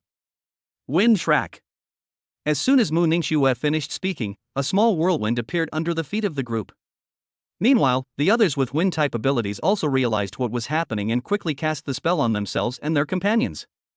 For a moment, they were much faster, but the sandstorm behind them still hadn't disappeared. The sandstorm covered such a large area that they could only run ahead of it. "What do we do?" Li Jinjin asked loudly, addressing Xuemin. "There's a place ahead where we can take shelter from the sandstorm. As long as we get there, we'll be able to get through safely," Xuemin replied immediately. As if they had seen a glimmer of hope, a ray of light seemed to shine into the dim distance ahead. The group ran desperately, but after more than 10 minutes, the sandstorm behind them showed no signs of stopping. The demons were getting closer and closer to them, including several demons of warrior-level strength. "Guide Xue, when will we arrive at that place?" Lei Ming asked, barely able to stay awake any longer. "It's just ahead." Xuemin continued speaking, without giving a precise location. They didn't ask any more questions, and could only run as fast as they could. Hurry, don't let the demons behind catch up," Li Jinjin said anxiously as he saw the demons behind them closing in. The others immediately completed the magic star map, knowing that they absolutely could not hold back in this situation. In an instant, They completed the magic star map one after another, driving back the demons that were closing in behind them. Even so, The demons behind them remained undaunted, for behind them lay a sandstorm. A few minutes later, they had almost exhausted their magical energy in order to stop the demons from getting closer. Guide Shui, how much longer until we reach that safe place? Yang Gua asked anxiously. It's right ahead. Upon hearing this, everyone felt that they had finally seen a glimmer of hope. Then, they used their last bit of strength to run forward with all their might. Shu Yi turned to look at Mu Ningxue, who had contributed the most, and was now looking somewhat weak. Are you all right? Mu Ningxue shook her head, indicating that she could still hold on. They then exhausted their last bit of magic energy, and Xuemin pointed out the location of the safe zone. It's right there. Xuemin pointed, and Lei Ming and Li Jingjin went even crazier, rushing towards that spot. Shu Yi wasn't in a hurry. He kept an eye on Mu Ningxue's condition. He had exhausted all the magical energy of his three elements, and Mu Ningxue was in a similar situation. Only. Whether it was because he fought too fiercely or because Mu Ningxue fought too fiercely, the demons seemed to be preparing to retaliate. They kept rushing towards the two of them, as if they wanted to tear them apart. The others obviously knew as well, but at this moment they had no magical power to retaliate and were of no help whatsoever. Yang Guo paused, and seeing that Shu Yi was in danger, he immediately summoned the demon-slaying tool in his hand. Shu Yi, Mu Ningxue, get out of the way. As soon as he finished speaking, Shu Yi and the other person immediately hid to the side. Cut. In an instant, Yang Guo wielded a flaming broadsword, instantly slashing at the pursuing demons from afar. The flaming longsword unleashed a raging inferno, instantly swallowing all the pursuing demons into a sea of fire. This was Yang Guo's last trump card, so after using it, he immediately turned and ran. He was also buying time for Shu Yi and Mu Ningxue, otherwise the two of them would probably have been caught up by the demons. And at this moment, Shu Yi and Mu Ningxue also breathed a slight sigh of relief. If it weren't for Yang Guo's strike just now, Shu Yi might have had to reveal another trump card. But at this moment, Shu Yi suddenly sensed something was wrong.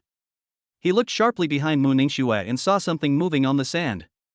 Ningxue, behind you. Shu Yi called out, and Mu Ningxue quickly turned around to look. The sand surface continued to churn rapidly, but her magical energy was now completely depleted, and she simply couldn't. However, just as Mu Ningxue was thinking, Shu Yi had already pounced on her. At that moment, a demon suddenly leaped out of the sand, a sand snake, and lunged at Mu Ningxue with its mouth open. However, Shu Yi shoved Mu Ningxue to the other side, and the sand snake failed to attack. At the same time, several more sand snakes appeared behind them, still targeting them. Faced with the sand snake's attack, Shu Yi summoned his defensive magic item, blocking their ferocious bites. Walk. As soon as Shu Yi finished speaking, Mu Ningxue quickly helped him up and prepared to leave. You go first, he said. Mu Ningxue frowned. Hurry, I have the ability to leave. Mu Ningxue bit her lip. Seeing Shu Yi's determination, she had no choice but to turn around and leave immediately, so as not to hold him back. After seeing that Mu Ningxue had already left, Shu Yi no longer held back his strength. Nian Kong. Retreat. In an instant, the sand snakes did not retreat, and Shu Yi stood up and ran away. Now, following behind him are not only sand snakes, but also other demons. Wind track. Fluttering shadow. In an instant, Shu Yi stepped on the wind rails, his figure darting forward in a flash. But among the vast array of demons, he appeared extremely small. Yang Guo and the others had already arrived at that safe place and were now watching Mu Ningxue's direction. Mu Ningxue. Yang Guo did not spot Shu Yi, but he did see Mu Ningxue not far away. Upon hearing this, Mu Ningxue hurriedly walked towards Yang Guo below. Where is Shu Yi? Yang Guo asked. He's behind. Mu Ningxue answered and came to Yang Guo's side. Hearing the commotion coming from above, Yang Guo could already guess that demons and a sandstorm were approaching. He fell silent. Mu Ningxue also fell silent. The two of them looked up, hoping that Shu Yi would appear soon. You two hurry up and get inside, or the sandstorm will engulf you, Li Jingjin said. Shu Yi hasn't returned yet, Yang Guo said, without immediately going inside. Mu Ningxue was the same. Above, Shu Yi was dealing with the demons. Wind plate. Tornado. Shu Yi completed the wind-based star map, and a tornado rose up, blocking the demons behind him. Among the demons, one demon was eyeing him menacingly. Shu Yi frowned slightly, then ignored him and ran straight ahead. Chapter 60 Wind-type Spirit Seed. However, just as the demon suddenly charged forward, Shu Yi hurriedly completed the Shadow Star orbit. Shadow Escape. Etherealization. Shu Yi transformed into a black shadow and then vanished instantly. Therefore, the demon general level creature missed its target. Below, Yang Guo and Mu Ningxue could already sense the approaching demons in Sandstorm. Suddenly, the entire environment was filled with yellow sand, making it difficult to see the surroundings. The demons ran down the slope, some of them tumbling heavily down the sand dunes. Is Shu Yi alright?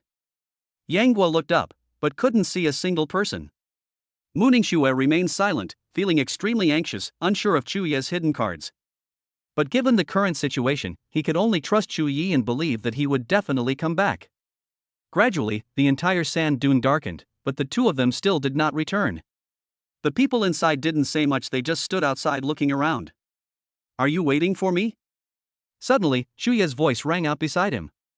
The next second, Mu Ningxue and Yang Guo both turned their heads to look at Shu Yi walking towards them from behind. You scared me to death. I thought you'd died in the sandstorm, Yang Guo said bluntly. Luckily survived. As soon as Shu Yi finished speaking, he looked at Mu Ningxue in front of him. The other person looked at him and, seeing that he was alright, breathed a sigh of relief. Are you alright? Mu Ningxue asked. Suddenly, Shu Yi lost his footing and took a few steps toward Mu Ningxue. Mu Ningxue caught Shu Yi as he approached, frowned slightly, and asked, What's wrong? Shu Yi said, My leg was bumped by a demon. Let me help you inside. As Mu Ningxue spoke, she helped Shu Yi into the safe house inside. Yang Guo, standing behind him, seemed to see through everything and couldn't help but sigh inwardly, Shu Yi is awesome. Upon seeing them enter, everyone inside turned to look at Shu Yi and his group. Xue Min didn't speak, she was just a guide, only responsible for helping them avoid danger and leading the way. Mu Ningxue helped Shu Yi to sit down by the wall, then looked at Yang Guo and asked, Are there any people here with healing abilities? Yang Guo shook his head. It's not that he doesn't want to have it, it's just that people with healing abilities simply won't come here with them. Shu Yi said, I'm fine, I just twisted it a little, it'll be fine soon. Mu Ningxue had no choice after all, there were no healing abilities here, so this was all she could do. Shu Yi could tell that the other person genuinely cared about him, so he couldn't go too far. Yang Guo also sat down and looked at the situation outside the door. It was now pitch black outside. Guide Xue, how long does this sandstorm usually last? Yang Guo asked. At that moment, everyone turned to look. Xue Min shook her head. Everyone was disappointed, but no one said anything. Even if we hide here, we won't be safe. Does anyone still have magical powers? Xue Min asked. As soon as he finished speaking, no one spoke, they had already exhausted all their magical energy. What's wrong? Yang Guo was the leader of the team this time, so he had to think about them. There is a chance that demons might sneak in through the door, so we need to have people keep an eye on things at all times, Xue Min said. But everyone present fell silent. None of them possessed magical power, how could they possibly guard the entrance? Seeing Xue Min's serious expression, Shu Yi knew that everyone might encounter danger soon, so he suddenly stood up and said, I'll guard. Seeing Shu Yi stand up, Mu Ningxue immediately helped him up. You're injured. Yang Guo said, I'll help Shu Yi over there, and the two of us will guard him together. The others wanted to stay, but they didn't have any magic power at all, so they didn't dare to go with them. Shu Yi nodded. Then, Yang Guo helped Shu Yi to the door, and the two sat down a little behind the door. The space here is very large, it can easily accommodate 100 people. Before long, Mu Ningxue and the others were not idle, they were also doing their best to restore their magical energy. Were you faking it just now? Yang Guo glanced at Shu Yi, giving him a knowing look. Oh, you've been found out. Shu Yi smiled and replied. Yang Guo was pleased, but he didn't say anything. Tell me the truth, do you still have magical powers? Some. Then I'm relieved. Yang Guo followed Shu Yi to guard the area for two reasons. First, because Shu Yi was the captain, and second, because he trusted Shu Yi. Hearing Shu Yi's confident reply, he felt much more at ease. Then it's up to you now. As soon as Yang Guo finished speaking, he sat down next to him to recover his magical energy. Shu Yi didn't say anything, it seems he's the only one with magical abilities. He was bored sitting next to her, so he simply checked Mu Ningxue's favorability rating. At that moment, he made an astonishing discovery: the other party's favorability towards him had reached 95. 95. Clearly, he got the good feeling from letting Mu Ningxue leave earlier. In this way, if he puts in a little more effort, he will be able to break through Mu Ningxue's defenses. Xu Yi thought to himself, and soon 2 hours passed without anything happening at the door. It was still pitch black outside. The sandstorm was clearly not over. He waited another hour, and the noise outside finally stopped. The sound of the wind blowing was gone. But it was still pitch black outside, and you couldn't see what it looked like at all. Mu Ningxue and the others didn't intend to restore their magical energy, so he could only stand guard at the door. Xu Yi kept watch for an unknown amount of time until he opened his eyes and saw that it was daytime outside. Only then did he suddenly stand up. Yang Guo, who was standing nearby, was also startled awake by Xu Yi. He looked up and asked, "What's wrong?" Xu Yi said, "It seems like everything's all right outside. I'll go out and take a look. You stay and guard the door." Yang Guo had recovered a significant amount of his magical energy. He glanced behind him, then nodded and said, "Go ahead." Xu Yi turned around and walked outside. When he came out, he saw that the outside had returned to its previous state. That is, at this time, Xu Yi saw a tornado sweeping towards him in the distance. A tornado. He stared in bewilderment as the tornado swept in. But suddenly, the tornado stopped and continued to whirl around in the same spot. What's going on? Xu Yi was even more puzzled and walked towards the location of the tornado. Soon, he then approached the area around the tornado, where the swirling sand made him hesitant to open his eyes. That is, Xu Yi stared at the center of the tornado and seemed to see something flashing. Could it be a spirit seed, he wondered, but he was also somewhat tempted. If it is a spirit seed, then it must be a wind-type spirit seed, and a single spirit seed is worth tens of millions. It's leaving. Xu Yi's heart skipped a beat, but he didn't want to miss this opportunity. Immediately afterwards, he rushed straight towards the tornado in front of him, and the wind-based star map was suddenly completed, ready to be released towards the tornado. Chapter 61 Taklamakan. Wind Plate. Heavenly Net. As soon as Xu Yi finished speaking, the wind disk he released collided with the tornado. But the tornado right now seems even more powerful than his wind dispelling net. But he can release it more than once. Immediately afterwards, Xu Yi unleashed another wind disk at the tornado, attempting to destroy it. One after another, mid-level wind magic was released, constantly colliding with the tornado. Amidst the swirling yellow sand, Xu Yi remained observant of the tornado before him. After a while, he finally saw an opportunity and completed the windstar map again. Fortunately, Zhang Xiuho's wind element skills had reached the intermediate level, otherwise he really wouldn't have been able to deal with the tornado in front of him. Suddenly, Wind Vein. Heaven's Net. It swept away again, and in an instant, the entire tornado was scattered by the gale. At that moment, Xu Yi suddenly flew out, heading straight for the spirit seed in the center of the tornado. Xu Yi already possesses a system space, so as long as he touches this wind-type spirit seed, he can store it within his system space. A few seconds later, just as the wind-type spirit seed was about to regenerate the tornado, Xu Yi had already arrived in front of the wind-type spirit seed. He suddenly stretched out his palm and touched the wind elemental spirit seed in front of him. In an instant, the wind elemental spirit seed vanished without a trace, as if it had never been there. At this moment, only Xu Yi knew that he had already stored the wind-type spirit seed in his system space. However, at this time, Yang Guo and the others also emerged from the shelter, calling out to Xu Yi, "Xu Yi, what are you doing there?" They had just come out and had no idea that Xu Yi had already subdued a wind-type spirit seed. "It's all right now," Xu Yi replied and then returned to the group.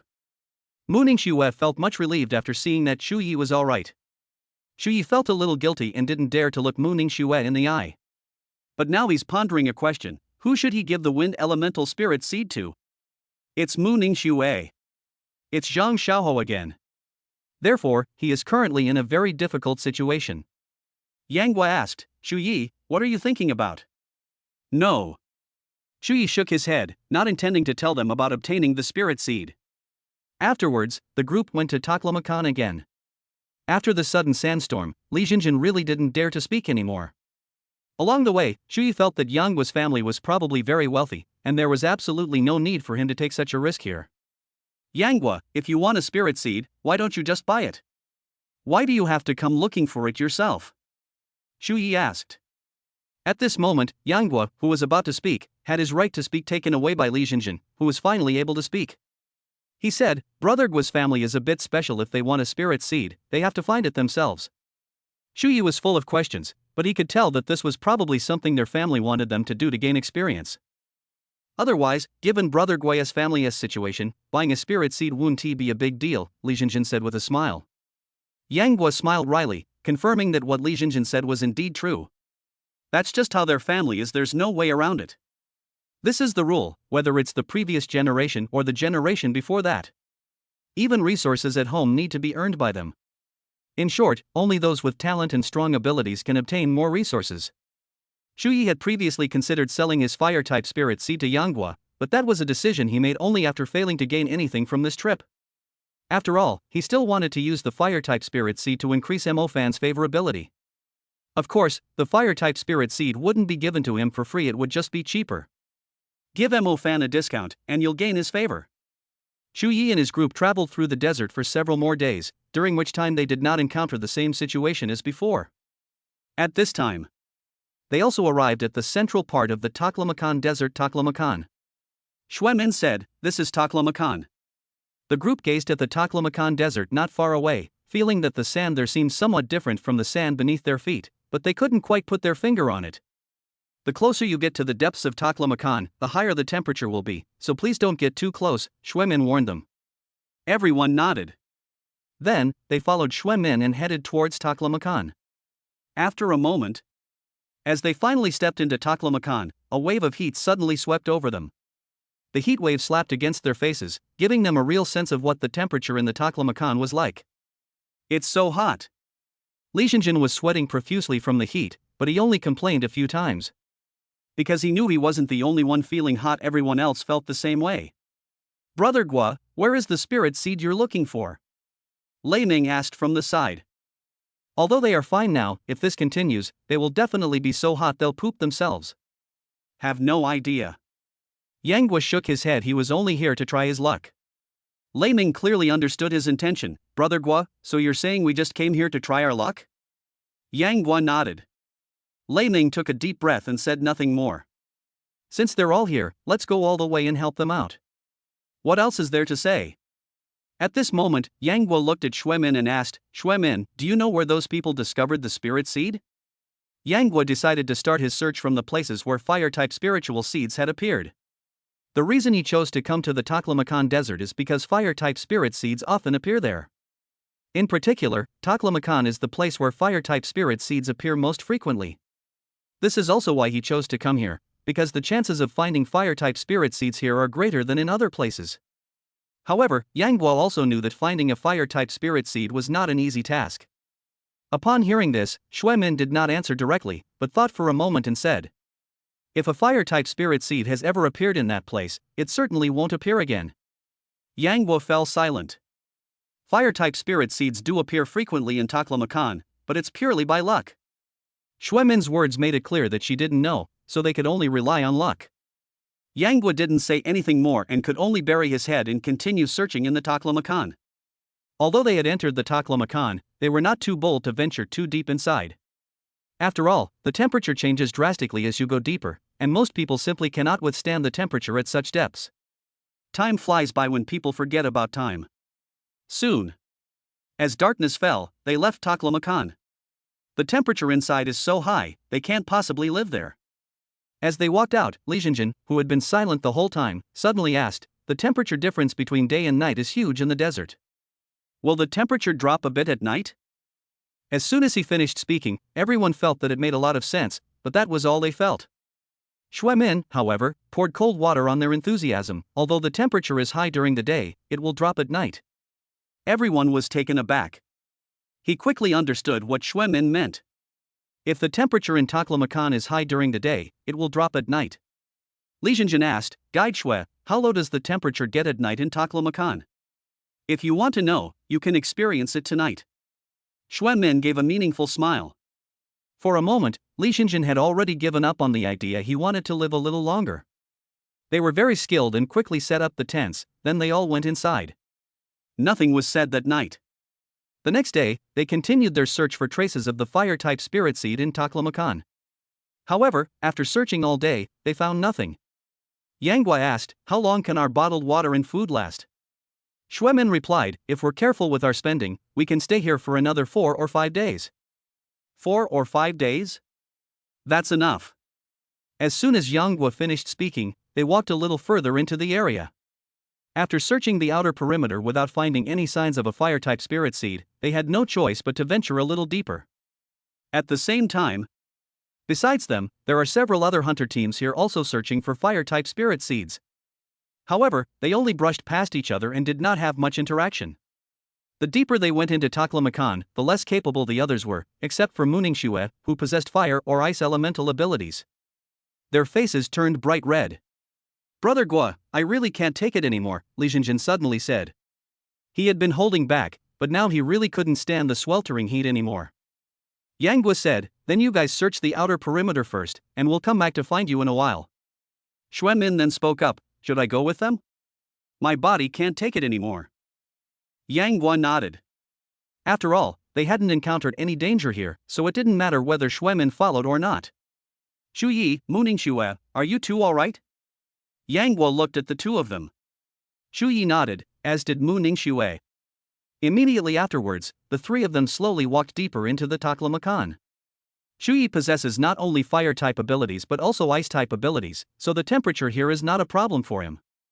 It can be said that among the three of them, Yang Gua was the weakest. That's right. After walking for only half an hour, Yang Gua beside him looked like he was about to collapse. "Are you sure you can do it?" Shu Yi asked, looking at Yang Gua, who was covered in sweat. "Of course. Don't push yourself. If it gets too hot, we'll go back." "It's already quite warm here," Shu Yi said, looking around. Yang Gua sighed. He was indeed exhausted. The temperature here was his limit. "Alright, let's go back then." Just as he finished speaking, Mu Ningxue suddenly frowned and her gaze fell on a distance away. At this moment, Shu Yi and Mu Ningxue had the same reaction, their eyes also fixed on the distance. "What's wrong with you guys?" Yang Guo wondered, but he also looked over at them. Soon, he also noticed that the sand on the ground was moving. Obviously. It's not the sand that's moving, rather, something underneath the sand is constantly moving. And that thing was moving in the direction they were in. Run or fight? Yang Guo looked at the two people in front of him. They were the strongest here, which was why he asked this question. Thunder Seal. Rage Strike. Shu Yi launched the first attack, with streaks of purple lightning continuously striking down, heading straight for the moving object. Lightning lashed the sandy ground. Shu Yi had already predicted its next position, so he was very certain that he would hit it. Disappeared. Yang Guo stared at the sand that had been moving just moments before, now completely still. Shu Yi wasn't sure if he had killed the opponent, but he had only used a beginner-level spell, so it shouldn't have been that easy. Mu Ningxue remained vigilant about her surroundings, feeling that the other party couldn't possibly be dealt with so easily. Suddenly, Yang Guo sensed something moving below and immediately looked down. Shu Yi, who was standing nearby, quickly grabbed Yang Guo and pulled him to the other side. When that thing emerged from the sand, Yang Guo, who had been pulled aside, was stunned. Before me was a giant, fiery red snake, its head larger than the front of a Mercedes-Benz G-Class. The fiery red giant snake didn't seem to want to let Yang Guo go. It turned its head slightly to look at him, flicking its tongue, as if it wanted to attack him again. At that moment, Mu Ningxue, who was standing nearby, completed the ice-type star map and immediately released it towards it. Ice Lock. Ice Chains. Ice chains flew out one after another, heading straight for the head of the fiery red giant serpent. Immediately afterwards, the fiery red serpent was restrained by the ice chains and could not move its body at all. But because of this, the fiery red giant snake abandoned Yang Guo and its cold gaze fell on Mu Ningxue. However, Shu Yi hadn't been idle either. The lightning star map was now complete. Thunderbolt. Boom. Mu Ningxue's ice magic is not very effective here because the temperature is too high. A thunderbolt struck. In an instant, the fiery red giant snake bared its fangs and roared with its blood-red maw wide open. Fierce Fist. Boom. Yang Guo followed closely behind, for this fiery red giant snake was no servant. At that moment, the ice chains on the fiery red serpent shattered, and it instantly burrowed into the sand. Seeing this, Shu Yi and the others all showed solemn expressions. They are not afraid of a direct confrontation, but they are afraid of the other party playing dirty tricks on them. Obviously. That's exactly what this fiery red giant snake was aiming for. What do we do? The fiery red serpent had already burrowed into the ground, and there was nothing they could do. The enemy is in the shadows, while they are in the open they can only be manipulated by the enemy. Retreat first. Shu Yi immediately spoke, and the other two nodded in agreement. Their current situation is very passive, and they have to be vigilant about their surroundings at all times, which requires a lot of mental energy. Shu Yi and his two companions did not linger and turned around to return the way they came. Watch out for the ground, it might attack again, Shu Yi warned them. Yang Guo and Mu Ningxue nodded, while keeping an eye on the sand in front of them and beside them. But after they had run for a while, the fiery red giant snake seemed to have vanished and never appeared again. Shu Yi, could it have already left? Yang Guo asked. After all, their bodies couldn't handle running in such a high temperature. Shu Yi did not answer, but looked around and then quickened his breathing. He felt that the fiery red serpent couldn't have left, it must still be around them. However, the other party may be hiding, waiting for them to relax their guard before delivering a fatal blow. Immediately afterwards, Shu Yi's steps slowed down more and more, as if he was really about to give up. Just then, Shu Yi suddenly noticed something amiss in his surroundings and thought to himself, so, he couldn't wait any longer after all? Chapter 62 Fire Crystal. In the end, they couldn't wait any longer, could they? As soon as Shu Yi finished speaking, the sand beneath him immediately began to move. He made those panting sounds just now to lure this guy out. Unexpectedly. It really works.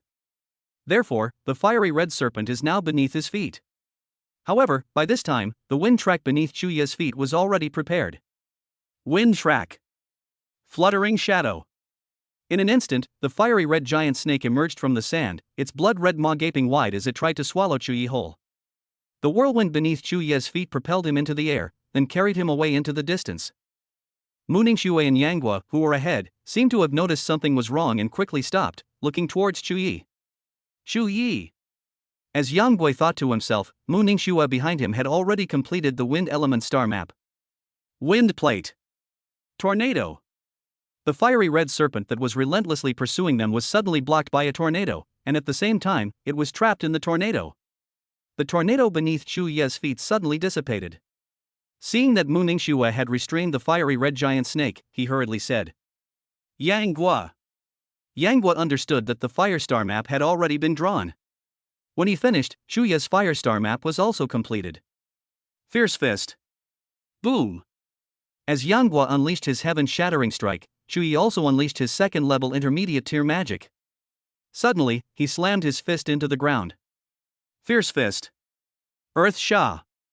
Shu Yi's attack was at the soul seed level, so its power was unimaginable. Yang Guo and Mu Ningxue, watching from behind, were slightly surprised.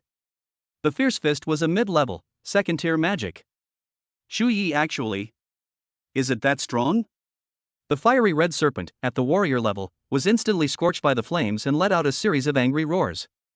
Shu Yi's earthly fiend. It is enough to damage the fiery red serpent. Ice lock. Ice chains. Shu Yi seized the opportunity this time, he couldn't let it escape again. His ice locks are no ordinary ice locks, they're soul seed level ice locks. All of you, come at me together. Shu Yi controlled the fiery red giant snake and immediately gave instructions to Mu Ningxue and Yang Guo behind him. Even without Shu Yi saying anything, the two of them realized that Mu Ningxue was faster at drawing stars. Wind vein. Tornado. Fierce Fist. A deafening roar. Even though the ice lock was burning under the furious fist, it remained unaffected. Mu Ningxue seemed to have discovered this secret as well, and she also knew that Shu Yi's ice elements seemed to be unaffected by the environment here. Therefore, she could conclude that the opponent's ice-type skills were definitely superior to hers. But now is not the time to think about that. She and Yang Guo are launching a magical attack on the fiery red giant snake. Shu Yi also bombarded the fiery red serpent with lightning attacks from time to time, and soon the serpent could not withstand it. Yang Guo laughed and said, "Let me deliver the final blow." The next moment, they successfully killed the giant red serpent. Shu Yi glanced at the fiery red giant snake, wanting to see if it had any spiritual essence. Unfortunately, the opponent did not reveal their essence. At this time, Xue Min also rushed over with Lei Ming and Li Jinjin. "Are you all right?" Lei Ming strode over and asked Shu Yi and the others. It's alright, we've taken care of a warrior level 1. Yang Guo pointed to the giant red snake lying in the distance. Xue Min looked over and couldn't help but frown. Yang Guo, unaware of what kind of demon it was, asked, Guide Xue, what kind of demon is this? Xue Min said, this demon is called the fiery red serpent, and it is the rarest demon in Taklamakan. The rarest demon? What use is this demon? Li Jinjin asked from the side. Xue Min did not answer, but instead took out a dagger and slowly walked towards the fiery red giant snake. Immediately afterwards, she swiftly removed a fiery red crystal from the 7-inch mark of the giant fiery red serpent. What is this? Li Jinjin asked, acknowledging the question that had been lingering in their minds. Fire crystals can only be produced inside the body of the fiery red giant serpent, Xue Min explained. What's the use? They all looked at Xue Min, their hearts filled with curiosity. It's very useful for fire-type characters and can improve cultivation levels, Xue Min said directly. Increase your cultivation level. Yang Wei was overjoyed. If he could advance to the second level of the intermediate stage of the fire element ahead of time, his overall strength would definitely be able to reach a higher level. But the three of them discovered this, and it was all thanks to Chu Yi being there. Otherwise, it's uncertain whether they could have killed the fiery red giant serpent. Yang Guo thought to himself, and then quickly glanced at Chu Yi. At that moment, Chu Yi also looked over, and the two locked eyes. Chu Yi laughed and said, this is an unexpected bonus. Just give it to me in cash. This thing is of no use to him, and since he already considers Yang Guo a brother, he certainly won't try to take it from him. What's more, he needs more money now. Upon hearing this, Yang Guo suddenly burst into laughter. No problem.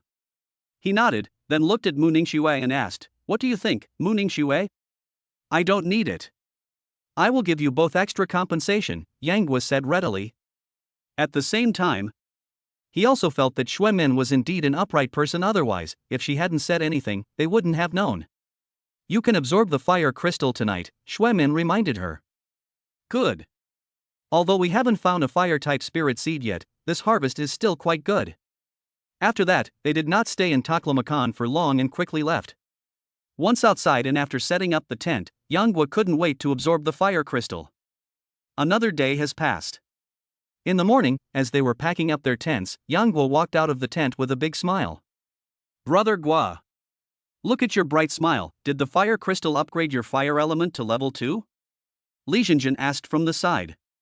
Although it didn't raise my fire element to the second level, it's close enough, Yang Guo said with a smile. No wonder, Lei Ming said enviously from the side. After everyone was ready, they entered Taklamakan again. However, after searching for several days, they still couldn't find a fire-type spirit seed or encounter a giant red serpent. On the way back, Yang Guo looked somewhat disappointed, but he hadn't come away empty-handed. They returned to the fortress on the edge of Shazhou City, instead of immediately returning to the city center. Since we haven't found anything, perhaps we can find something useful inside this fortress. After a moment, they surged into the crowd. They were all safe here, so they each went about their own business. Chu Yi was standing relatively close to Mu Ningxue, and the direction she was heading was exactly the same as Chu Ye's. The two walked side by side in front of the stall, their eyes fixed on the items on display. Don't miss it. These are all top-quality items. Missing out on them would be like missing out on a fortune. You won't lose out if you buy from us, you won't be cheated, we operate with integrity. Chu Yi listened to the vendors' cheers, his gaze sweeping across their stalls. Chapter 63 Accepting the Challenge. Before long, Chu Yi spotted a nice black thumb ring at a stall. Chu Yi walked over, not focusing on the black ring, but looking around at the items on the stall. Boss, do you have any genuine products here? Chu Yi asked. The shop owner was a skinny man who said with a smile, everything here is genuine. Nobody would believe that. However, Chu Yi did not say it aloud. He looked around, then touched this and looked around, then asked about the price, then asked about the price again. Chu Yi asked, what is the use of this black thumb ring? This black thumb ring? It must be very useful. You'll find out once you buy it, the shopkeeper said. Chu Yi rolled his eyes at him clearly, this guy didn't know either. But he could sense that the black ring had a hint of shadow-like energy. It's just that you can only notice it when you touch it, otherwise, you really wouldn't notice it. The reason the boss didn't know what it was for was because he didn't want to have it appraised. If he were to have it appraised, it would be quite expensive, and he wasn't even sure if these things were actually worth anything. These things were all found in the Taklamakan desert, and they're fresh out of the oven. If you don't buy them, they'll be gone soon, the shopkeeper continued to persuade. How much is this thumb ring? Seeing that Chuyi thought the price was too high every time he asked, the shopkeeper cautiously said, 20,000, you can take it. Too expensive. How much do you want? 1,000. No, absolutely not. The boss immediately shook his head. 1,000 was really too little. 5,000. 3,000. Chuyi immediately countered. 4,000. 2,000. Seeing that Chuyi was still trying to lower the price, the shopkeeper stopped talking and simply said, deal. He found this black thumb ring in the Taklamakan desert. He could easily make a profit selling it for 2,000. After the transaction, Chuyi left with the black thumb ring. Immediately afterwards, he also saw that Mu Ningxue had bought some things. After a while, they returned to the meeting point, seemingly having all gained something. Upon returning to Shazhou City, they did not intend to leave immediately, but instead stayed in the city for another day. After all, they had spent so many days in the Taklamakan desert and hadn't had a proper chance to explore Shazhou City. Second floor of the hotel. They all ate here. Li Jinjin, standing to the side, looked at the items in his hands and asked, what good things have you all found? As everyone continued to speak, Chuyi simply introduced the black thumb ring in his hand without saying anything more. He still doesn't know what's on the ring in his hand. As they chatted, they soon began their nightlife. Mu Ningxue didn't go, and Chuyi, who didn't need to cultivate, spent the whole night playing with them. Around dawn, they returned to the hotel. I was going to get some sleep, but then I returned to the capital the next day. Back in his room, Chuyi lay on the bed, pondering the black thumb ring in his hand. How about we try injecting shadow magic energy? With these thoughts in mind, Chuyi quickly infused a trace of shadow magic energy into the black ring. The next second, the black ring actually absorbed the magical energy he had injected. What's going on? Chuyi sat up curiously and injected shadow magic energy again. However, even though he infused it with shadow magic, the black ring didn't react at all. This is outrageous. However, Chuyi could sense that the shadow aura within the ring had strengthened slightly. Since magic energy can be replenished anyway, he didn't hesitate and used up all his shadow magic energy. But the black ring no longer reacted at all, except that its shadow aura was stronger. Depend on. Chuyi cursed angrily, then lay down on the bed and went to sleep. Unlike others who need to cultivate, he doesn't need to cultivate. The next day, they boarded a plane back to the capital and soon arrived at the airport. Therefore, their semester is nearing its end. Even during the time Chuyi disappeared, his name still circulated in the Qing campus. As soon as they returned, they went to report to their counselors. Chuyi and Mu Ningxue were students of the Ice Academy, so they both came to Chen Yan's office. Chen Yan breathed a sigh of relief when she saw that the two of them had returned safely. She smiled and said, "You two are finally back. What's wrong, Sister Yan?" After spending more time with Chen Yan, Chuyi and Chen Yan became familiar with each other and the distance between them disappeared. "In the month or so you've been gone, I don't know how many people have wanted to challenge you," Chen Yan said with a smile. "Chuyi couldn't wait, challenge me? Where? I'll go and accept the challenge right away." "You have one too, but all three of them are mid-level students in two different departments." "Do you dare to take them?" Chen Yan said. "Are all three mid-tier dual system characters?" Chuyi was somewhat surprised to see that these people wanted to control him. They all felt they were close to reaching their goal of 100 people, and could ask for exorbitant sums. 1 against 3. To be honest, this is absolutely impossible for many people. But for Chuyi, it's still possible, though he'll need to reveal more of his trump cards, and it will have to be a quick and decisive battle. Right now, he only needs 6 more kills to reach 100. Where are they? Chuyi asked. He felt that with 6 kills remaining, it was time to end the challenge. You accept the challenge? Chen Yan was slightly surprised and asked Chuyi. Chuyi said, accept it, why wouldn't I accept it? Chen Yan asked skeptically, you've had quite a haul this time? Nothing was gained. Chuyi shook his head, knowing he couldn't speak even if he had gained something. Mu Ningxue, who was standing next to her, didn't gain anything either, except for a generous reward. Chen Yan looked at Chuyi with suspicion and couldn't help but ask, Chuyi, do you have some trump card up your sleeve that you haven't told us yet? Chuyi smiled, the upturned corners of his mouth already giving his answer. Then I'll have to see what other tricks you have up your sleeve. Chen Yan stopped working, sat up and said, "Let's go." So sudden? You seem quite anxious. Let's go then. Xu Yi didn't linger and followed Chen Yan out. Mu Ningxue then followed behind them. Along the way, Chen Yan suddenly asked, "Xu Yi, you should know that you're going to study abroad next semester, right?" "I've heard of it." Chen Yan continued, "You're already a pre-selected candidate." "So, I'm going to go abroad to study next semester too?" Xu Yi asked. "Yes." "Have you decided which overseas university you'd like to attend?" "It's not confirmed yet, but it's very likely to be the Alps Academy." Chen Yan revealed a somewhat uncertain piece of information. "An Alpine University?" Xu Yi was slightly taken aback. He knew this. If they go there, they'll have to eat vegetarian food for several months straight.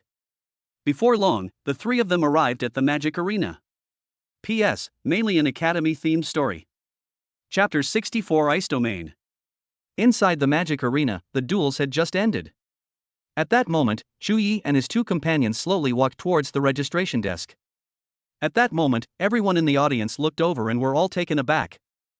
Xu Yi is back. Holy crap, it really is Xu Yi. This is going to be interesting. He's probably here to accept the challenge. Immediately, the surrounding trainees began to discuss among themselves, becoming quite excited. They all knew that Xu Yi was only 6 heads away from reaching his goal of 100 people. But they were cunning and wouldn't let Xu Yi have his way so easily. Therefore, 3 people challenged Xu Yi. This was the price they offered. Since no one else could beat him anyway, they all conspired to end his record when he was about to reach 100 men. Xu Yi's presence here clearly indicates that he has come to accept the challenge. Chen Yan laughed and said, "Xu Yi, look at the way they're looking at you, they're just waiting for you to lose." Xu Yi smiled but said nothing. Next, they went to the registration desk. When Yu Yangming saw Xu Yi, he suddenly asked, "Where have you been all this time? I haven't seen a trace of you." "Going to gain experience." As Xu Yi spoke, he looked at Chen Yan beside him. "Sister Yan, where are those?" Chen Yan nodded, then waved to the distance, signaling the 3 people to come over. Xu Yi looked up and saw that Mu Ningxue beside him was doing the same. The latter frowned slightly, leaned closer to Xu Yi and whispered, "Xu Yi, those 3 are all ranked in the top 10 of the leaderboard." "Top 10? They really think highly of me." Xu Yi thought to himself and nodded to Mu Ningxue. The 3 men walked over quickly, their eyes landing on Xu Yi. "We didn't expect you to actually accept it," one of them said with a chuckle. "Good." As soon as Xu Yi finished speaking, the 3 looked at each other and smiled. "Then let's go sign." Xu Yi stopped paying attention to them and suddenly called out to those around him, "We still need 3 more people. Anyone else want to come?" Upon hearing this, the trainees in the audience were in an uproar. What's going on? 3 more players needed? Aren't there already 3 players on the field? Yeah, is he going to challenge 6 people at once? The surrounding chatter seemed to reach its peak, and the area was filled with noise. Mu Ningxue and Chen Yan, who were standing nearby, were also slightly taken aback. They hadn't expected Xu Yi to do this. The 3 people who were filling in their names on the registration form all stopped and stared at Xu Yi in surprise. "Xu Yi, are you crazy? You want to challenge 6 people?" Chen Yan said from the side. "Sister Yan, trust me." Xu Yi smiled, his face full of confidence. The 3 men, however, felt that Xu Yi was making a last-ditch effort, nearly trying to save face by taking on 6 opponents at once. All 3 of them felt that they could defeat Xu Yi even without those 3 people. But if Xu Yi wants to put on an act, then they'll have to see what trump cards he has to take on 6 opponents at once. Seeing that Xu Yi was serious, the other students around him were determined to seize this opportunity. Those who missed the opportunity to take on the challenge felt as if they had missed out on a fortune and couldn't help but regret it. Immediately afterwards, 3 people suddenly appeared in the audience and took all 3 seats. "Let's go." The 3 were of different strengths. One was a mid-level dual elemental cultivator, while the other 2 were only mid-level single elemental cultivators. Seeing this, Chen Yan became extremely anxious. She thought that as long as Xu Yi played it safe, they could still manage to take down 100 people. But Xu Yi thought differently. Those people could unite and demand that 3 mid-level dual elemental experts challenge him, and then they could make even more outrageous demands. Therefore, Xu Yi planned to complete the task of 100 people in one challenge. Mu Ningxue wanted to say something, but she didn't speak. She chose to believe Xu Yi. The other 3 also went over to fill out the forms and register, their smiles as if they had already won. Before long, the 7 of them arrived at the dueling arena. Referee Yu Yangming also walked to the dueling arena and signaled to both sides whether they were ready. Did they really mess this up this time? To be honest, if Chu Yi wins, he can truly be hailed as a legend in the Qing campus. Go Chu Yi! Under everyone's watchful eyes, Chu Yi nodded to Yu Yangming and said, ready. The person standing opposite Chu Yi was still talking, seemingly confident of victory. Why don't the 3 of you go first? One of the boys suggested. Someone said, let's all go at him together. I'm afraid he's hiding something. We already know all his cards, I don't believe he has that many more, the boy said. Yeah, the 3 of us could have handled this, but the 3 of you suddenly joining us might have taken away some of our resources, the girl behind the boy said. The 3 men remained silent for a moment, then could only nod and accept the boy's instructions. Actually, everyone present was a smart person. Chu Yi dared to challenge them, so he must have some trump cards up his sleeve, though they had no way of knowing what they were. However, having these 2 cannon fodder scout ahead will also benefit their subsequent plans. The atmosphere suddenly became tense, and Yu Yangming immediately announced, the match begins. Upon hearing this, the 6 people immediately unleashed their magic, bombarding Chu Yi's direction. However, due to the distance, Chu Yi also completed his ice-type domain. At the same time, in order to defend against the incoming magic, he was forced to use his shield magic item. In an instant, the entire dueling arena suddenly became unusually cold, as if we had entered a world of ice and snow. The 6 people on the field couldn't help but show expressions of astonishment. Now they finally understood why Chu Yi dared to challenge 6 people at once. This is an ice-type domain. Someone in the audience immediately exclaimed. They all knew that one could only possess a domain after reaching a high level and absorbing a soul seed. However, only higher level soul seeds can obtain a domain. Ordinary soul seeds do not have one at all. But there is another type, which is like Mu Ningxue, who possesses a domain due to their talent. They had seen Mu Ningxue use her domain during her previous competitions. Therefore, it can be concluded that Chu Yi's ice element also possesses a domain. And in this field, he seems to be even stronger than Mu Ningxue. Because those students sitting slightly closer to the dueling arena could feel the chill emanating from there. On the dueling field, the 6 of them were shivering from the cold. At this moment, they seemed to have lost their fighting spirit. Chu Yi held back a little last time, but this time he unleashed his full ice domain without any reservations. 6 people. He can't handle this alone. Without some tricks, how can we take down these 6 people? Thunderbolt. Boom. Chu Yi quickly seized the opportunity to counterattack them. P.S. Full-time Magister fanfiction isn't working out anymore, sigh. I'm broke. Chapter 65. 100 people achieved. Inside Chu Yi's ice-based domain, the 6 of them shivered from the cold. Faced with Chu Yi's lightning magic attack, their reaction was a bit too slow. Before long, 2 people were rescued by Yu Yangming, but they were also eliminated. What am I going to do?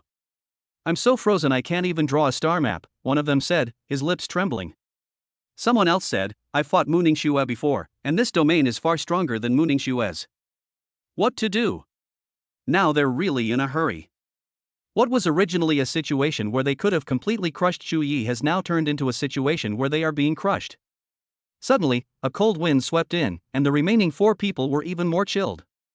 The icy cold made them want to escape. Shen Yan and Mu Ningxue, who were watching from the sidelines of the dueling arena, were not significantly affected by Chu Yi's domain. Ningxue, do you know about Chu Yi's trump card? Shen Yan hadn't expected Chu Yi to have such a trump card. It was truly too powerful. No wonder he dared to take on 6 opponents at once. It turns out he possessed such a terrifying ice-type domain. Within the domain, even if an opponent can cast magic, they will still be affected by the domain. Therefore, she can say with certainty that Chu Yi is basically invincible in the intermediate level. Mu Ningxue shook her head. She only knew that Chu Yi's trump card was that he had cultivated his fire element to the 3rd level. She knew nothing else. Chu Yi has really brought us so many surprises, Chen Yan said, looking at the dueling arena. Mu Ningxue did not speak. Those people were within Chu Yi's territory, and even if they could retaliate, they were helpless. A minute or 2 later, the remaining people were defeated by Chu Yi one after another. When the last student was defeated, Chu Yi's number on the leaderboard jumped to 100. 100. That proves that Chu Yi has met the requirements for being a special admission student. Wow, that's amazing. The number 1 in the Qing campus, just as expected. Shu Yi is awesome. The audience erupted in commotion. They hadn't expected Shu Yi to be this strong. Next. Who would dare challenge him? It's nothing more than going up there and getting beaten up. Yu Yangming on the stage also felt the cold, but he still fulfilled his duties. Shu Yi, tighten your domain a bit, Yu Yangming said. Shu Yi nodded, and the domain on the dueling arena began to recede. Yu Yangming breathed a sigh of relief, as did the other trainees who were still on the field. Although Yu Yangming rescued them, they were so frozen that they couldn't leave the dueling arena, otherwise, they wouldn't want to stay in that icy arena. With a smile on her face, Chen Yan hurriedly said to Chu Yi, "How did you manage to hide it so well?" Shu Yi smiled in response, but didn't say anything. Meanwhile, Mu Ningxue, who was standing next to Chen Yan, was sizing him up. She hadn't expected Chu Yi to become so strong. That might also be why the other party has been hiding their true abilities. But she will try her best. If Chu Yi could hear Mu Ningxue's inner monologue, he would smile and say, "Ningxue, keep going." It must be said. His ice-type skills are so strong thanks to Mu Ningxue. Chen Yan smiled and said, "Since you've successfully completed the challenge, I'll take you to see the dean." Shu Yi nodded. Dean Songha has offered a reward of 3 months of training at Boya Tower, which should be enough to exchange for some good things, right? Mu Ningxue, you should come along too. Chen Yan said. After all, Mu Ningxue is the strongest student besides Chu Yi, so she can go along too. Before long, the three of them arrived at the dean's office. Meanwhile, in his office, Dean Songha was processing documents. Seeing them approach, he put down what he was doing and asked, "What is it?" Chen Yan sat down and looked at Dean Songhe with a smile, saying, "Dean, Chu Yi has completed the challenge." Dean Songha frowned slightly and immediately looked at Chu Yi beside him. He really wanted to ask, "Is this for real?" Chu Yi saw surprise in Dean Songha's eyes. Cough, cough. Dean Songha suddenly coughed twice, and immediately knew why they had come. "Dean, it seems you promised Chu Yi 3 months to cultivate in the Boya Tower," Chen Yan said, getting straight to the point. At this moment, Dean Songha suddenly felt a headache. "Actually, I said that before because I thought it was impossible for Chu Yi. But now, faced with the facts, he has no choice but to believe them. If Chu Yi occupies Boya Tower for 3 months, then the other students will be in trouble. Chu Yi, I will give you 3 months, but could we spread the time out a bit?" Dean Songha added, "If you want something, you can exchange it for days." Upon hearing this, before Chu Yi could even bring it up, the other party spoke first. However, he could also see that 3 months of continuous training had indeed put Dean Songha in a difficult position. "Dean Songha, do you have any stock?" Chu Yi asked frankly. In fact, it would be useless for him to cultivate at Boya Tower, because he doesn't need to cultivate at all. However, if he were to give away his cultivation days to someone else, it would raise suspicions. Otherwise, he could have simply given the days to Mu Ningxue. In this way, his ice-type ability can also be improved faster. Dean Songha perked up immediately when he heard that Chu Yi wanted to exchange his days for something. "If you'd like to go see it now, we can go there," Dean Songha said. "Let's go then." As soon as Chu Yi finished speaking, Dean Songha led them away. A few minutes later, they arrived at a warehouse. Dean Songha turned on the lights, revealing a large number of magical artifacts displayed on the glass storage shelves. He smiled and said, "Take a look at these things and see if there's anything you need." Chu Yi nodded and then walked towards the glass storage shelves. Meanwhile, Dean Songha stood behind Chu Yi, explaining the uses of this thing to him from time to time. Chen Yan led Mu Ningxue around inside, telling her about anything she found interesting. "Chu Yi, I think this necklace is pretty good. It can withstand mental attacks. This magical artifact is quite good, with amazing defensive capabilities. Even a mid-tier, level 3 lightning-type weapon might not be able to break through its defenses. The magical artifacts you have are also quite impressive." Dean Songha kept introducing the items to Chu Yi, hoping that the other party would buy 1 or 2. "Dean, what is this?" Chu Yi asked, holding up the black sphere in his hand. "This black sphere is not large. It can be held in the palm of your hand. This is the black ball." Chu Yi fell silent. What a simple and straightforward name. "This thing is suitable for shadow mages, not for you." Dean Songha continued. "This black sphere can hide people inside, but only shadow mages, or shadow mages with assistance, can hide inside." Chu Yi stared at the black sphere, thinking that if he encountered a demon he couldn't defeat, he could perhaps hide inside it. After much deliberation, he decided to go and see if there were any better options. Chapter 66 New Mission. Shu Yi was looking around the room, walking back and forth, pondering what he wanted. Dean, may I exchange a few items here? Shu Yi asked. After thinking for a moment, Dean Sungha smiled and said, 1 piece per month. This was also a reward for Chu Yi being an outstanding student at the Qing campus, and they would also be going to study at a foreign university together. Therefore, as the most outstanding student of the Imperial Capital Academy's Qing campus, one cannot be shabby. Then I'll change it for 2 months, Shu Yi nodded. Chen Yan and Mu Ningxue, who were overhearing this, both looked over. The former couldn't help but advise, Shu Yi, the opportunity to go to Boya Tower for cultivation is very rare. You should cherish it. Shu Yi knew that Chen Yan was telling him what was more important than Boya Tower, the others were not so important. Thank you, Sister Yan, but I still want to change, Shu Yi said firmly.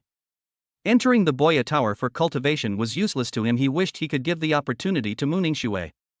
But giving it to Mu Ningxue would seem too deliberate. Therefore, he came up with a solution. The next month of cultivation time can be given to Chu Yaoyao. She's my own sister. It's only right that we give it to her. However, he needs to resolve issues related to the school. After all, this cultivation time isn't something you can just give up so easily. Chen Yan didn't say anything more. She chose to understand Chu Yi.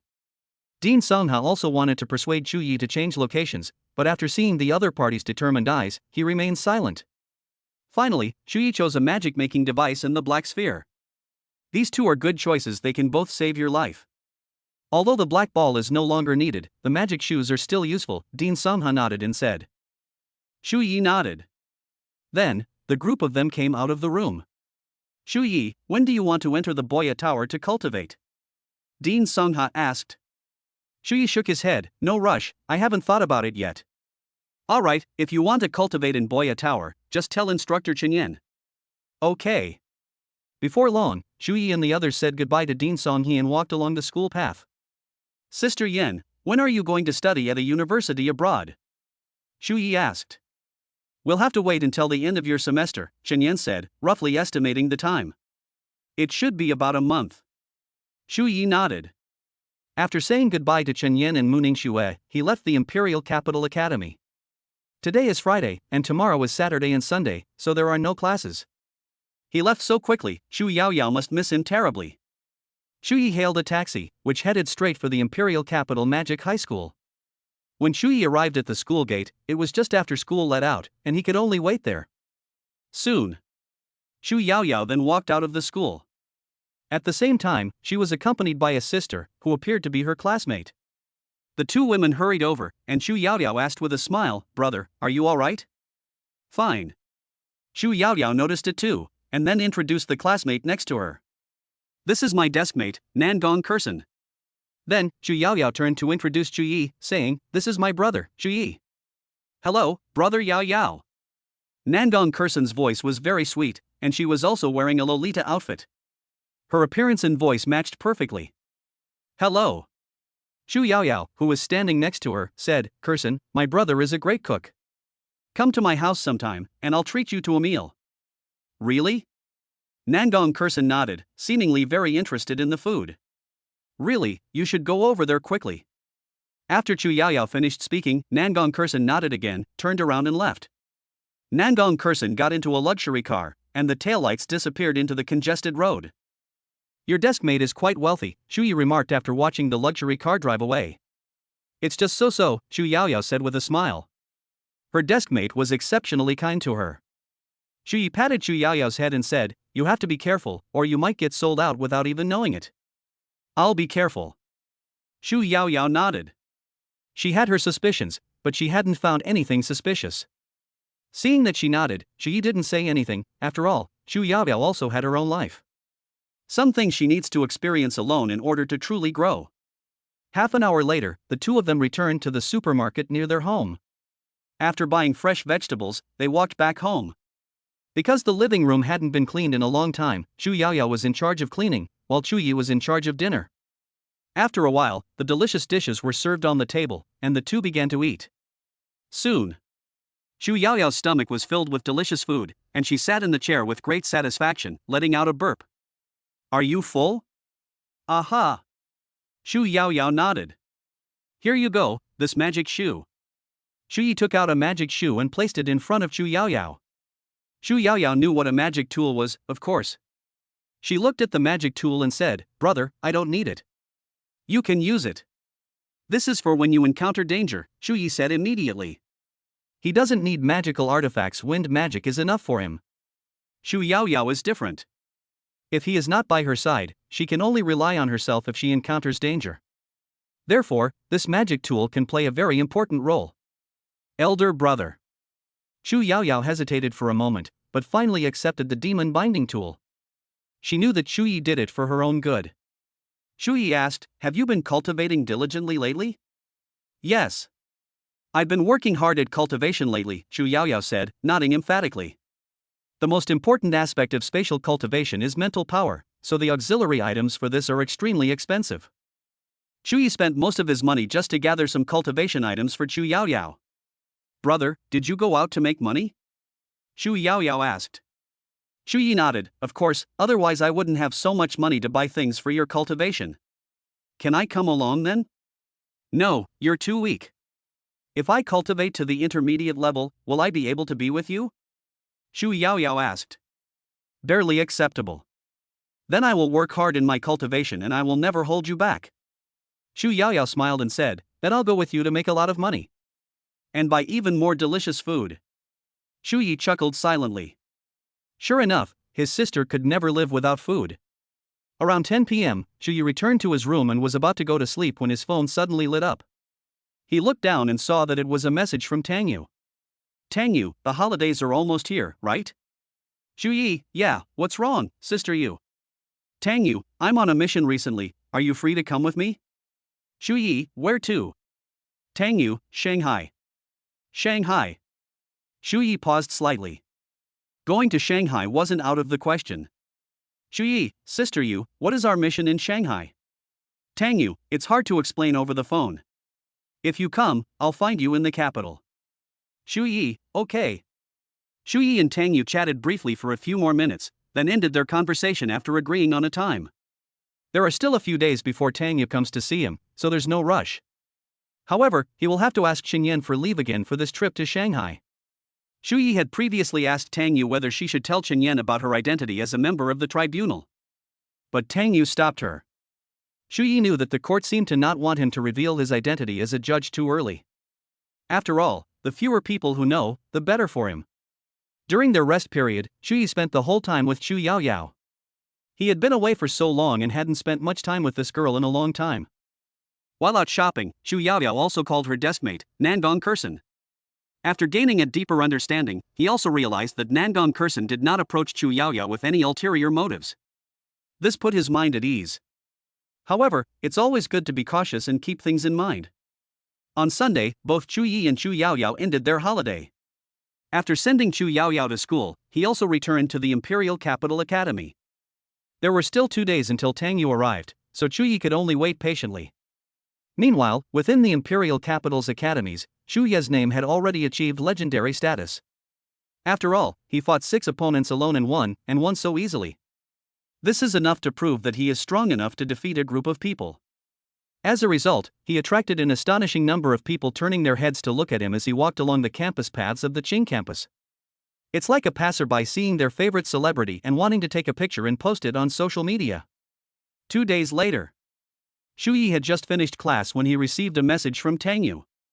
A moment later, he hurriedly headed toward the place Tang Yu had indicated. At this moment, a plump woman was standing on the lakeside bridge in the Qing campus. Many lecherous men would occasionally glance over, muttering perfect timing as they walked by. Although Tang Yu heard it, she didn't say anything, and even felt a little proud. Shu Yi walked quickly and soon saw Tang Yu standing on the bridge by the lake. Long hair. Black stockings. A rounded, plump bottom that evokes images of a woman. Sister Yu. As soon as Chu Yi finished speaking, Tang Yu on the bridge turned around and smiled. "You're here?" "You messaged me right after class, what a coincidence," Chu Yi said with a smile. Then, he pointed to the bench by the lake and asked her if she wanted to sit down. Tang Yu nodded, and the two walked to the bench and sat down. "Sister Yu, now you can tell me about our mission this time, right?" Shu Yi asked. Tang Yu said, "Find the Black Vatican hidden in Shanghai." The Black Vatican. Shu Yi frowned as expected, it was still related to the Black Vatican. Yes, our mission this time is to find out about the Black Vatican hidden in Shanghai. Shu Yi asked, when shall we set off? Tang Yu looked at him and said, if you have everything taken care of, you can leave immediately. Good. Shu Yi had already mentioned this before sending Chu Yaoyao to school, and Shen Yan had also asked for leave. Therefore, he can now leave the Imperial Capital Academy and follow Tang Yu to Shanghai. Let's go then. As soon as Tang Yu finished speaking, she bought 2 high-speed rail tickets to Shanghai. The high-speed rail journey from Beijing to Shanghai isn't too far, it only takes a few hours. They set off in the morning and arrived at the high-speed rail station in Shanghai in the afternoon. Tang Yu said, I've booked a hotel for you, so you don't need to come with me to the trial. Then what do you want me to do? Shu Yi looked at Tang Yu with confusion, knowing that she didn't want him to appear at the trial. I'll send you a message when the time comes. After saying this, Tang Yu parted ways with Shu Yi. He looked at the hotel name Tang Yu had sent him, hailed a taxi, and arrived there quickly. The hotel environment was quite nice, and it was the style he liked. Just as he sat down on the sofa, Tang Yu sent him a message. Tang Yu, there are no missions today. You are free to move around as you please, but don't stray too far from the hotel. After replying with an okay, Shu Yi comfortably lay down on the sofa. He felt that things weren't so simple, so he decided to let things slide and have some fun first. When he went out, it was already dark, and the streets were crowded with people, as many had already finished get off work. Shu Yi looked around for good food and fun things to do nearby, planning to bring Chu Yaoyao along next time. After all, when he mentioned going to Shanghai before, she kept saying she'd take him with her next time. Walking through the crowd, Shu Yi soon arrived at a food street, which was very lively. All kinds of snacks are available, such as takoyaki, malatang, grilled squid, barbecue, and more. Shu Yi didn't like waiting, so he decided to go to a few less crowded shops to buy some items and see if they were any good. However, the fact that the shop is still able to stay open shows that it does have some unique features. Just then, as Shu Yi was queuing, a childish voice suddenly came from behind him. Sister Mu, let's hurry over and line up. Sister Mu. Shu Yi was slightly puzzled, then turned his head to look behind him, and 2 figures gradually came into his view. A little girl walked at the front, reaching about waist level with Shu Yi. The little girl was leading a girl with a ponytail briskly towards them. The girl's chest was ample, and her short skirt also revealed her long, slender legs. Bite. Detected a character that can be bound to Mu Nugio. Is the host bound? Suddenly, a system notification sound appeared in Shu Yi's mind. At that moment, Mu Nugio in front of him also looked up and met his gaze. Shu Yi remained expressionless and naturally withdrew his gaze. At the same time, he suddenly thought to himself, binding. Bite. Successfully bound to Mu Nugio. Congratulations, host, you have obtained the magic type plant type. As soon as the system finished speaking, Shu Yi could feel that he had established a connection with the plant system.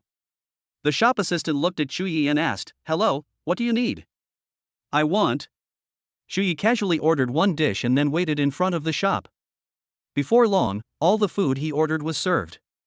Mu Nugio and the little girl started ordering, but the waiter said, sorry, this dish is sold out. What? The little girl was unhappy and hurriedly said, sister, is there really none left? The waiter said, we really don't have any left. That last one was bought by that customer. For a moment, both Mu Nugio and the little girl looked at him. Shu Yi was taken aback. He had overheard what the waitresses said, so he understood why they were looking at him. Immediately afterwards, the little girl walked towards Shu Yi. She said, big brother, could you sell me the food you're holding? Seeing that Shu Yi didn't speak, the little girl continued, big brother, give me the food in your hand, and I'll introduce you to Sister Mu next to me. The 2 chapters have been combined. Chapter 67 Building Favorability. Big brother, give me the food you have, and I'll introduce you to the lady next to me. Upon hearing this, Shu Yi looked at the clever little girl in front of him with some surprise. Xiao Yu.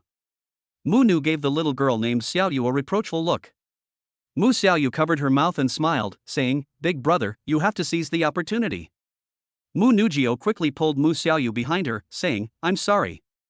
As soon as she finished speaking, she pulled Mu Xiao Yu away. But at this moment, Shu Yi smiled and said, little friend, here, have this food. Mu Xiao Yu's eyes lit up, and she quickly broke free from Mu Nugio's small hand and came to Shu Yi. Thank you, big brother. As soon as Mu Xiao Yu finished speaking, she hurriedly took the bag from Shu Yi's hand. Shu Yi smiled gently. I can't help but think of Chu Yaoyao, who is exactly the same character as Xiaoyu. Seeing that Mu Xiaoyu was already eating the food with gusto, Mu Nujio could only say apologetically, "Thank you, how much is it? I'll pay you now." "No." Shu Yi didn't say anything more after he finished speaking. After all, they are just strangers now. If you get too close, it will only arouse suspicion. "Big brother, how can you refuse?" "I'll have Sister Mu add your contact information," Mu Xiaoyu said, looking up at Chu Yi. In the world of foodies, giving away the delicious food they have to others is considered a painful sacrifice.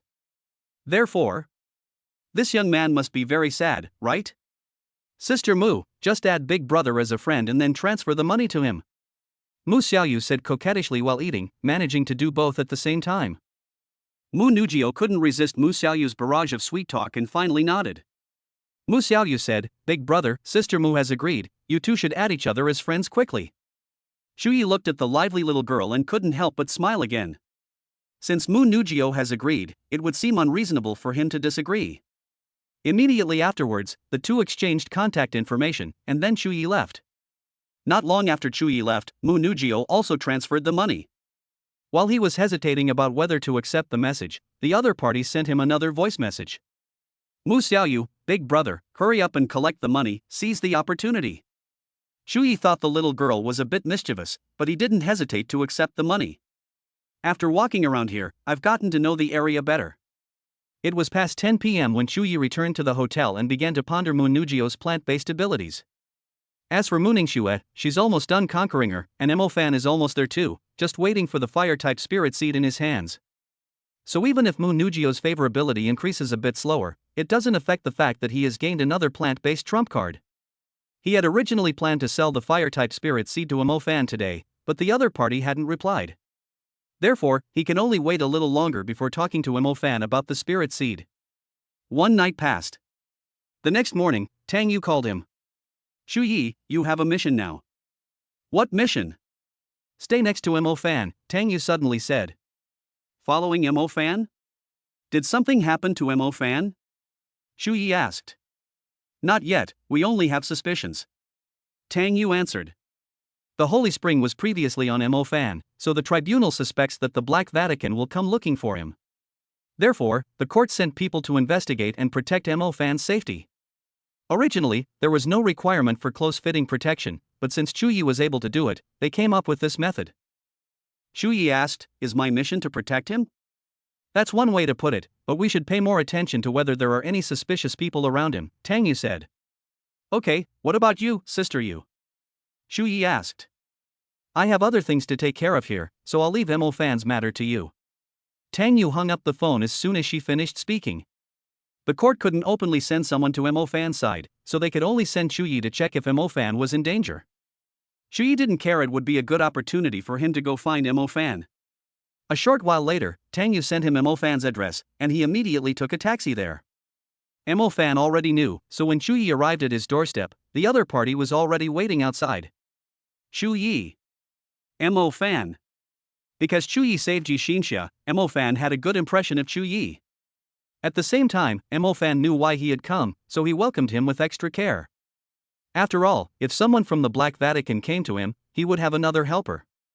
The two went inside and started chatting. "Where is Zhang Xiaoho? Where did he go?" Mo Fan had been in seclusion cultivating and rarely paid attention to news about Zhang Xiaoho. However, the bond of friendship remains, and even without contact, nothing will change. "He went to the army," Chu Yi said. Chu Yi was very curious.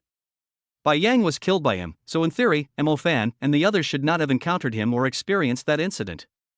But Zhang Xiaoho still chose to become a military magistrate. Just as he said before. Mo Fan smiled.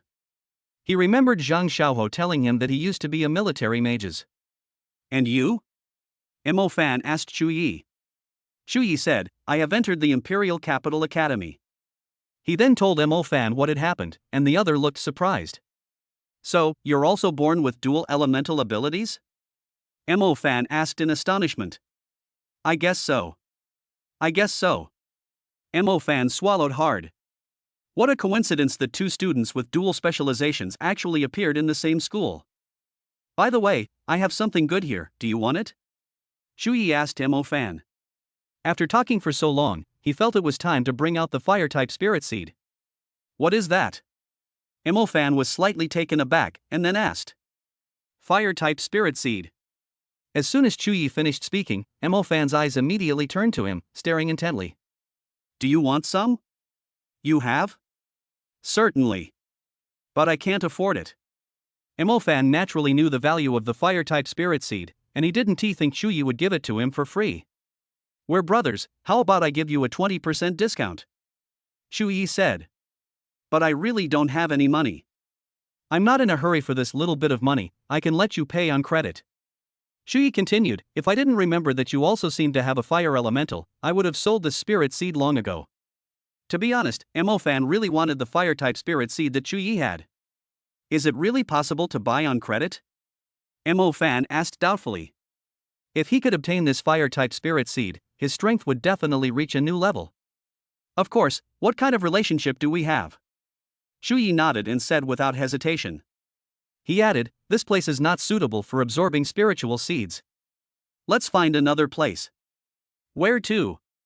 Chapter 68 Alpine Academy. Half an hour later, Shu Yi found a place for Mo Fan to absorb the fire-type spiritual seed. He waited outside. At the same time, Shu Yi checked Mo Fan's favorability rating and suddenly the corners of his mouth curled up slightly. Just as expected. Mo Fan's favorability rating has reached 100. This gave him an extra spot for binding. Now we'll see what happens on Mu Ningxue's side. If things go quickly, Mu Ningxue can also complete it, and then she will get another binding slot. After a long time, Mo Fan finished absorbing the energy and then walked out. Shu Yi, thank you. Mo Fan said sincerely. This is a fire-type spirit seed worth tens of millions, and the other party just gave it to him like that. Moreover, this was without any payment being made, which shows that Chu Yi trusted him quite a bit. Or perhaps, the other party treated him like a brother. After all, who would pass up a chance to make money, especially by saving it for him and giving him a 20% discount? Let's go out for a meal, it's on me. Without saying another word, Mo Fan put his arm around Chu Yi and headed outside. During the following period, Chu Yi stayed with Mo Fan and probably didn't discover anything. Obviously. The Black Vatican members were not in a hurry to make a move against Mo Fan. Or perhaps the Black Vatican knew that the Inquisition was watching Mo Fan and therefore didn't dare to take action. As time passed, Chu Yi finally returned to the Imperial Capital Academy. Upon arriving at the airport, Mo Fan waved goodbye to Chu Yi, who then boarded the plane. Several hours later, Chu Yi arrived in the capital and went to the Imperial Academy. At this moment, Mu Ningxue and the others were waiting in a classroom. As Chu Yi walked in, many eyes turned to him. Hello, Sister Chen and the teachers. Chu Yi greeted them and sat down next to Mu Ningxue. This meeting mainly focused on the overseas university we visited, which was the Alps University. Chu Yi hadn't expected that Chen Yan would actually be right. At the same time, he remembered that Heidi from the Alps Academy seemed to be able to multitask. If he could truly regain her ability to multitask, his strength would definitely increase once again. But that also depends on luck. Whether or not a binding can be established depends entirely on whether the system will trigger it. If it is not triggered, then even if Heidi has the talent of multitasking, it will be useless. At the meeting, Dean Sungha talked about some things, and then another professor began to speak. After about 2 hours of talking, Chu Yi heard the most important information. We're leaving tomorrow at noon. As soon as the meeting ended, Chu Yi immediately left the classroom, feeling incredibly restless. See you tomorrow. Mu Ningxue didn't say anything more, then turned and left. See you tomorrow, Yang Guo said from the side. Chu Yi nodded. Then, as he walked, he continued to think. If I use up my remaining attempts, will I be able to obtain the ice crystal bow from Mu Ningxue? However, he quickly dismissed the idea. Because the ice crystal bow is not yet fully complete, you will have to wait until later in the game to get the complete ice crystal bow.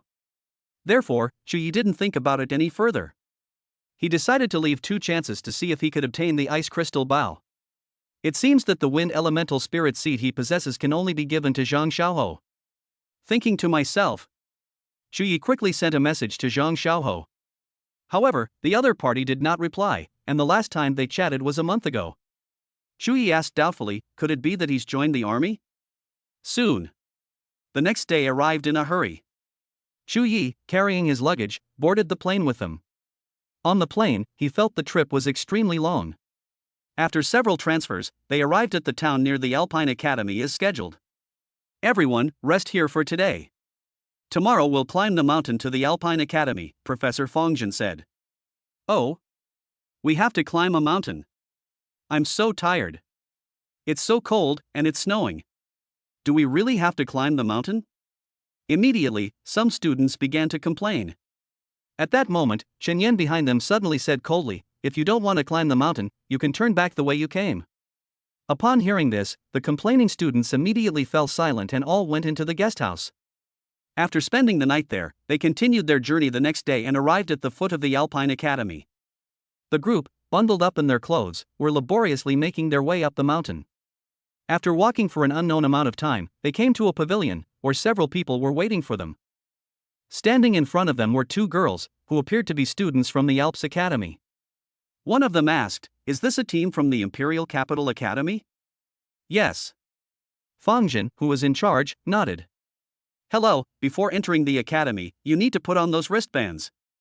As soon as she finished speaking, the female student pointed to the bracelet on the stone table in the pavilion. Shu Yi glanced at them and immediately knew what the bracelets were for. Someone asked, "What's the purpose of this bracelet?" "This bracelet is for location tracking." "By the way, girls don't need to wear it," the female student said slowly. "I protest."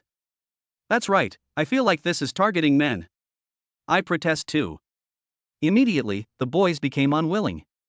After all, this is blatant distrust of them, and they are not that kind of people. The female student said, "If you don't wear the bracelet, you'll have to wait outside." "All right, these are the rules of Alps Academy. When we come to someone else's place, we still have to abide by the rules." As soon as Fongjin finished speaking, he set an example by putting on the bracelet. Seeing that the professor was wearing one, they couldn't say anything more and could only follow suit. Soon, two female students led the way, while Chu Yi and the others followed behind. Their arrival attracted the attention of many female students. "This is a paradise for men," a boy said, looking at the female students around him. After a short while, the two female students led them to their accommodation. One of them said, "You all rest here first, we'll go tell the mentor." Immediately afterwards, both of them left the place. "Let's choose our rooms first," Fongjin said, and Chu Yi and the others began selecting rooms. "Shu Yi, we'll share a room," Yanghua said from the side. "The rooms here all have double beds, so there are 2 people per room." "Okay." Shu Yi replied and then followed Yang Wei into the room. They sat on the bed to rest, and after a while, the female students outside also returned. "Lunch has been prepared for everyone in the cafeteria," the female student said. "Lunch? Great." Yang Wei immediately stood up. Finally, he could eat. Shu Yi shook his head. What kind of food could a vegetarian academy like Alps possibly have? After waiting for a while, Fongjin led them to the cafeteria of Alps Academy, following the female students. Chapter 69 Donation. Chu Yi and his group arrived at the cafeteria of Alps Academy, where the person who was supposed to greet them waited at the table. The person leading the group was a female teacher, who walked over with a smile on her face. She then shook hands with Professor Fongjin and said, "Welcome." "Thanks." Fongjin smiled. "They must be tired from their journey. We have prepared a sumptuous feast for them," Teacher Jialan said with a smile. "Very good." Upon hearing about the delicious food, Yang Guo excitedly whispered. Shu Yi smiled, thinking that Yang Guo was celebrating too soon.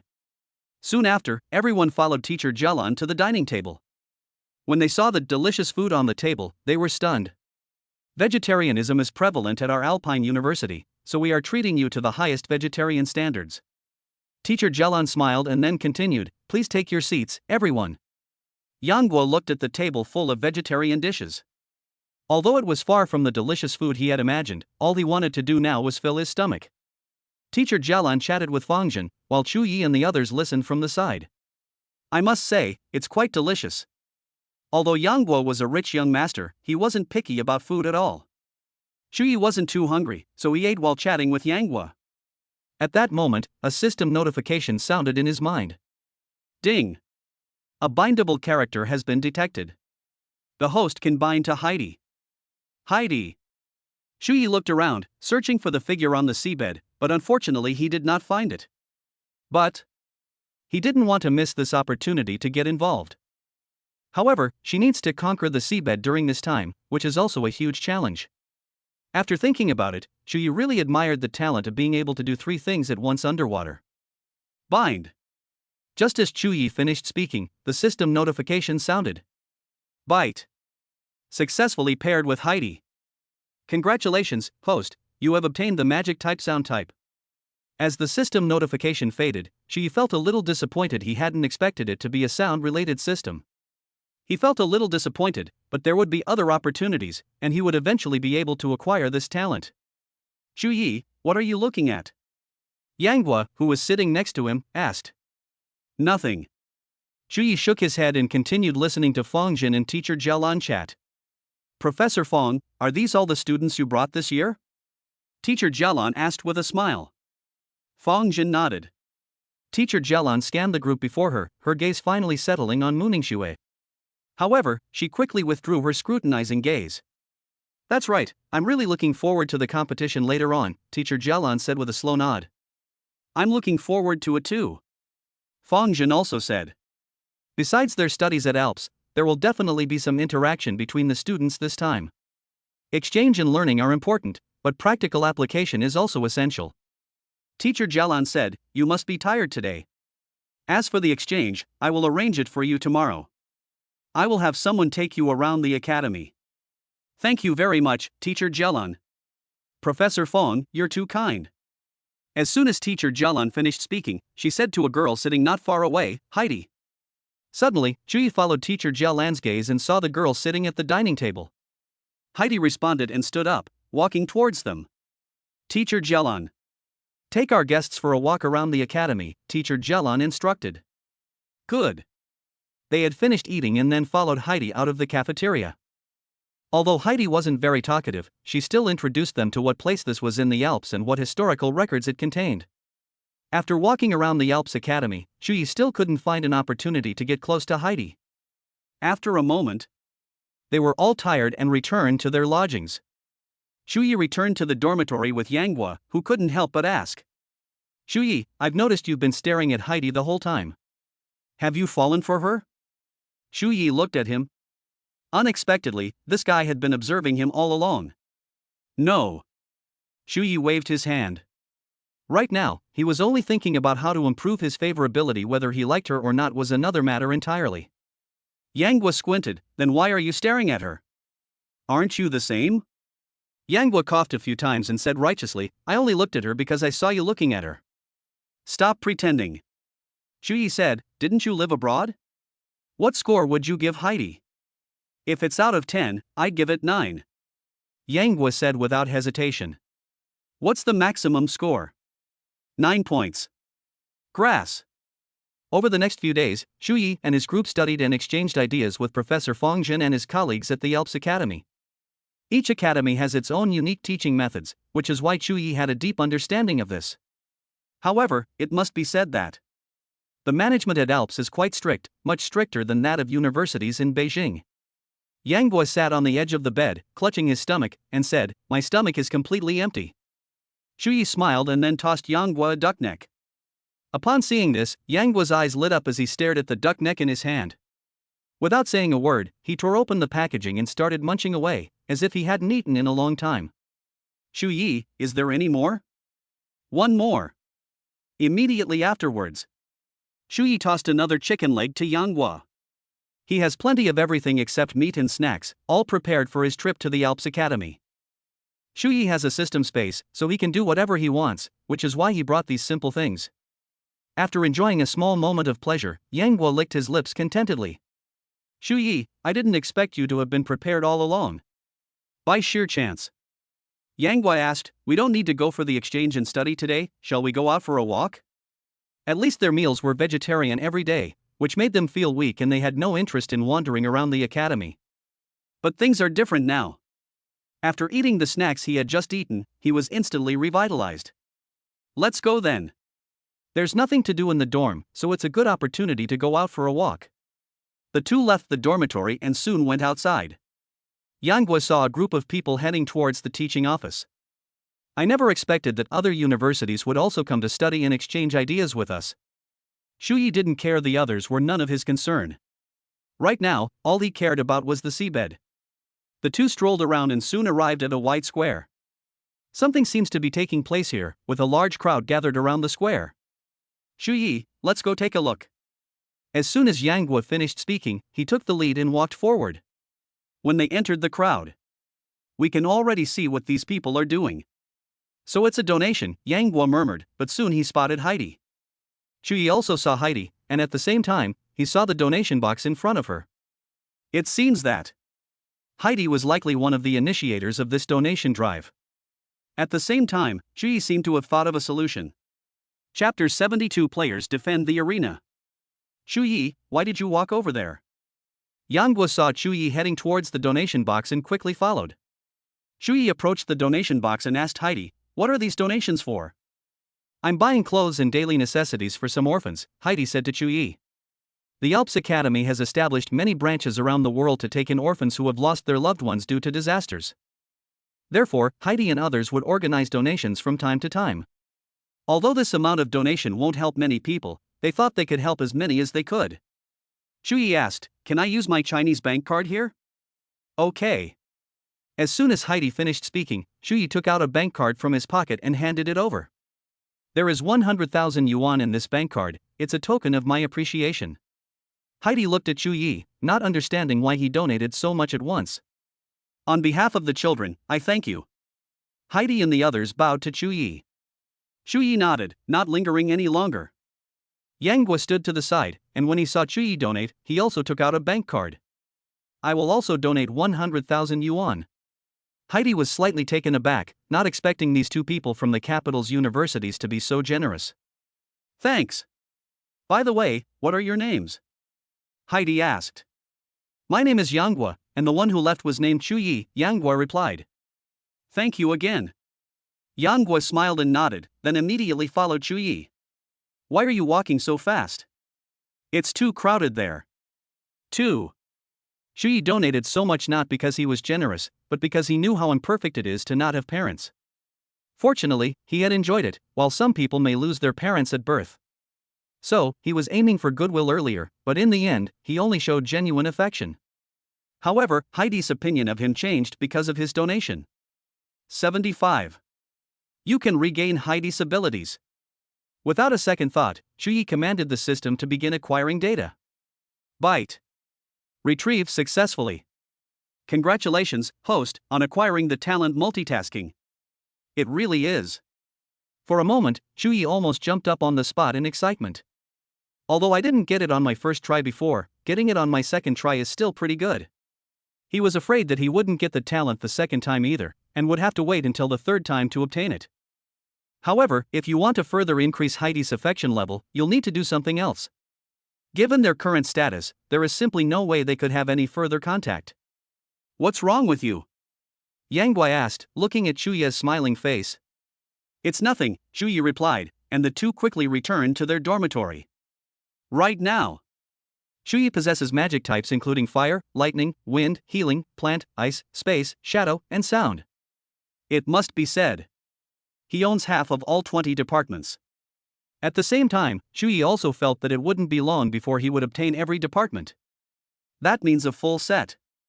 That's it, I've really become a full-time mage. Actually, he was more looking forward to the summoning system, but he didn't know if the summoned beasts of the summoning system had the same effect as the spirit seed's power being increased to the soul seed's power. In the blink of an eye, a month has passed. This time, not only universities in the capital came, but also universities from other countries. At this time, they were sitting at the table eating the vegetarian food in front of them. This was also the first time they had eaten together, otherwise, they hadn't really interacted much before. Master Blanche, we gathered here today for more than just a meal, haven't we? A middle-aged man with a full beard and short hair asked. His name is Gray. He is also the mentor leading the team at the Singdot Academy. Mentor Gray, the reason we gathered here is to discuss the upcoming magic competition, Blanche said. A magic contest? We at Singdot have no problem with that. You can ask them over there, Gray said nonchalantly. At the same time, this person also possessed an unbearable arrogance. This is why, despite studying and exchanging ideas together at the Alps Academy for so long, they haven't had much contact. We have no problem either, Professor Fongjin said. In that case, let us begin the magic contest tomorrow, said Blanche. Professor Fong and Gray nodded in unison, having no objection. They've been studying and exchanging ideas at the Alps Academy for so long, it's time for this magic competition. After eating, Professor Fongjin led them back to his residence for a meeting. The atmosphere in the room suddenly became unusually heavy for some reason. The reason I asked everyone to come here today is to explain the rules of tomorrow's magic competition. Anyway, the lecture continued in the classroom, while Chu Yi and the others listened from the side. Tomorrow's magic competition will mainly consist of arena battles, with each academy sending 6 team members, in pairs, to attack and defend their respective arenas. You will receive 1 point for each successful defense of the title or a successful attack. In the end, the university with the more points will win. The rules are simple, but the most important thing is the members who participate. At this moment, Professor Fongjin chose Chu Yi and Mu Ningxue without hesitation. The remaining participants were then selected by the other teachers. Soon, the 6 players who will take the stage tomorrow were selected. Tomorrow's success or failure depends on you. Don't feel pressured, just do your best, Professor Fongjin said. Yes, the 6 answered in unison. All right, meeting adjourned. As soon as Professor Fongjin finished speaking, Chu Yi and Yang Guo returned to their dormitory together. Chu Yi asked, "You've broken through to the 2nd level of the fire element?" Yang Guo was among the 6 people chosen earlier, so he guessed that he had likely broken through to the 2nd level of the fire element. Yes. Yang Guo replied with a smile, "This is all thanks to Chu Yi and Mu Ningxue. It seems that fire crystal is very effective for your fire element." Not really, I asked my family for some resources when I came back, Yang Guo said. No wonder. Yang Guo's ranking wasn't very high to begin with, so he probably wouldn't get a spot at Alps Academy. But because of his breakthrough, he got a spot and was able to come here. One night passed. After they finished breakfast, they all came to the square. Right now, the stands around the square were packed with people, mostly students who came to watch the match. Chu Yi and his group arrived last, as they were slower. Now that everyone's here, who wants to start? Blanche didn't waste any time and got straight to the point. It's all the same who goes first, so why don't we lead the charge? Gray said with a smile. Blanche had no objection, nor did Professor Fongjin. Then, Gray looked at 2 of the trainees and told them to go first. One of the 2 was fat, but he was quite tall, over 1.8 meters. The other one was a skinny guy, shorter than the fat guy, about 1.6 meters tall. By this time, they had already headed towards the square. Chapter 71 Arrogance. As the 2 walked into the square, the students of the Singdad Academy immediately shouted, "Mark, Kevin, you 2 better not embarrass Singdad." Mark and Kevin completely ignored them, treating them as if they were talking nonsense. And the moment these 2 stepped onto the stage, they gave off an air of arrogance. Blanche smiled and said, "Professor Fong, since we are guests, shall we go first or second?"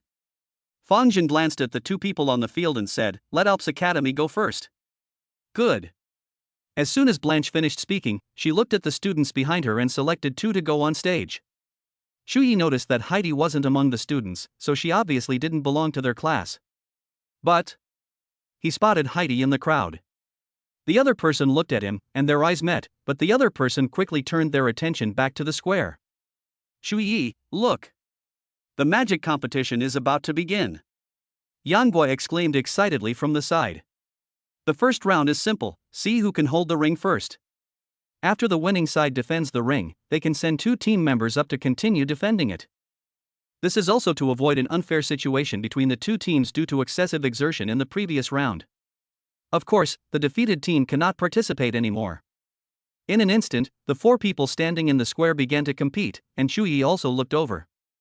None of the 4 seemed to be beginners, and their teamwork was quite good, so they rarely made mistakes. However, it was all rather ordinary. Their magic competition didn't produce any highlights. At present, apart from revealing that they are mid-level dual elemental users, they have not revealed much else. But Chu Yi knew that everyone present could be called a genius, and if he didn't reveal some of his trump cards, he wouldn't be able to win the competition. At this time, the 2 students from the Singdad Academy could no longer contain themselves and wanted to end the competition. Both of them have 1 defensive element and 1 offensive element, focusing on offense and defense respectively.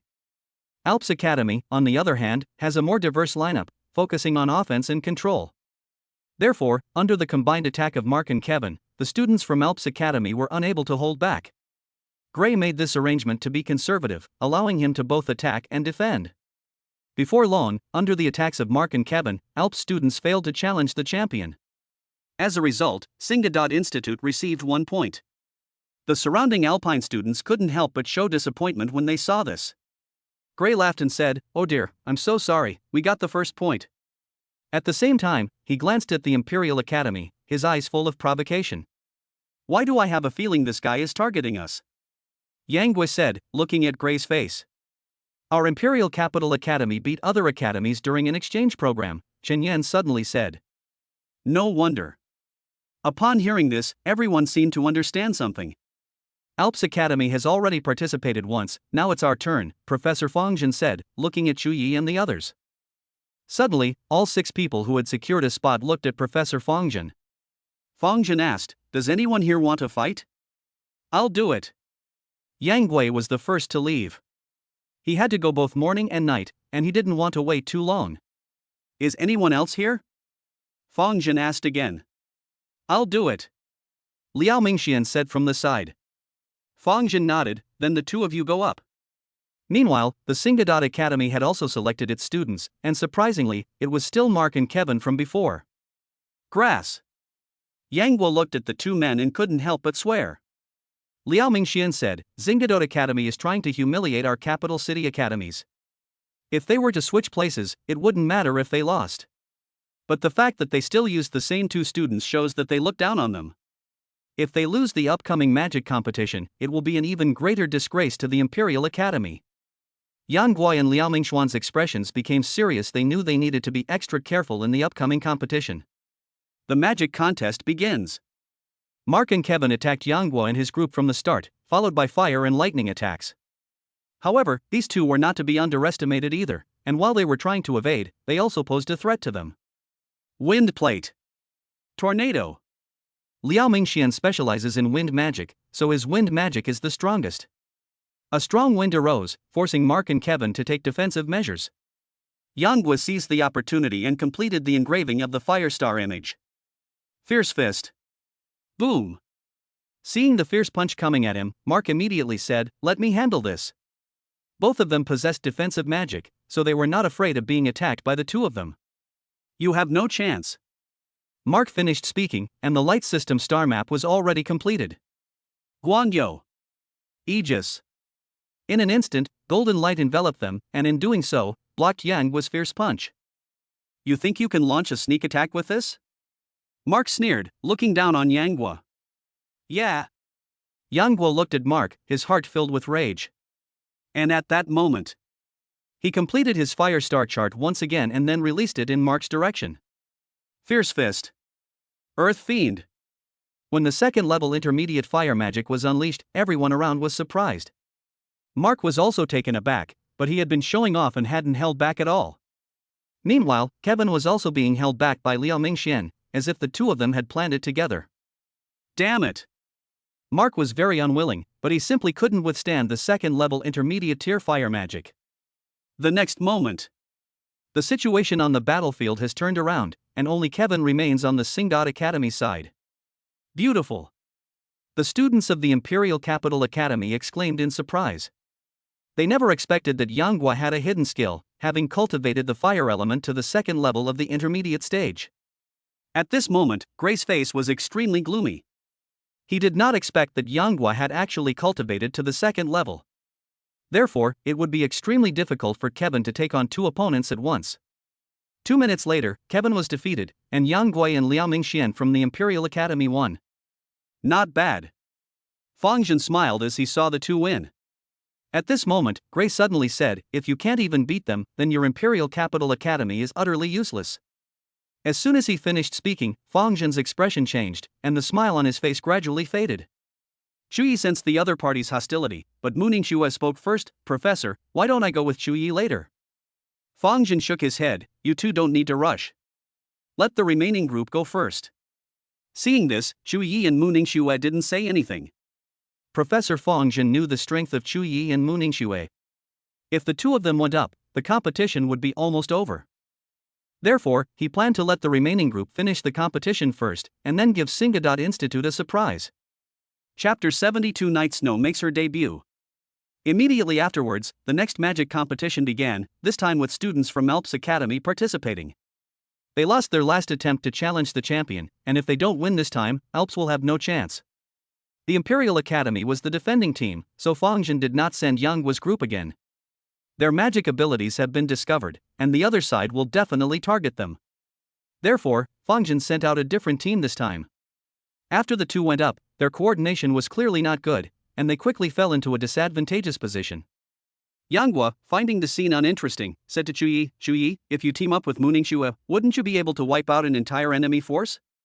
He felt excited just thinking about it. He was afraid that even if everyone else joined forces, they might not be a match for him. After all, Chuyi and Mu Ningxue are among the top experts in the Qing campus. A powerful alliance. 1 against 1 is definitely greater than 2. After a while, the two players from Imperial Academy lost, and Alps Academy won the match. At this point, all three academies had accumulated 1 point, and now it was Singoldot Academy's turn to send someone to take the stage. "Dylan, Tamina, you two go," Gray said, looking at the two young men behind him. Both of them are around 1.7 meters tall, and their faces are exactly the same. Obviously, these two are twins. Looking at Gray's confident expression, Chuyi could easily guess that the two of them were definitely very strong. The magic contest between the two began immediately upon their arrival. "Chuyi, who do you think will win?" Yanghua asked from the side. Chuyi shook his head. "I don't know, but the chances are probably higher at Singdort Academy." "Why?" Yanghua was puzzled. The two Alps sent this time were not the same two who fought in the previous battle. Therefore, they did not know each other's background. Intuition. As soon as Chuyi finished speaking, the situation on the field changed. "Holy crap! That's a lightning-type spirit seed!" Yanghua suddenly exclaimed. In previous magic competitions, none of the participants had spirit seeds, but in this competition, 2 lightning-type spirit seeds appeared. "It seems the people from Alps Academy are in trouble," Yanghua said, shaking his head. But Alps were not to be outdone, with one of their members displaying an Earth-type spirit seed. But that's not enough. "Brother, let us go together," Tamina said to Dylan beside her. The latter nodded.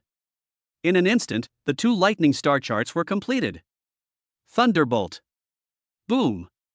The double thunderbolts immediately crashed down on the 2 female students from the Alps Academy. The female student with the Earth Elemental Spirit Seed frowned slightly, having already completed the Earth Elemental Star Map in her mind. Rock Barrier. Shanping. In an instant, the Earth Elemental female student manipulated the boulder to protect them. The Alpine students around them breathed a sigh of relief. Thankfully, they had blocked their attack. "Oh ho, so you're also someone who has cultivated to the 2nd level of the intermediate stage," Dylan said with a smile. Upon hearing this, many people understood something from the words. Also, that means the other party has also cultivated to the 2nd level of the intermediate stage. Just as expected. While they were pondering, Dylan had already completed the lightning star map. Thunderbolt. Yaksha. Dylan's mid-level 2nd-tier lightning magic caused an uproar among the students present. They hadn't expected that their opponent had actually cultivated to the 2nd level of the intermediate stage of the lightning element. Tamina followed Dylan up, and the Ray Star map was completed once again. They are very skilled in using lightning techniques, so every time they make a move, it's quite surprising. The 2 female students from Alps opposite us are like that. Boom. One thunderclap after another followed. The Earth Elemental student's defense was instantly breached, followed by a bolt of lightning. The other female student did not have a defensive skill, but she had a defensive magic item. In the blink of an eye, the defensive magic tool in his hand firmly blocked the lightning bolts overhead. Seeing this, the trainees suddenly breathed a sigh of relief. But it was obvious to everyone that the 2 students from the Alps Academy had used up all their cards, but they were still being overwhelmed. Winning or losing is only a matter of time. After several more rounds, Alps Academy was no match for them and ultimately lost. At this time, Sigdorj University, with 2 more points, took the lead over Imperial University and Alps University. Blanche frowned when she saw that both of her students had lost. She didn't blame the two female students, but felt that the Singadot Academy seemed to have come prepared this time. However, Blanche also knew that the other party was not targeting them, but rather the Imperial Academy. The two remaining students from Alps Academy are clearly at a disadvantage in the upcoming challenges, so their chances of winning are slim. Blanche looked towards the Imperial Academy, wanting to see how they would select people. She knew that there were still two people from the Imperial Capital Academy who hadn't made their move yet, and whether they could compete with the Singdord Academy depended on them. It's your turn.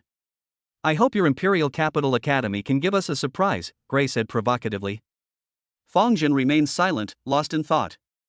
The same goes for Chuyi. If he and Mu Ningxue hadn't shown up this time, Xin Ghetto de Academy would have won. If Yang Guo and Liao Mingxian were sent out, they might not be able to defeat the twins on the field. Therefore, if Yang Guo and Liao Mingxian lose the match, Singdord Academy will gain another point. If the Singdod Academy wants to ask questions, they will definitely send the remaining two people to participate. Then Alps Academy will definitely fail to win the challenge, and the other side will get 4 points. The only teams remaining on the field are the two teams from Singoldadot Academy, with only 2 points.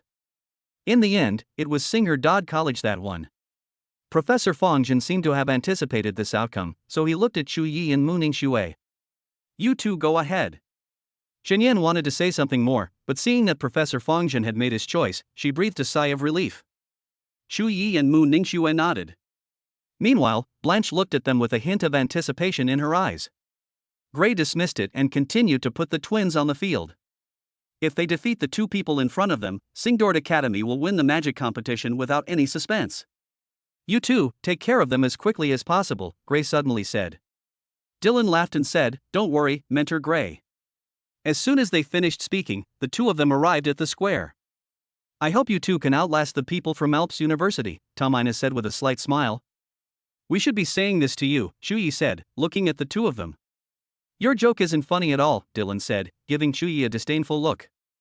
Immediately afterwards, their magical contest has officially begun. Chapter 73 Purple-Eyed Demon Wolf. Is this our first collaboration? I wish us a pleasant working relationship, Chuyi said with a slight smile. Mu Ningxue nodded. Immediately afterwards, their gazes fell on Dylan and Tomina across from them. The moment the magic competition began, Mu Ningxue activated her ice domain. As soon as he opened his domain, everyone around him looked over in surprise. This field. That's enough to shock everyone. Even Gray, who was watching the competition from the sidelines, couldn't help but frown. Upon seeing Mu Ningxue open her domain, Dylan and Tomina instantly lost their composure. Together. As soon as Dylan finished speaking, the lightning star map was completed. This time, he didn't hold back. Thunderbolt. Yaksha. As the second-tier mid-level magic attacked, Mu Ningxue was already prepared to deal with it. The wind trail beneath his feet, after he released his magic, helped Mu Ningxue quickly avoid the lightning strike. A cold wind blew by, and Tomina next to him shivered, slowly regaining his composure. Dylan knew that Tomina was most afraid of the cold, so he understood his situation. He said, Tomina, hang in there, we'll deal with this woman first. Tomina nodded slightly. Fierce Fist. Boom. Suddenly, Chuyi completed the Firestar map, giving them no time to speak. What? When Dylan saw this, a look of surprise suddenly appeared in his eyes. How can he use fire magic? At this moment, this question was all that was on Dylan's mind. He also possessed fire elemental abilities, but they were suppressed by Mu Ningxue's ice elemental domain. Tomina, watch out. Dylan quickly warned Tomina, who was standing next to him. Tomina immediately realized what was happening and quickly completed his light system star map. Guanyo. Aegis. Even so, Chuyi's fierce fist that shattered the heavens taught his opponent a great lesson. How is this possible? In the blink of an eye, flames engulfed him completely, rendering Tomina's defenses ineffective. Use the magic tool quickly. Dylan immediately reminded the other party. Soon, Tomina was forced to use defensive magic items to barely block Chuyi's fire attack. After all, it was a fire elemental spell comparable to a soul seed, far more powerful than a spirit seed, to the point that defensive magic of the same level simply couldn't withstand it. This is the difference between ordinary fire, spiritual fire, or mixed fire. Seeing the situation on the field, Gray's expression changed slightly, and his brows furrowed even deeper. Immediately afterwards, Mu Ningxue used the advantage of her domain to launch an attack on Dylan. Meanwhile, Tamaina on the other side was no match for Chuyi either, and was constantly being chased and beaten by him. His basic level 3 fire magic was enough to give Tamaina a lot of trouble. Fortunately, fire attacks aren't as fast as lightning attacks, giving him a chance to react. But Tamaina had run out of cards to play and could only rely on Dylan to find a breakthrough, but Chuyi didn't want to play along with him anymore. Thunderbolt! Boom! When Chuyi gave a low shout, Tamaina's expression changed, and he was clearly panicked. He hadn't expected that Chuyi would actually possess a lightning-type ability. Tamaina, who also possesses lightning-type abilities, was aware of the lightning speed of Thunderbolt. The surrounding flames seemed to have been arranged by the enemy to prevent him from escaping. Purple lightning suddenly struck, and Tamaina tried to block it with his light magic, but his eyes also caught sight of his opponent completing a new spell. There's no escaping it. Lightning attacks are so fast that even if you block them, Chuyi will immediately follow up with his own attack. There's only one outcome: Tamaina will be eliminated. Seeing that Tamaina had given up struggling, the teacher nearby quickly used magic to save him. Meanwhile, Dylan was fighting Mu Ningxue, and the two were evenly matched. But in general, Mu Ningxue still has a greater advantage. After all, she has the support of her domain. Chuyi wasn't in a hurry and just waited for Mu Ningxue to finish the battle. Dylan is a lightning and fire type, and his fire type is suppressed and there's nothing he can do about it. Mu Ningxue is an ice and wind type, and as long as the wind type is good, it will be difficult for Dylan to find an opportunity with her. A few minutes later, Mu Ningxue finished the battle, eliminating the last Dylan. Therefore, Imperial Capital Academy successfully challenged the title and replaced Singed Academy as the champion, while also accumulating 2 points. Well done. Seeing Chuyi and Mu Ningxue walking towards them, Professor Fangzhen smiled and encouraged them. They both nodded, awaiting the next steps. Professor Fangzhen looked at Yang Gui and Liao Mingxian and asked, "Are you too confident in defeating the two from Alps Academy?" Although Chuyi and Mu Ningxue could also step in and defeat their opponents, Fangzhen preferred to give them a chance. "We're not going," Yang Gui said. Liao Mingxian, who was standing next to him, nodded in agreement. They were aware of their own limitations. Fangzhen said, "All right, the defense of the arena will be left to Chuyi and Mu Ningxue." After a few minutes of rest, the two of them went back on the field. 2 female students from the Alps Academy followed them to the square. The magic competition soon began. Neither side was willing to yield, and both were vying for more opportunities for their respective institutions. However, these two are far less capable than Dylan and Tamaina, so they are not on the same level. As a result, these 2 female trainees were eliminated by Chuyi and Mu Ningxue after only a short time. Meanwhile, the Imperial Capital Academy also received 3 points, ranking first among the 3 academies. The pressure suddenly fell on the Singed Academy, since they only had one group of students left. Whether they can win or not depends entirely on this group of students. "Wesley, Caroline, it's up to you two now," Gray said, his face no longer showing the arrogance he once had. "Clear. Remember, deal with the fire-type student first, then join forces to deal with the ice-type student," Gray instructed again. "We know, I can handle that fire-type student," Wesley said with a smile. "Let's go up." As soon as Gray finished speaking, the two of them walked towards the square, confronting Chuyi and Mu Ningxue.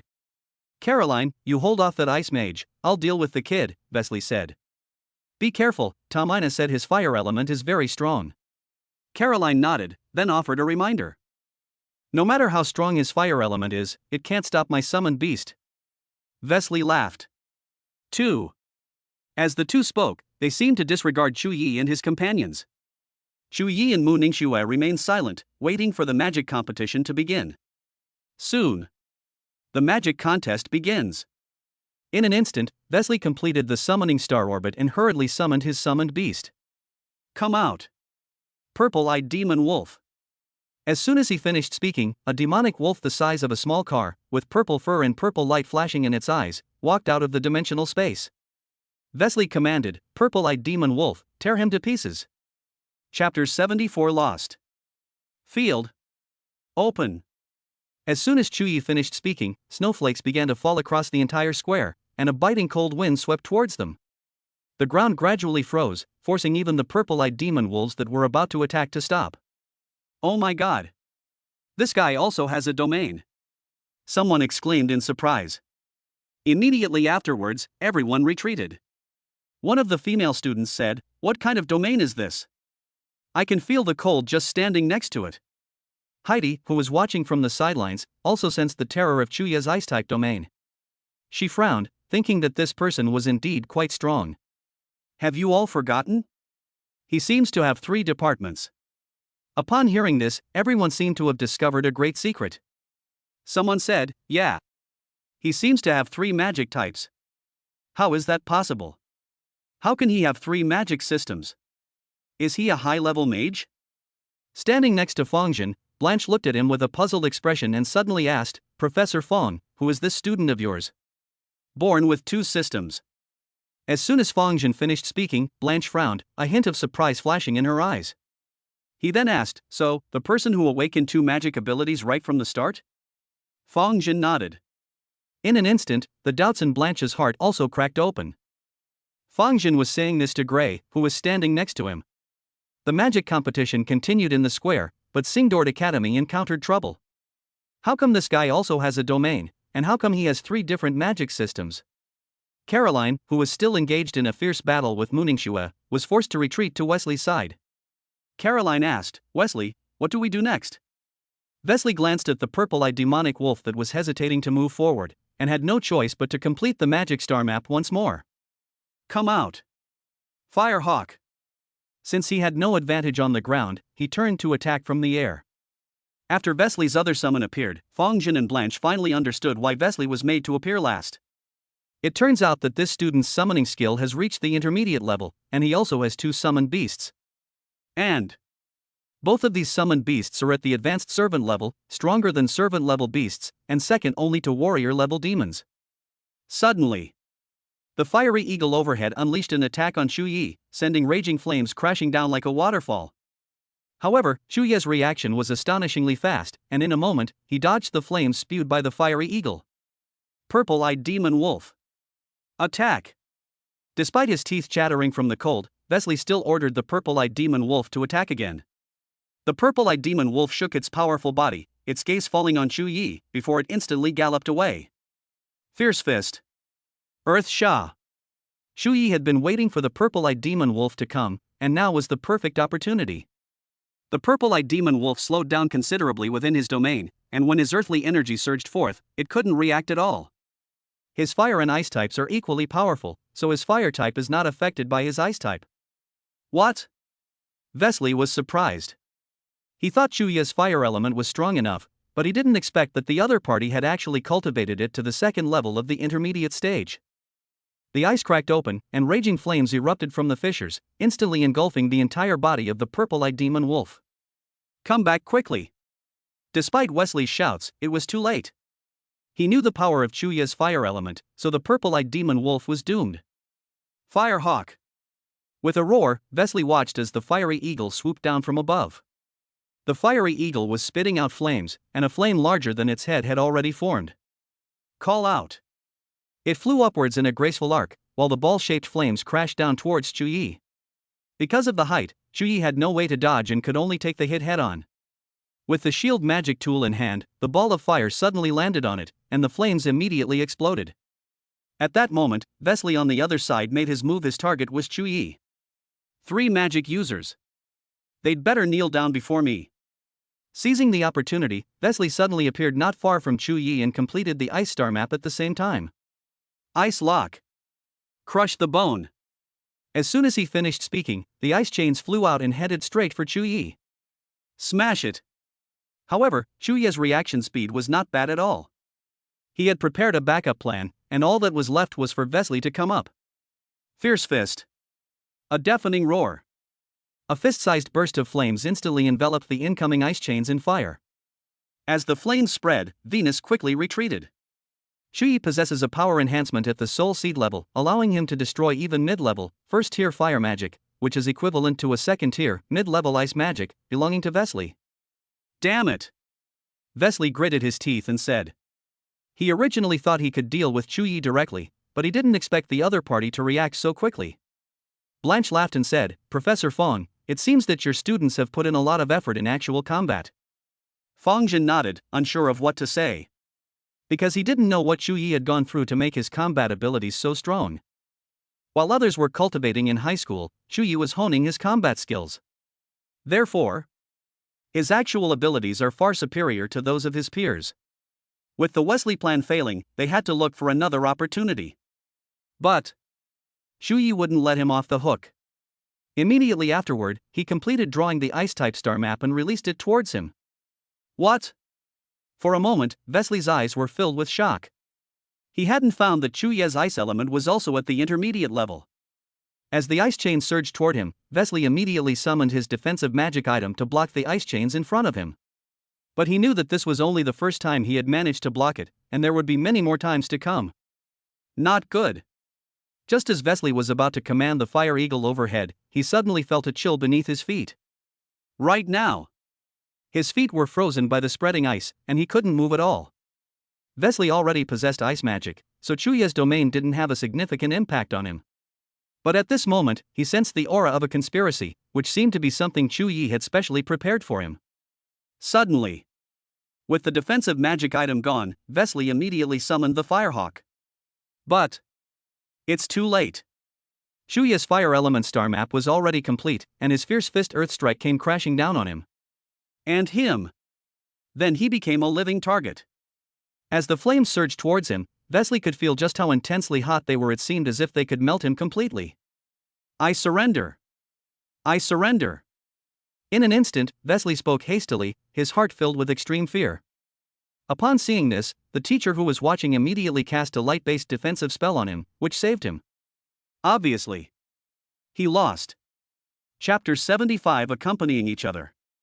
With Wesley eliminated, Caroline on the other side was forced to face a combined attack from Chuyi and Mu Ningxue. After all, two fists can't fight four hands, and after a few rounds, Caroline was eliminated. Final. The capital's universities are the best. The initially one-sided situation was instantly reversed by Imperial Capital Academy, which won first place with a score of 4 points. The students at Singadot Academy all kept their heads down, not daring to breathe. Gray's face was grim. He hadn't expected that his long journey to Alps University would end like this. He came here this time specifically for the Imperial Academy, but he failed again, just like before. He was unwilling to accept it.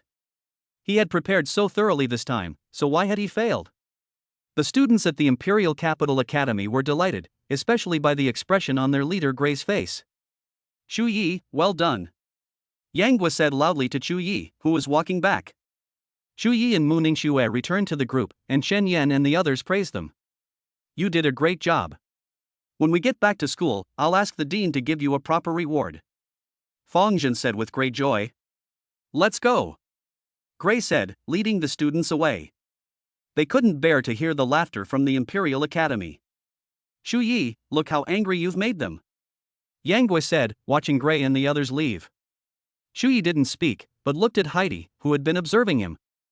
Heidi had come to Blanche's side, and was not far from him. Upon noticing that Chuyi had discovered her, Heidi quickly looked away and joined Blanche in discussing matters. After exchanging a few words with Heidi, Blanche came over and smiled. Professor Fong, your Imperial Capital University has produced 2 more geniuses. Alps Academy isn't bad either. This must be Heidi, right? Feng Zhen said, looking at Heidi next to Blanche. Hello, Professor Fong. Heidi greeted Feng Zhen politely. Hello.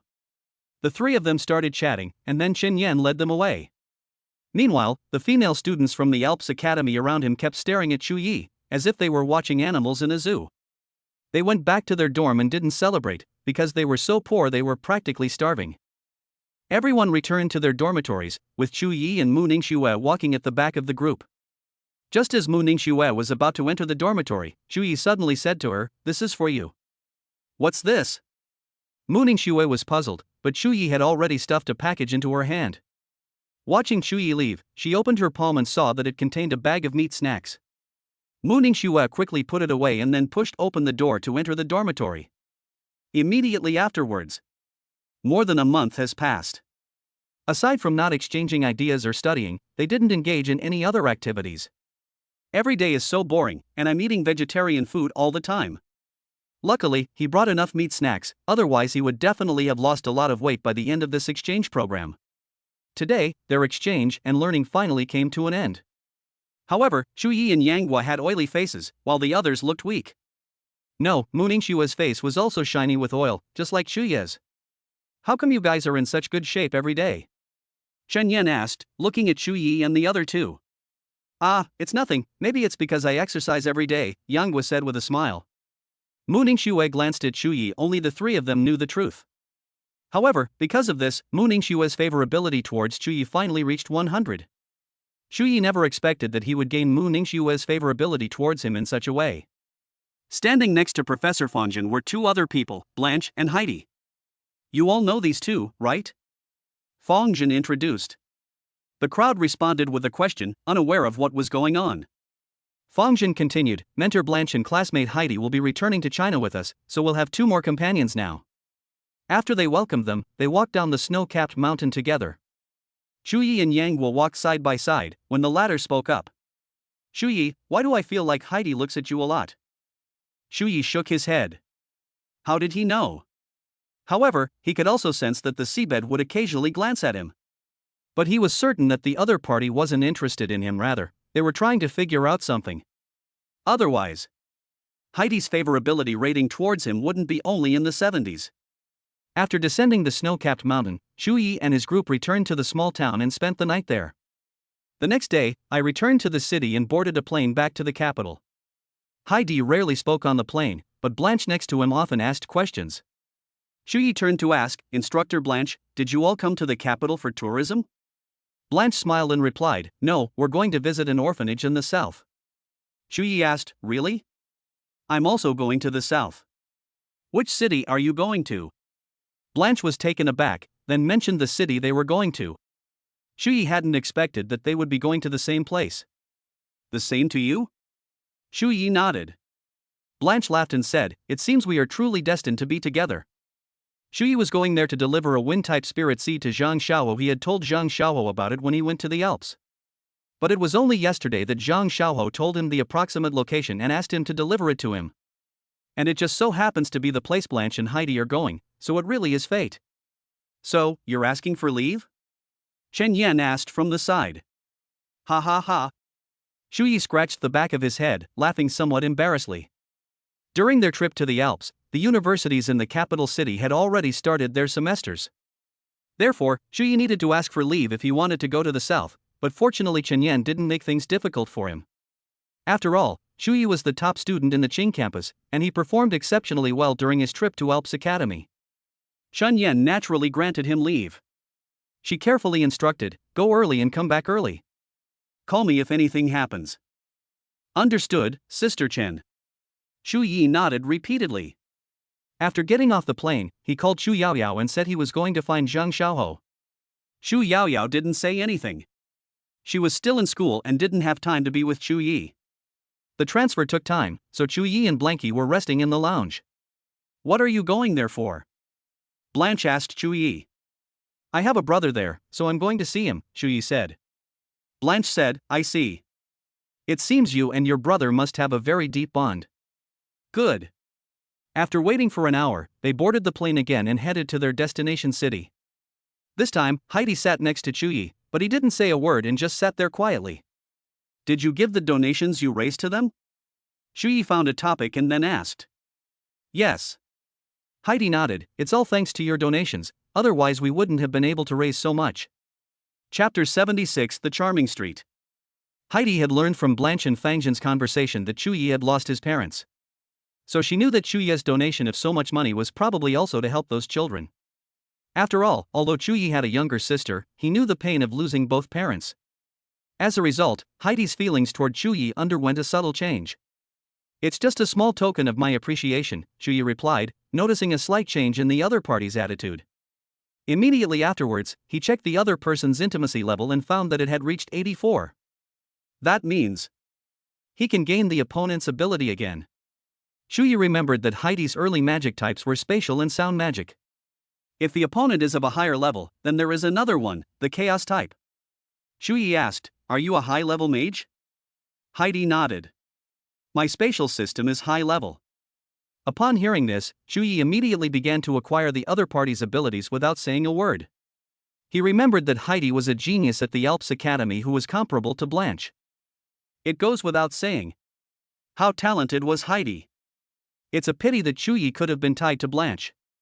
But when I was at Alps Academy, there was no notification sound from the system. Acquire. Chu Yi thought to himself, and at the same time, the system's voice quietly sounded. Byte. Acquiring Heidi's abilities. Acquisition of ability successful. Congratulations, host, you have obtained the 6th level of spiritual power. In a short time, Chu Yi was somewhat bewildered. It can even acquire the other party's mental energy. The spiritual power of the 6th realm. It's far stronger than his spiritual power level. Mental strength is divided into 3 realms, the minor realm, the intermediate realm, and the major realm. The 1st to 3rd realms are divided into minor realms, the 4th and 6th realms into intermediate realms, and the 7th to 9th realms into major realms. The level of one's mental strength determines the power of certain magic systems, much like the spirit seed or soul seed of elemental magic. Mental power is mainly related to mental magic, curse magic, and dimensional magic. Although I didn't get Heidi's spatial abilities, getting her mental energy is still pretty good. After all, with his spiritual power at the intermediate level, probably no one among his peers could compare. Because a mage with lower level spiritual power can hardly shake a mage with mid-level spiritual power. Chu Yi and the other two chatted casually, and soon they arrived at the airport. Knowing that Chu Yi was coming back, Zhang Xiaohou took leave and waited outside while Chu Yi was getting off the plane. Upon seeing Chu Yi emerge, Zhang Xiaohou rushed over and embraced him, his face beaming with smiles. Brother Yi. Hey monkey, how have you been lately? It's alright, the instructors have given us quite a lot of training tasks, Zhang Xiaohou replied. Then, he looked at the 2 foreigners beside him and asked, Brother Yi, who are these 2? Oh, they are teachers and students from the Alps Academy. This is Blanche, and this is Heidi, Chu Yi introduced. Blanche and Heidi nodded to Zhang Xiaohou, and then the 2 left the airport ahead of time. Brother Yi, what's the matter that you're in such a hurry to see me? Zhang Xiaohou asked with a smile. Chu Yi said, I have prepared a big gift for you. What wonderful gift! You'll find out soon enough. Zhang Xiaohou didn't know why Chu Yi was so mysterious, but he still followed Chu Yi out of the airport. Before long, they arrived at an open space, where there was no one around and it was exceptionally quiet. Brother Yi, tell me quickly what the surprise is. Look what this is. Spirit seed.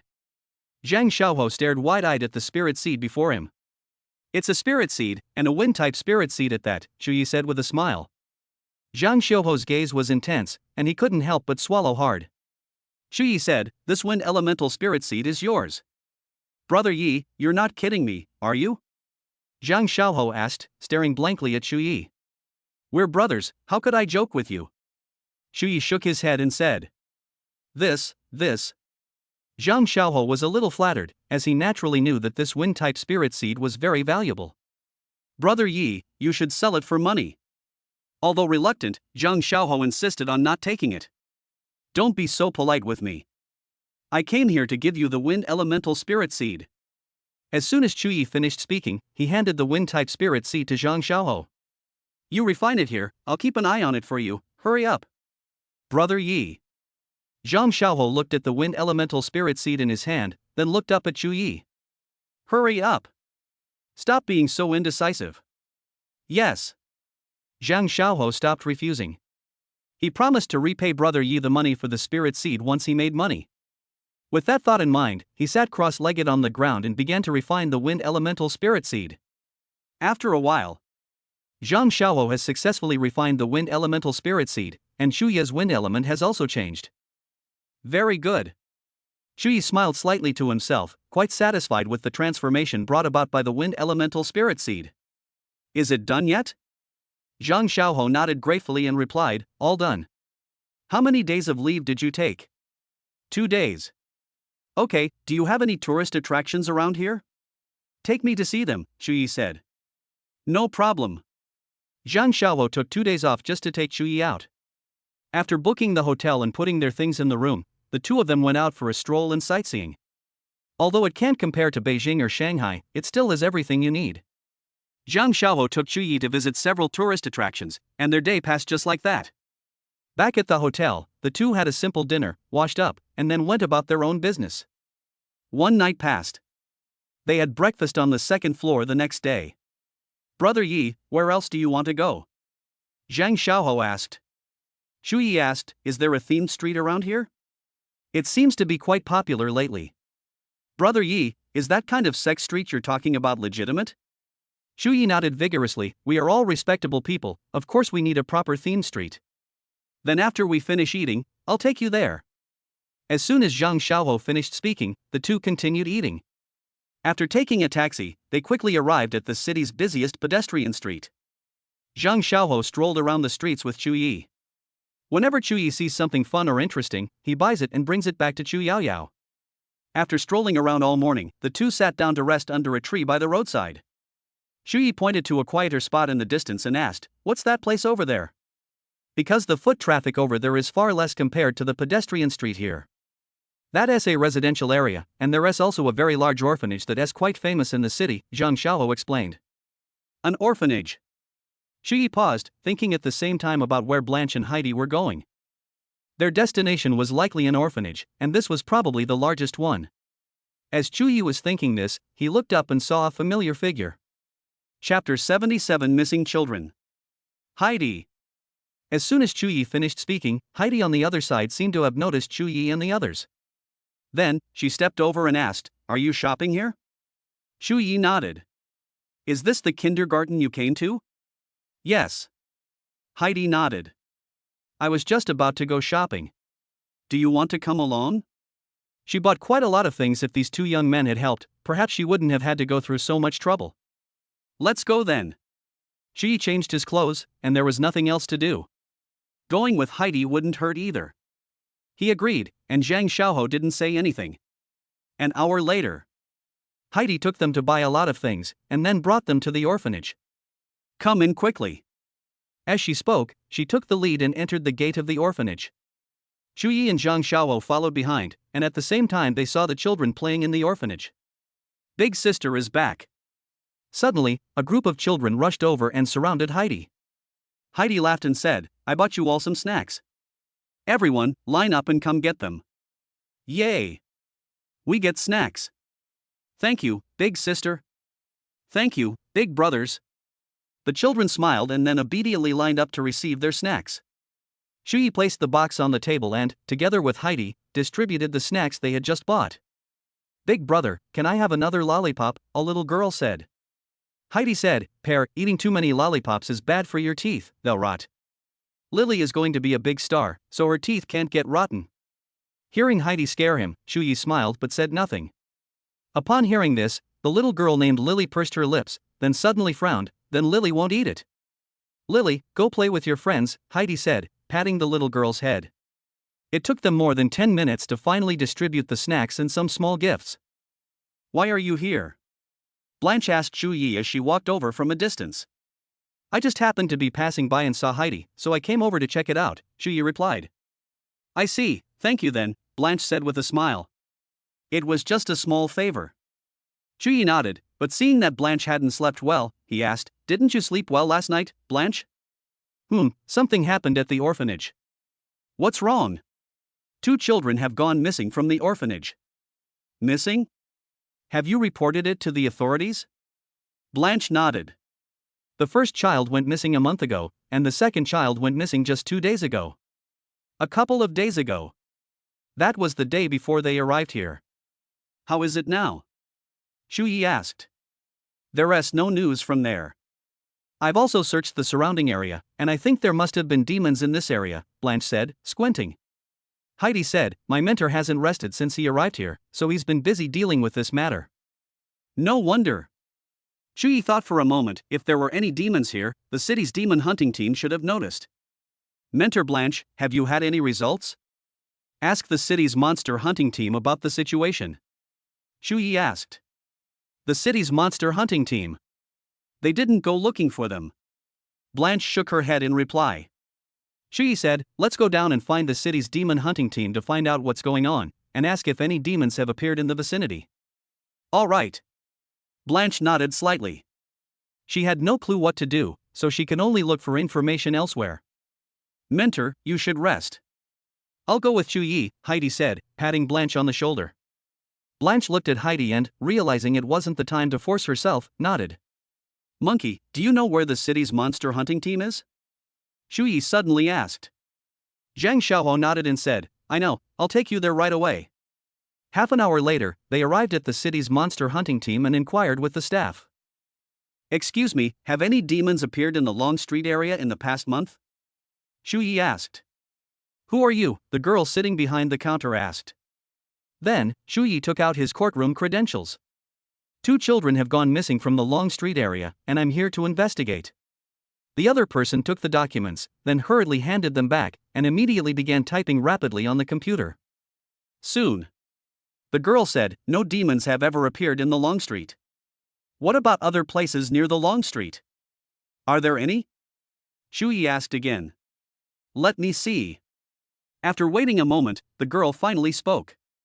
Recently, demons appeared in Qianlong district, east of Qingjie Street, but the problem has been resolved. Resolved? When was that? It was around the middle of the month. Just as the girl finished speaking, several people walked in from outside. Captain Chen. Xiaohua, what are these people doing here? Have demons appeared again? Captain Chen asked the girl. No, they came to inquire about demons. Xiaohua said to Chu Yi, this is Captain Chen. He's the one who dealt with the demons on Qianlong Street. Captain Chen frowned and looked at Chu Yi. Is there something you need? Chu Yi briefly explained the orphanage situation, and the other party was now aware of it. Our team dealt with that demon ourselves, Captain Chen said, recalling the previous events. Chu Yi said, have you found any children? Or perhaps skeletons? Although he didn't want anything to happen to the children, they had been missing for so long that he couldn't help but think the worst. Skeleton? Captain Chen glanced at Chu Yi. After they dealt with the demon, they didn't search for it further. Moreover, they found the demon in the street, so they couldn't find anything. Then, Captain Chen shook his head, indicating that he had not found anything. Captain Chen, before the demons appeared, were there any missing persons cases in Qianlong district? Shu Yi asked. Upon hearing this, Captain Chen looked at his teammate beside him, who suddenly spoke up. Yes, I have. Have you searched for any trace of them? We looked, but we couldn't find it. The man shook his head. They had indeed gone to look for it. Shu Yi stroked his chin, feeling that this was a tricky matter. Captain Chen asked, is the orphanage you're talking about the one in Changjie district? Yes. I know there have been 2 cases of missing children there, but we investigated and found nothing suspicious, Captain Chen said. Shu Yi nodded. Otherwise, with Blanche's super-class mage strength, she wouldn't have been unable to find that demon. After thinking for a moment, Shu Yi asked, what type of demon did you hunt down? Chapter 78 Discovery. What type of demon did you hunt down? As soon as Chu Yi finished speaking, the man next to Captain Chen said. We've put in a lot of effort to deal with this demon. He continued, that's a dark attribute demon. You've heard of the Shadow Moon Demon Wolf, right? The Shadow Moon Wolf is a dark attribute demon whose strength increases dramatically at night. At the same time, demons with dark attributes are very good at hiding, so it is difficult to find their traces. Chu Yi pondered, but he was still completely clueless. Captain Chen said, the incident at the Qingjie orphanage seems to have happened the day before yesterday. We went to investigate then, but unfortunately we didn't find anything. Shu Yi asked, what about the surrounding area? Have there been any cases of people going missing in the last few days? No. Captain Chen shook his head. Disappointment was evident in both Chu Yi and Heidi's eyes. If there are cases of missing persons in the vicinity, then it must be the work of demons. But they have no evidence.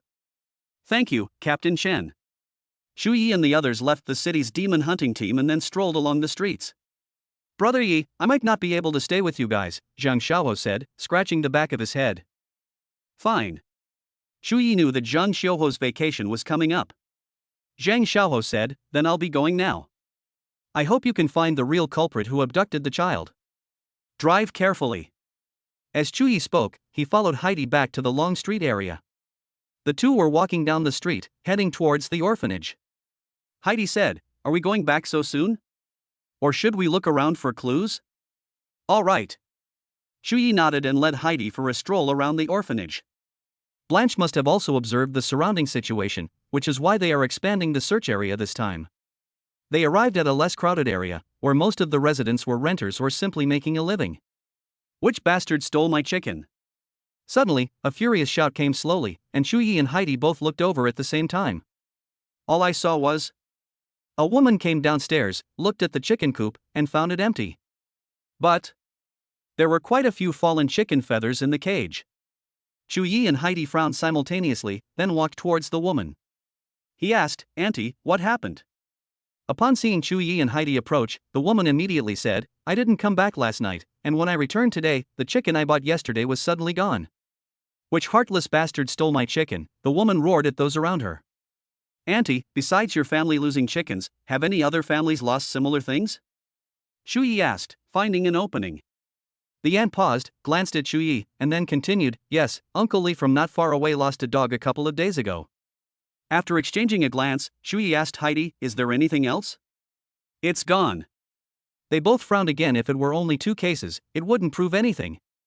After all, the loss of the dog and the disappearance of the woman's chickens don't prove anything.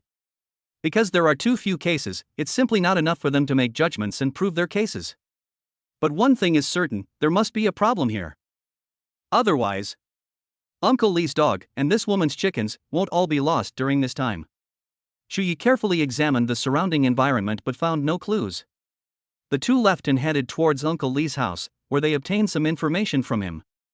The night the dog went missing, it barked a few times and then fell silent, so he didn't pay any attention. "Get up early this morning. The dog is gone."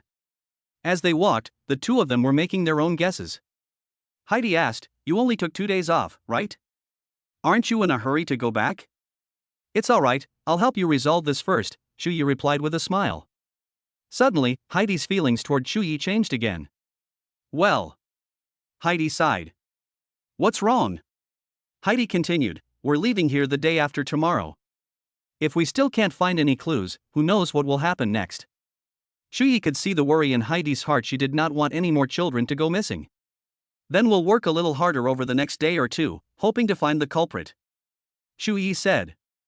Heidi nodded. She also hoped to find the real culprit as soon as possible. Chu Yi continued walking forward with Heidi, not caring about Heidi's favorability rating. These are 2 different things. He hopes to find the real culprit. By evening, the two of them had also found nothing, which explains why the city's monster hunting team couldn't find anything either. "How are you?" Blanche had taken a nap, and her complexion and spirits were much better. Heidi shook her head. Blanche breathed a sigh of relief. It seemed there was still no way to resolve the situation. Chu Yi actually wanted the city's demon hunting team to join the night watch, hoping they could catch the culprit. But the city's monster hunting team's mission extends beyond this area. They go wherever there's a problem to solve it. "Mentor, you can stay at the orphanage today. Chu Yi and I will go out," Heidi said. This was also part of their plan, to go out that night and see if they could run into the culprit. Blanche nodded. "Be careful, and call me if you encounter any problems you can't solve." "No." Immediately afterward, after the 3 of them finished dinner, Chu Yi and Heidi left the orphanage. "This place is too big, shall we split up?" Heidi said. Chu Yi glanced at the sky, which was almost completely dark, but still nodded and said, "Okay, remember to contact me if anything happens." They exchanged contact information while they were eating. "Good." As soon as Heidi finished speaking, she chose a direction and headed off. Chu Yi could tell that Heidi really wanted to find the real culprit, but haste makes waste. Without much thought, he went in the opposite direction from Heidi. Chu Yi, who possesses the shadow element, is extremely sensitive to darkness, so he is not afraid of that thing attacking him. At this time, the two of them also share each other's locations, so they can quickly find each other in case of any emergencies. Chu Yi searched outside for more than an hour, but found nothing. As night fell, he looked towards Heidi's location, which seemed to be moving closer to him. Why did she come here? Chu Yi wondered. This area belonged to the region he was responsible for monitoring, not Heidi's. A short while later, Heidi sent him a message. "Heidi, Chu Yi, I'm in trouble here. Come and surround the direction I'm chasing." Chu Yi was puzzled, but Heidi's explanation made him feel much more alert. He replied with an okay, and then quickly ran in the direction Heidi had come from. As Chu Yi watched the distance between them grow closer, he felt increasingly nervous. The other party didn't tell him what it was, so he needed to be more vigilant. Chapter 79 Unexpected Gain. As Chu Yi watched the two getting closer and closer, his vigilance immediately increased. He didn't go any further, but waited where he was to see what Heidi was chasing. But just then, Heidi suddenly changed direction and turned to her side. "What's going on?" Shu Yi was puzzled, but he still followed. He guessed. It's very likely that the creature sensed something and suddenly changed direction. Immediately afterwards, he didn't hold back and unleashed shadow magic to quickly catch up with Heidi. The two were not far apart, and after a few minutes, Shu Yi saw Heidi's figure. What happened? I think I saw it, but I'm not sure if it is. Heidi answered, then gradually stopped walking and made a shushing gesture. Shu Yi frowned, his gaze sweeping over the shadows ahead, and he became wary. Heidi possesses both spatial and acoustic abilities. She can immediately pinpoint the location of anything that makes the slightest sound. But even though she could sense her surroundings, the other person seemed not to exist. A moment later, Heidi beckoned to Shu Yi, inviting him to stay by her side. The two walked through the alley. Shu Yi knew that Heidi was looking for that thing, so he could only follow. Meanwhile, Shu Yi was also searching, but without any success. After circling around, Heidi frowned deeply. She knew that if she couldn't catch the real culprit this time, she would have no chance. However, even after searching cautiously for a while, the two of them still couldn't find it. Heidi whispered, "This guy is good at hiding in the dark. I've almost lost him several times." Is it a demon? It should be. Perhaps it's the Shadow Moon Demon Wolf that Captain Chen and the others were talking about. Heidi recalled the events of today. Shu Yi frowned but didn't say anything more. Heidi continued, "If only we had a shadow mage among us, it would be easier to find it." Shu Yi remained silent, his eyes glancing out of the corner of his eye at a dimly lit corner. Shu Yi, what's wrong? Heidi asked softly when she saw that Shu Yi's expression was off. Suddenly. As they walked, Shu Yi suddenly grabbed Heidi and quickly rolled to the side. And at this very moment, a dark shadow suddenly pounced out from where Heidi had been. The two sharp fangs on the gaping maw were extremely terrifying under the moonlight. Heidi didn't know what had happened, but when she looked up at the spot where she had just been, she understood the situation. Shu Yi! She exclaimed in surprise, and Shu Yi quickly stood up, looking directly at the Shadow Moon Demon Wolf that was about to escape. Thunderbolt! Boom! The Shadow Moon Wolf reacted quickly, disappearing back into the darkness almost instantly. The purple lightning bolt struck down, but unfortunately it missed. Shu Yi sensed something was wrong when he arrived, which is why he discovered it just now. Don't let it get away! Heidi exclaimed, and hurriedly chased after the dark shape. Without saying a word, Shu Yi disappeared into the darkness. If he didn't reveal his shadow-type trump card, the demon would probably escape again. Heidi watched as Shu Yi transformed into a black shadow and instantly rushed towards the Shadow Moon Demon Wolf. Shadow element. A look of surprise immediately appeared in her eyes. Lightning element. Fire. Ice type. How can he possess shadow magic? Although she was surprised, she didn't slow down, but she was quickly put at a distance by Shadow Moon Wolf and Shu Yi. Shu Yi chased after him. He knew that this Shadow Moon Wolf was very cunning, otherwise it wouldn't have only eaten some animals to satisfy its cravings. But the Shadow Moon Wolf is very fast, and even when he uses lightning, he can't hit it. Then use. With a thought, Shu Yi instantly completed the spatial magic. Telekinesis. Virtual Claw. He predicted the Shadow Moon Wolf's advanced position, and the latter happened to fall into the range of the Void Claw. In an instant, the Shadow Moon Wolf's figure stopped abruptly, and Shu Yi had already drawn the star map. Thunderbolt. Yaksha. Shu Yi knew how powerful this Shadow Moon Demon Wolf was. Otherwise, even with his strength, which was at the third level of the intermediate stage in the shadow element, he hadn't been able to catch up. It goes without saying. Although it is not at the level of a general, it is probably very close to being a demon at the level of a general. The purple lightning bolt suddenly split and surged down, leaving the Shadow Moon Wolf with no choice but to endure the lightning strikes. Heidi, who was not far away, also heard the thunder and hurriedly ran over. When he saw the Shadow Moon Wolf lying on the ground, he breathed a sigh of relief. Shu Yi, thank you. Heidi looked at Shu Yi and said sincerely. If Shu Yi hadn't possessed shadow magic, she might have been ambushed by the Shadow Moon Wolf, or they might not have been able to catch it at all. It's what I should do. Shu Yi has always believed in the principle that with great power comes great responsibility. However, it's not about doing everything just because you have the ability. It also depends on your own circumstances. Having dealt with the demon, Shu Yi called Captain Chen and asked them to handle the situation. At that moment, he seemed to see a ball of light suddenly appear on the Shadow Moon Demon Wolf. He was all too familiar with that ball of light. Spiritual essence. This was a great deal. As soon as Chu Yi finished speaking, he hurriedly put the Shadow Moon Demon Wolf's fragmented essence into the system space. After a while, Captain Chen and his men came over and solemnly thanked Chu Yi. After all, there was still one Shadow Moon Wolf that hadn't been discovered, which was a dereliction of duty on their part. After a brief chat with Captain Chen, Chu Yi and Heidi walked together toward the nursing home. You have 5 departments? Heidi suddenly turned her head and asked. 5 departments. Chu Yi was also somewhat surprised. After all, he had only revealed 4 elements to Heidi. But he thought back carefully. Although she wasn't there when he used the space system, she was a major in the space system. Therefore, Heidi probably sensed something just now, which is why she asked him that question. Yes, I have 5 departments, Chu Yi stated directly. Heidi was taken aback. She thought Chu Yi would deny it and just brush her off, but to her surprise, he readily admitted it. We're friends, it's fine to tell you, Chu Yi said with a slight smile, looking at Heidi. Friend? Heidi nodded. This person was indeed worth befriending. On the way back, Chu Yi checked Heidi's favorability rating. You won't know until you see it. I was shocked when I saw it. Obviously. Her favorability rating has reached 100. In that case, Chu Yi would have another chance to acquire the other party's abilities. He thought for a moment, then silently recited in his heart without hesitation. Acquire. Immediately, the system's notification sound came from my mind. Byte. Retrieve successfully.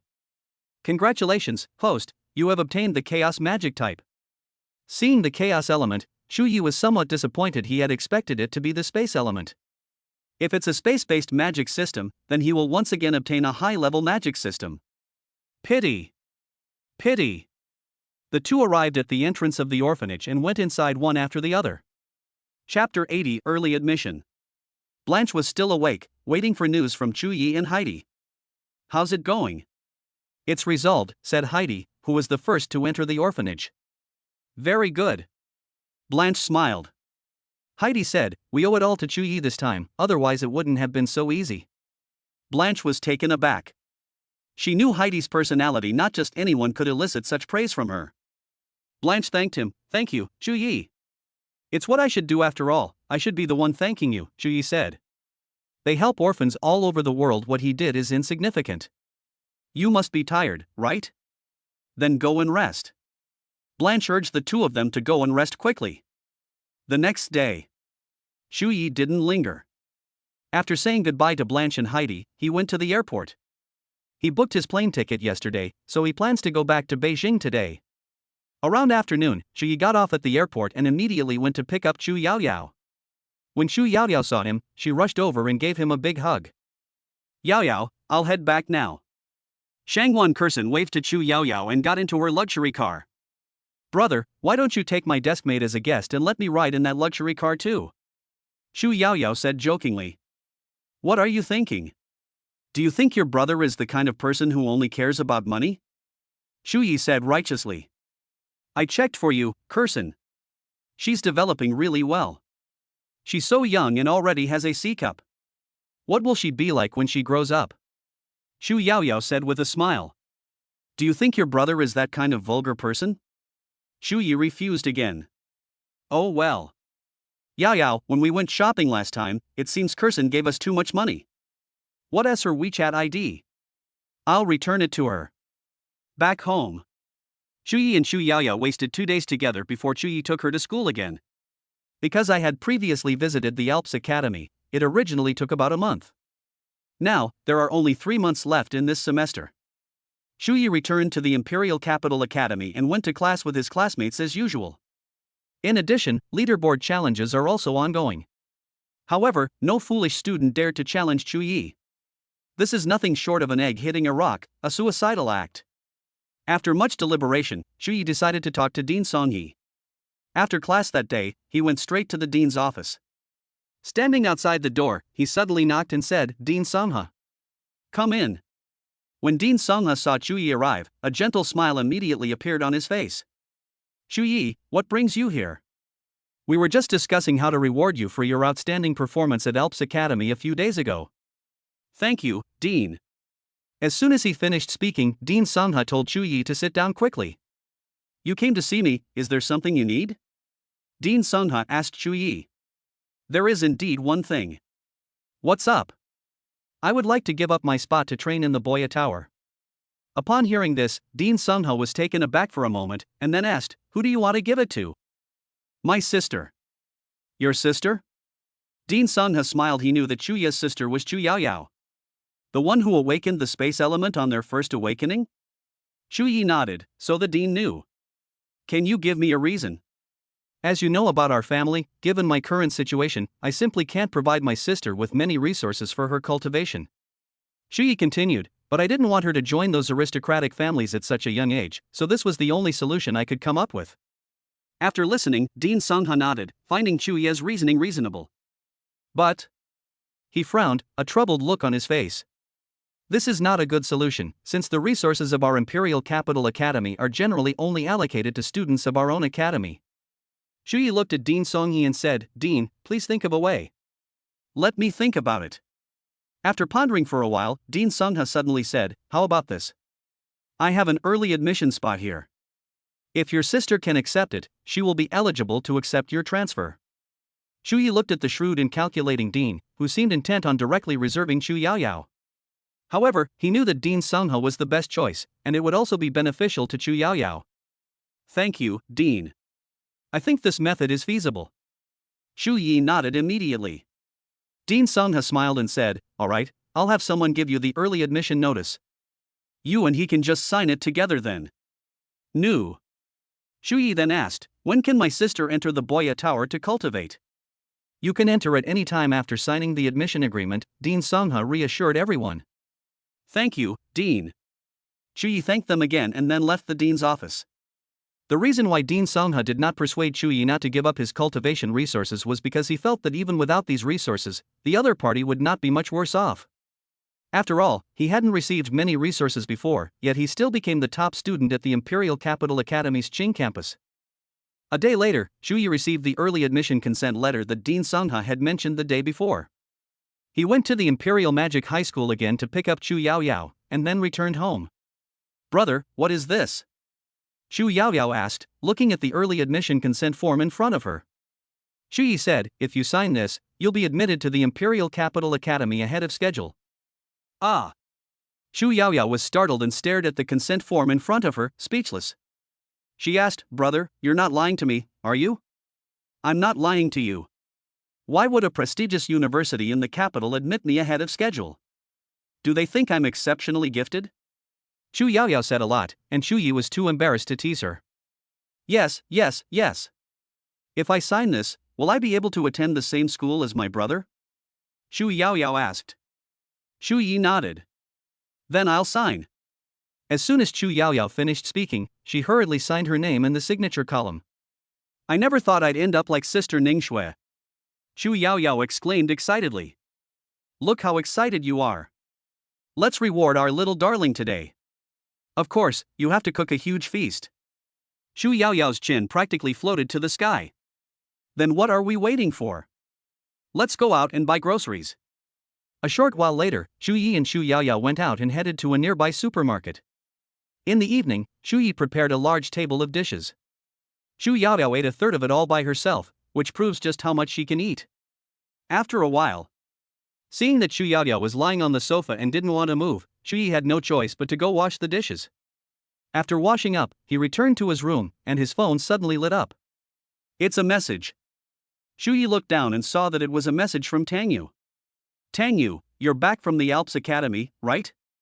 You haven't even replied to my message. Chapter 81 Thumbring Mutation. You're back from the Alps Academy, and you didn't even send me a message, did you? Upon seeing this message, Shu Yi was taken aback. He had truly forgotten.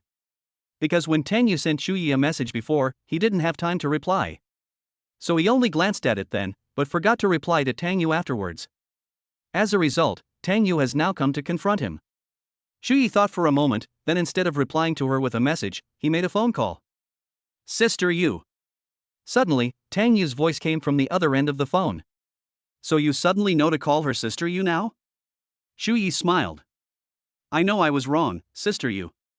That's why I called you back as soon as possible. Tang Yu snorted, then continued, although you have now joined the judgment committee, you are currently just a trainee judge. Therefore, you still need to complete tasks before you can truly become a judge. Shu Yi listened carefully, and he could tell that Tang Yu had probably come to him about this matter. Sister Yu, please continue. Tang Yu snorted again and said, I suddenly don't want to talk anymore. My dear Yu Jia, if all else fails, I'll even offer myself in return. Go to hell. Tang Yu chuckled and scolded, then got straight to the point. Do you have time lately? Just ask for leave. Tang Yu continued, I have a task for you that is relatively simple and enough to make you a true judge. What do I need to do? It's very simple, you just need to keep your eyes on the target. What is their strength? Shu Yi asked a lot of questions, not because he was cowardly, but because it's always better to be cautious in everything you do. After experiencing what happened with Chao He, he deeply understood a principle. Dealing with those who have committed heinous crimes is not so easy. Moreover, he had very little experience in tracking. Even so, Tang Yu still fell victim to the virus, proving that being a judge is no easy task. I will go with you this time. Please let me know if you encounter any problems that you cannot solve. Tang Yu is Chu Yi's assessment mentor, so he needs to accompany Chu Yi during the assessment. By the way, this time you're not alone, 2 trainee judges are with you. Chu Yi nodded, okay, tell me a time, and I'll ask Sister Yin for leave. He never expected that he would run into this mess so soon after returning from the Alps Academy. Upon arriving at the office, Chu Yi knocked on Chen Yan's door. Soon. Hearing the sounds coming from inside, Chu Yi went in as well. Sister Yin, I'm here to ask for leave. Upon hearing this, Chen Yan's expression changed, and she couldn't help but look at Chu Yi and ask, where are you going? Chu Yi smiled and said, I want to do a bounty mission, which requires me to leave the capital for a while. Chen Yan looked at him, is the place we're going to dangerous? It's not dangerous. Chen Yan sighed. She knew that Chu Yi's 3 departments needed a lot of cultivation resources. I have 500,000 here. It's not much, but it can help you a little bit. Chen Yan pushed a bank card in front of him. Chu Yi was taken aback, then said, Sister Yin. Before he could finish speaking, Chen Yan's expression changed again. If you don't accept this bank card, I won't let you take leave. Chu Yi smiled helplessly and then had no choice but to accept Chen Yan's bank card. You rest well, I'm still waiting for you to make me, your counselor, proud. Chen Yan said to Chu Yi with a smile. I will. Chu Yi nodded emphatically, keeping Chen Yan's kindness in mind. By the way, Sister Yan, you've heard about my sister's situation, haven't you? Chen Yan nodded, the dean has already told me. When are you going to have your sister come? Chu Yi said, I'll bring her over in a couple of days. I'll have to trouble you then, Sister Yan. Okay. After chatting for a while, Chu Yi left the office area and returned to his dormitory. Yang Gui was not in his dormitory. He had obtained a spot to cultivate at the Boya Tower and had been cultivating there for the past few days. 2 days later, Chu Yi brought Chu Yao Yao into the Imperial Capital Academy. Brother, this is the school you're in. Chu Yao Yao looked around, her heart filled with longing. The appearance of Chu Yao Yao immediately surprised the students who saw the 2 of them. Who is this girl? They look alike, could she be the boss's sister? What's the big shot doing bringing his sister here? Is it to show her around the school? Chu Ye's reputation has always been high in the Qing campus, and everyone in the Qing campus knows him. Before long, the news that he had brought his sister had spread throughout the entire school. Shen Yan was already waiting for them downstairs in the office building. This must be Yao Yao? Shen Yan asked with a smile as she looked at Chu Yao Yao. Chu Yao Yao nodded. At the same time, she said, hello, sister. Oh my, Yao Yao has such a sweet tongue. It's a pity she's not from our Ice Department Academy, Chen Yan said with a smile. Sister Yan, I'm entrusting my sister to you. After giving his instructions, Chu Yi had already left. Chen Yan looked at Chu Yao Yao.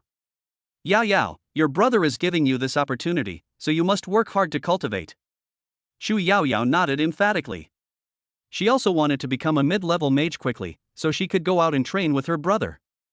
And make money. At the very least, I can't be a burden to my brother. Chu Yi boarded the plane and was approaching Song City. Upon arriving in Songcheng, he called Tang Yu, but unfortunately, she did not answer. Helpless, Chu Yi could only go to the hotel that Tang Yu had booked for him. After more than 10 minutes, he arrived at the hotel, received his room key at the counter, and then entered the room he had booked. Sitting on the sofa, Chu Yi began to channel shadow magic energy into the black ring on his hand. Unless he had something important to do, Shu Yi would infuse the black ring with shadow magic. He wanted to know what the purpose of this black thumb ring was. But the black ring was like a bottomless pit. His magical energy was never enough to satisfy him. Shu Yi didn't think about it anymore. Continue to infuse the black ring with shadow magic. When he had injected almost half of it, something suddenly started to come out of the black ring. Immediately afterwards, Shu Yi's expression changed slightly. He wanted to take off the black ring, but it was too late. A dark shadow emerged from the ring and landed in front of him. Shu Yi didn't know what had come out, so he took a few steps back and watched it warily. Soon, the dark shadow that emerged immediately took on the appearance of a demon. Shu Yi was taken aback. He exclaimed, "This is a Shadow Moon Demon Wolf." Only, the Shadow Moon Wolf before them only resembled the Shadow Moon Wolf in outline and appearance. What's going on? Shu Yi was filled with doubt, looking at the Shadow Moon Demon Wolf with a sense of helplessness. But at that moment, he suddenly felt a slight connection between himself and the Shadow Moon Wolf. Could it be because of the food I fed it? Shu Yi couldn't help but ask. Chapter 82, Heading to Shanghai. As soon as Shu Yi had a thought, the Shadow Moon Demon Wolf immediately walked towards him. Obviously, the other party was able to understand his commands. Only, Shu Yi had no idea how the Shadow Moon Demon Wolf was replicated by the black ring. Could it be that night? Shu Yi wondered, many mysteries remaining unsolved. But he didn't think too much about it and tried to see if he could put the Shadow Moon Wolf into the black ring. As soon as he had another thought, the Shadow Moon Wolf suddenly transformed into a black shadow and darted back into the black ring. Shu Yi was startled. I never thought it would actually work. However, he could also tell that this Shadow Moon Wolf was not very strong, seemingly only at the servant level. Shu Yi didn't think much more about it and continued to pour shadow magic energy into the black ring. He felt that the strength of the Shadow Moon Wolf might be determined by its shadow magic power, so he decided to wait and see. If the Shadow Moon Wolf absorbs enough magical energy, will it break through in strength? Around dusk, Tang Yu called Shu Yi. Sister Yu. Are you at the hotel now? Here I am. Open the door. As soon as Tang Yu finished speaking, Shu Yi had already reached the door and opened it. He looked down and saw two breasts in the deep V-neck, fair and proud. Wearing a short skirt. She also wore a pair of incredibly alluring black stockings. Sister Yu. Shu Yi smiled slightly, without lingering on Tang Yu's figure. Tang Yu nodded. At the same time, she stepped into Shu Yi's room. Sitting on the sofa, she said, "You're not going to take action until tomorrow. I'll call a meeting with you later." Shu Yi responded. He could tell that Tang Yu was very tired, as if she had been working overtime late into the night again. Sister Yu, why don't you sleep here for a while? Shu Yi asked Tang Yu. Tang Yu shook her head. Do you know how to massage? My shoulder is a little uncomfortable. I know a little. Then let's go. Shu Yi was stunned, but he still walked over and then saw a vast expanse of white before him. He resisted the urge to look. He then began to massage Tang Yu's shoulders. It's quite comfortable, Tang Yu said with a smile. Shu Yi knew she was telling the truth. After all, that comfortable sound just now wasn't fake. But he can't hold on any longer. After a while, perhaps because she felt too comfortable, Tang Yu suddenly fell asleep. Shu Yi didn't want to disturb her, so he let her lean back on the sofa and continue to rest. Half an hour later, there was a sudden knock on the door. Tang Yu, who was leaning back on the sofa, was also startled awake. She squinted and said, "It must be them." Shu Yi nodded. I went over and opened the door. There was a man and a woman outside the door, both a little older than Shu Yi. The girl asked, "Is Instructor Tang Yu here?" "Here I am." Immediately afterwards, the two of them followed Shu Yi into the living room. "You've arrived? Come and sit down." Tang Yu waved to them and then said, "Why don't you introduce yourselves first?" Shu Yi introduced himself first, followed by the boy with glasses, and then the girl. The man's name is Xie Changkong, and the woman's name is Lu Xiaorong. After the introduction, Tang Yu explained the specific tasks involved. Their mission this time was to track down the leader of a criminal gang and then identify the other criminals. Tang Yu also gave a general overview of the members' strength, which was similar to theirs, at the mid-level, and no more than the first level of the mid-level. This mission is crucial for your official promotion, so you must not be careless, Tang Yu instructed. Yes.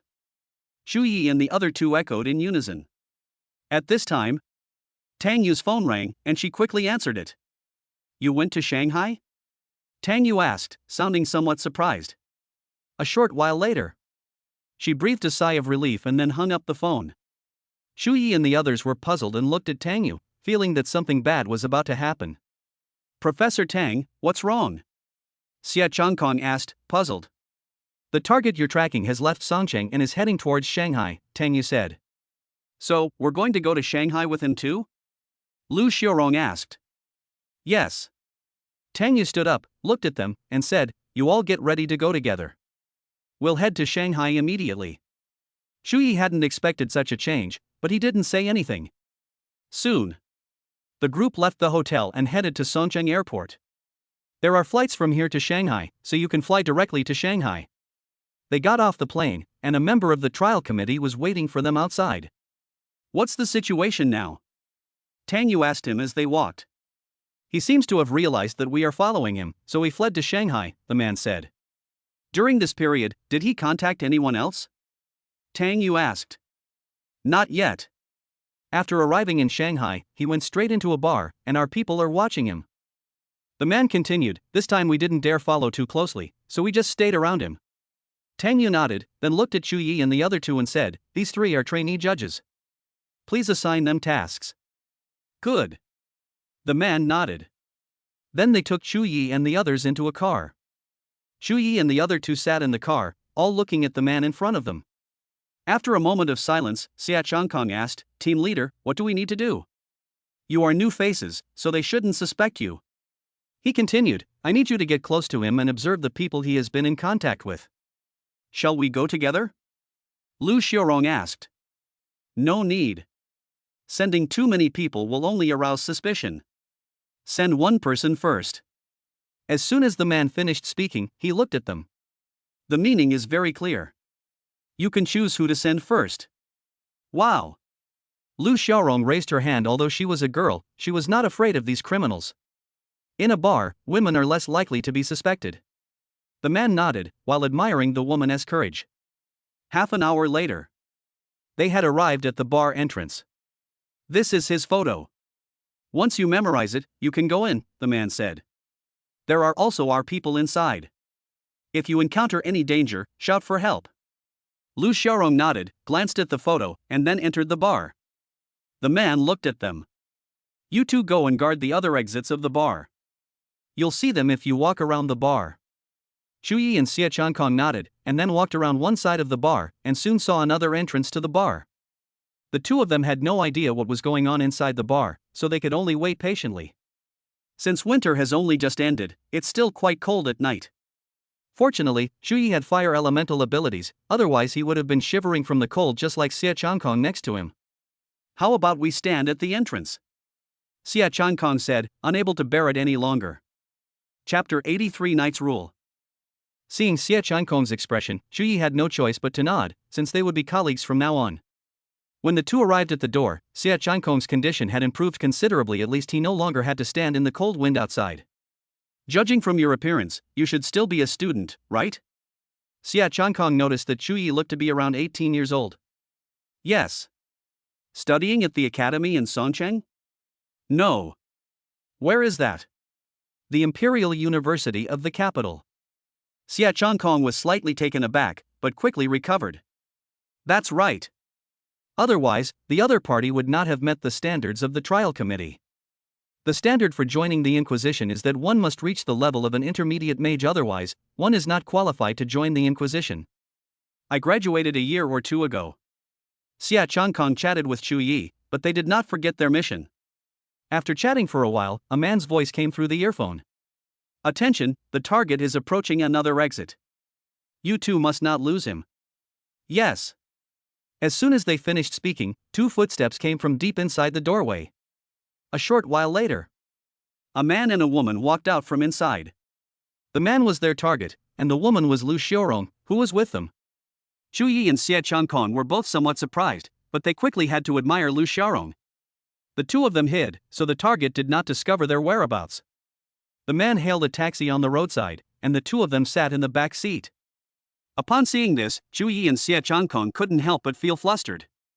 This guy was lucky a taxi just happened to come by. Otherwise, in the dead of night, where would a taxi come so quickly? Just as they were getting anxious, their team leader drove up. Get in the car quickly. He knew the target was about to leave, so he immediately brought the car over. Chu Yi and Xie Changkong immediately got into the car and headed straight for the taxi. Team leader Chen, isn't what Lu Xiaorong is doing too dangerous? Xie Changkong suddenly asked. I've talked to her about it, but she still chose to do it this way. Team leader Chen shook his head helplessly, but they also needed someone to approach the target. She probably can't hear our call, right? I couldn't hear it by the time she made contact with the target. She had already put the Bluetooth earphone in her pocket. Can we hear each other's conversation? Okay, I'm listening in now. Team leader Chen nodded, but there was no sound from the other end. What's the situation now? I don't know. There was some noise at first, but now there's just some background noise, team leader Chen told them. Chu Yi and Xie Changkong exchanged a glance, both relieved that Lu Xiaorong was alright. It seems they're not heading into the city, but rather towards the suburbs. Xie Changkong glanced at the map on the navigation system and immediately noticed something was wrong. Team leader Chen, who was driving, also noticed something was wrong and immediately contacted the others. They followed them all the way to the outskirts of the city. Just then, a piercing sound suddenly came from the Bluetooth earpiece in Team leader Chen's ear. Hiss. Team leader Chen quickly took off his headphones, his face contorted in a grimace. What's wrong? Lu Xiaorong's Bluetooth should have been destroyed, Team leader Chen replied. For a moment, both Chu Yi and Xie Changkong frowned. Obviously. The other party may have already discovered Lu Xiaorong's identity. However, in order to ensure their safe passage to the outskirts of the city, the other party allowed Lu Xiaorong to stay by their side. He's using Lu Xiaorong to create an opportunity to leave the city. Although they already knew the other party's purpose, Lu Xiaorong was now in their hands. Therefore, the other side now has an additional hostage that can be used for negotiation. I was careless. Team leader Chen shook his head. He underestimated this person. Team leader Chen, have you notified Sister Yu yet? Chu Yi asked. We've been notified they're on their way. We'll probably have to close the net sooner this time. Team leader Chen kept an eye on the taxi ahead. He couldn't let it disappear from his sight. Soon, they arrived at a dilapidated residential area, filled with old and rundown houses. The taxi stopped, and both the target and Lu Xiaorong got out. A short while later, the taxi left the residential area and passed by Chu Yi and his group. Chu Yi turned his head and looked at the taxi driver, who was wearing a black baseball cap. Neither team leader Chen nor Xie Changkong paid any attention to the taxi. Their primary concern was Lu Xiaorong's safety. They saw clearly that the man carried Lu Xiaorong inside. Team leader Chen arrived at the spot where the taxi had just stopped, then looked at Chu Yi and Xie Changkong and gave them instructions. You two newcomers need to be careful once you go inside. Chu Yi and Xie Changkong nodded and got out of the car at the same time as team leader Chen. Follow me. As soon as he finished speaking, he quietly stepped towards a dimly lit place. Chu Yi possesses the shadow element, making him more sensitive to his surroundings, so he is extremely vigilant. He always felt that the other party wouldn't have brought them here for no reason. Suddenly, two dark figures hurried past, and team leader Chen was momentarily at a loss for what to do. I'll chase this way, you two chase that way, he said. No way. Even if there is danger, as the team leader, he cannot allow Lu Xiaorong to be put in a dangerous situation. As for Chu Yi and Xie Changkong, this is also one of the things they need to go through. Xie Changkong nodded. They were the first to follow the direction in which the dark figure had appeared. Left with no other choice, Chu Yi could only follow along. They are all in the same boat right now, so we can only stall these people for now and wait for the support of the trial council later. However, it's not hard to guess that the other side chose this location because they had laid an ambush beforehand. Just as Chu Yi was thinking, suddenly, the place where they were became even darker. What's going on? Xie Changkong stopped in his tracks. There wasn't even moonlight left. Everything was blurry. Even though the two were not far apart, they still couldn't see each other. This is Night Rule, a high-level shadow magic. Chu Yi was a shadow magic user, and he guessed the magic the other party was using. Night's Rain. Similar to a field, it covers a specific area. At this time, their territory was exactly covered by the Night's Rule. Two possibilities will emerge next.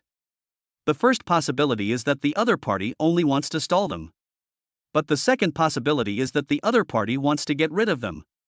Shu Yi remained calm. He had plenty of trump cards up his sleeve, so he wasn't afraid of them. As long as the opponent isn't a particularly powerful high-level mage, he should be able to hold out until Tang Yu arrives to provide support. Shu Yi, what type of magic do you use? Xia Changkong suddenly asked. He knew that if one of them were a light magic user, their situation wouldn't be as passive as it was now. I don't have the light element, but I do have the shadow element, Shu Yi said. While the shadow element is useful, it's only effective on the individual.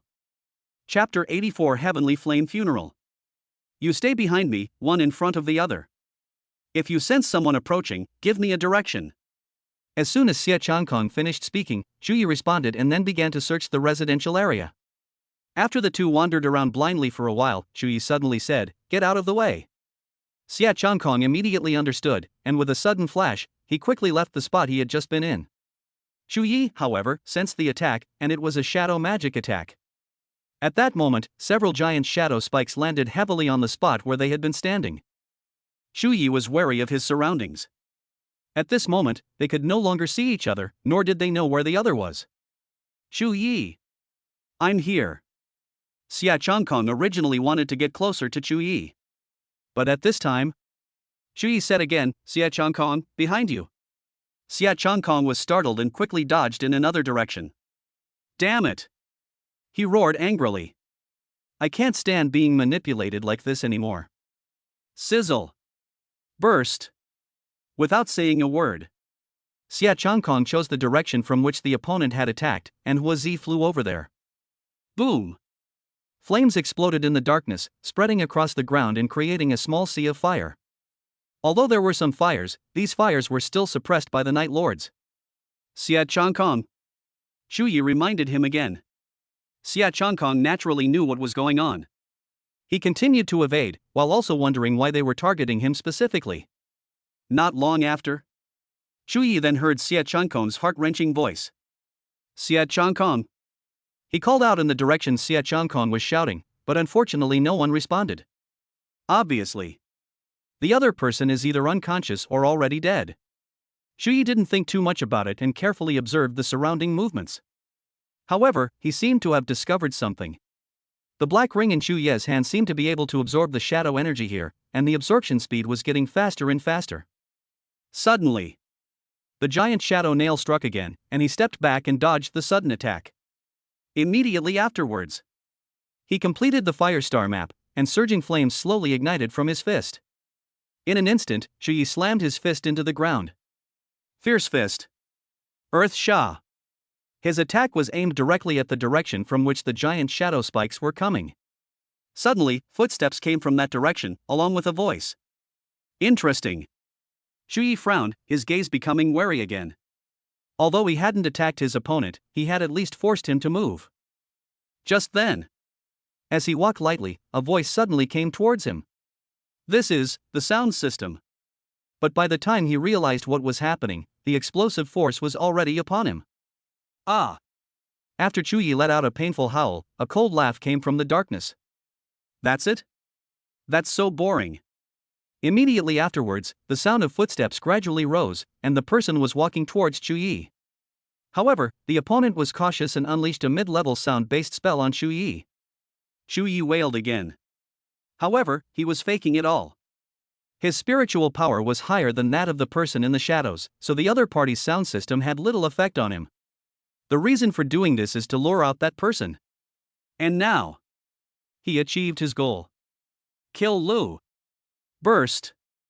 Just as the other party approached, Shu Yi started with a mid-level sound-based spell. The approaching figure never expected him to have a sound element. After all, Shu Yi had previously revealed his fire element and also guessed that he had a shadow element. Therefore, the immediate sonic attack startled him. At the same time, I also realized why my own phonological system had no effect on this person. It turns out that the other party's mental strength was even higher than his. The sonic boom force exploded around him and instantly entered his mind. Ah! Immediately afterwards, Shu Yi has completed the Lightning Star map once again. Thunderbolt. Yaksha. Seeing this, the shadowy figure, despite being tormented by the sound-based attacks, still summoned his defensive magical artifact. In the blink of an eye, purple lightning crashed down, its light illuminating the entire area under Sai's rule. The lightning only struck the golden shield that suddenly appeared around the dark figure. Seeing the lightning blocked, the dark figure breathed a sigh of relief, having almost been caught off guard. And at this moment, Shu Yi also completed his fire-based star map. Fierce Fist. 9 palaces. In an instant, flames suddenly engulfed the entire night's reign. Immediately afterwards, from the gushing flames, a pillar of fire suddenly rose into the sky from the ground. The dark figure slowly emerged in the firelight. Shu Yi looked over. It was a man wearing a black baseball cap. Driver. At that moment, Shu Yi suddenly thought of someone, the taxi driver. So they were in cahoots. But when he looked at the man was unharmed, which showed that the magical artifact had strong defensive capabilities. The man looked around and had to admit that he had indeed panicked a little. Because the opponent's fire element is ridiculously strong, it has already reached a high level. However, they still couldn't break through his defensive magic. At the same time, he realized that the opponent had already reached 3 systems. That explains it. The other party is very likely a high-level mage.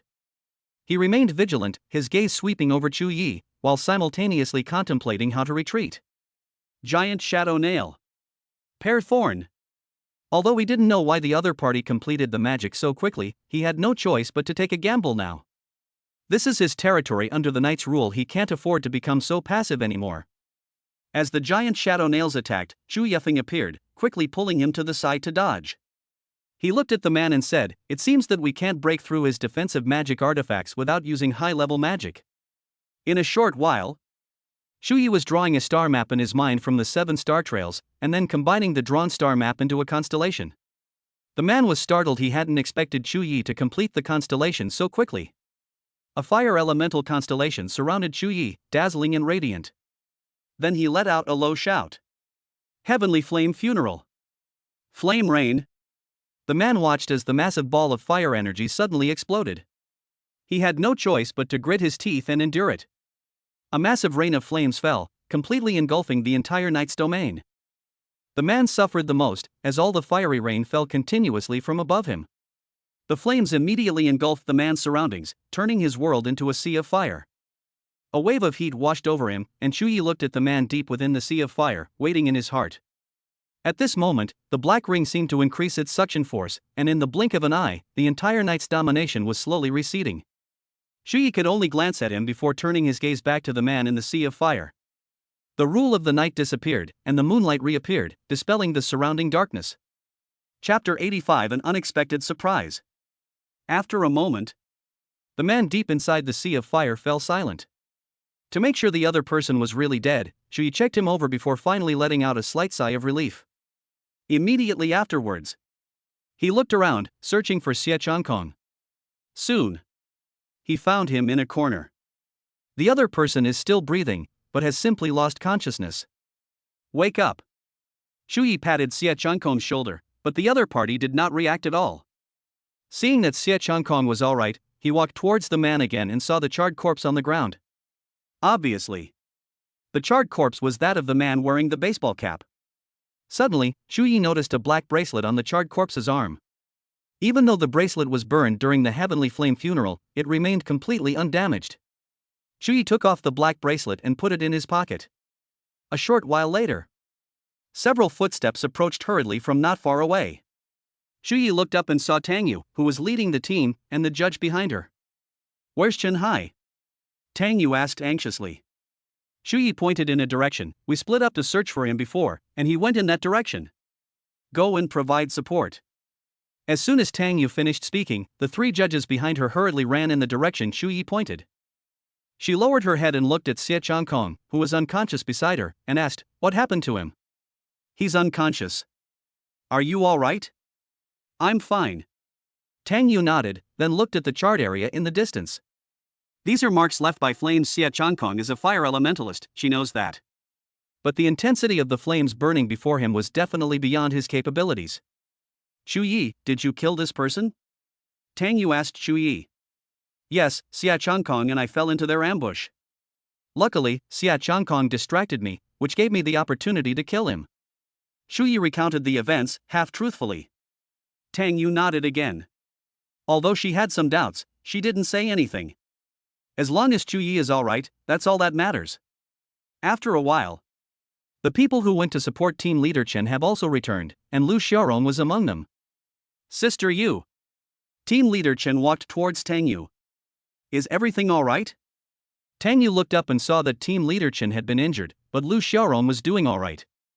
Nothing serious, we've caught the guy. Team leader Chen gestured with his chin toward the man they had been following. The man frowned. He hadn't expected that the person he had hired would also fall. The opponent is a high-level mage. How is that possible? He originally planned to let those two deal with Chu Yi and Xia Changkong first, and then help him. But he waited for so long, but the other party still didn't come to the gathering. As a result, he was no match for Chen Hai and was captured by him. Although he didn't know what was going on, he couldn't escape his fate of being arrested at this moment. Take him back for questioning.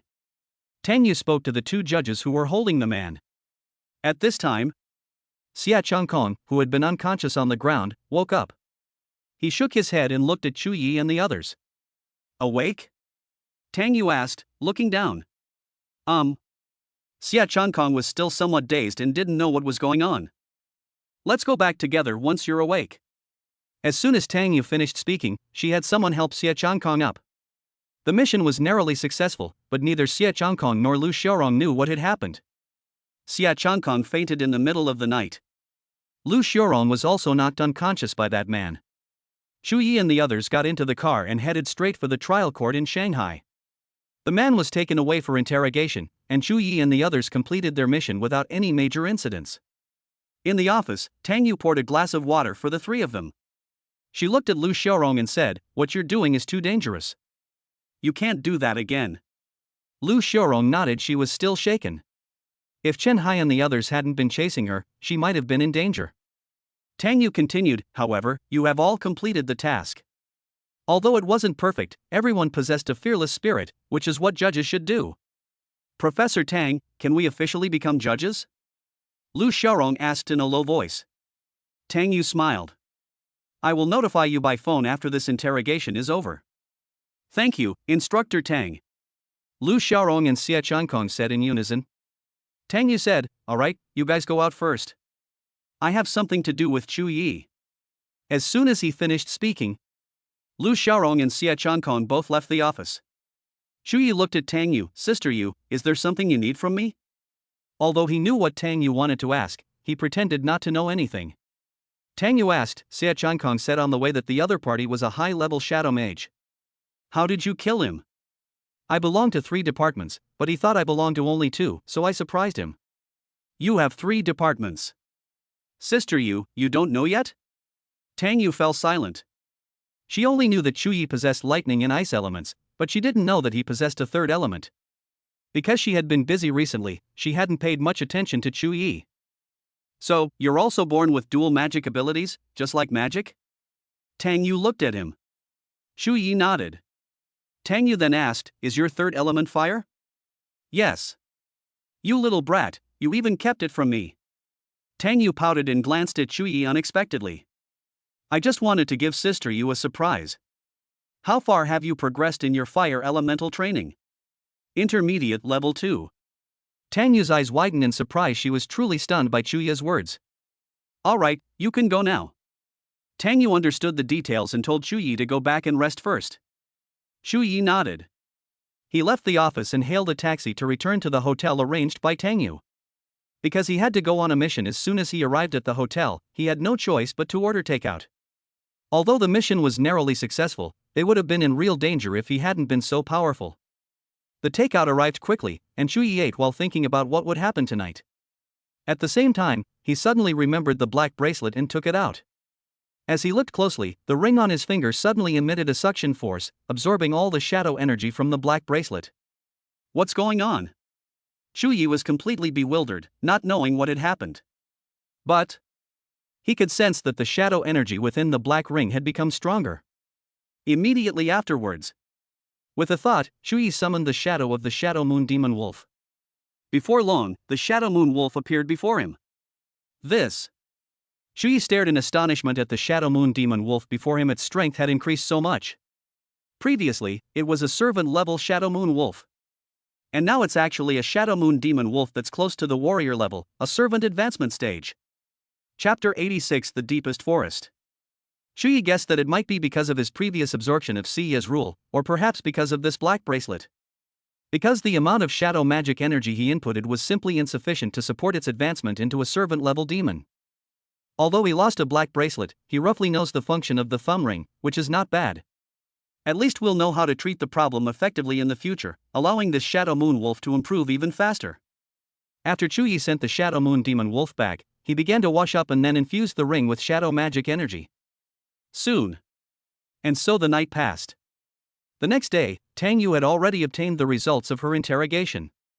The man confessed that they would be carrying out another big operation that night.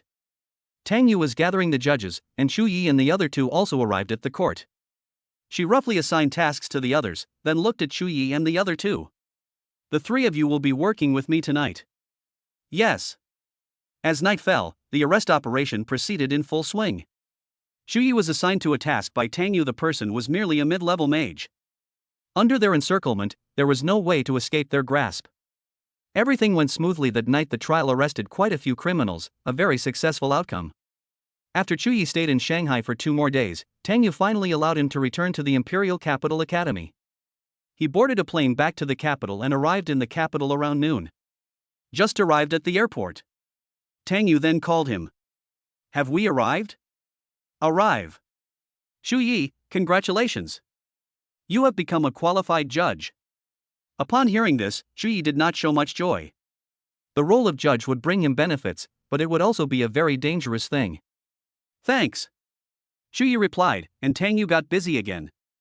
Subsequently, the two then hung up the phone. Shu Yi returned to the Imperial Capital Academy and went to his dormitory, where he saw Yang Guo cultivating inside. He asked, "When did you get back?" Yang Guo opened his eyes. "I just got back yesterday." When he returned, he didn't see Shu Yi, and only learned from Chun Yan that he had gone out to train. "Where did you go to train? You didn't even take me with you." "You have the nerve to say that? You didn't even reply to the messages I sent you," Shu Yi said. Ha ha ha. Yang Guo chuckled dryly. He had indeed forgotten to reply to the message Shu Yi had sent him. He asked, "I heard you gave your cultivation spot in Boya Tower to your sister?" "It was given." "Wow, how generous. They really are siblings." "How did you know?" "You brought a little girl to our school, and the whole school is talking about it." Yang Guo continued, "Moreover, Chen Yan even brought her into the Boya Tower, so it's obvious that you gave her the spot." Shu Yi nodded, having guessed it was within his expectations. But Yang Guo was curious about how Shu Yi had persuaded the dean to give the spot to Chu Yao Yao. "How's your seclusion and cultivation going?" So. Shu Yi didn't believe his nonsense. Looking at his smug expression, it was clear that he had made a considerable gain. For the rest of the time, Shu Yi attended classes and lived at the Imperial Capital Academy. Chu Yao Yao cultivated in the Boya Tower for a month and successfully reached the 2nd level of the spatial system. It was only a matter of time before she could advance to the 3rd level. 2 months passed in the blink of an eye. They are about to start their summer vacation. Compared to the more than 1 month of winter vacation, summer vacation has a much longer period of time. Therefore, many people choose to challenge themselves during the summer vacation. Yang Guo had the same idea and was about to invite Shu Yi to participate. "Shu Yi, are you coming or not?" Yang Guo asked. "Who is it?" "We probably won't be able to invite Mu Ningxue this time, but we have a few of my good buddies with us," Yang Guo answered. After hearing his words, Shu Yi seemed to see Mu Ningxue very rarely. For some reason, ever since Mu Ningxue returned from Alps Academy, she has become exceptionally hardworking. Aside from class time, Mu Ningxue is rarely seen at the Imperial Capital University. But this is for the best. After all, the stronger Mu Ningxue's ice element, the stronger his ice element will become. Good buddy. Yes, they are all close relatives of mine. Yang Guo hurriedly said, "I'll call you Brother Yi, so please come with us." "Why do I have to go?" "If you don't go, I can't handle this situation by myself." "Where are you going?" "The deepest forest is over in Chuan City." What kind of place is that extremely secluded forest? Yang Guo replied. The forest of extreme darkness is a dark forest. I wouldn't have gone there if it weren't for my good relationship with my cousin. A secluded forest. Shu Yi pondered, feeling as if he had heard of this place somewhere before. Oh, right.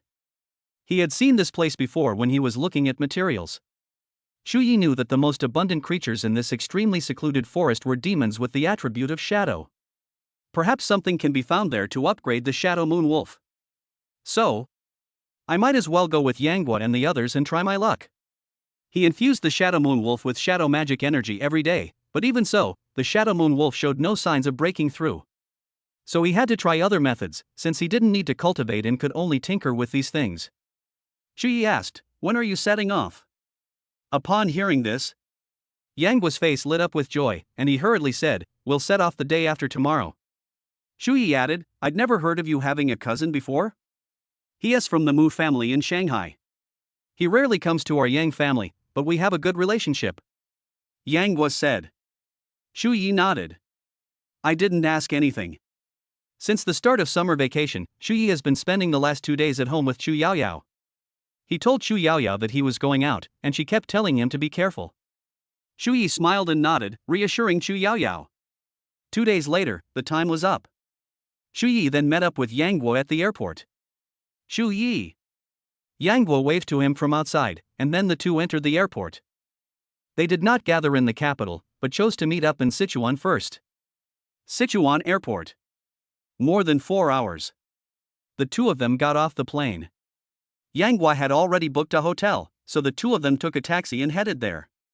Soon, Yang Guo's cousin was already waiting at the hotel entrance. When they got off the car, Yang Guo went over and gave his cousin a big hug. At this time, Shu Yi stopped in his tracks because he saw a familiar face. It is Mu Nujio from the Mu family. What a coincidence! Shu Yi was surprised. At the same time, Yang Guo pulled him over. He introduced, "Cousin, this is my classmate Shu Yi. Shu Yi, this is my cousin, Mu Yu." Shu Yi and Mu Yu nodded to each other, and the two became acquainted. Yang Guo introduced again, "This is my cousin's younger sister, Mu Nujio." Chapter 87 Jiaojiao's Admiration. Shu Yi was looking at Mu Nujio, and she was also looking at him. Although they were not familiar with each other, they had met before. Is this fate? Shu Yi asked with a smile. Mu Nujio also smiled and nodded at him. You two know each other? Yang Guo and Mu Yu looked at the two people in front of them and couldn't help but ask. They both nodded. Mu Nujio said, "I met him once when I was in Shanghai." It seems like it really is fate. Yang Guo said this, and then followed Mu Yu and the others into the hotel. After putting their luggage away, the group went downstairs again to go out for a meal. Even though Sichuan is not a first-tier city, it is among the top-tier second-tier cities. Therefore, it feels very bustling here, but it's still quite different from Beijing and Shanghai.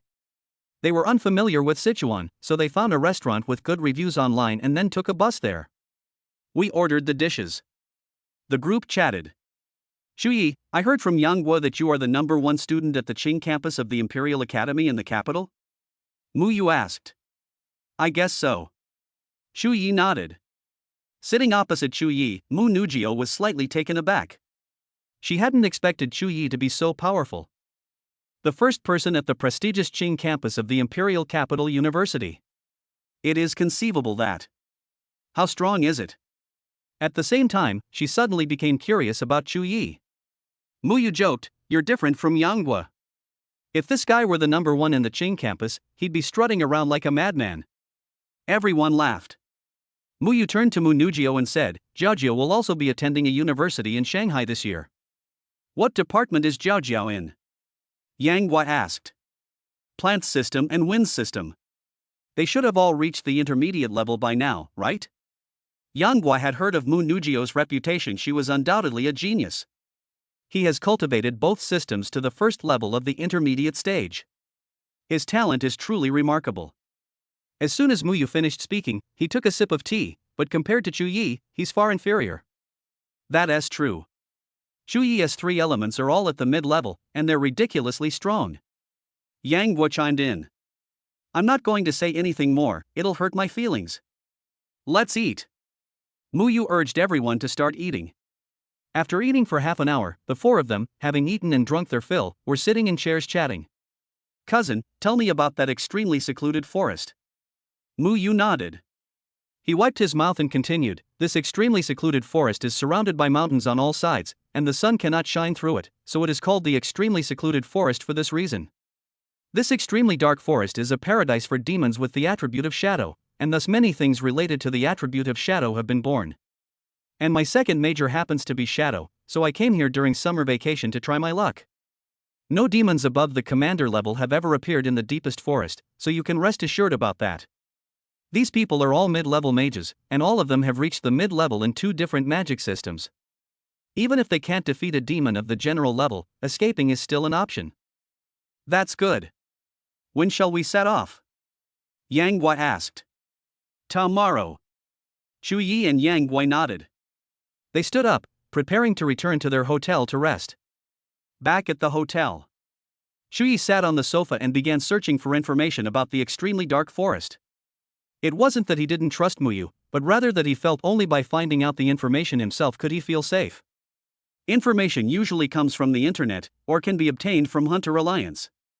Chu Yi was a hunter before, so it was very easy for him to get information about the Dark Forest from the Hunter Alliance's official website. He spent half an hour searching and found a lot of information. Some of this information was useful, while some was just nonsense. Chu Yi filtered through it one by one. At the same time, Chu Yi saw a bounty on the Hunter Alliance's official website for the demons of the Dark Forest. A commander-level demon is suspected to have appeared in the deepest forest. A large bounty is offered for its capture. Commander-in-Chief level. Chu Yi remembered that Mu Yu said today that no demons at the commander level had appeared.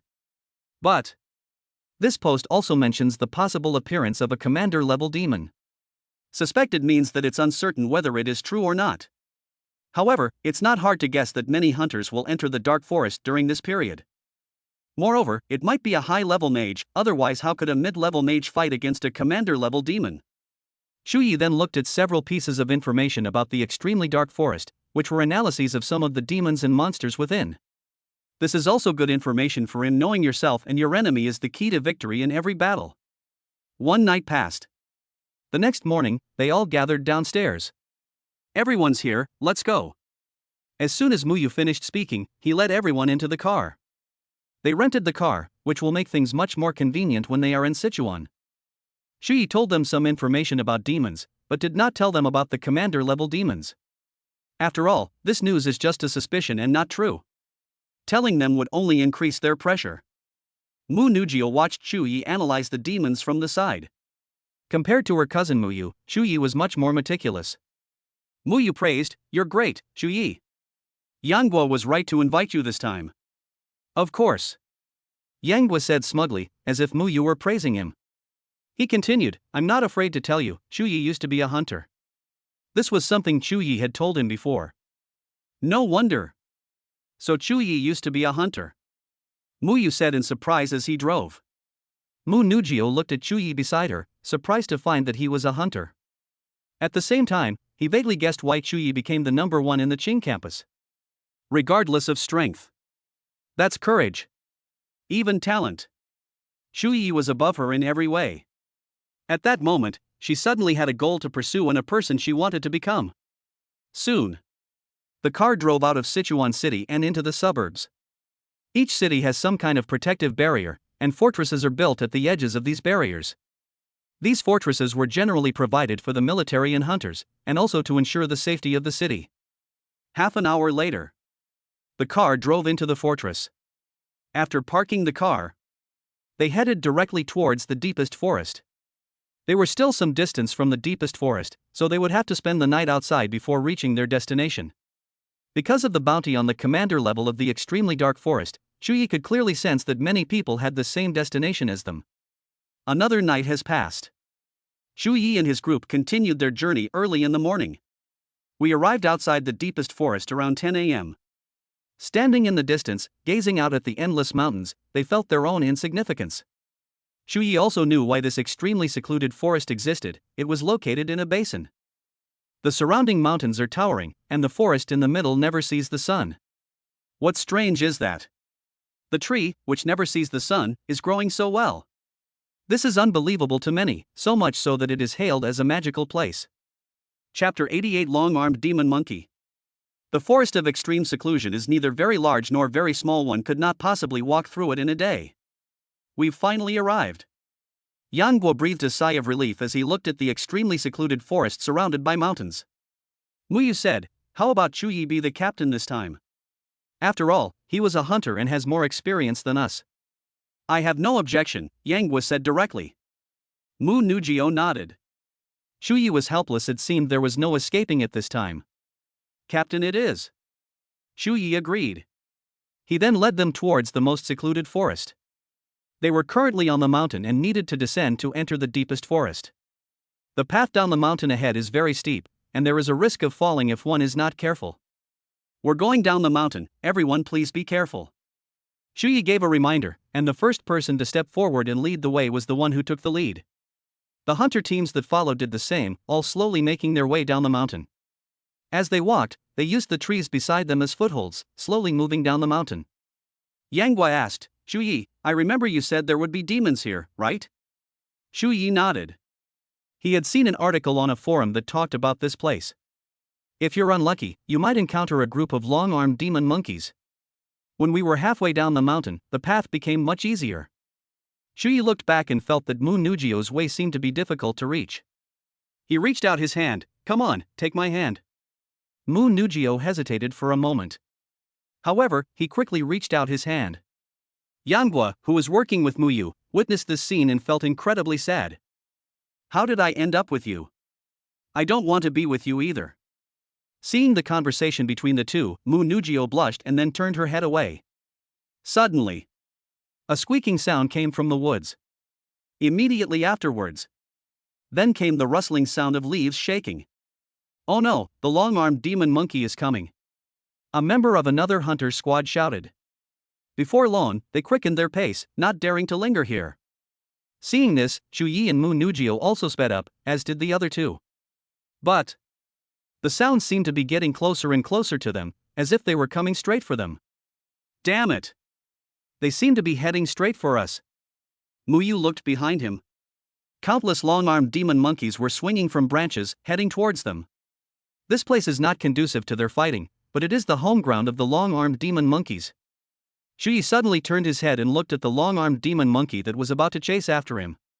The ice-type star map was completed in an instant. Ice lock. Ice chains. In an instant, several ice chains flew out immediately, heading straight for the long-armed demon monkeys that were chasing after them. The demonic monkeys charging at the forefront were instantly entangled by ice chains, and the icy chill immediately froze them into ice sculptures. Mu Nujio also stopped, staring at Chu Yi's ice-type attacks with shock in her eyes. Mid-tier ice-type. That's how powerful it is. Chu Yi looked at Mu Nujio. "You go first, I'll hold them off for a while. I can help too." As soon as Mu Nujio finished speaking, she completed the plant-based magic. Suddenly, lush green vines surged up the ground and climbed up the trees along the way. Immediately afterwards, the vines unexpectedly entangled the long-armed monkey that was passing by, trapping it in the tree. Impressive. Chu Yi gave Mu Nujio a thumbs up. Yang Guo and Muyu, standing to the side, looked at the two people in front of them. The former said, "This isn't a training exercise, it's clearly a love affair. Let's go, it seems they don't need us." Muyu walked down the mountain. The blush that had just faded from Mu Nujio's face returned in an instant. "We'll work together. I'll hold them off first, and you wait behind to take my place." As soon as Chu Yi finished speaking, Mu Nujio nodded immediately and turned to walk down the mountain. The former looked at the long-armed demon monkey on the mountain, which was charging again, and his ice magic was completed once more. Chu Yi attacked as he retreated down the mountain. A short while later, he arrived at Mu Nujio's location and then said, "I'll wait for you down here." Mu Nujio nodded. At this moment, she's preparing a big gift for the long-armed demon monkey. As the demonic monkey leaped and chased after her from the tree, Mu Nujio instantly completed her plant-based magic. Vines grew wildly from the ground, heading straight for the long-armed monkey in the tree. Seeing this, Mu Nujio did not linger in the fight and turned to walk down the mountain. However, at this moment, a long-armed demon monkey broke free from the vines and charged towards Mu Nujio, baring its teeth. Mu Nugio sensed movement behind her, and when she turned around in a moment, the long-armed demon monkey was already almost in front of her. She's still some distance from Chu Yi, so she has to rely on herself. Wind plate. Tornado. As the wind-based star map was completed, a tornado suddenly surged up in front of the long-armed demon monkey. Without hesitation, Mu Nugio turned around and headed down the mountain again after casting the spell. But the whirlwind tornado had absolutely no effect on this long-armed demon monkey, which was at the level of a warrior general. In a short while, it broke through the wind and chased after Mu Nugio at the foot of the mountain once again. The sound came from behind again, and Mu Nugio knew that the demon was chasing after her again. And because of their entanglement with this warrior-level long-armed demon monkey, the other servant-level long-armed demon monkeys also caught up. As the voice drew closer, Mu Nugio's heart pounded. Just as she turned her head, the long-armed demon monkey had already appeared before her eyes. Kuinji Forest. Prison. This intermediate-level plant-based magic wasn't cast on the long-armed demon monkey, but on herself. The next second, countless vines suddenly appeared from the ground and enveloped her completely. The long-armed demon monkey suddenly leaped down from the tree and landed above the Kuin forest. It waved its arms. It suddenly ripped at the vines in front of it. Inside the Kuin forest, Mu Nugio was in a dimly lit environment. She knew she was no match for the long-armed demon monkey, so she could only wait for her teammates to come and rescue her. Hiding in the Kuin forest, Mu Nugio continuously grew layers of vines, hoping to buy more time. Only she suddenly heard more and more squeaking sounds outside. Obviously, her entire body was covered in long-armed demon monkeys. This is terrible. But the next moment, Mu Nugio suddenly felt a chill creep over her. But it's summer now. Where is this chill coming from? Just as she was wondering what was going on, a thunderclap suddenly came from above her head. With a loud bang. The sound was extremely loud. Then came a mournful howl from the long-armed demon monkey. Mu Nugio knows. Someone has come to rescue her. Lightning element. It's definitely not her cousin, nor is it Yang Guo. That can only be Chu Yi. Seeing that the commotion outside had subsided, Mu Nugio removed the surrounding vine prison. Right now, Chu Yi was standing beside her. Chapter 89 Forest Fluorescence. Seeing Chu Yi appear in front of her, Mu Nugio immediately felt a sense of security. And at this moment, she then looked at the nearby demons, all of whom had been frozen into ice sculptures. Mu Nugio stared in disbelief at the scene before her. Even that warrior-level creature had been killed by Chu Yi. A short while later, Yang Guo and Mu Yu returned and looked at Mu Nugio, asking, "Zhou, are you alright?" Mu Nugio shook her head. Luckily, Chu Yi was there, otherwise things might have gotten into trouble. The surrounding ice field had receded, but a faint coolness could still be felt. It's good that you're alright. Mu Yu breathed a sigh of relief. If Mu Nugio had gotten into trouble, he would have been skinned alive when he got back. Yang Guo looked at the long-armed demon monkeys frozen into ice sculptures and recognized them as Chu Yi's arms. Chu Yi said, "Let's hurry up and leave, or we might attract other demons." The other three nodded. Chu Yi was the captain, and his orders had to be obeyed. They hurried away, heading towards the extremely secluded forest at the foot of the mountain. Mu Nugio was still shaken by what had just happened. She looked at Chu Yi and said, "Thanks." "Need not." Chu Yi smiled and then looked ahead. They were all here for the first time, so we had to be very careful. No one knew how many dangers awaited them. That's what experience is all about.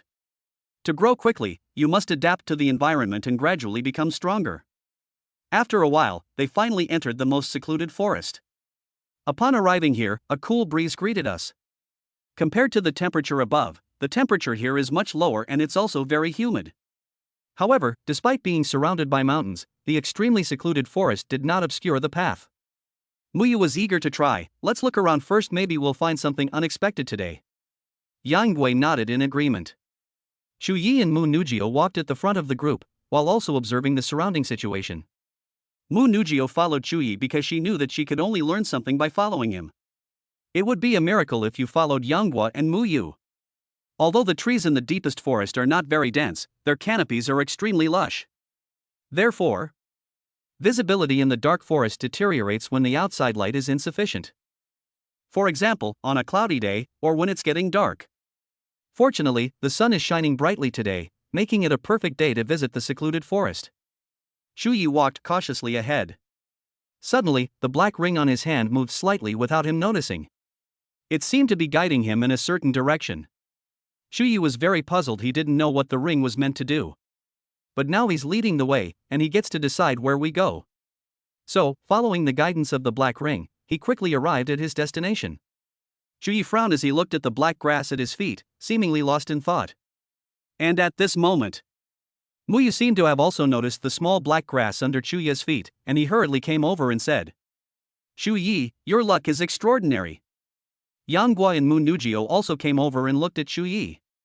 Shu Yi knew what it was, he had memorized the name of the grass while browsing information. Nightshade. It can be directly devoured and absorbed, enhancing the shadow element. Upon seeing the dark night grass, Muyu, who possessed the shadow element, had his eyes light up and couldn't wait to absorb it right now. But this is the dark night grass that Shu Yi found, so he still needs to see what the other party's intentions are. Shu Yi pulled out the dark night grass, and Muyu beside him said, "Shu Yi, if you want to sell this dark night grass, I'll offer a price higher than the market price." Seeing that Muyu offered to buy it, Shu Yi thought about it for a moment and then decided to sell the dark night grass to Muyu. Although he also needs to use it. But this person is Yang Guo's cousin after all, and it's not unreasonable to do him a favor. And his black thumb ring seemed to be guiding him to find more things with dark attributes. This was incredibly satisfying for him. "Thanks." Muyu quickly expressed his gratitude and took the dark night grass from Chu Yi's hand. "After you leave, give me your bank account number, and I'll have someone transfer the money to you immediately."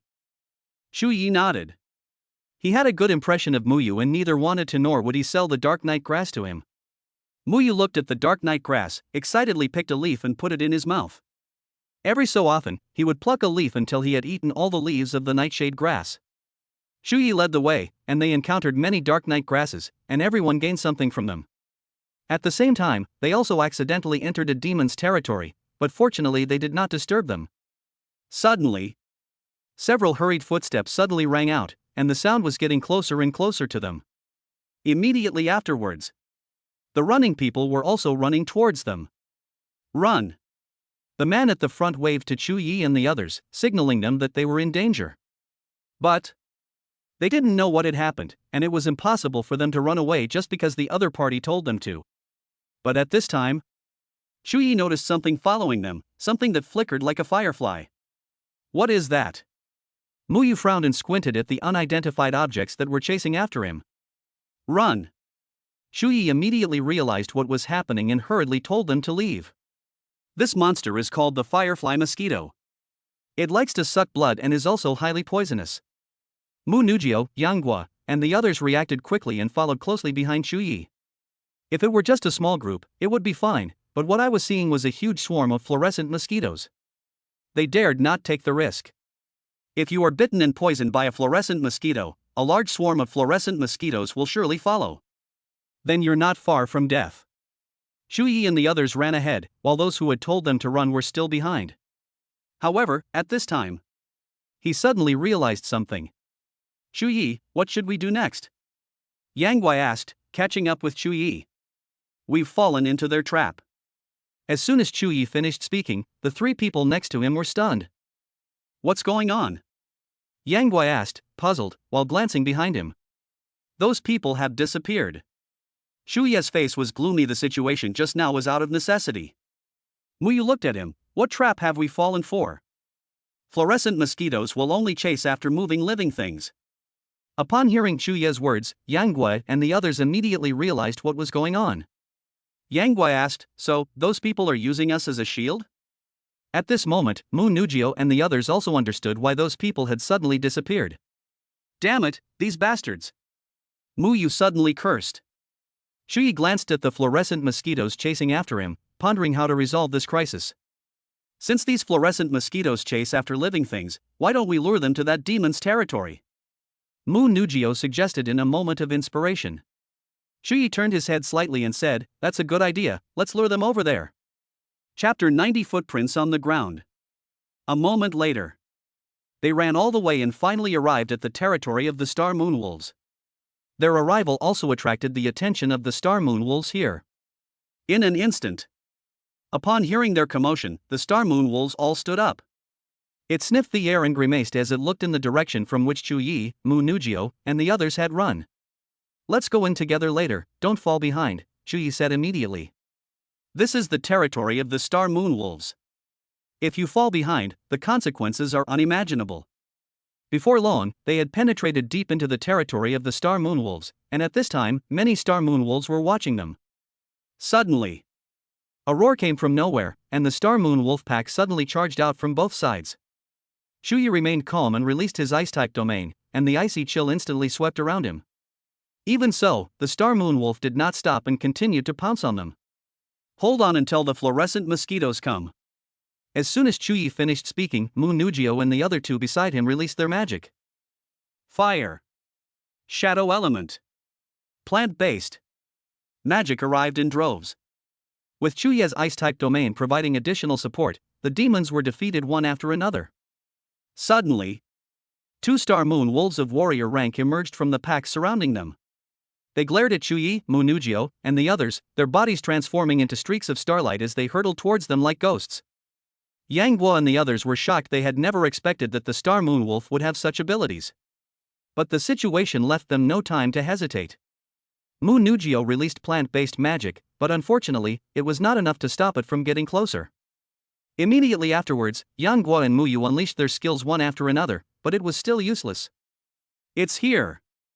Yang Guo exclaimed, already preparing to use his defensive magical artifacts. Just then, Chu Yi completed the Ice-type star map, and the Ice Lock flew out immediately. Ice Lock. Crush the bone. The chilling ice chains flew out instantly, heading straight for the 2 Star Moon Wolves. In the blink of an eye, one of the Star Moon Wolves was immediately captured by the Ice Locks, which then crushed it from both sides. Seeing this, the other Star Moon Wolf hurriedly attacked Chu Yi to help its companion break free. Wind plate. Tornado. Mu Nugio was right next to Chu Yi. She couldn't let the Star Moon Wolf get close. Meanwhile, because these 2 warrior-level Star Moon Wolves had delayed things for quite some time, the surrounding Star Moon Wolves had also entered Chu Yi's territory. Chu Yi glanced behind him. The fluorescent mosquitoes had arrived. Withdraw. As soon as he finished speaking, he used his advantage in the field to immediately create a breakthrough in the encirclement.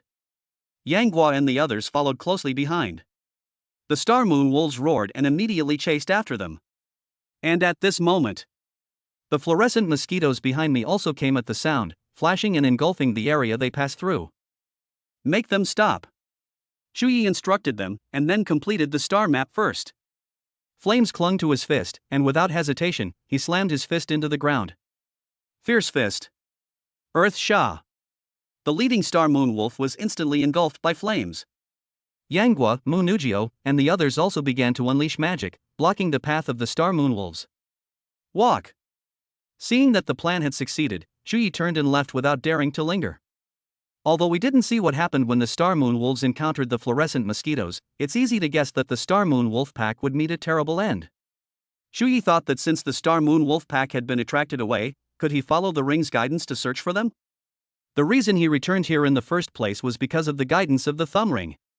However, since this is the territory of the Star Moon Wolves, they had to temporarily abandon this idea.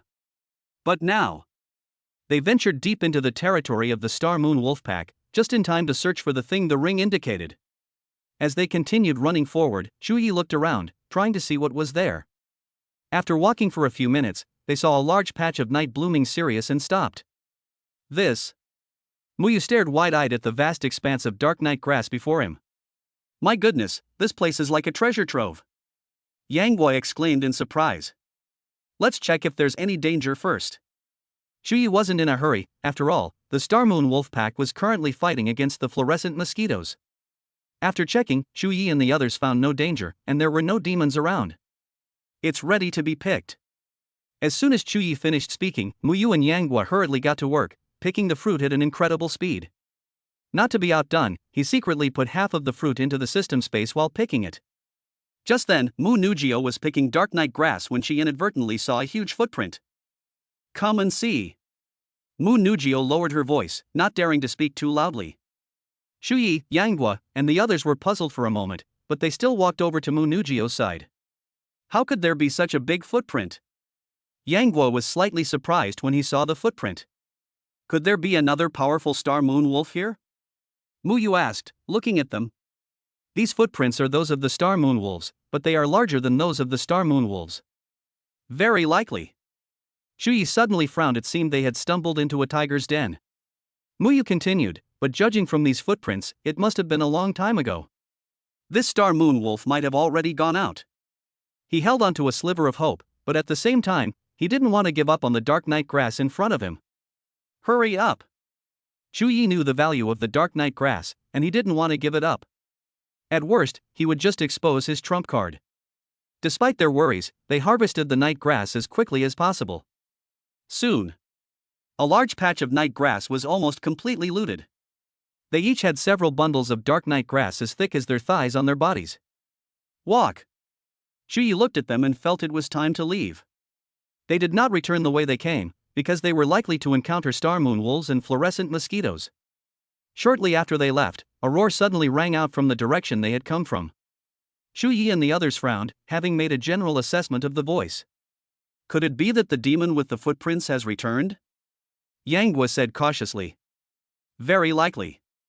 Shu Yi nodded, and then they quickened their pace. At the same time, they also knew why the other party was yelling. It must be because those old bastards stole all of its dark night grass that it became so enraged. They reaped a great harvest this time, and Shu Yi and the others did not linger in the extremely dark forest.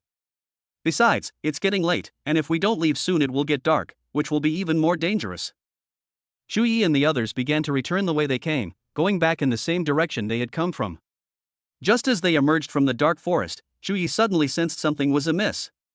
He looked back at the woods in astonishment, as if something was approaching them. What's wrong? Yang Guo asked, completely unaware of what was going on. Hurry up and go. Shu Yi urged him on, his feelings growing stronger. Chapter 91 The Commander Appears.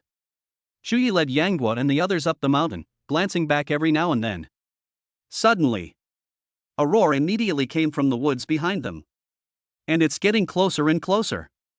At this moment, Yang Guo and the others finally understood why Shu Yi had told them to leave quickly. Turns out there was a big guy chasing us from behind. Thinking of this, Yang Guo and Mu Yu quickened their pace. That guy. It's very likely that this is the owner of that footprint. Hurry! Shu Yi's urging voice rang out again. But heavy footsteps sounded behind them.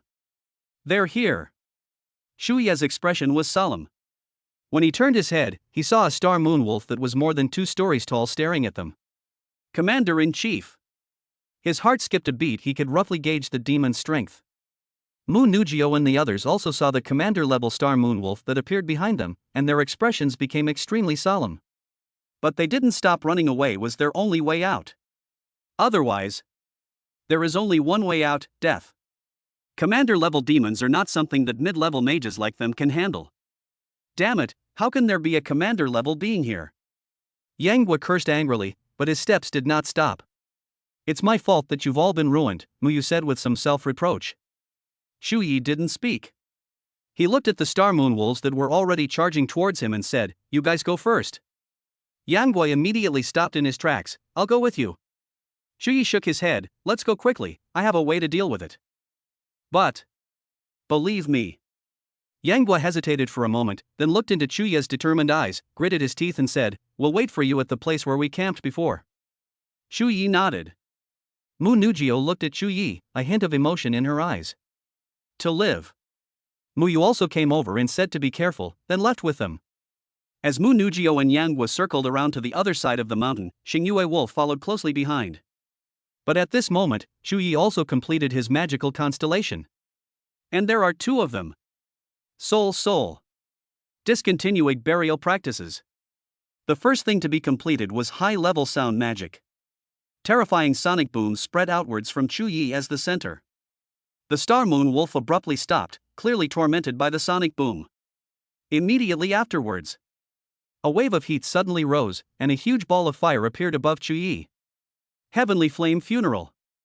Fire rain. In an instant, the raging flame suddenly exploded, turning into a rain of fire that instantly fell towards the star moon wolf.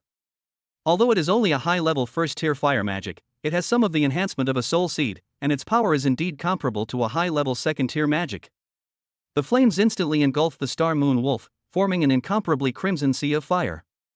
Looking at the Star Moon Wolf disappearing into the sea of fire, Shu Yi roughly guessed that this was the commander-level demon that had been mentioned before. Just advanced. Not very strong. He was hesitating whether or not to try to kill this commander-level beast. It seems the commotion here has attracted the attention of others. Shu Yi thought for a moment and decided to hide and observe first. A short while later, those people arrived in a hurry and looked at the Star Moon Wolf that had already rushed out of the sea of fire. Someone exclaimed excitedly, "Boss, it really is a commander-level demon." The same goes for everyone else. When they saw the Star Moon Wolf, they saw it as a lamb to the slaughter. But the man hesitated for a moment and did not rush to make a move. He looked around. There were obvious signs of a struggle, but the people were nowhere to be seen. "Boss, what are you looking at?" his companion asked. The man said, "There are flames here, which means someone was here just now. They've probably already run away, otherwise we wouldn't have seen a single person here." His companion added, "Moreover, we have 3 high-level mages here. If he wants to make any trouble, he should think twice about his strength." The man nodded, feeling slightly relieved. They had just been in this area and hadn't seen any other hunter teams. Aside from those young people we saw before, they're probably all dead now, right? Shu Yi was hiding in the shadows, watching these people. He had seen the man in the lead. It was the same people who had let them escape and then thrown the fluorescent mosquitoes at them. What a small world. But the other side was a hunter squad, and it seemed they were also after this commander-class beast. Therefore, there must be a high-level mage in their hunter team. The leader of the group said, "Attack together. Don't let it get away." As soon as he finished speaking, the other team members echoed him and hurriedly completed the magic star map in their hands. Although mid-level magic doesn't do much damage to commander-level demons, it still serves as a hindrance. Shu Yi watched from the side. The man in the lead was a high-level mage, and there were 2 other high-level mages in the group. This is almost equivalent to a high-level mage team. Moreover, these people cooperated well, clearly indicating that they were not a team that had just been assembled temporarily. Shu Yi was not in a hurry. Like the mantis stalking the cicada, unaware of the oriole behind, he is patiently waiting. In an instant, they engaged in combat with the Star Moon Wolf, and even used high-level magic. The Star Moon Wolf had only just advanced to the commander level, and was no match for these experienced hunters. Seeing that something was wrong, Star Moon Wolf hurriedly ran towards the dark forest behind him. As darkness fell, entering the extremely secluded forest became its best option. The hunter team had clearly noticed that the Star Moon Wolf was trying to escape, so they chased after it and unleashed their magic with all their might.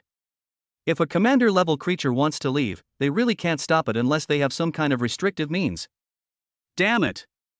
Go in! It's not getting away today," the leading man cursed and charged straight into the dark forest. The others did the same, following behind the man in the lead. Shu Yi had seen the bounty. It seemed to be worth tens of millions. With such a generous reward, they would never give it up. He hesitated, wondering whether he should go inside with them. This grudge must be avenged. Not a gentleman. Those people are trying to kill them, so we have to make them suffer. As soon as he finished speaking, Shu Yi followed closely behind them and entered the extremely secluded forest together. He possesses the shadow element, making him adept in dimly lit environments. At the same time, Shu Yi tentatively placed the dark night grass on the ring to see if it would react. But at that moment, a suction force suddenly appeared on the ring, sucking the dark night grass in. Although he had gotten a result from the test, Shu Yi did not try again and followed closely behind the people in pursuit of the Star Moon Wolf. Soon, they then stopped the Star Moon Wolf again. Even in dim light, they could move swiftly, clearly having adapted to dim lighting beforehand. The leader warned, "Don't let this guy go back to his territory." Everyone nodded. In a short while, they surrounded the Star Moon Wolf again. "We can't let it escape this time." Chapter 92: A Good Harvest. Under the magical bombardment of this hunter squad, the Star Moon Wolf quickly became exhausted. It desperately wanted to escape. But in this situation, there was absolutely no chance. The hunter squad in front of it was already confident of defeating it. The Star Moon Wolf roared furiously, but it was all in vain. "Let's see where you can run now." One of them smirked, determined to get his hands on the Star Moon Wolf. However, at this moment, something suddenly enveloped them. The already dim night had become exceptionally dark. "What's going on?" someone exclaimed in surprise as they looked around. The man in the lead narrowed his eyes as he looked at the surroundings shrouded in darkness. "Knight's rule," he muttered to himself, having discerned the situation before him. "High-level shadow magic," someone exclaimed from the side. As soon as he finished speaking, they were completely under the control of Sai. This night rule was released by Chu Yi, and it was Tang Yu's shadow magic. Although Tang Yu's shadow skill is only at the mid-level 3rd stage, Chu Yi is one level higher than her. Therefore, his shadow skill reached the first level of the high level. Just then, the hunters were trapped in darkness, like lambs to the slaughter. "Who is it?" the leader roared at those around him. But he did not answer him. "Captain, what do we do?" a teammate asked. "Break through." But at this moment, they suddenly felt the temperature around them rise instantly, and the originally damp and cold air became hot and dry. "Oh no! Defend now!" The leading man hurriedly spoke, and then released a defensive spell. "The same goes for everyone else." Unfortunately, Chu Ye's high-level fire element was not an ordinary fire. The power it unleashed was beyond their ability to withstand.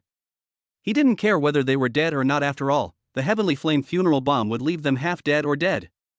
Immediately afterwards, Chu Yi hurriedly headed towards the direction of the Star Moon Wolf.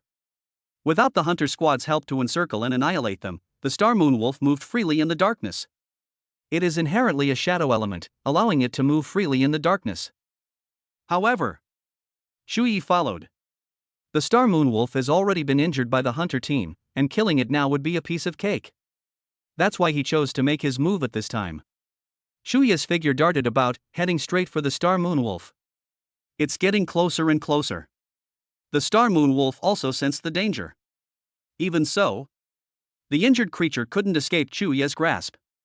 In an instant, he caught up with the Star Moon Wolf, and a bolt of purple lightning fell from the sky. Thunderbolt! Yaksha! The thunder roared throughout the forest, striking the massive body of the Star Moon Wolf. Suddenly, its body trembled violently and it collapsed to the ground. Although Chu Yi couldn't see the injuries on its body, he could smell the blood and burning smell coming from the surroundings. Suddenly, the ring on his hand moved slightly. Before he could even ponder it, he was captivated by what appeared before him. That's a spiritual essence. Chu Yi was shocked. This was a commander-level essence. A commander-level spirit essence costs at least tens of millions, and can reach hundreds of millions. Without a second thought, he immediately strode off to collect the essence of the Star Moon Wolf. After a moment, Chu Yi has finished collecting the commander-level essence. Suddenly, he heard a commotion in the distance. Without stopping, he hurriedly returned to the place he had come from. As for the Star Moon Wolf's corpse, he had no intention of keeping it. Chu Yi used Shadow Step to move through the darkness, making him much faster than before. Outside the most secluded forest, Mu Nujio, Yanghua, and the others were sitting by the fire. This was where they had camped before, and they were waiting for Chu Yi to return. "Jiao Jiao, don't worry, Chu Yi will definitely be alright," Mu Yu comforted her. Previously, because Chu Yi had not returned for a long time, they had gone back the way they came to look for him. But when they returned, they did not see Chu Yi, nor did they see Xingyue Wolf. Forced by circumstances, Mu Nujio and the others had no choice but to return to the agreed meeting point to wait. Mu Nujio nodded. Chu Yi had saved her before, and she didn't want anything to happen to him. "Chu Yi will be fine," Yanghua said to Mu Nujio, though he was also very worried. Suddenly, Yanghua heard footsteps approaching and quickly called out, "Who's there?" As soon as he finished speaking, a dark figure emerged from the shadows. They looked up and saw who was coming out. "Chu Yi! I told you you'd be alright." As soon as Yanghua finished speaking, he rushed over and hugged him. Chu Yi smiled and said, "Something came up in the middle and I was delayed." Mu Yu also said, "It's good that you're alright, it's good that you're alright. My cousin was so worried." "Yes." Yanghua spoke freely, bumping into Chu Yi, and said, "Mu Nujio didn't eat dinner tonight because she was worried about you." These words were spoken. Mu Nujio, who had just been looking at Chu Yi, turned her head away shyly, not daring to look at him again. Chu Yi glanced at Mu Nujio and smiled. The four then sat down, and Yanghua asked what had happened. He briefly explained the Star Moon Wolf, and then said that a hunter team had engaged in combat with it. He then ran away, which is why he came back so late. Yanghua, Mu Nugio, and the others trusted him completely, so they began to cook dinner for the evening. After what just happened, Mu Nugio still didn't dare to look Chuyi in the eye. He didn't pay much attention and checked Mu Nugio's favorability rating at the same time. You won't know until you see it. I was shocked when I saw it. Mu Nugio's favorability rating has actually reached 100%. That means the strategy to win over Mu Nugio is complete. No wonder Mu Nugio cares about my safety. It turns out her favorability has reached this level, Chuyi thought to himself. What are you thinking about? Yanghua asked, looking at him from the side. Nothing. Chuyi shook his head. They warmed themselves by the fire. Mu Nugio regained her composure and asked, Are you alright? No. Mu Nugio nodded and said nothing more. Nothing was said that night. Chuyi and his group returned to the fortress in Chuan City. They got into the car and were heading towards the city. They had a good haul this time and did not plan to enter the deepest forest again. After a while, they returned to the hotel, and it was already evening. Chuyi returned to his room and took a shower, after which there was a knock on the door. Chuyi! Yanghua's voice rang out from outside the door. He walked to the door, opened it, and asked, What is it? Are we planning to go out for drinks? Are you coming? Yanghua asked. Chuyi checked the time. It was a little past 10 o'clock. At the same time, he also saw Mu Nugio and Muyu standing behind Yanghua. Let's go together, it's still early anyway, Muyu also urged him to go. Since that was the case, Chuyi did not refuse and nodded. Chapter 93 A Moment of Impulsiveness. They went out for barbecue and had some drinks. Originally, Mu Nugio was not allowed to drink, but she seemed to want to drink, so much so that she is now drunk. Chuyi said, Why don't we go back? I think Mu Nugio seems to be drunk. Yanghua checked his phone. It seemed to be almost midnight. Okay, then we'll head back first. As soon as he finished speaking, he grabbed Muyu by the neck and walked away. What should I do about my cousin? Muyu said, slightly drunk. Isn't there Chuyi? Let Chuyi take your cousin back. That's fine too. Yanghua turned his head and gave Chuyi a smiling look. The meaning is very clear. That's all the help I can give you, bro. Chuyi shook his head, looked at the drunken Mu Nugio, and then helped her up. Let's go, I'll take you home. Good. The little chick nodded as it pecked at the rice. It's not far from their hotel. It's only a few minutes walk away. Mu Nugio walked unsteadily, and under the streetlights, he could clearly see her flushed face. If you can't drink, then drink less in the future, Chuyi reminded him. I rarely drink. Mu Nugio spoke softly, then glanced at Chuyi's profile. Chuyi supported her without saying anything more. They walked along and soon arrived at the hotel entrance. Seeing Mu Nugio's drunken state, the receptionist suddenly asked, Would you two like some of that stuff? Chuyi paused, then shook his head at the woman. Need not. Mu Nugio was slightly taken aback. She looked up at Chuyi and asked, What do you want? Nothing. Chuyi didn't want to explain. However, the auntie smiled and said, Of course, it's something you only use when two people are sleeping in the same bed. After a moment's thought, Mu Nugio quickly realized what the aunt had been talking about was. In an instant, her pretty face turned even redder, like a ripe red apple. Chuyi smiled as he looked at Mu Nugio's shy expression, and then led her toward the elevator. The aunt persisted, Young man, are you really not going to take it? With his back to her, Chuyi shook his hand and said, I don't feel anything wearing it, I don't want it.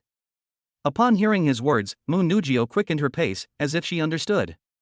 Along the way, Mu Nugio was escorted to the door by Chuyi, staggering along. Chuyi said, We're in your room now. Go back and rest. Mu Nugio blushed slightly, then nodded. She took out her room key, and a beep sounded. Mu Nugio suddenly turned around, kissed Chuyi on the cheek, and then abruptly darted into the room and closed the door. Chuyi was slightly taken aback. He had originally planned to wait until Mu Nugio went inside before returning to his own room. But to her surprise, the other party did this to her. Sneak attack. No martial ethics. Chuyi touched the spot where Mu Nugio had kissed him earlier. It was still moist. He smiled, turned around, and walked towards his room. Although he didn't know why Mu Nugio kissed him, he was certain that she had feelings for him. Inside the room. After Mu Nugio closed the door, she stayed by the door without leaving, her heart pounding wildly. She didn't know what had happened just now. Maybe she was drunk and acted impulsively, but she actually kissed Chu Yi. Looking back now, it's really embarrassing. Mu Nugio patted her forehead, trying to clear her head. She had never done anything like this before. I should have known better than to drink, Mu Nugio thought to herself, but it was too late. After all, what's done is done, and it's obviously too late to regret it. Shu Yi returned to his room and sat down on the sofa, reeking of alcohol. At the same time, he looked at the ring on his hand and then summoned the demon. But at this moment, two demonic shadows appeared and stood in front of Chu Yi. He was suddenly startled. When did two more demons appear? However, the extra demonic shadows seemed somewhat familiar. They appeared to be the shadows of the Star Moon Wolf. Chu Yi frowned, seemingly recalling the unusual movement of the ring that morning. It's very likely that it's because of the shadowy figure of the Star Moon Wolf. In this way, he now has two black shadows inside his ring. Chu Yi took out a dark night grass and tossed it to the Shadow Moon Demon Wolf. The latter opened its blood-red maw and swallowed the dark night grass whole. Soon, Chu Yi noticed that the Shadow Moon Demon Wolf had become much stronger. It seems that night grass is effective against Shadow Moon Wolves. Chu Yi muttered to himself, then tossed another dark night grass to the Star Moon Wolf beside him. The Star Moon Wolf is much stronger than the previous Shadow Moon Demon Wolf, and its strength is now very close to that of a war general. Two general-level beasts are not bad either. Without saying a word, Chu Yi fed them some of the dark night grass. Before long, Star Moon Wolf showed signs of a breakthrough. The next morning, Chu Yi, Yanghua, and the other two were having breakfast on the second floor. Mu Nugio said she wasn't hungry and stayed in the room to rest. But Chu Yi knew that Mu Nugio was afraid to see her because of what happened last night. He packed some food for Mu Nugio, then took it up the elevator to her door. Knock, knock, knock. Mu Nugio was sitting on the sofa when she heard a knock on the door, so she walked to the door. Who is it? Chu Yi. Hearing Chu Yi speak, Mu Nugio hesitated for a moment, but still opened the door. Upon seeing Mu Nugio, Chu Yi smiled and handed her the breakfast. I got you breakfast. I didn't know what you ate, so I just grabbed some random stuff. Mu Nugio took the food, nodded her thanks, and said, "Thank you, I like all of these." Chu Yi invited, "Then you eat first. We're going out to play later. Do you want to come along?" Mu Nugio hesitated for a moment, but nodded anyway, saying she would go with them. Half an hour later, they went out together. As mentioned before, besides visiting the extremely secluded forest, you should definitely come here to explore when you come to Chuan City. After all, there's only so much time available for cultivation each day. The rest of the time can be freely arranged. As they walked along the road, Yanghua asked, "Chu Yi, have you heard? The commander-level demon in the extreme dark forest has been killed." Chu Yi shook his head. "Who killed him?" "Have no idea." All he knew was that the commander-level officer was dead, but he didn't know the specific reason. "Chu Yi, do you know?" Mu Yu asked, looking at him. Chu Yi said, "I only saw a hunter squad chasing after that commander-level beast. It seems they were probably killed by that hunter squad." Mu Yu nodded slightly and analyzed. Chu Yi remained silent. He was thinking that the news must have been spread by the person who made the noise later that night, otherwise it wouldn't have spread to the city so quickly. Chu Yi didn't care, as long as no one knew it was him. Chapter 94 welcomes the start of school. They spent 2 days in Sichuan City before entering the extremely secluded forest. With the ring guiding him, the extremely secluded forest was a sacred place for Chu Yi. Because they were going to stay in Chuan City for a long time, Chu Yi also called Chu Yaoyao over. However, he did not let Chu Yaoyao go to the extremely secluded forest with him, but instead let her play in the city. Shangguan Kurson also came along. Chu Yi didn't say anything. After all, with more people coming, Chu Yaoyao would have one more person to keep her company. With 2 weeks left before summer vacation, Mu Yu and Mu Nugio prepared to return to Shanghai. Before leaving, Chu Yi and Yanghua decided to have one last drink. Evening. Inside a barbecue restaurant. They were sitting at the table, drinking beer and chatting. "Chu Yi, I really owe you a lot this time, otherwise my shadow element wouldn't have advanced so quickly." Mu Yu raised his glass and continued, "From now on, you're my brother too." Chu Yi smiled, raised his glass, and clinked it with Mu Yu's. The two drank it all in one gulp. Mu Nugio didn't drink alcohol. She was afraid that what happened last time would repeat itself. "Honestly, I can't believe we're so lucky," Yanghua said, somewhat incredulously. Every time they went to the deepest forest, they returned with a full load. Unlike some hunter squads who went to the dark forest with smiles on their faces, only to return to the fortress in tears. They didn't break up until after 10 p.m., and each went back to their own room. Shu Yi wasn't drunk at all, and then he made a phone call. Brother Yi. Mo Fan, are you planning to take the entrance exam for Mingzhu Academy recently? Yes, I've undergone my second awakening and am preparing for the Pearl Academy's exam, Mo Fan said on the other end of the phone. What element has been awakened? Summoning type. Okay, I wish you good luck on your exam. Mo Fan said, thank you, Brother Yi. If there's nothing else, I'll hang up now. Hang it up. Shu Yi called Mo Fan simply to check on his current situation. Obviously. The other party underwent a second awakening. And they are preparing to take the entrance exam for Mingzhu Academy. It seems Mo Fan has also awakened the summoning and shadow elements, Shu Yi thought to himself. The next day, Shu Yi and Yang Gua saw Mu Yu and Mu Nu Jiao off at the plane. They then stayed in Sichuan for about half a month before setting off back to the capital. Because by this time, the universities in the capital had already started their semesters. Shu Yi reaped a great harvest this time. The things he collected in the extremely dark forest were enough for the two demons in his ring to advance to the next level. Unfortunately, he still doesn't understand how the black ring conjured up those two black shadows. The capital city. Residential building. Shu Yi opened the door and entered first, followed closely by Chu Yaoyao and Shangguan Kursen. Brother, Kursen is having dinner at our house today, Chu Yaoyao said. Shu Yi nodded. After asking them what they wanted to eat, Shu Yi went to buy groceries. 2 hours later, they sat at the dining table and ate dinner. Kursen, I won't be able to protect you anymore. If anyone bullies you, just tell me, and I'll go straight to the Imperial Capital Magic High School and beat them up. Chu Yaoyao said, while waving her fist. Shangguan Kursen nodded. This semester, Chu Yaoyao will no longer be at the Imperial Capital Magic High School, but will instead directly enter the Imperial Capital Academy. Chu Yaoyao asked, Brother, when are we going to the Imperial Capital Academy? The day after tomorrow. Time flies. 2 days later, Shu Yi and Chu Yaoyao entered the gates of the Imperial Capital Academy's Qing campus. When Shu Yi entered the school gate with a little girl, he immediately attracted the attention of many people. Who is that little girl? Don't you know? That looks like Chu Ye's sister. Chu Ye's sister? What's he doing bringing his sister to the Imperial Capital Academy? Immediately, everyone started talking about it. After all, Shu Yi has always been a popular figure in the Qing campus, so there are still many people who pay attention to him. This year, a new batch of students entered the Qing campus, and many people wanted to see the face of the first person in the Qing campus. Most people who browsed the official website of Imperial Capital University have seen Chu Yi's face. But they still wanted to see Chu Yi with their own eyes. Therefore, many people, upon receiving the news, flocked to the school road to witness Chu Yi's arrival. Seeing the various looks she was getting from passers-by, Chu Yaoyao couldn't help but ask. Brother, what exactly did you do at the Imperial Capital University? Shu Yi rarely mentioned school to her, so she didn't know how famous Chu Yi was at the Qing campus. I'm telling you, don't get cocky, Chu Yi said with a smile. You say. Do you know who got first place in the Qing campus? It's not you, is it? Yaoyao is so smart. As soon as Chu Yi finished speaking, Chu Yaoyao looked at him and asked, Brother, you're not lying to me? Why would I lie to you? Do you think just anyone can enter the Boya Tower to cultivate for a month? This is something your brother and I obtained by going through tremendous effort and crushing all the geniuses.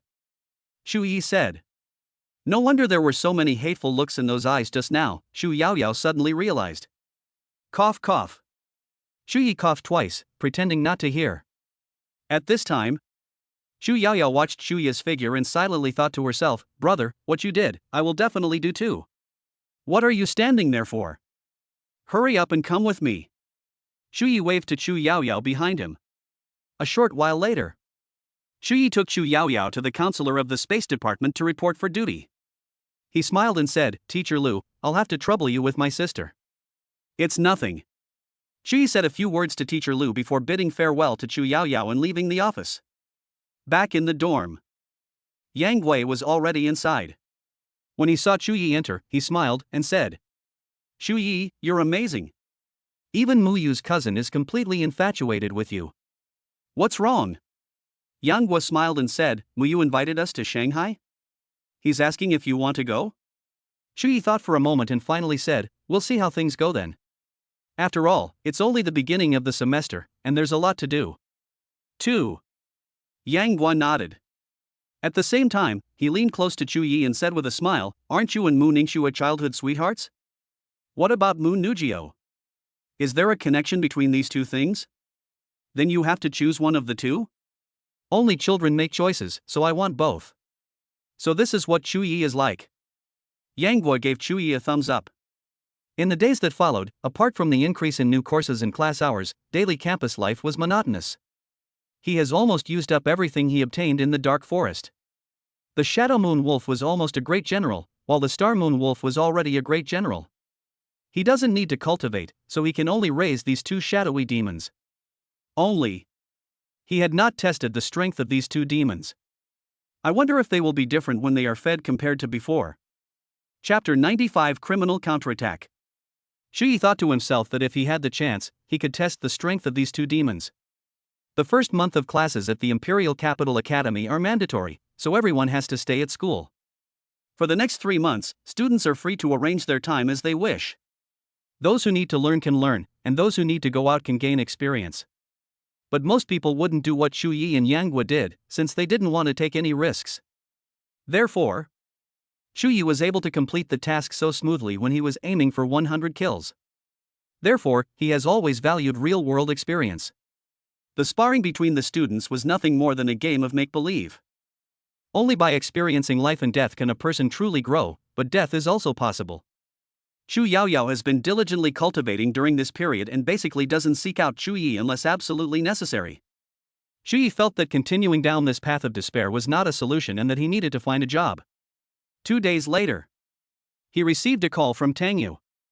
"Sister Yu, I was just about to call you, but I didn't expect you to call me first," Shu Yi said with a smile. Tang Yu rolled her eyes on the other end of the phone. She said in an annoyed tone, "You didn't make a single phone call during the summer vacation, and now you remember to call me?" Shu Yao chuckled and said, "I didn't want to disturb Sister Yu because I was afraid she was on a mission." Tang Yu didn't dwell on it and went straight to the point. "Shu Yi, I received news that the accomplice of the person we arrested in Shanghai is on his way to Beijing." Accomplices? Shu Yi thought carefully and remembered what had happened. He remembered that the other party seemed to have a high-level shadow mage. However, he killed him. Did these people come to the capital to seek revenge on me? Chu Yi asked. Yes. Upon hearing the answer, Chu Yi was not worried about himself, but rather about Chu Yaoyao's safety. He said, "Sister Yu, please send someone to protect my sister. We have already notified the court in the capital, and they will send people to protect your sister secretly." Tang Yu knew that Chu Yi was worried about Chu Yaoyao's safety, so when she received the news, she alerted the people at the Imperial Capital Tribunal. "Sister Yu, do you know how many of them came? What's their strength?" Chu Yi asked. Tang Yu pondered for a moment, then continued, "We don't know the exact number of people in this group, but from what we know, they have one high-level mage, while the others are all mid-level mages." A high-ranking mage? Everyone else is at the intermediate level. Obviously. The trial failed to extract any useful information from the man. Afterwards, Tang Yu also told Chu Yi about that person. And after that arrest, no matter how he was interrogated at trial, he did not reveal his accomplices. As a result, the trial has made no progress and has remained stagnant. This guy was ruthless. He actually bit his tongue and committed suicide. It is conceivable that these people are all crazy, just like Chao He. The number of people they killed is probably too many to count on one hand.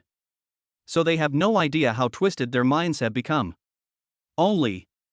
Chu Yi had a question: how did the other party know about him? He then learned the answer from Tang Yu. That person's group was already waiting for him outside the bar, but Chu Yi and his group had been following them, so they didn't make a move. That's why Chu Ye's identity was exposed. But at that time, Chu Yi left the capital and went to Chuan City, which is why those people couldn't find him. Now, it's very likely that the group already knew about his return to the capital. And it took them so long to finally find an opportunity to go to the capital. Chu Yi asked, "Sister Yu, do you think they will take action against me in the capital? Coming to the capital. These people are simply courting death. After all, this is the capital city." "I think they are very likely to," Tang Yu said with certainty. She had been watching this team for a long time. They were not only cunning but also extremely experienced. If someone hadn't exposed their whereabouts, allowing the interrogation team to seize the opportunity, the previous incident wouldn't have happened. Tang Yu added, moreover, this group won't make a move unless they are 100% certain. Her words were very straightforward, meaning that these people were confident they could kill him. However, Shu Yi wasn't afraid at all. Sister Yu, do you want to catch them? As soon as Chu Yi finished speaking, Tang Yu asked with some confusion, what do you plan to do? I'll be the bait, you guys are in charge of rounding them up. That's too dangerous. Have you forgotten about Lu Xiaorong? Tang Yu said, her tone disapproving. Shu Yi pondered for a moment. He then continued, Sister Yu, you just said that the other side is 100% certain of killing me, so we absolutely cannot sit idly by and wait to die. Tang Yu remained silent, not uttering a sound. Shu Yi continued, instead of waiting to be killed, we should take the initiative and seize them in one fell swoop. Although Tang Yu was tempted, she still didn't want Shu Yi to take any risks. She immediately said, you absolutely cannot take that risk.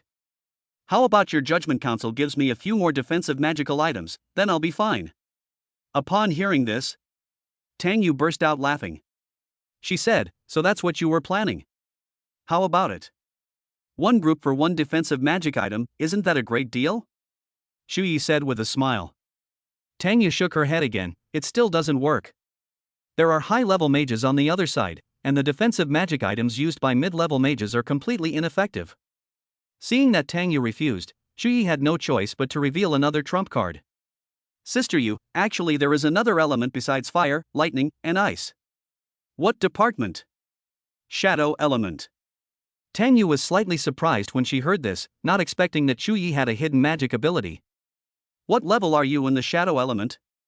I have already cultivated to the intermediate level. Intermediate level. Just as Tang Yu was about to enter the airport, her voice suddenly rose a few decibels, attracting the attention of many people. Yes. Wait for me, I'll be in the capital today. Even if Chu Yi possesses the shadow element, it's not worth it for these people. Sister Yu is coming to the capital? Tang Yu said, I'll take responsibility for your safety when I go to the capital this time. Seeing that Tang Yu did not agree, Chu Yi had no choice but to wait until he met her to continue persuading her. He wanted to do this because he didn't want to keep this potential danger around him.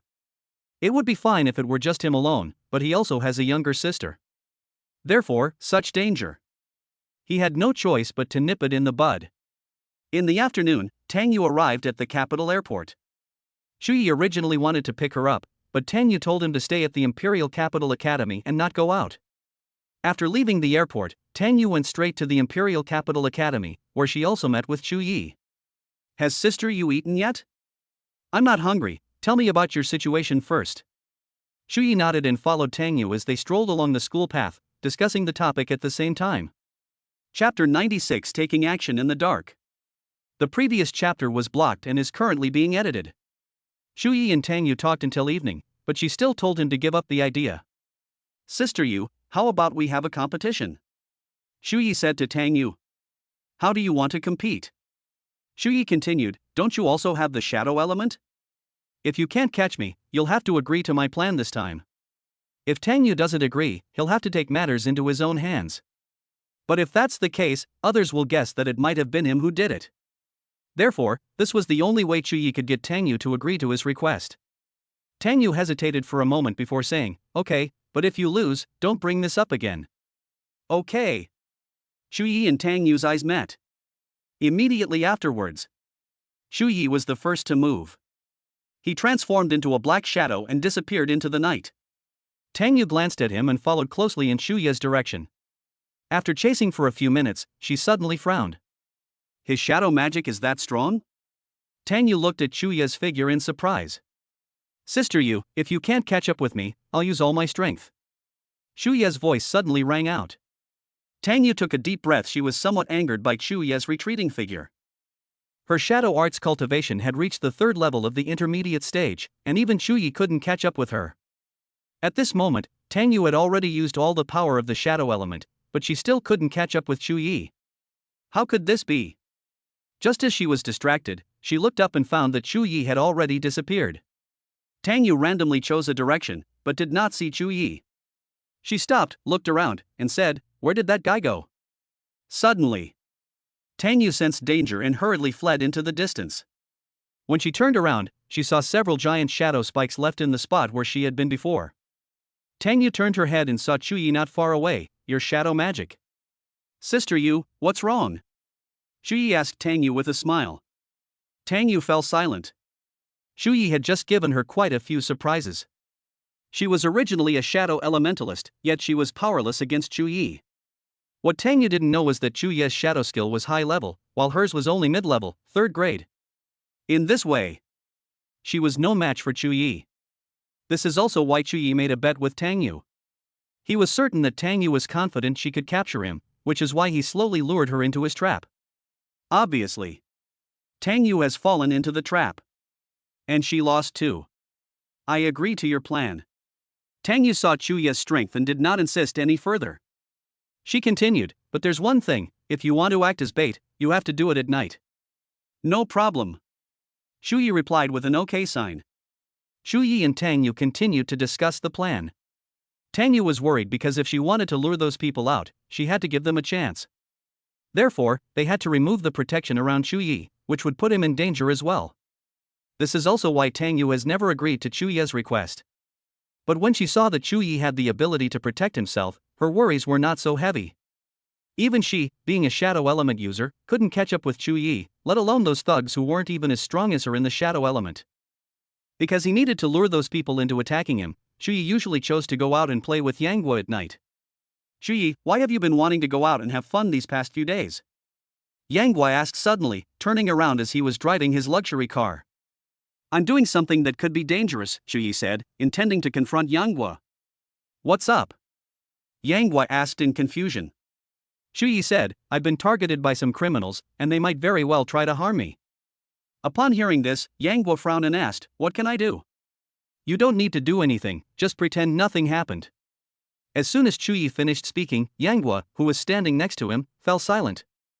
"By the way, if you encounter danger, just remember one thing, leave quickly and don't look back." Yang Guo looked at Chu Yi. "And what about you?" "I'm fine. My mission is to lure them out," Chu Yi continued. Upon hearing this, Yang Guo fell silent again. He couldn't bear to leave his good brother in danger without helping him. "Chu Yi, why don't we fight our way out together?" Yang Guo said righteously. Chu Yi shook his head.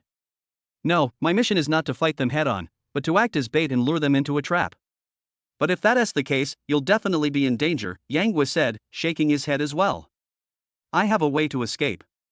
Chu Yi said, "Actually, the person I'm more worried about is you." "Don't worry about me, I'll kill them one by one," Yang Guo said nonchalantly. Chu Yi smiled. "Remember, they'll definitely attack me first, so you must leave immediately." Seeing Chu Yi's serious expression, Yang Guo had no choice but to nod. He believed in Chu Yi, both during the time in the extreme dark forest and this time. Yang Guo didn't know why he trusted Chu Yi so much. It was probably because Chu Yi had created too many miracles. In the past few days, those people have made no move, while Chu Yi continues to eat, drink, and have fun with Yang Guo outside. As a result, he now frequently appears in bars, KTVs, and other similar places, making it easier for those people to make their moves. After leaving the bar, Chu Yi got into Yang Guo's luxury car, and the two headed towards the Imperial Capital Academy. However, the car suddenly stalled for some unknown reason when it was halfway through the journey. Chu Yi and Yang Guo were both startled awake. They exchanged a glance, seemingly having guessed what was going on. "What should we do?" Yang Guo asked in a low voice.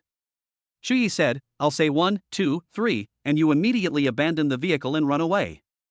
Yang Guo nodded. But by then, time was no longer on their side. Suddenly, a ball of flame slowly rose in the streetlight's glow, hurtling towards their luxury car. Chu Yi and Yang Guo got out of the car without hesitation. In an instant, flames erupted, and the luxury car exploded, flames shooting into the sky and the sound echoing around. Not far away, a figure was staring at Chu Yi in front of him, using him as bait. "Is that it? I hope you can hold out until then." As soon as he finished speaking, several dark figures appeared behind him and headed straight for Chu Yi. Upon seeing someone make a move, Chu Yi hurriedly sent a message to Tang Yu. Then, he suddenly looked at Yang Guo and said, "Leave quickly." Yang Guo glanced at the luxury car, then turned around and ran wildly in one direction. At this time, those people arrived in a hurry, and dazzling magic was unleashed towards Chu Yi. After getting out of the car, Chu Yi moved to a darker area. Seeing the magic approaching, he transformed into a shadow and sped away along the dark path. Their magic exploded where Chu Yi had been, but unfortunately, it hit nothing. Seeing Chu Yi escape, they all gave chase. Their goal today is to kill Chu Yi, so of course they can't let him escape. Chapter 97, The Curtain Falls. Everyone gave chase. Chu Yi also slowed down, wanting to give the other party the illusion that they could catch up with him. Chu Yi kept walking into the shadows, so it was extremely difficult for those people to catch up. Why is he using the shadow element again? Wasn't he supposed to only have 3 elements, someone suddenly said. According to their investigation, Chu Yi only possessed lightning, fire, and ice elemental abilities. Although Chu Yi is famous in the Imperial Capital Academy and can take on multiple opponents, they are desperate criminals. How could they be compared to the pampered students in school? I don't know, the person who had previously investigated Chu Yi replied immediately. That was the information he received. Who would have thought the other party also had a shadow element? However, at this moment, Chu Yi retaliated. A sudden surge of flames swept in, and the heat wave engulfed the path in front of them. In an instant, the man at the very front was instantly engulfed in flames. Given the power of Chu Yi's fire magic, that person had no chance of surviving. Seeing the man engulfed in flames, they all stopped in their tracks, too afraid to proceed. None of them expected Chu Yi's counterattack. No wonder he's considered the top student in the capital's universities. He must be quite capable. What should we do? Some people stared at the sea of fire before them, unsure of what to do. He's still nearby. Someone immediately replied that he was also a shadow mage and had a strong sensitivity to shadow magic. However, even though he knew Chu Yi was still around them, he couldn't find Chu Yi's location at all. The night is Chu Yi's domain. So here, he's their father. A bolt of purple lightning suddenly streaked across the darkness before our eyes. A flash of light, a deafening roar, and lightning struck. Everyone was startled, and one of them immediately used the defensive magic tool in his hand. This allowed them to escape Chu Yi's attack. But Chu Yi possesses the ability to multitask, so naturally he wouldn't just release one spell. And at this moment, it's like 3 people casting spells at the same time. Soon, the gang immediately fell into chaos, with some being injured by magic and howling in the darkness. Chu Yi did not let his guard down. Because he always remembered what Tang Yu had said, there was a high-level mage in this gang. However, he did not know what kind of high-level mage the other party was. Overwhelmed by his strength, these people were no match for him. At the same time, Chu Yi also dispatched 2 warrior-level demons from the Black Ring. Under the ravages of these 2 demons, they were mercilessly tortured and lay on the ground, oblivious to their own mortality. These 2 demons are so powerful. Chu Yi thought in surprise. He could guess that it was probably the added layer of darkness that allowed them to thrive. Even so, the high-level mage still did not make a move. Chu Yi frowned. He hadn't expected the other party to be so composed. He subdued all these people. Did he just stand by and watch? However, as he pondered, Chu Yi suddenly sensed something was amiss. Ghostly torture. Nightmare. In an instant, a cold voice rang out behind Chu Yi. By the time he turned around, the other party had already completed the constellation and unleashed a high-level curse spell on him. By the time Chu Yi realized it, it was already too late. At the same time, he thought to himself, no wonder the other party didn't attack immediately. It turns out it's a curse. Faced with the opponent's curse like mental torture, Chu Yi pretended to have a splitting headache. The figure in the darkness let out a sinister laugh. His favorite pastime was plundering these geniuses. This is why he specifically came to the dangerous capital to hunt down Chu Yi. Don't worry, I'll torture you slowly, and then make you suffer every kind of pain before you die. The figure spoke again, while simultaneously casting a mid-level curse spell at Chu Yi. A colossal demonic spider emerged from the sky, unleashing a massive mental shockwave that surged toward Chu Yi. At that moment, Chu Yi let out a frenzied roar. When the shadowy figure saw this, its sinister laughter became even more terrifying. At this time, he suddenly said, "I'm done playing, the judges are coming." As soon as the shadowy figure finished speaking, he revealed his murderous intent towards Chu Yi. "Then let's end all of this." A fierce voice rang out, and just as he was about to unleash his magic, waves of heat and flame suddenly surged around him.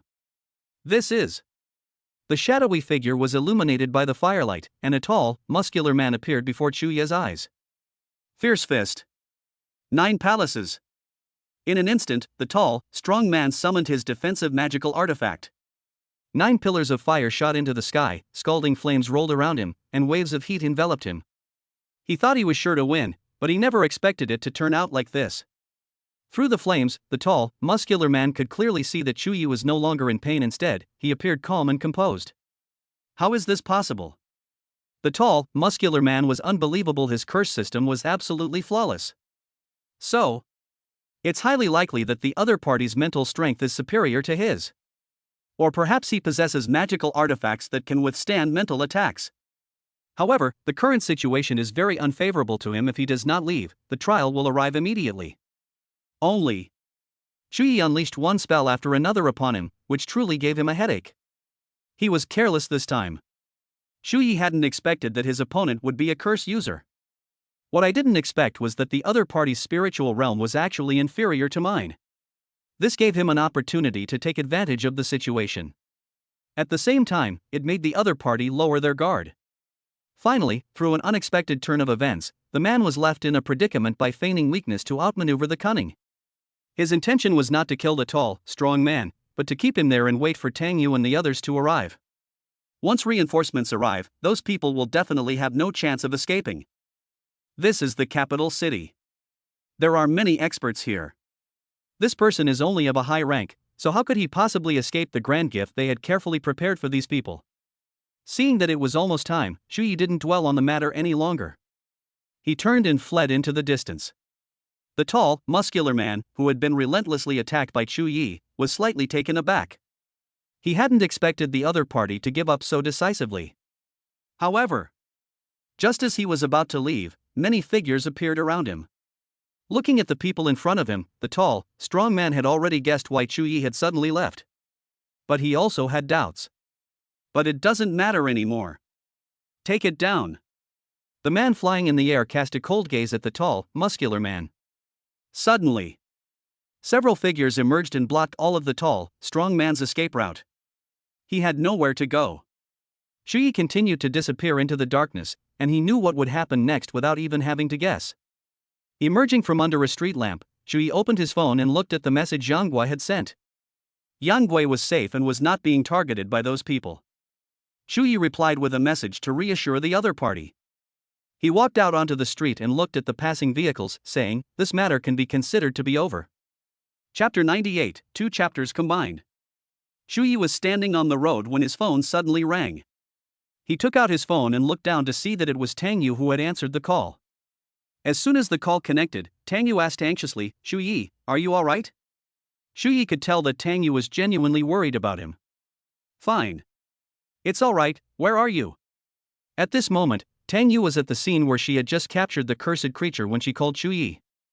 Chuyi looked around at his surroundings, feeling completely unfamiliar with the place. "I don't know where this is either." "Send me your location, I'll come find you." As soon as Tang Yu finished speaking, Chuyi immediately sent her his location. Soon, Tang Yu followed the location and saw Chuyi by the roadside. "Get in the car." Chuyi nodded and sat in the passenger seat. As the car drove, Tang Yu asked, "Did you do those things?" Chuyi knew who Tang Yu was referring to. They were the criminals who had initially been chasing him. "Yes." He nodded. Tang Yu seemed to know the answer and was not surprised. She said, "It seems you've been hiding a lot of strength. Perform your usual performance." Tang Yu didn't believe him. She felt that although Chuyi was still a student, he could not be measured by the standards of a student. If it were an ordinary college student, they would probably have been skinned alive by those criminals long ago. But Chuyi always manages to bring them unexpected surprises. The last operation in Shanghai, and this one in Beijing. "Have they all been caught?" Chuyi asked Tang Yu. "They've all been caught." Hearing this, Chuyi breathed a sigh of relief, as the potential danger had been eliminated. Tang Yu asked, "Where are you going now?" "Back to school?" "Can." Tang Yu immediately turned the car around and headed straight for the Qing campus of Imperial University in the capital. A dozen minutes later, the car stopped at the main gate of the Imperial Academy, and Chuyi got out of the car. "Go back to school first. After I finish dealing with this, I'll apply to the court for a reward for you, Tang Yu said, leaning out of the car window. Thank you, Sister Yu. No need to be so polite. You're one of my people. This is what a leader should do, and it's all thanks to you. After giving her a few instructions, Tang Yu drove away. When he sent a message to Yang Guo, the other party seemed to have already returned to the scene of the crime. That is, the place where his luxury car was destroyed. It must be said. Yang Guo even destroyed his own luxury car to help him. The next day, Yang Guo returned to his dormitory and immediately went to Chu Ye's side. He asked, Chu Yi, aren't we brothers? Chu Yi nodded.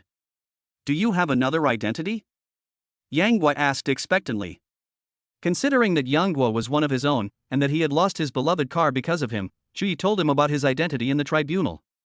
He felt that Yang Guo must have heard something from the trial court, which was why he had such doubts. After Chu Yi revealed his true intentions, Yang Guo nodded as expected.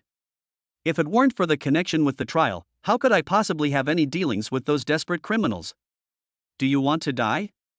Yang Guo was worried about Chu Yi last night. However, all he could do was not cause him any trouble. Chu Yi, don't worry, I'll keep it a secret for you. Yang Guo nodded to Chu Yi. If someone else had the position of judge, they would probably have used it to show off. However, Chu Yi, kept a very low profile. It is conceivable that he probably doesn't want to reveal this aspect of his identity. The fact that the other party was willing to tell him clearly shows that they already consider him one of their own. Therefore, he naturally wouldn't reveal Chu Ye's identity. What happened to your car? Chu Yi asked Yang Guo. Yang Guo said, my car is completely totaled, but I did receive some compensation. At worst, I can just spend some more money to buy a new one. Chu Yi patted Yang Guo on the shoulder. Yang Guo laughed and said, out with the old, in with the new. I was just thinking of getting a new car. Chu Yi remained silent. In the following period, numerous competitions were held at the Imperial Capital Academy. The previous rankings are still there, and Chu Yi is still in first place, and no one has challenged him. Those who can challenge him on New Year's Eve have been promoted to the top 10, and only the top 10 can challenge him. However, most of the top 10 had challenged Chu Yi and all of them had been defeated. Therefore, as long as the top 10 don't fall off the leaderboard, Chu Yi will naturally have nothing to do with it. Chu Yi was extremely bored at the Qing campus. Apart from occasionally going out to do a bounty mission, there was nothing else to do. Time passed day by day. Tang Yu's reward was also delivered to him. Chu Yi looked at the nebula magic artifact in his hand, shook his head and smiled. This thing was of no use to him. Moreover, Chu Yaoyao doesn't need it, she's only a beginner mage, and only intermediate mages can use nebula magic artifacts for cultivation. Novice mages typically use stardust artifacts for cultivation. After much hesitation, Chu Yi decided to give the nebula magic artifact to Zhang Xiaohou. With the blessing of a spirit seed, his wind element is now so strong that if he cultivates a little faster, he will soon be able to experience the feeling of being in the air. Therefore, he felt that giving the nebula magic artifact to Zhang Xiaohou was a good choice. Although high-level wind magic isn't very lethal, it's still quite good in terms of speed and usability. When he had finished his course, he made an appointment with Zhang Xiaohou at a certain time to rush to his place and hand over the nebula magic artifact. 2 days later, Chu Yi arrived as promised. As always, Zhang Xiaohou was at the airport to pick up Chu Yi, waiting for him to come out. Soon, the two embraced again. Brother Yi, luckily I'm on a mission right now, which is why I have time to see you, Zhang Xiaohou said with a smile. Be safe. Zhang Xiaohou nodded. He continued, with the wind elemental spirit seed that Brother Yi gave me, my strength has more than doubled. Chu Yi laughed. Guess what good thing I brought you this time? Zhang Xiaohou was puzzled. Although he knew that Chu Yi wouldn't contact him for no reason, he really couldn't guess what Chu Yi had brought him. Brother Yi, just tell me directly. How could he possibly guess?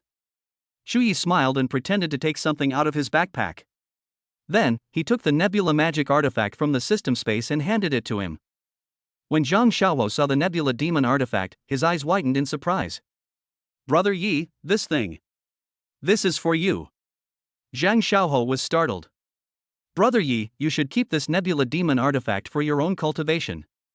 He felt a bit embarrassed after accepting Chu Yi's wind-type spirit seed, and now the other party has sent him a nebula magic artifact. Monkey, aren't we brothers anymore? Why are you being so polite with me? As soon as Chu Yi finished speaking, he placed the Nebula Demon artifact directly into Zhang Xiaohuo's hand. Zhang Xiaohuo swallowed hard. Brother Yi, if you give me this Nebula magic artifact, what will you do with it? I have other things, so don't worry, Chu Yi casually made up an excuse. There are others. Zhang Xiaohuo was puzzled, but he didn't ask. After all, he would always trust Chu Yi. Mingzhu Academy. Mo Fan, who had already become quite the star at school, asked curiously, what on earth is Monkey doing? He hasn't replied to my messages for months? At this moment, Zhang Xiaohuo was looking at Chu Yi with tears in his eyes. Brother Yi. We're brothers, and you're the first person I thought of. Chu Yi said, putting his arm around Zhang Xiaohuo's shoulder. Zhang Xiaohuo wept with joy. Chu Yi had been so good to him. Don't cry. You're a military mage with a strong will. What will others think if they see this? Chu Yi patted his shoulder again. Zhang Xiaohuo nodded emphatically. Then he whispered, Brother Yi, I recently received a rumor. Seeing Zhang Xiaohuo's mysterious demeanor, Chu Yi became interested in the gossip he was talking about. What news? Zhang Xiaohuo said, recently, it seems that a lightning-type spirit seed has appeared in Leifeng Mountain, and many hunters have gone there. A lightning-type spirit seed? Chu Yi was slightly taken aback when he heard the news. Is the news true or false? I don't know either. I've only heard about it, but it's probably true. Zhang Xiaohuo nodded in reply. After pondering for a while, Chu Yi thought that since he was already here, he might as well go and take a look. Monkey, where is Leifeng Mountain? It's just to the south, just keep heading south. Because Zhang Xiaohuo had a mission, he did not go to Leifeng Mountain with Chu Yi. Chu Yi wasn't in a hurry. He first went to the Hunter Alliance to find out about the target at Leifeng Mountain. After some investigation, he obtained a lot of useful information. Therefore, he planned to go to Leifeng Mountain alone. However, at this time, a hunter squad walked towards him. The curvaceous woman at the head of the group asked, Young man, what kind of magic do you use? Would you be interested in joining our hunter team? Chu Yi looked at them and said, Lightning element. Upon hearing this, they couldn't help but look at each other in bewilderment. Lightning-type monsters are very rare. But, because of the lightning-type spirit seeds, the Hunter Alliance has indeed received quite a few rare lightning-type spirits recently. Young man, are you going to Leifeng Mountain? The curvaceous woman asked again. I guess so. The woman said, we're also going to Leifeng Mountain, and we're short one person. Would you like to join us? Chu Yi looked at the group of people, his mind in turmoil. The lightning-type spirit seed is also of great importance to him. However, given his strength alone, finding this lightning-type spirit seed would be extremely difficult. After thinking for a moment, Chu Yi looked at them and asked, if we find a lightning-type spirit seed, how will we divide it? Distribution should be based on work, and we should see who contributes the most, the woman in the lead replied. Chu Yi was satisfied with his answer and agreed. Whoever gives more. Whoever gets the most. This allocation method is good. I might leave the team midway through. Can you accept that? Chu Yi asked. If he can't find a lightning-type spirit seed by following them, then he'll have to find a way on his own. May I ask if you are a beginner or intermediate lightning mage? The woman asked. Intermediate level. No problem. The woman immediately nodded, agreeing to the request Chu Yi had just made. Their team desperately needs a high damage dealer, otherwise it will be difficult to get through that demon territory. Once they get through there, whether Chu Yi leaves the group or not won't have much impact on them. Chu Yi didn't think much of it when he saw how readily the woman agreed. Soon, they set off south. Upon reaching the border fortress, they followed the flow of people out of the fortress and into the dangerous outside world. Chu Yi asked, how long does it take to get from here to Leifeng Mountain? If we walk, it will take about 2 days, the man next to him replied. 2 days? That's quite a long time. Chu Yi asked the rest of the questions, and then fell silent. Immediately afterwards, after 2 long nights, they were finally close to arriving at Leifeng Mountain. At this time, the distant rumble of thunder from Leifeng Mountain sent chills down everyone's spine. The woman at the head looked into the distance, her expression immediately turning serious. That's the territory of the fiery tiger that we're about to pass through. Don't hold back, then let's get through here first. These words were spoken. Shuyi finally understood why the other party had agreed to his request and invited him to join the hunter team. They might not be confident of getting through the fiery tiger's territory, so they wanted to invite him to come alone. The woman in the lead looked at the silent area before her, raised her hand, and said, "When I lower my hand, you all follow me and rush out." The others nodded in agreement. This can be considered a response to the woman. Soon. She looked ahead, as if she felt it was time. Immediately afterwards, the woman lowered her arm and rushed out first. Her teammates followed her and rushed out, hurrying towards Leifeng Mountain in the distance. Shuyi followed behind them, heading straight for the other side. But at this time, their actions seemed to have attracted the attention of the fiery tiger, which had been lying prone. They all raised their heads, then stood up and instantly rushed towards Shuyi and his group. Immediately, those who had entered the territory of the fiery tiger became vigilant. A short while later, the fiery tigers had already arrived around them and were chasing after them relentlessly. "Spread out and stop these people." As soon as the woman finished speaking, the others reacted. They completed the spell quickly, clearly showing they were all experienced and had a lot of practical experience. "Imo Fan, don't just stand there. Be ready to launch a devastating attack on the fiery tiger at any time," the woman reminded him. Imo Fan was a name he used intentionally since they're all on his side, there shouldn't be any problem. Shuyi nodded. This can be considered an answer to the woman's question. But more and more fiery tigers surrounded them, forming a circle. However, they did not stop, but continued to move forward. "Why is Fire Tiger acting so strangely this time?" a teammate suddenly asked. Others thought so too. They didn't behave this unusually when they came to Xiefeng Mountain before. The woman frowned, gazing at the fiery tigers around her, and fell into deep thought. She said, "They're trying to wipe us all out. Catch them all in one fell swoop." Everyone frowned, but they still had doubts about what the woman said. "Captain, aren't you making a mountain out of a molehill?" However, as soon as he finished speaking, he realized he had said the wrong thing. At this moment, several fiery tigers of warrior-level strength suddenly emerged from all around. In a matter of moments, they had caught up with Chu Yi and his group. Chapter 99 Confirming the Spirit Seed. General level. It has to be said, they're really in for a rough time this time. Even that woman didn't know how so many warrior-level demons could appear. 3 fiery tigers, each at the level of a warrior general, emerged from both sides. They were eyeing Chu Yi and his group, who were surrounded, with menacing intent. Now, they are like animals kept in captivity, at the mercy of others at any time. "Damn it, how come there are so many warrior-level demons here?" one of them exclaimed in surprise. "Stop talking nonsense, create a breakthrough and break out," the woman immediately gave the order. "If they continue to be harassed by them, they won't be able to leave here today." Everyone nodded. He then chose an easy path to break through and simultaneously unleashed magic to escape. Plant-based. Wind element. Ice type. Various spells were released instantly, and in a flash, the fiery tigers were thrown into chaos. A great opportunity. As soon as the woman finished speaking, she led them straight towards the breakthrough point. However, at this moment, one of the demons suddenly pounced on their area, blocking their path. "Damn it!" The team member behind him cursed loudly, and everyone else stopped in their tracks. The fiery tigers stopped walking and all looked at them. The 3-headed warrior-level fiery tigers suddenly entered the encirclement, and the woman and the others looked solemn. "Captain, what should we do?" someone asked. "Given the current situation, we can only wait for another opportunity." The woman glanced at the surrounding fiery tigers. The dense pack of tigers made her feel troubled. If it were just these 3 fire tigers at the warrior level, they could handle them to some extent. After all, these 3 fiery tigers were only at the level of minor generals.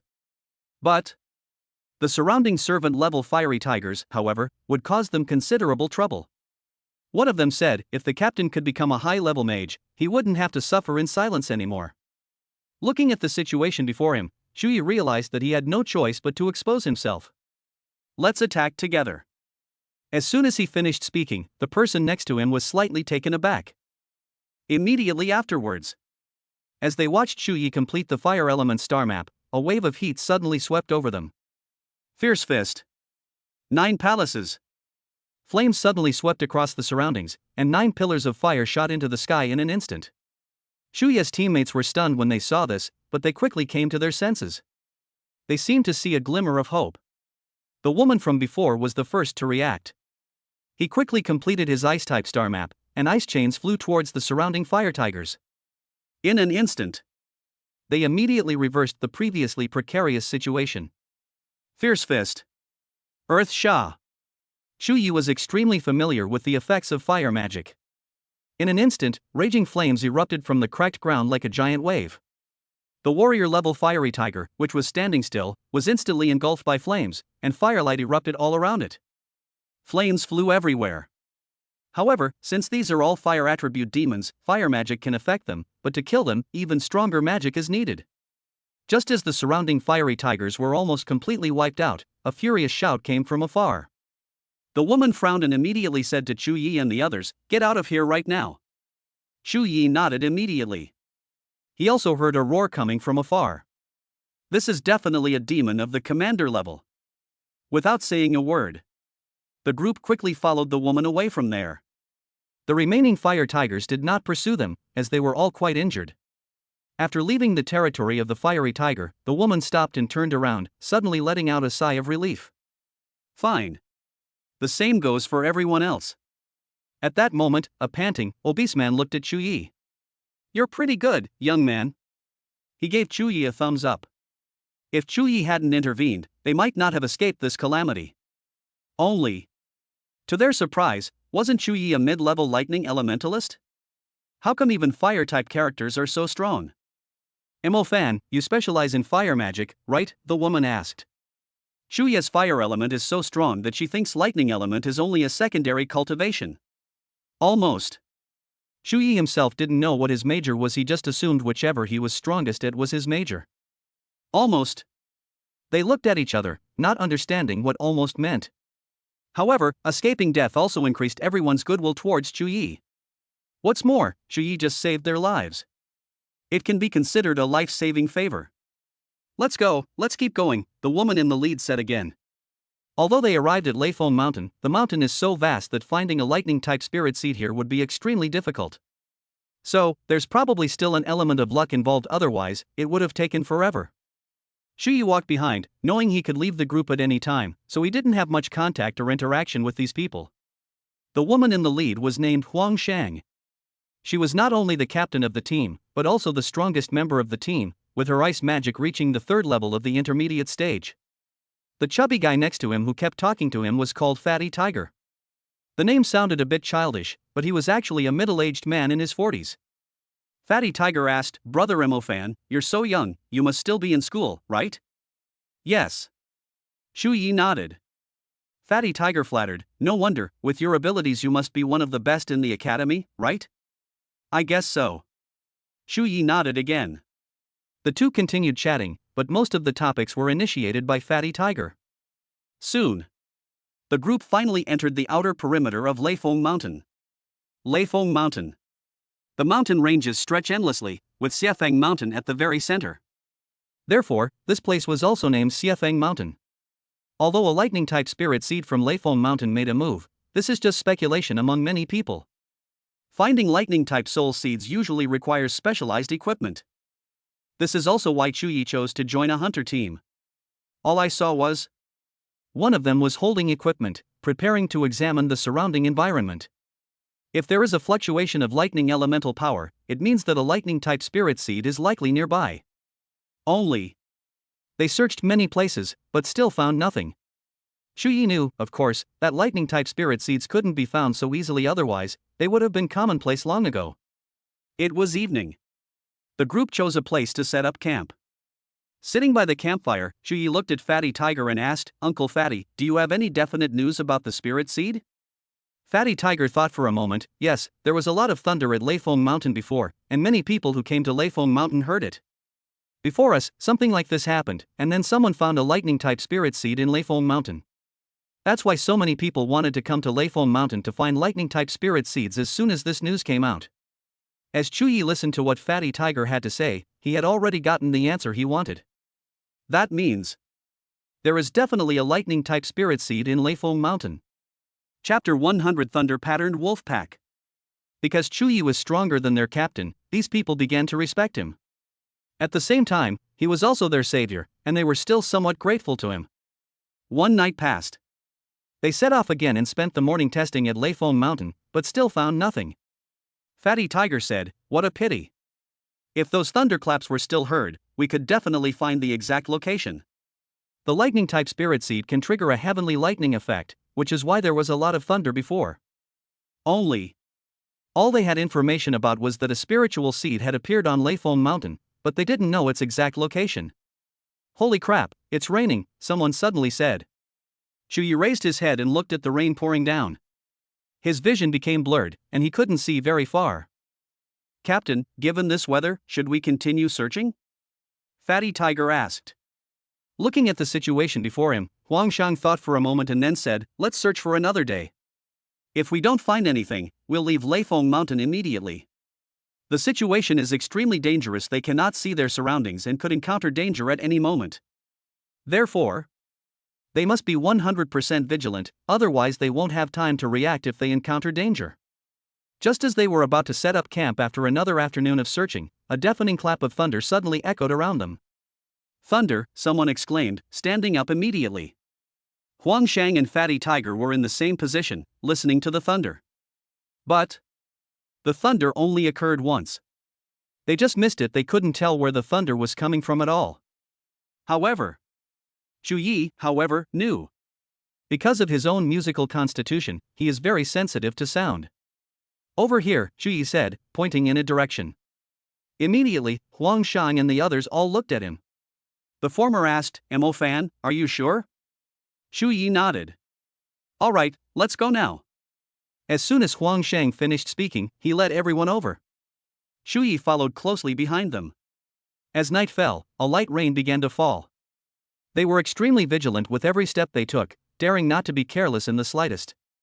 Based on her understanding of Leifong Mountain, Huangshang looked into the distance and couldn't help but say, "That's the territory of the thunder-patterned wolves." A thunder-patterned wolf. The crowd looked at each other, wondering just how powerful this demon was. Huangshang explained, "There is a commander-level demon in the thunder-patterned wolf pack, whose strength is even greater than that of an ordinary commander-level demon." "What should we do? Should we still go over there?" Fatty Tiger asked Huangshang.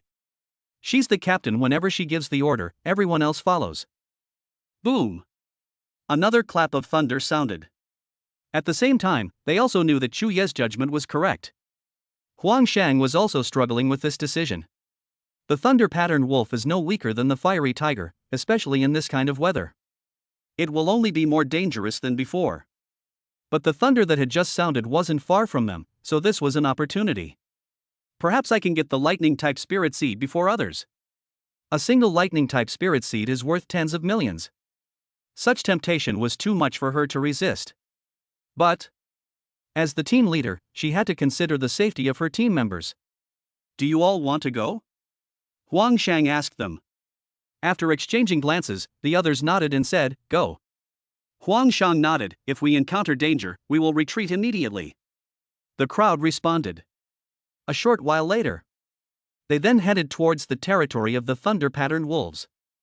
Shuyi was even more sensitive to the darkness than they were. He can detect the slightest movement in his surroundings immediately. Boom! Boom! Boom! One thunderclap after another came, and they heard it very clearly. And their location seemed to be getting closer and closer to the sound of thunder. After a while, Huangshang suddenly said, "We have entered the territory of the thunder-patterned wolves. Everyone be careful." As soon as she finished speaking, she continued walking towards the location of the thunder. Although it's unknown how many people heard the thunder, their chances are still quite high. But when they entered the territory of the thunder-patterned wolves, surprisingly no thunder-patterned wolves caused them any trouble. Logically speaking, this is the territory of the thunder-patterned wolves, so there shouldn't be not a single one here, someone muttered. Others know it too. However, the best outcome for them is to avoid danger. But it also means that there may be even greater dangers waiting for them ahead. A few minutes later, they ventured deep into the territory of the thunderwolves. When they heard the distant thunder growing louder, it was clear that they had arrived at their final destination. Shuyi looked up and saw that although the surroundings were dim, it had stopped raining. But he could sense that there was quite a commotion on the other end of the thunder. Therefore, Huangshang and the others stopped. Fatty Tiger said, "No wonder we can't see a single thunder-patterned wolf in the territory, they're all here." Boom! A series of thunderclaps resounded. At this moment, they were only one step away from obtaining a lightning-type spirit seed. "What do we do, Captain?" a teammate asked. "Let's do a test first to see if there are any fluctuations in lightning element here," Huang Chang said immediately. The others nodded. Immediately afterwards, they carefully conducted tests in the vicinity. Shu Yi looked towards the distant mountaintop where lightning was shooting into the sky, and the lightning-patterned wolves were enjoying the baptism of lightning.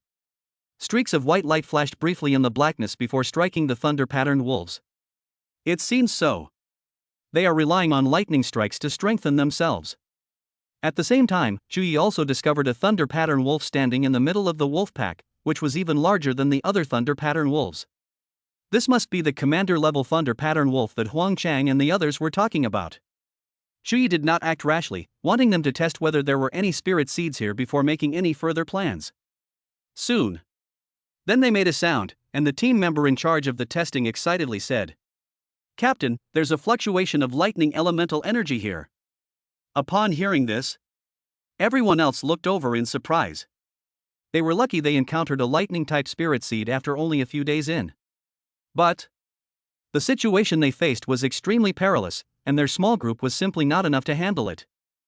The man continued, "The closer this energy gets to the thunder-patterned wolf pack, the greater the energy fluctuations become." Huang Shang and the others frowned. This meant that the lightning-type spirit seed was with the lightning-patterned wolf pack. "Let's wait and see." Huang Shang immediately gave an answer. After all, the lightning-type spirit seed was there, and not wanting to clash with the lightning-patterned wolf pack, they could only wait for them to leave. No one objected. Only Shu Yi discovered a problem. That means they are currently in the territory of the thunder-patterned wolves.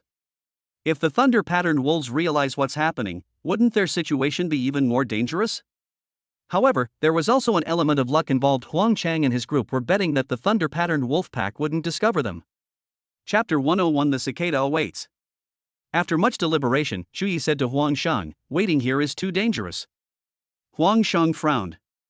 She knew it was dangerous, but this was an opportunity. "It's alright, let's wait a bit longer. If it doesn't work, we'll leave." Huang Shang had his own judgment. Shu Yi nodded. Since the other party had said that, he didn't say anything more. After all, when an opportunity presents itself, everyone wants to try it to see if it will work. Time passed slowly, and the thunder continued to rumble. A short while later, several footsteps approached silently from behind them. Shu Yi was the first to notice, and he also alerted Huang Shang and the others. As the people approached, they discovered it was a hunting party. They came upon hearing the commotion, all for the sake of the lightning-type spirit seed. Huang Shang looked over, his eyes filled with vigilance. So there are still people here. The sharp-faced man at the head of the group glanced at Huang Shang and the others and asked, "What's the situation now?" Fatty Tiger frowned. "We don't know either." The man with the pointed face looked at the chubby little tiger and gave a cold snort. Immediately afterwards, he had someone check the surrounding area. Soon, they then obtained the information they wanted. "So that's why you guys were standing still. You were waiting for the thunder-patterned wolves to leave." The pointed-faced man smiled slightly and glanced at Shu Yi and the others. Only, as hunters, they naturally knew the danger of those thunder-patterned wolves. Rushing in to collect the lightning-type spirit seed is not advisable. The sharp-faced man looked at Huang Shang. "I've seen you in the Hunters Alliance before. How about it? How about a collaboration?" Huang Shang had met them before, but these people didn't have a good reputation. "No. You have no choice now," the sharp-faced man said dangerously. "What do you want to do?" Fatty Tiger stepped forward and angrily rebuked the sharp-faced man. The sharp-faced man scoffed, "If we make a scene now, how many of you do you think will survive?" Huang Shang stared at him. She knew that the man with the pointed face was a high-level mage, and the team members behind him were all mid-level mages with full mastery of magic. If they attract the pack of thunder-patterned wolves, the consequences for their squad would be unimaginable. Looking at everything before him, Shu Yi knew that the sharp-faced man was blatantly threatening them. "Think it through, we have plenty of ways to get your help," the pointed-faced man continued. "What do you want us to do?" Huang Chang asked with a grim face.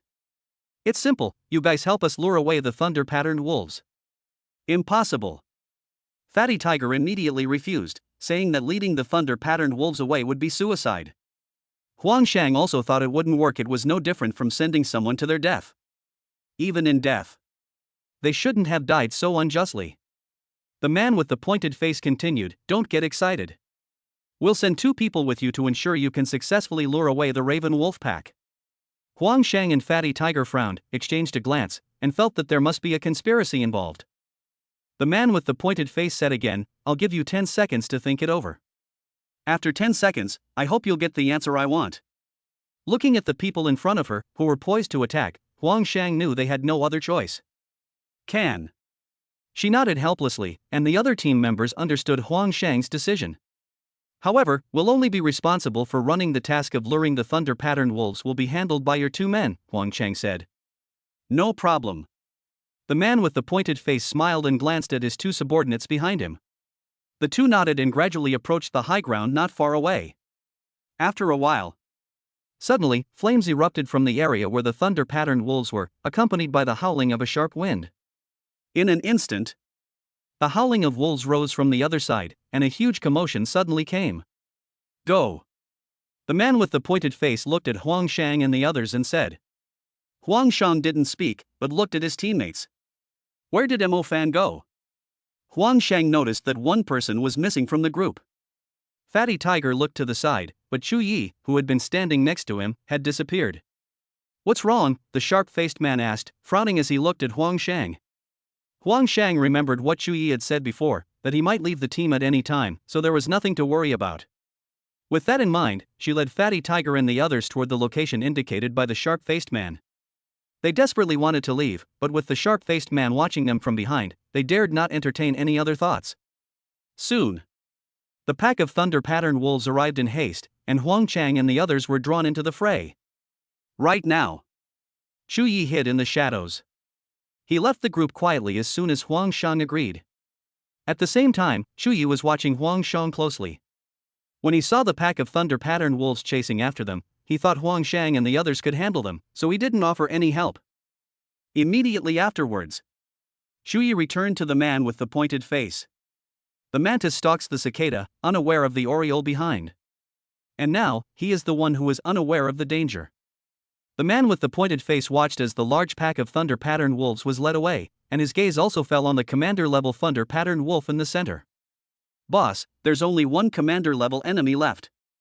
What should we do? One of them asked. Let's go take a look first and confirm the location of the lightning-type spirit seed, the pointed-faced man said, and went ahead first. The man behind him, carrying instruments, followed closely uphill. Chu Yi followed behind, as he would still need their help in finding the lightning-type spirit seed. The man with the pointed face led the others over and soon quietly approached the area around the commander-level figure. He looked at the man who was being tested and asked, "Begin." The latter nodded. He then took out the instrument and looked at the area where the lightning element energy was most concentrated. The pointed-faced man remained vigilant towards the commander-level thunder-patterned wolf, which was currently undergoing tempering by lightning. After waiting for a moment, he asked, "How did it go?" The man replied, "Boss, there is a lot of lightning element energy around here, but it doesn't seem to be here." That is. Then, the man pointed to the location of the commander-level thunder-patterned wolf in the distance. It should be there. Upon hearing this, the man with the pointed face frowned. This is a commander-level demon, and he's the only high-level mage here. But at this moment, the commander-level demon turned its head and looked at them. What's going on? The sharp-faced man suddenly asked, looking at the 2 people beside him. Could it be that the instrument attracted its attention? The man next to him suddenly asked. No, this device won't attract the attention of demons. Immediately afterwards, the commander-level thunder-patterned wolf roared and charged directly towards them. Damn it! Run! The man with the pointed face said in a panic. Just now, Chu Yi unleashed shadow magic, attacking the commander-level thunder-patterned wolf not far away. Although his mid-level shadow magic couldn't kill the commander-level thunderwolf, it was enough to make it feel pain. Chu Yi's figure disappeared into the shadows, and no one could spot him here. The man with the pointed face and the others had no idea what was going on and were forced to become innocent victims. Lightning-type spirit seed, here I come. Shu Yi thought to himself as he sped toward the high ground not far away. Chapter 102 Spirit Seed Acquired. The pointed-faced man lured away the commander-level thunder-patterned wolf, and Shu Yi took advantage of the situation to ascend to the high ground. At this time, lightning surged within the highlands, and Shu Yi hurriedly searched for traces of the lightning-type spirit seed. Soon, he then discovered a lightning elemental spirit seed radiating lightning in a deep pit. Without saying a word, Shu Yi conjured up a defensive magical artifact in an instant. Bearing the lightning attack, he walked step by step toward the lightning-type spirit seed in front of him. Now, his ice and fire elements, as well as his ice elemental power, are comparable to the level of a soul seed. If lightning magic could also achieve this, his strength would definitely reach a new level. Time passed second by second. Shu Yi quickened his pace again, and at the same time, he completed the lightning star map, directly confronting the lightning spirit seed. Gradually, he arrived beside the lightning-type spirit seed. It was right in front of him. Shu Yi immediately reached out, enduring the paralysis effect, and activated the system space. In an instant, the lightning-type spirit seed flashed suddenly and then disappeared into the world.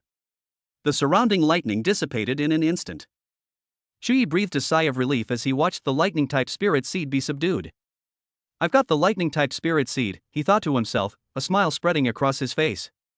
Having obtained the lightning-type spirit seed, Shu Yi did not linger but headed towards Huang Chang and the others. There's only one way back. If I have the ability, I will naturally help. After all, they're on the same team. As for the pointed-faced men, they were being chased by the commanders, and their chances of survival were slim. Shu Yi transformed into a black shadow and immediately headed towards Huang Shang and the others. About 10 minutes later, he did not see any bodies along the way, which means that none of Huang Shang and his group died. Darkness posed no obstacle to him. Shu Yi quickened his pace, constantly weaving through the woods. However, at this moment, a dark figure emerged from not far away, and Shu Yi looked up. What a small world! As soon as he finished speaking, the dark figure turned its head. They were not far apart, but upon hearing Shu Yi's voice, the dark figure suddenly stopped. Immediately afterwards, without even thinking, he started running. Shu Yi didn't say anything and went straight for the dark figure. The owner of this dark figure was the man with the pointed face. He was able to escape from the clutches of a commander-level figure, so it seems that the other party must have a lot of tricks up his sleeve. The sharp-faced man panicked. He was injured and couldn't possibly keep up with Shu Yi's speed. A short while later, Shu Yi then caught up with him. People like that are just wasting air by living in this world. If he weren't strong enough, and if Huang Shang and the others weren't strong enough too, sending them to lure those demons is tantamount to sending them to their deaths. Therefore, Shu Yi completed the magic star map one after another. Ice Lock. Crush the Bone. In an instant, the ice chains flew towards the pointed-face man. The latter reacted quickly and instantly completed a mid-level light-based defensive spell. You think you can kill me? The sharp-faced man roared, also completing the star map. But at this moment, a thunderclap suddenly rang out in the sky, followed by a bolt of purple lightning striking down. The sharp-faced man's eyes widened. If he hadn't used his defensive magic tool, he definitely could have blocked it. But what surprised him even more was that the other party could cast spells faster than him. Boom! The thunder stopped. The man with the pointed face also fell down. If lightning magic doesn't work, Shu Yi has other spells waiting for him. The ability to multitask allows him to complete magic faster and in greater quantities than others. After dealing with the man with the pointed face, Shu Yi headed back towards Huang Shang and the others.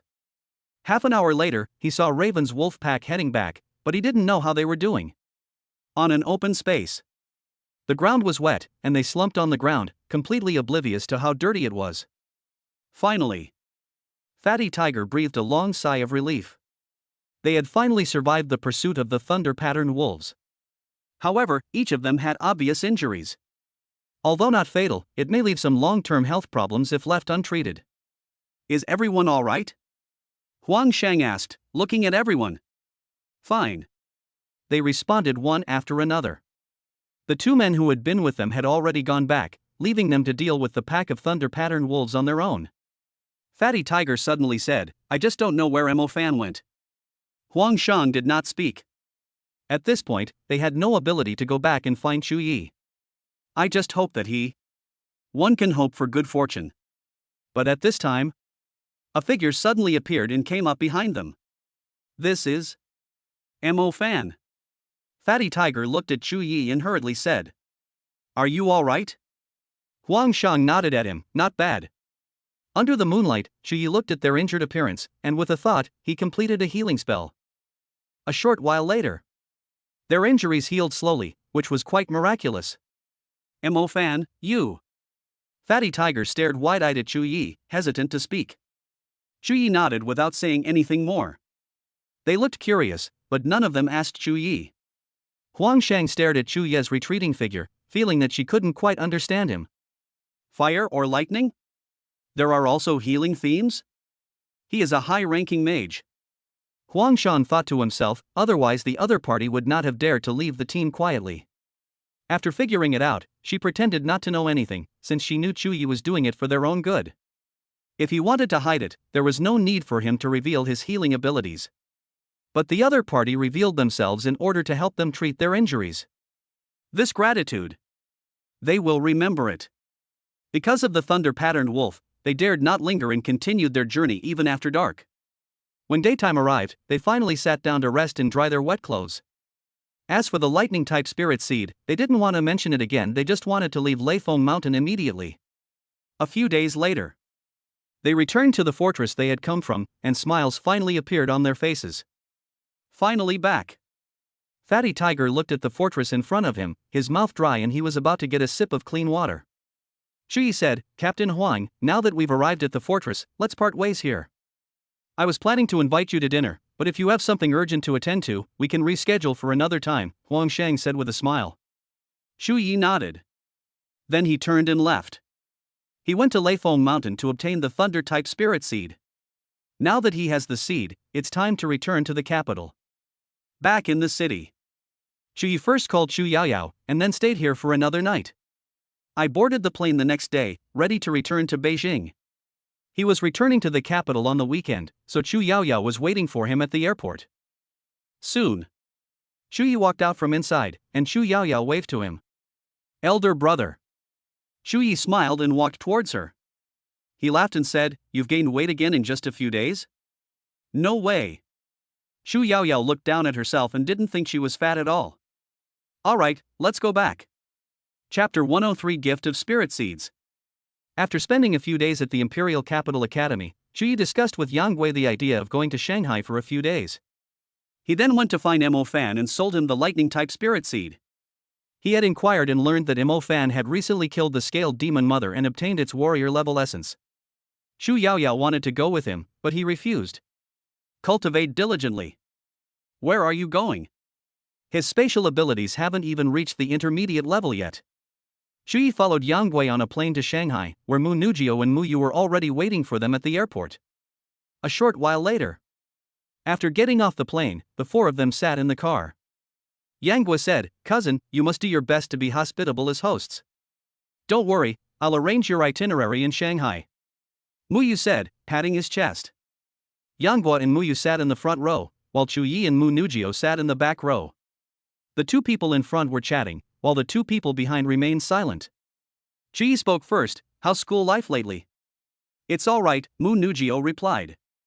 Mu Yu immediately said, "When we enrolled, Nu Jiao was defeated by a kid named Mo Fan." "What? There's someone even more powerful than your cousin?" Yang Gui was somewhat surprised when he heard this. "Who can argue with that? She doesn't even know where she went wrong," Mu Yu said, shaking his head. Mu Nujio didn't speak, but listened quietly to their conversation. Chu Yi looked at her and smiled slightly. "I know Mo Fan." Mu Nujio immediately turned her head. "You know Mo Fan?" Chu Yi replied, "We are both from Bucheng, and we were even in the same class in high school." "So you two are classmates?" Mu Nujio nodded. Chu Yi laughed and said, "Do you want to know why Mo Fan beat you?" For a moment, Mu Nujio frowned and looked at him. "Mo Fan, you old bastard."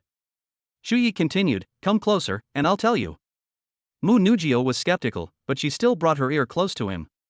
"Actually." As Mu Nujio listened, her eyes suddenly widened, and she looked at Chu Yi with a look full of doubt. "So that's how it is." Mu Nujio fell into deep thought, her eyes filled with disbelief. They arrived in Shanghai close to evening, so after having dinner, they strolled around outside for a while before returning to their hotel. However, Xu Yi did not follow Yang Guo back to the hotel. Instead, he took a taxi to Mo Fan's Pearl Academy to find Mo Fan. At this time, Mo Fan had already arrived at the door and was waiting for Xu Yi to arrive. A short while later, he then saw a taxi stop, the door open, and Xu Yi walk out. Brother Yi. Mo Fan went up to him and asked, "Why did you suddenly come to Shanghai?" Xu Yi replied, "I came over to hang out with some friends, and then I came to find you." "Oh, right." As Mo Fan spoke, he took out a bank card and said, "Brother Yi, this is the money you paid for selling my spirit seed." Xu Yi didn't hesitate and put the bank card away. He said, "Mo Fan, I have another spirit seed here." "There's another spirit seed." Mo Fan was startled. He couldn't understand where Xu Yi had obtained so many spirit seeds. Xu Yi nodded, "Yes, and it's a lightning-type spirit seed." Lightning-type spirit seed. Mo Fan currently possesses a fire-type spirit seed if he were to acquire another lightning-type spirit seed. Only, he simply couldn't afford a lightning-type spirit seed at the moment. Mo Fan asked, "Brother Yi, aren't you also a lightning elementalist?" "I already have a spirit seed in my lightning element." Xu Yi said, "I'll give you this spirit seed, consider it an investment in you." But Mo Fan paused. Although he really wanted the lightning elemental spirit seed, he also knew about the concept of gratitude. "Don't be so polite with me. Come on, I'll take you to refine the lightning type spirit seed."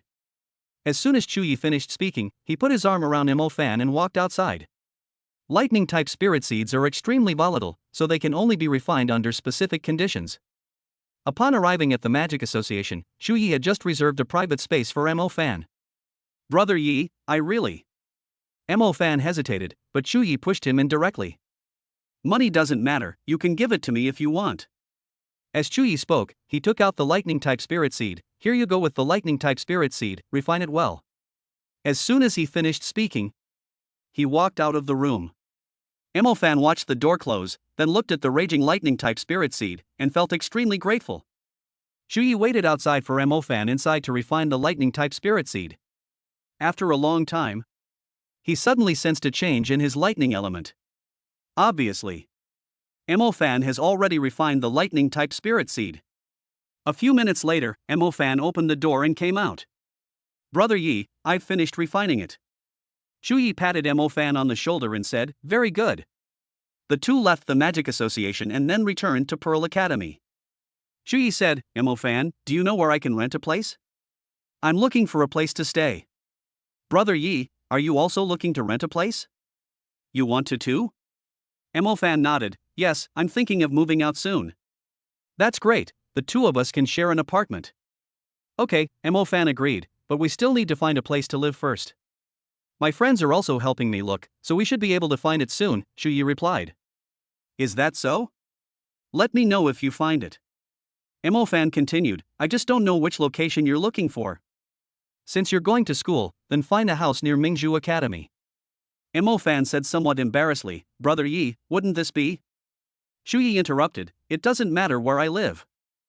The two said goodbye at the entrance of Mingzhu Academy, while Xu Yi returned to the hotel. He sat on the sofa. "I haven't channeled any shadow magic energy into the black ring yet today." One night passed. The next morning, he knocked on Yang Guo's door, but no one answered. He glanced at his phone, about to make a call, when he saw the message Yang Guo had sent him. Yang Guo has already gone to play with Mu Yu. He was led by Mu Nujio.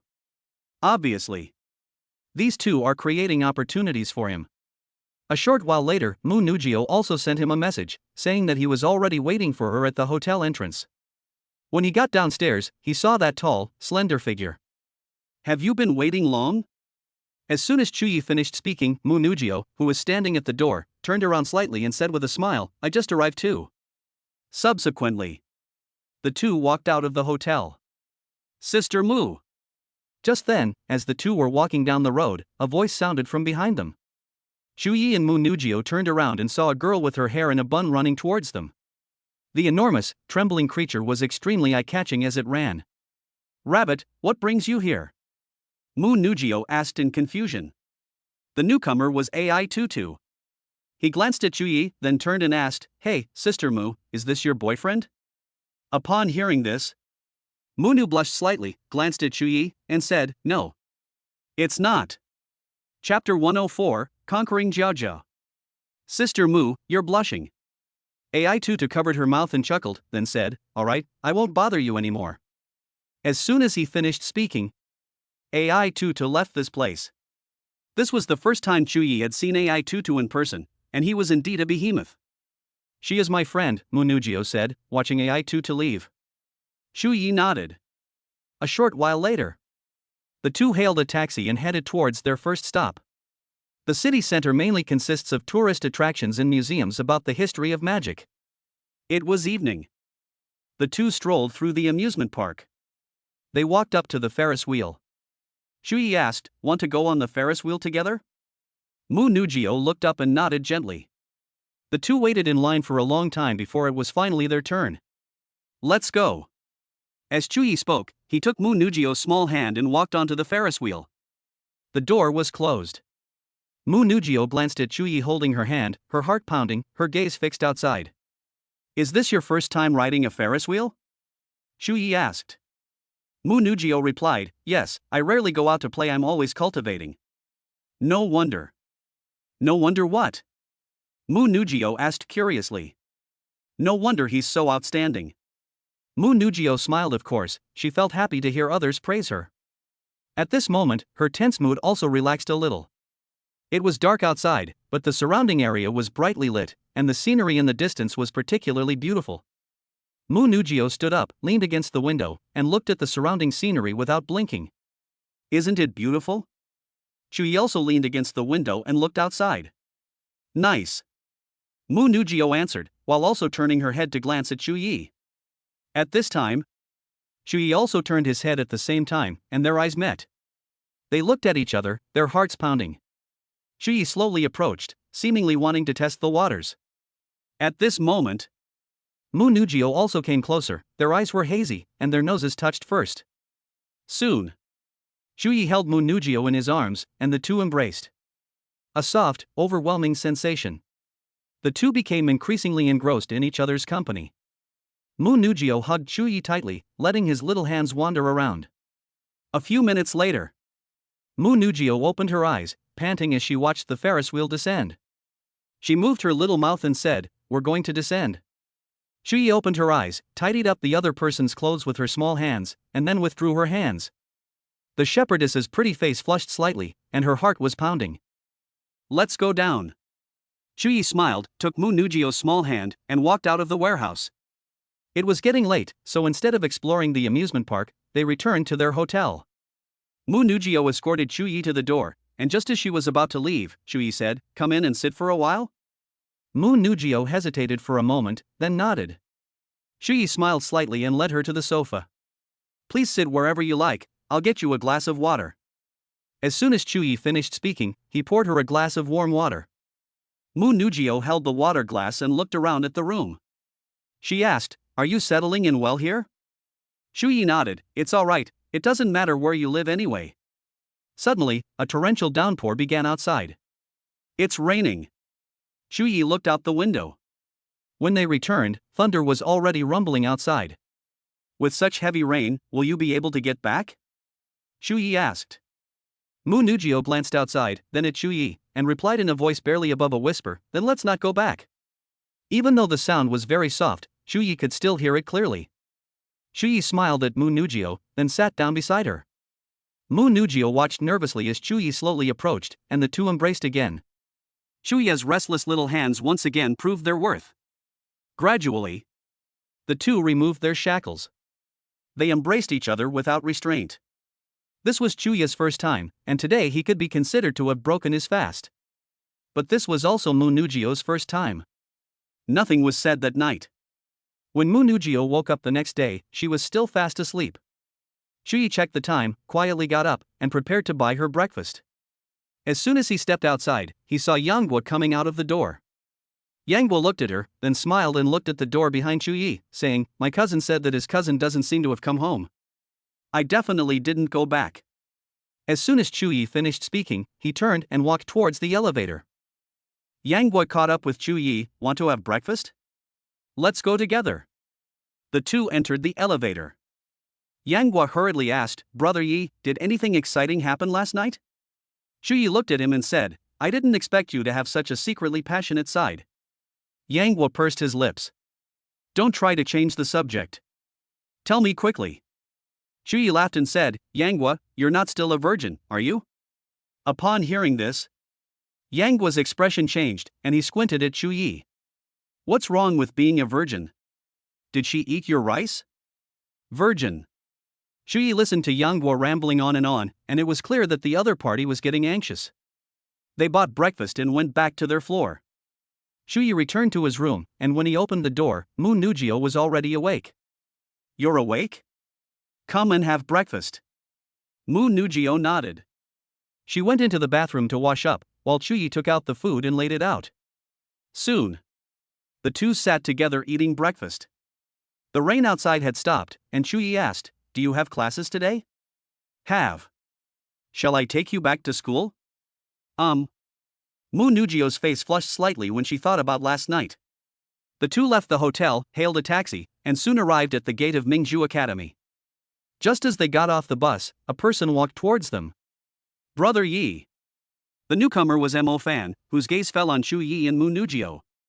Mo Fan. Shu Yi called out. Seeing this scene, Mu Nujio remembered that Shu Yi had said he knew Mo Fan. Where are you going? Shu Yi asked. Let's go for a walk. As soon as Mo Fan finished speaking, he looked at Mu Nujio and asked, Do you two know each other? Shu Yi nodded. Then I won't bother you any longer, Mo Fan said, and left Mingzhu Academy.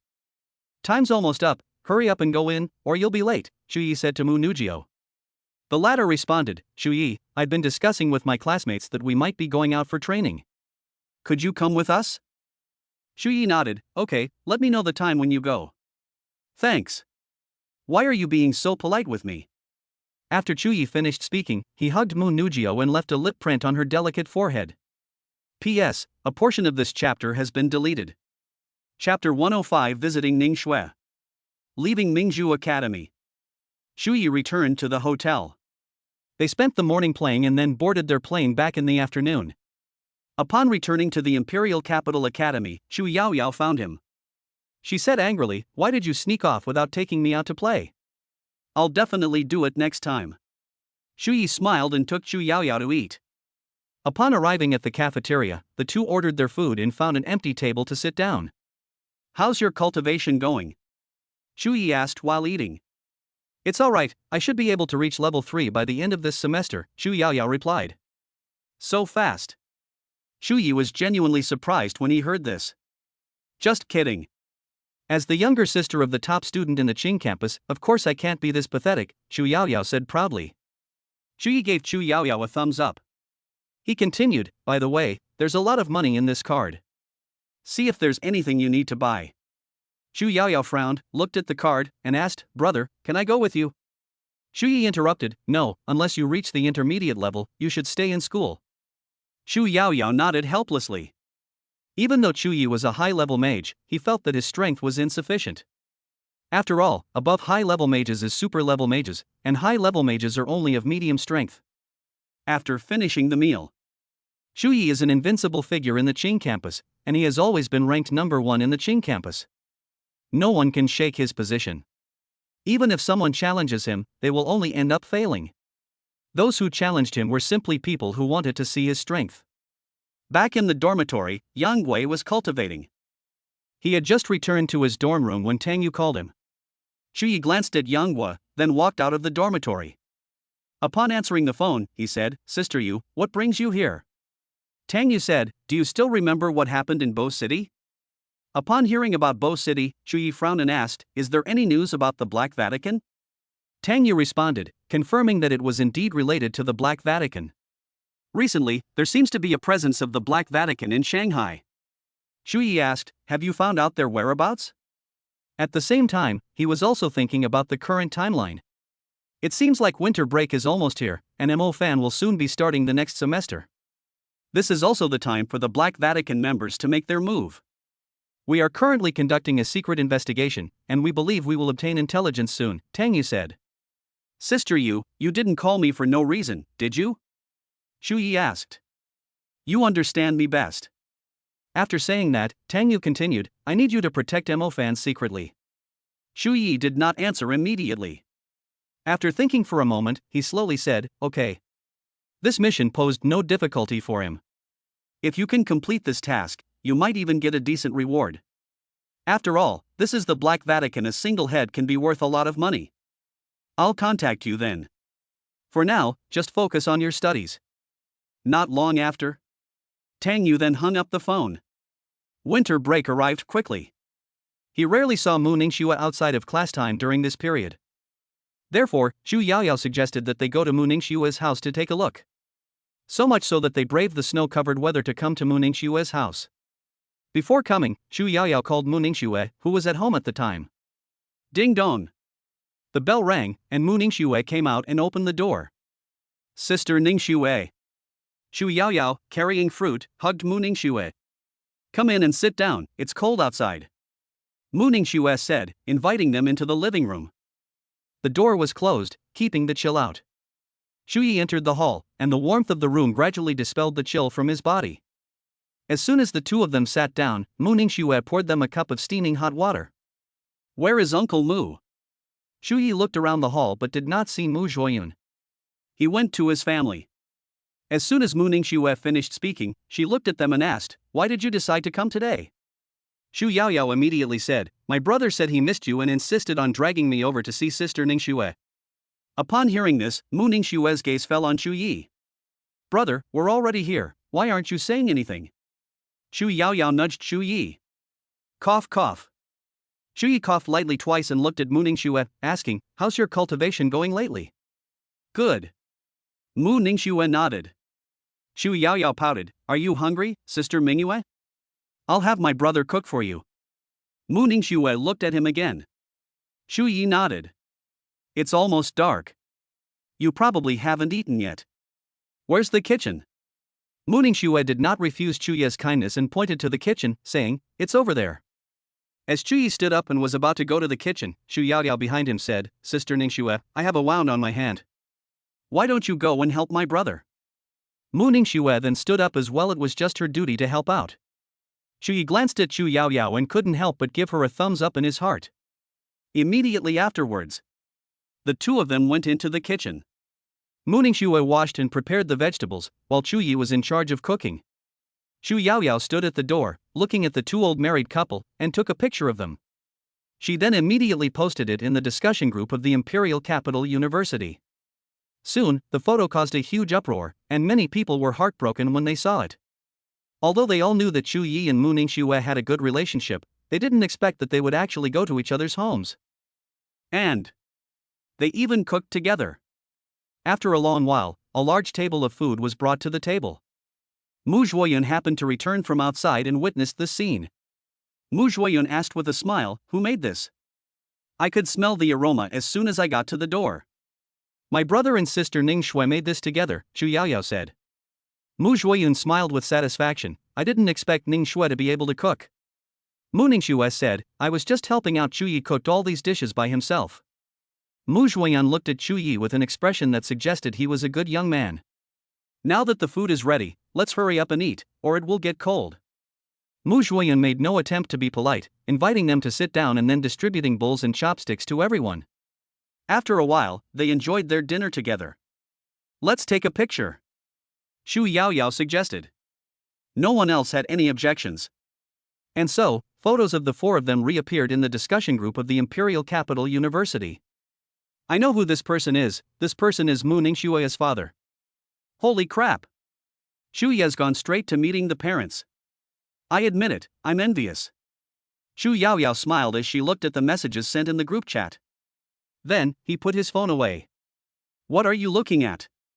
Why are you so happy? Mu Zhuoyun asked. Nothing. Chapter 106 More doesn't hurt. After having dinner at Mu Ningxue's house, they were preparing to leave while the snow was still light. Mu Ningxue and Mu Zhuoyun saw Chu Yi and the others off at the door.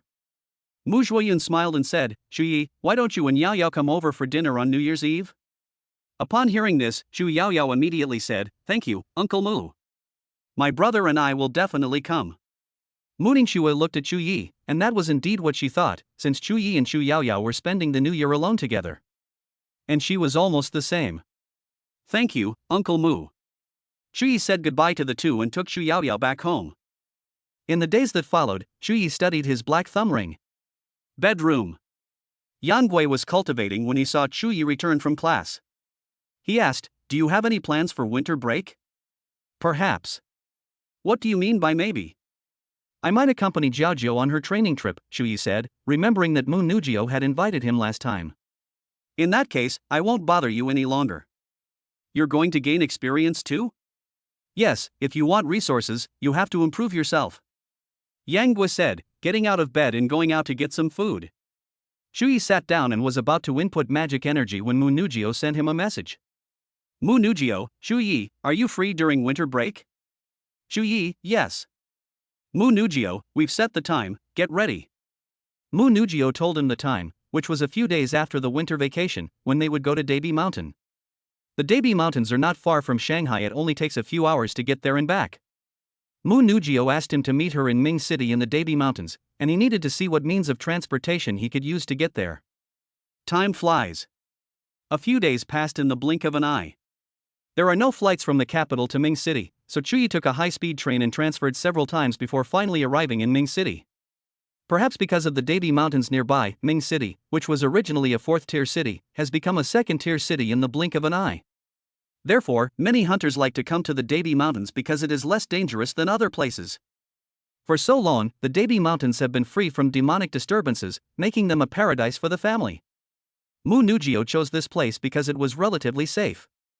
Exit of the bullet train. Mu Nujio and Ai Tutu were waiting outside. Sister Mu, is the person you're waiting for the one you met last time? Ai Tutu asked with a smile. Mu Nujio nodded. Ai Tutu immediately took Mu Nujio's arm and asked, Sister Mu, tell me honestly, is he your boyfriend? Mu Nujio said softly, I don't know either. Have no idea. Ai Tutu smiled slightly, she had never seen Mu Nujio look so bewildered. Sister Mu, something's wrong with you. Is there? Mu Nujio looked at her, and then when she looked towards the exit, she saw Chu Yi walking out. He's out. Ai Tutu didn't dwell on it, but instead looked at Chu Yi who had come out. It must be said. She admitted that Chu Yi was handsome, but how could his good looks alone win over Sister Mu? So, there must be something else about this guy. Ai Tutu thought to herself while sizing him up. Chu Yi nodded to Mu Nujio. The latter said, This is Rabbit, the one you've met before.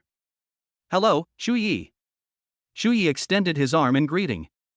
Ai Tutu nodded, her gaze still fixed on him, while she reached out and shook his hand tightly. A short while later, the three of them walked out of the train station. After getting into the car, Chu Yi and Mu Nujio sat in the back, while Ai Tutu sat in the front. How many days have you been here? I just arrived yesterday. Chu Yi then asked, when do you plan to set off for the Dabi Mountains? We've all been waiting for you. You must be tired today. Let us set off again tomorrow, Mu Nujio replied. I'm fine.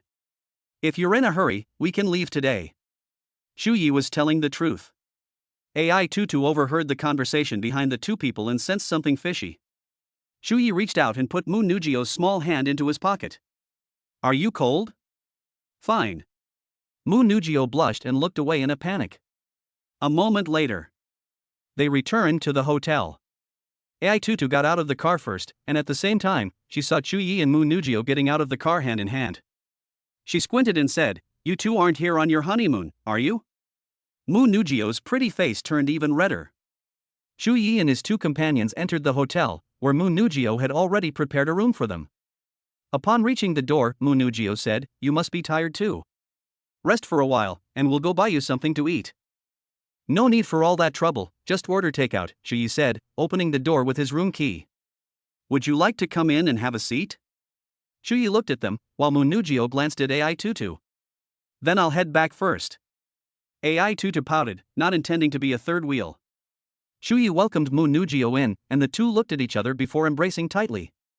It's getting worse. Chu Yi picked up Mu Nujio and walked towards the bedroom in the distance. Ai Tutu did not leave immediately, but instead lay prostrate on the door, listening to the sounds inside. However, no matter how good her hearing was, she couldn't hear the sounds coming from inside the bedroom. Suddenly, a figure passed by behind her. "Ai-Tutu, what are you doing?" Ai-Tutu snapped out of her daze and looked at the two boys. "It's nothing." As soon as she finished speaking and was about to leave, the two men called out to her, "Where's Munugio? Why isn't she with you?" "She's busy." Ai-Tutu is gone. The two men looked at each other, but didn't say anything more.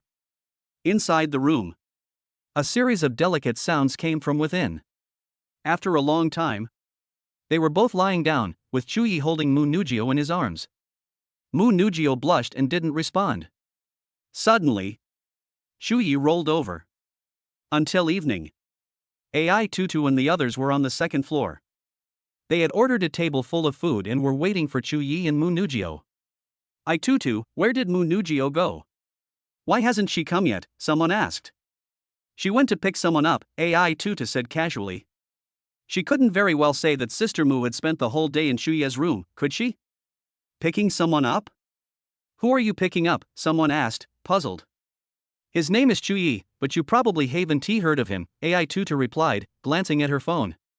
She sent a message to Munugio, but the other party did not reply. Soon, two people walked in through the door on the second floor. Ai-Tutu and the others looked over and saw Chuyi and Munugio. The three boys at the table were stunned when they saw Munugio holding Chuyi's arm. The campus beauty of their Qing campus is already taken. Subsequently, their gazes then fell on Chuyi, wondering how he had managed to win over Munugio. While feeling jealous, I also felt a vague envy. Chapter 107: Jealousy and Rivalry.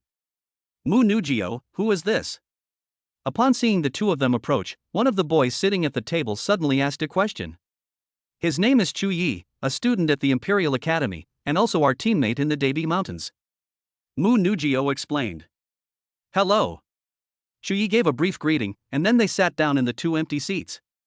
He sat at the table eating, and every now and then the three men would cast strange glances at him. At this time, Chuyi picked up a piece of lean meat and said, "Jiao Jiao, open your mouth." Munugio glanced at the others and shyly opened her mouth. The people at the table, witnessing the scene before them, were immediately fed a mouthful of dog food, a Chinese slang term for witnessing public displays of affection. "Jiao Jiao, I want to eat shrimp," Chuyi said, looking at the plate of lobster in front of him. "I'll peel it for you." As soon as Munugio finished speaking, she picked up the lobster and was about to peel it. Ai-Tutu, who was standing next to her, couldn't stand it anymore and said, "I'm full, I'm going upstairs first." Cough cough. "We are too. Chuyi and Munugio are killing a dog. If we don't leave now, it will be too late." Watching the group leave, Chuyi hugged Munugio and said, "Jiao Jiao, you peeled those shrimp really well." Munu's delicate face flushed red. She was a cold and aloof person by nature, and she couldn't resist Chuyi's tenderness. After dinner, Munugio escorted Chuyi to the door. Chuyi asked, "It's so late, why don't you stay here for the night?" "My room is right next door." "Next door? It's quite far." Munugio. Chuyi pulled Munugio into the house and then closed the door. I spent a sleepless night. The next day, they decided to go to the Debi Mountains today. So much so that I got up early to go upstairs for breakfast. But, seeing Munugio's listless appearance, Ai-Tutu could already guess what was going on. "Sister Mu, did you two do something naughty last night?" Ai-Tutu asked, squinting her eyes. "No way." Seeing Munugio's shy expression, Ai-Tutu already knew what was going on. After a while, the group chartered a car and headed straight for the fortress, which was also located in the Debi Mountains. It takes about an hour to get from Ming City to Debi Mountain. After leaving Ming City, they entered the suburbs, and after a while, they finally saw the fortress not far away. "We're almost there," Ai-Tutu said excitedly. This was her first time venturing out to gain experience, and she had also gone through a lot of trouble to convince her family. Chuyi closed his eyes to rest. He had learned about the situation in the Debi Mountains before he came. It's not too dangerous for them. Moreover, no creatures of monarch level or higher have ever appeared in the Debi Mountains. It's not that it doesn't happen, but it's just that it's very rare. As a result, the safety level here is much higher. After all, only commander-level demons have appeared, so for most mages, as long as they don't venture deep into the Debi Mountains, there shouldn't be any problems. Soon, They arrived at the fortress. AI Tutu finds everything fascinating, just like a curious doll who has never seen the world. Sister Mu, can we stroll around here when we come back? AI Tutu asked. Can. I Tutu, is there anything you want to buy? I'll buy it for you. In an instant, others turned their attention to AI Tutu. I think that stuff is pretty good, AI Tutu said, pointing to the items on the stall in the distance. I'll go buy it for you right away. As soon as he finished speaking, the man broke away from the group and headed straight for the stall. But, after asking the price, he walked back with a troubled expression. What's wrong? AI Tutu asked. It's a bit expensive. AI Tutu squinted, said nothing, and then turned around and followed the group. Shuyi couldn't help but laugh when he heard the conversation behind him. They must be people from here who saw that they were just young kids and wanted to rip them off. Seeing AI Tutu's disappointed back, the man gritted his teeth and went to buy it anyway. Tutu, this is for you. The man handed the item to AI Tutu. I wanted it a moment ago, but now I don't. AI Tutu replied, showing she had a firm grasp on the backup plan. Chen, if you don't have money, don't pretend to be something you're not. Let us handle it, said one of the fat, big-eared men. Tutu, what do you want? I'll go buy it for you. Neither Chu Yi nor Mu Nujio cared about those people's jealousy and rivalry. The former asked, Jiao Jiao, is there anyone you like? Mu Nujio shook her head. They left the fortress and were heading towards the Debi Mountains.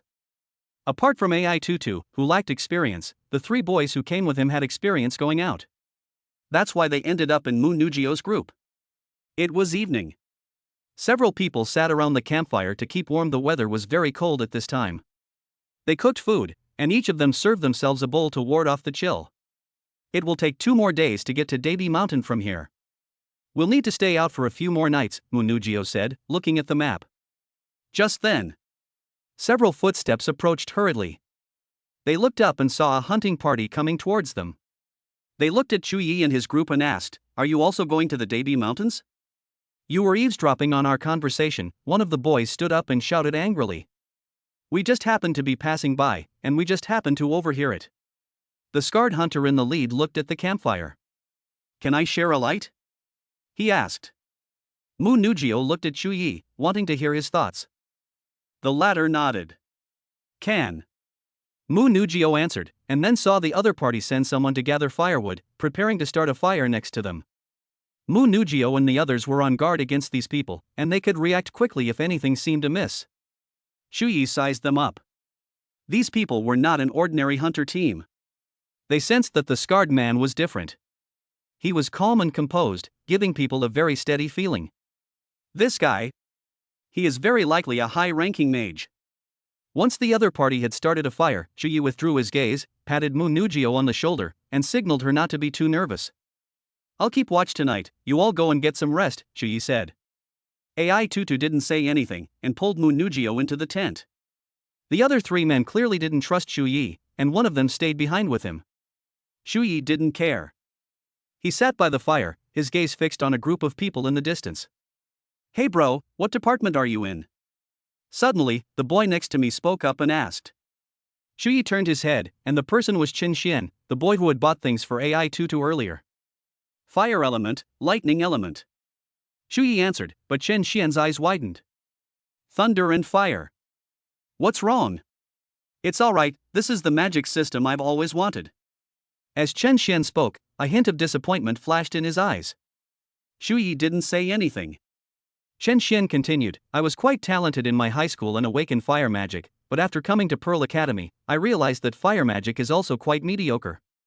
He shook his head. Chu Yi comforted him, just focus on your cultivation and do your best. Let the rest take its course. Chapter 108 The Wounded Man. The two chatted by the fire, seemingly trying to fight off sleepiness. Because he was so tired, Chen Xian next to Chu Yi was about to close his eyelids. Chu Yi said, if you really can't take a nap, why don't you get some sleep? Chen Xian shook his head. There are 2 of us on night duty tonight, how can I sleep? Chu Yi didn't care. But not long after, Chen Xian fell asleep alone. Nothing was said that night. The next morning, they set off again. And those people from last night were following behind them. AI Tutu grabbed Mu Nugio's arm and asked, "Why are those people following us?" They might be heading to the same destination as us, Mu Nugio replied, glancing at the people behind her. Chen Xian asked from the side, "Tutu, are you tired? Do you want some water?" AI Tutu turned her head away, "No need." Shui looked at the sycophantic Chen Xian and couldn't help but shake his head. The others, all smiles, went over to chat with AI Tutu. They were also sycophants, but not as much as Chen Xian. While AI Tutu may not be as beautiful as Mu Nugio and Mu Ningxue, her enormous bust is enough to make her stand out among many of her peers. After another day and night, they finally arrived at the Debi Mountains. As they gazed at the scene before them, they couldn't help but feel tense. Mountains are the territory of demons and the most dangerous places, but they are also places where people are tempered. We've finally arrived. AI Tutu gazed ahead, stretching its surging form towards the Debi Mountains that met it. Chen Xian and the others looked up, almost drooling. AI Tutu glanced at them, then looked at Chu Yi. Seeing that the other person wasn't looking at her, her liking for Chu Yi increased. "Sister Mu, where should we go next?" AI Tutu asked, turning her head to the side. Mu Nugio glanced at the map, then pointed in the direction and said, "That way is the safest." The safety she referred to was simply because there were fewer demons. These people were out here to gain experience, so of course they wouldn't choose a dangerous place. Looking at the dense forest, they didn't stop for a moment and followed Mu Nugio into it. Those who followed them have changed direction and no longer follow them. Shui didn't seem to care and continued following behind them. Since the other party is here for training, and he has a relationship with Mu Nugio, his only responsibility is to protect her. As for what happens next, he won't intervene unless their personal safety is endangered. Why are the clouds so thick these past few days? And it looks like it's about to rain but won't, Chen Xian said, looking up at the sky. AI Tutu, hands on her hips, said, "What? You want it to rain?" Chen Xian shook his head, "No, I was just reminiscing." They continued walking on the outskirts of the Debi Mountains, occasionally encountering lone monsters or 2 or 3 demons. But they only encountered servant-level demons, which posed no challenge to these mid-level mages. Tutu, come here quickly, I've found a servant-level demon here. Chen Xian called out to AI Tutu. "They're here." AI Tutu spurred his horse on and hurriedly responded before running off. The two of them stared at the servant-level demon wolf, which did not flee but bared its teeth at them. "Watch me."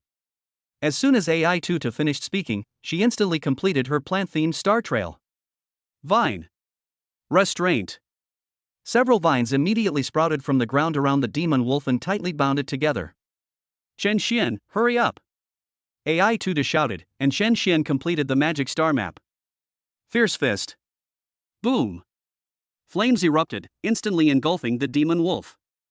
"Well done!" AI Tutu clenched his fists and shouted with all his might. "Rabbit, keep your voice down." Mu Nugio walked over from not far away and reminded her. Then, AI Tutu nodded shyly. "It's no big deal. No matter how many demons come, we'll kill them all," one of the boys said confidently. Shuyi looked at them, his face expressionless, and didn't say anything more to them. He had said everything he needed to say when he entered the Debi Mountains. Whether they listened or not was their business. Mu Nugio looked at them and sighed, "Don't underestimate demons, sometimes they are even more cunning than humans." "Nu." They nodded and said in unison. Over the next few days, they prepared ample food rations. At night, they would go out of the Debi Mountains and camp outside. At the camp. Beside the campfire. Shuyi looked at the dark clouds in the sky and felt something was amiss. "What's wrong?"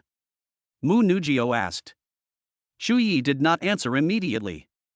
After a moment of silence, he said, "These dark clouds have been there for several days, haven't they? There's still no sign of rain." Mu Nugio looked at the dark clouds overhead. She also found it strange, but she didn't delve into it. She said, "That's probably just how the weather is in the Debi Mountains." Shuyi nodded. He didn't know if it was true, but it was certainly a strange place. Mu Nugio continued, "After the training ends tomorrow, we'll head back to Shanghai." "Going back so soon?" "Well, I came out to gain some experience." Mu Nugio nodded, looking at the fire with a hint of reluctance in her eyes. Shuyi said, "I will come to Shanghai to find you then." "Really?" Mu Nugio looked up at Shuyi and asked. Shuyi pulled Mu Nugio into his arms, while Ai Tutu, who was standing nearby, squinted and immediately crawled into the tent. Not suitable for children. The sky was just beginning to brighten. Shuyi and the others entered the Dabi Mountains again. They take different routes every day, so they need to be very careful each time. Shen Xian walked ahead, looking at the dark clouds overhead, and said, "It looks like it's going to rain soon." One of them said in disbelief, "How is that possible? It's been several days, and we haven't seen a single drop of rain." But as soon as he finished speaking, the dark clouds above suddenly started to rain. Damn! It's really raining, the man cursed, but didn't look for shelter. Ai Tutu asked, "Sister Mu, what should we do? Should we continue?" Mu Nugio looked at the strange rain in the sky and did not answer immediately, but looked at Shuyi instead. Shuyi said, "Let's go back. It's dangerous in the rain." He looked at the rainwater, which was as wet as urine, and felt a sense of déjà vu. At this time, suddenly, someone emerged from the distance, staggering towards them. "There's someone there." Ai Tutu hurriedly pointed into the distance and said. As everyone looked up, they saw a man walking towards them. "Isn't this the hunter team we encountered before?" Chen Xian recognized the scarred man at a glance. The scarred man not far away also saw them, and then he shouted, "Get out of here right now." But the boys didn't listen to him. Instead, they went over and helped him up, saying, "Uncle, what happened?" Chapter 109 Demonic Turmoil. Hurry up and go. The scarred man shoved the boy who came in front of him and shouted angrily. Chen Xian was pushed to the ground, looking at the scarred man with a blank expression. Shuyi squinted, his mind racing with thoughts, sensing that something bad might be about to happen. "Hurry up," he shouted to the crowd, then quickly walked to the scarred man's side. "You also." Before the scarred man could finish speaking, Shuyi grabbed his arm and pulled him back. Wind track. Speed. As soon as Shuyi finished speaking, a whirlwind appeared beneath his feet, carrying the scarred man away into the distance. Mu Nugio always believed in Shuyi, and she also said leave here before taking Ai Tutu with her. Although they didn't know what was going on, the current situation didn't allow them to think too much about it. Others followed suit. "What's going on?" someone asked suddenly, confused. "Sister Mu, what happened?" Ai Tutu asked as well. Mu Nugio shook her head, she didn't know what had happened either. But Shuyi told them to leave, so something must be about to happen. Shuyi was leading the scarred man out of the Dabi Mountains. He asked, "Where are your teammates?" "I haven't seen them." The scarred man looked at Shuyi and said, "You shouldn't have brought me alone." "What happened?" "We're on a mission, it's not convenient for us to tell you," the scarred man shook his head. Shuyi looked at him, "Even if I told you I was a member of the Inquisition, you still wouldn't tell me?" As soon as he finished speaking, the scarred man slowly raised his head and his gaze fell on Shuyi's face. Shuyi had just seen the same oath mark on the scarred man's arm as he did. If the other person's clothes hadn't been torn off, he wouldn't have discovered their identity. It turned out they weren't hunters, but members of the Inquisition. "I am not." The scarred man shook his head. Shuyi said, "Your oath mark will not lie." The scarred man looked at the oath mark on his arm, paused, and asked, "You're also a member of the Inquisition?" Shuyi nodded, and at the same time showed him the oath mark of the tribunal. Upon seeing this, the scarred man's face showed a flicker of emotion, and he exclaimed excitedly, "Stop!" He immediately shouted, and Shuyi frowned and stopped. The scarred man said, "Go back quickly and tell the Magic Association of Ming City that the Black Vatican is about to take action." Shuyi frowned. The Black Vatican. It's time to take action. Really? He felt that since only the scarred man had survived, something big must have happened. But unexpectedly, it turned out to be related to the Black Vatican. "I'll take you away." As soon as Shuyi finished speaking, the scarred man shook his head and said, "If you don't leave now, you really won't be able to leave." He gave Shuyi a push. At this time, the others followed, and they were at a loss for what to do when they saw the scene before them. Shuyi said, "Jiao Jiao, you should leave Dabi Mountain first, and then return to Ming City." "Shuyi, what happened?" Mu Nugio looked at Shuyi's anxious appearance and felt uneasy. Shuyi immediately said, "It's hard to explain in a short time. Just do as I say for now." However, just as they were about to leave, a group of people suddenly caught up with them. "It's too late." The scarred man shook his head. Mu Nugio, Ai Tutu, and the others watched the person in the black coat approach quickly, their eyes filled with doubt. "Careful." Shuyi gave them instructions, then looked at the scarred man and asked, "Are there any high-level mages among them?" Although the scarred man didn't know why Shuyi asked that, he still shook his head and said, "No." However, even if these people are not high-level mages, they are still not people that these people can deal with. "So you have companions. Perfect, we can take them all down at once," said the man in the black coat who was in the lead. Just as the man finished speaking, the star map in Shuya's mind was completed. Wind element. Fire. Lightning element. Shuyi activated all three systems, startling the Black Church members. They were caught off guard by the sudden magic. Who could have imagined that the other side could react so quickly, leaving them completely defenseless? Even the scarred man and AI Tutu and the others next to him were stunned. 3 magic types. And they're released simultaneously. Shuyi quickly said, "What are you standing there for? Get out of here." The others realized what was happening too. Seeing the corpses burn to ashes, he immediately followed Shuyi without a second thought. Only then did they realize how dangerous the situation they were facing was. While supporting the scarred man, Shuyi asked, "What exactly does the Black Vatican want?" "Do you know Bo City?" the scarred man asked. "I am from Bochung." After Shuyi answered, the scarred man was visibly taken aback, but quickly exclaimed with delight, "Perfect." He continued, "This time they also want to use the rainwater overhead to incite the demons of the Dabi Mountains to revolt." Shuyi frowned, as if he had guessed this would be the outcome. "So, you disguised yourselves as hunters and entered the Dabi Mountains this time to find out what was going on?" "Yes." The scarred man nodded, but all those who had gone into the Dabi Mountains with him had already perished. Suddenly, from the Dabi Mountains behind them, came bursts of demonic roars. Upon hearing this, everyone's expression changed drastically, as none of them had encountered such a situation. "What's going on?" Shen Xian ran while glancing back at the source of the voice every now and then. "It's about to begin," the scarred man said, his expression extremely solemn. Shuyi heard the roar behind him. If they didn't move faster, they might be targeted by the demons. "Faster!" Shuyi addressed everyone. "Even though it's far from Ming City, we still need to find a safe place to hide from the demons." The scarred man said, "Could you take me somewhere? I need to spread the word about this place." He thought he couldn't escape just now, so he wanted Shuyi to help spread the message, but now he probably doesn't need to. Shuyi said, "Let's find a safe place first." The scarred man nodded. Immediately afterwards, they ran wildly down the road. Even though the rain was hitting their faces and they could barely see the road ahead, they still ran with all their might. Because everyone knows that if they don't leave quickly, they might become food for the demons. They left the Dabi Mountains and were heading back. And at this time, the hunters in the Dabi Mountains also noticed something was wrong and came out one by one.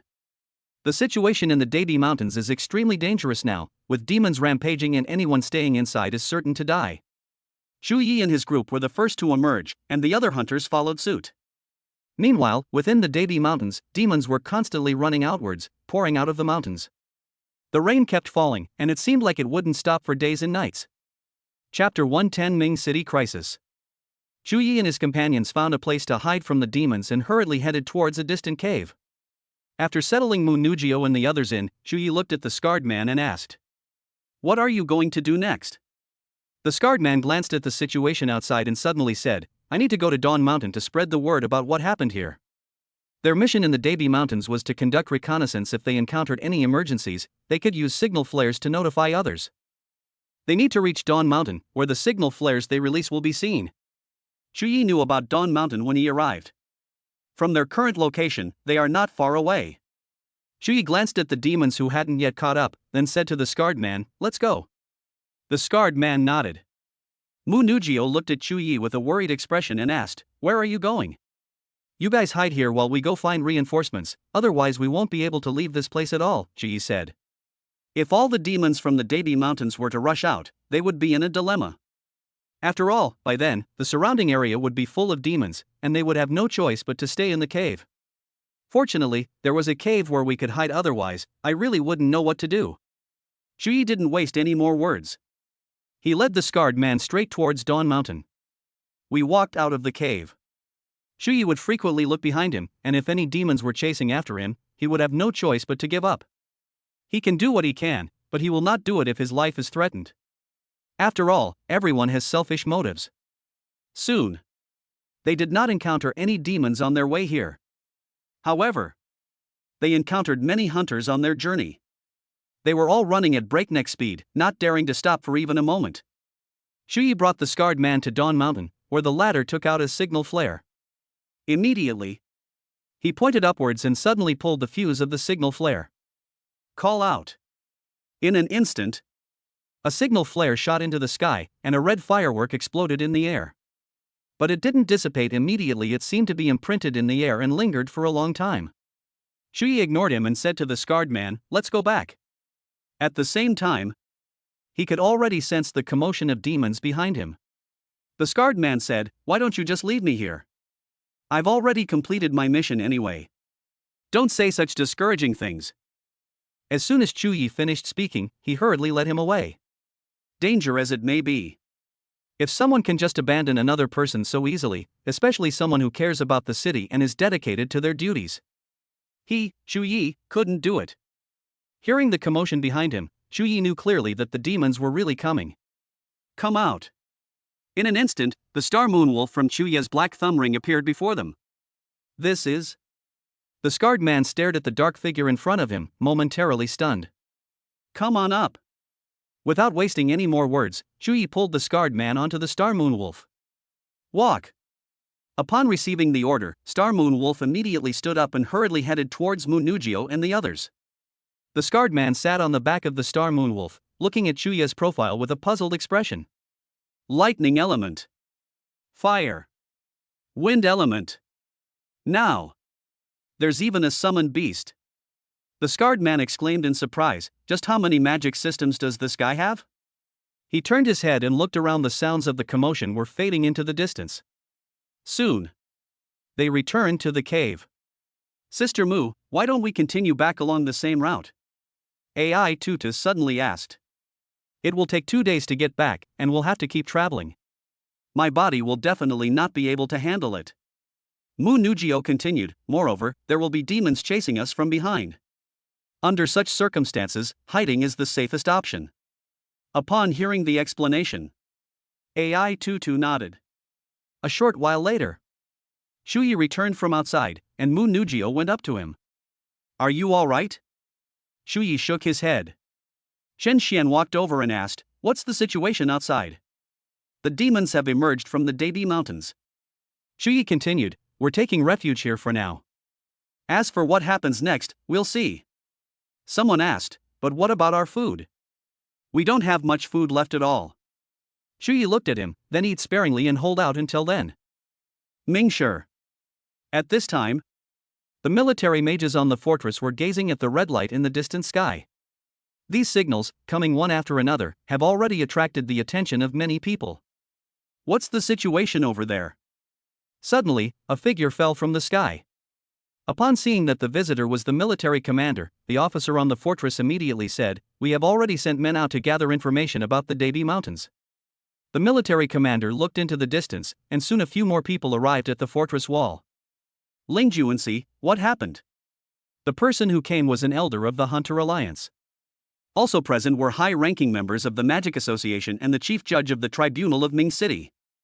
We've already sent people there, and we're waiting for their report, Ling Juanxi told them. The presiding judge at the trial said, it might be a signal sent to us by Yu Ning. As soon as he said this, everyone around him turned to look at him. The presiding judge continued, we previously investigated the Black Vatican and discovered that its members had entered the Debi Mountains. And then, someone asked. I then sent Yu Ning and the others to the Debi Mountains to investigate. The problem must have originated there, the presiding judge said. At the same time, he also knew that under normal circumstances, Yu Ning would not send out such a crisis signal flare. There's only one reason, the situation he's in this time is so dire that even he might not be able to protect himself. At the same time, it could also jeopardize the safety of Ming City. The Black Papal Church. Ling Juanxi said, enunciating each word clearly, as if he hated the Black Papal Church to the core. A moment later, a person riding a flying bird slowly came into their view. They waited expectantly, and after watching the birds land, the man hurriedly walked up to them. What's going on? Ling Juanxi asked, looking at the man. The intelligence officer replied, according to reports from the front, demons have suddenly emerged from the Debi Mountains. Upon hearing this, The others looked at each other in bewilderment. They never expected that the Dabi Mountains, which had never experienced any turmoil, would suddenly run into trouble today. The presiding judge squinted. It seems there's no doubt that the Black Vatican was behind this. This situation has never occurred before in the Dabi Mountains, and that is why the Black Vatican planned this. Notify everyone to immediately send more men. Ling Juanxi said to the officer beside him. Yes. After nodding, the man immediately left the city wall. Ling Juanxi said, "What other situations are there at the front? Tell us all at once." The intelligence officer nodded and continued to relay the information sent back from the front. The situation is extremely urgent. The demons will likely arrive in Ming City around night.